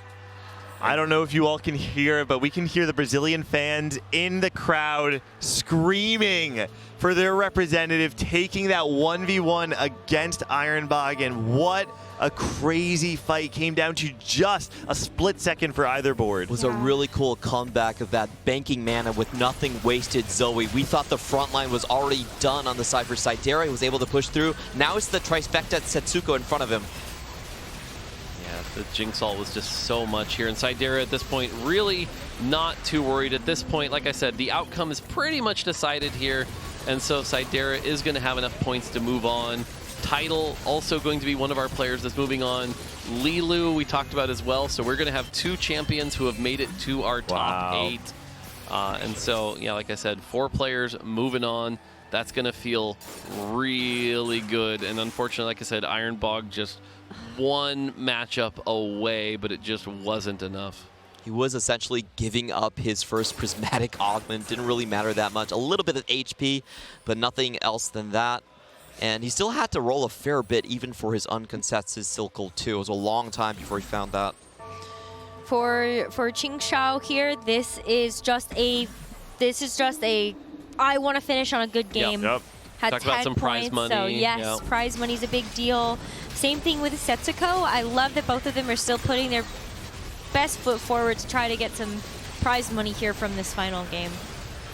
I actually love Setsuko's board. It's so much fun. Trifecta with Loris inside as part of the equation to fill out the 3/3 cost that you want to get the buffs in. It's really creative. Of course, with the Conqueror started well.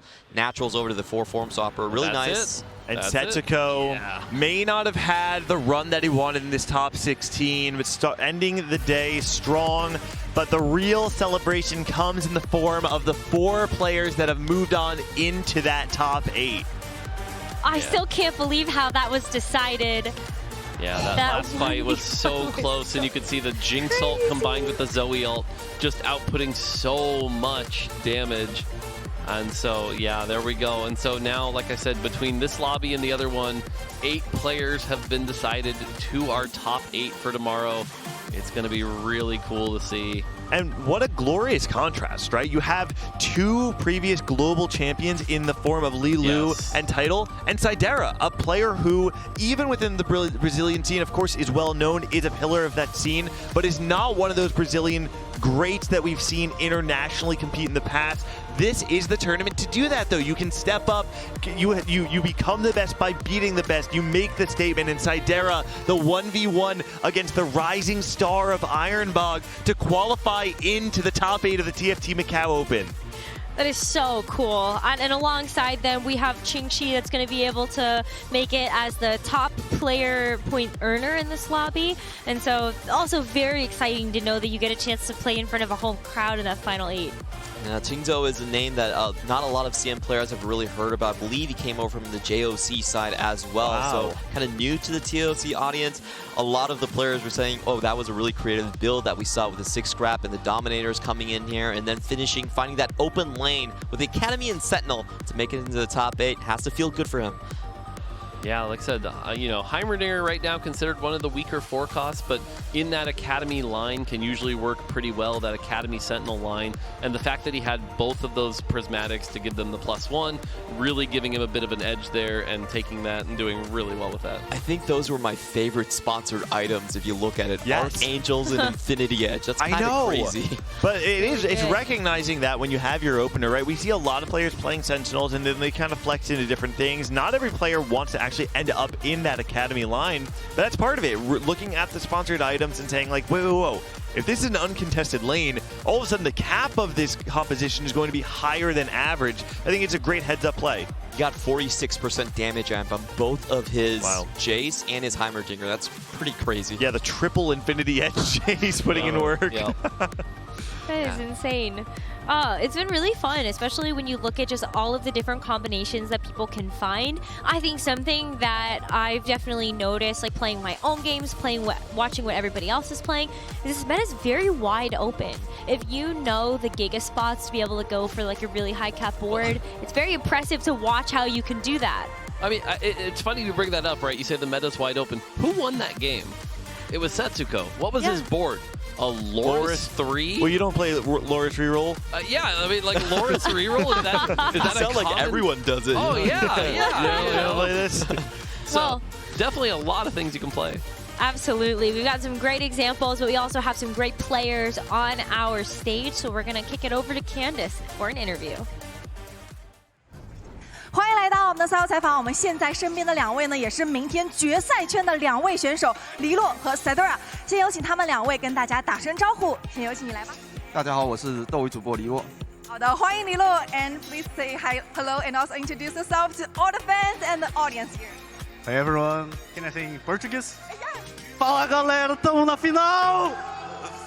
现场的粉丝非常的疯狂，一直都在支持他。当得知他能够拿到这一次的决赛圈资格的时候，现场已经沸腾了。那首先要问到他们2位的就是从512名选手中成功脱颖而出，能够进入到明天的决赛圈，现在是怎样的一个心情？So you guys just get to the final 8, and also you compete from the 512 players all around the world. How do you feel right now?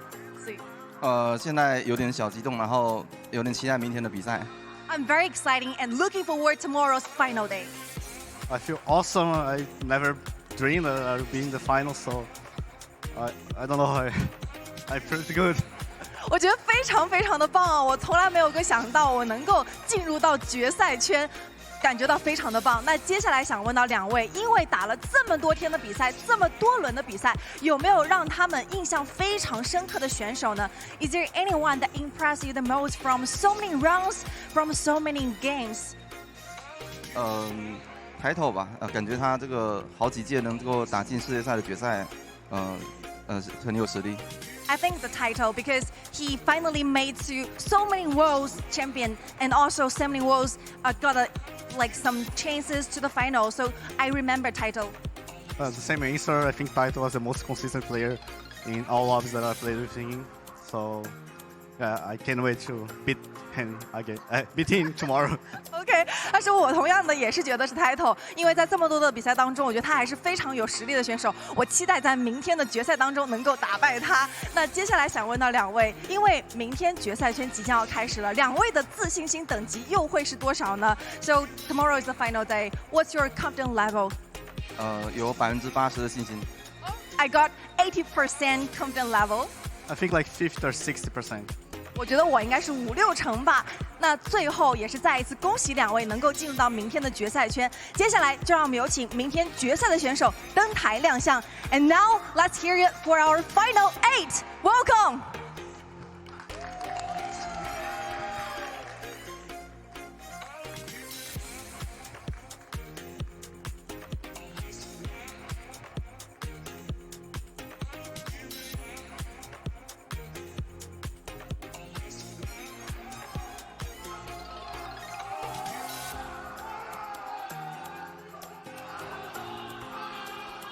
让我们用再一次热烈的掌声欢迎我们最后的决赛圈选手。Let's welcome our final 8 again. Welcome.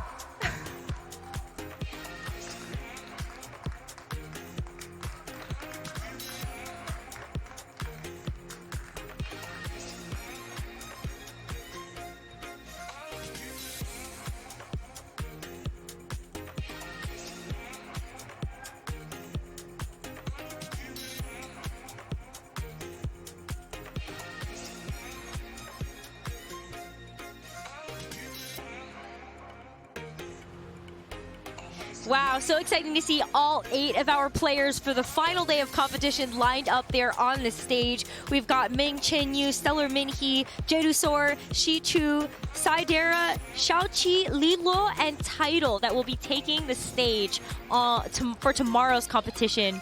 What a star-studded lineup. It really is. No, star-studded is absolutely the name of the game. I will just say, though, I mean, listening to that reaction, hearing the Brazilian players come together, cheering for their friend, it gave me chills. You know, there's something about the energy in this room. It's electric, right? All around us, you can feel just the passion. The people are so genuinely happy. They might have fallen early in the tournament, but it doesn't matter because now you get to live through those who have made it and you get to cheer on the final day. This is just, I mean, it's the peak of TFT. I'm so happy we get to be here for it. I love what we saw there was them like putting Saidera up, and you could see the layering of history right there. Ego Illusions coming in, Dobbs coming in, INTZ, a big team right there in Brazil. Always there for the pillar of the community, and then they raise a new star up to represent Brazil.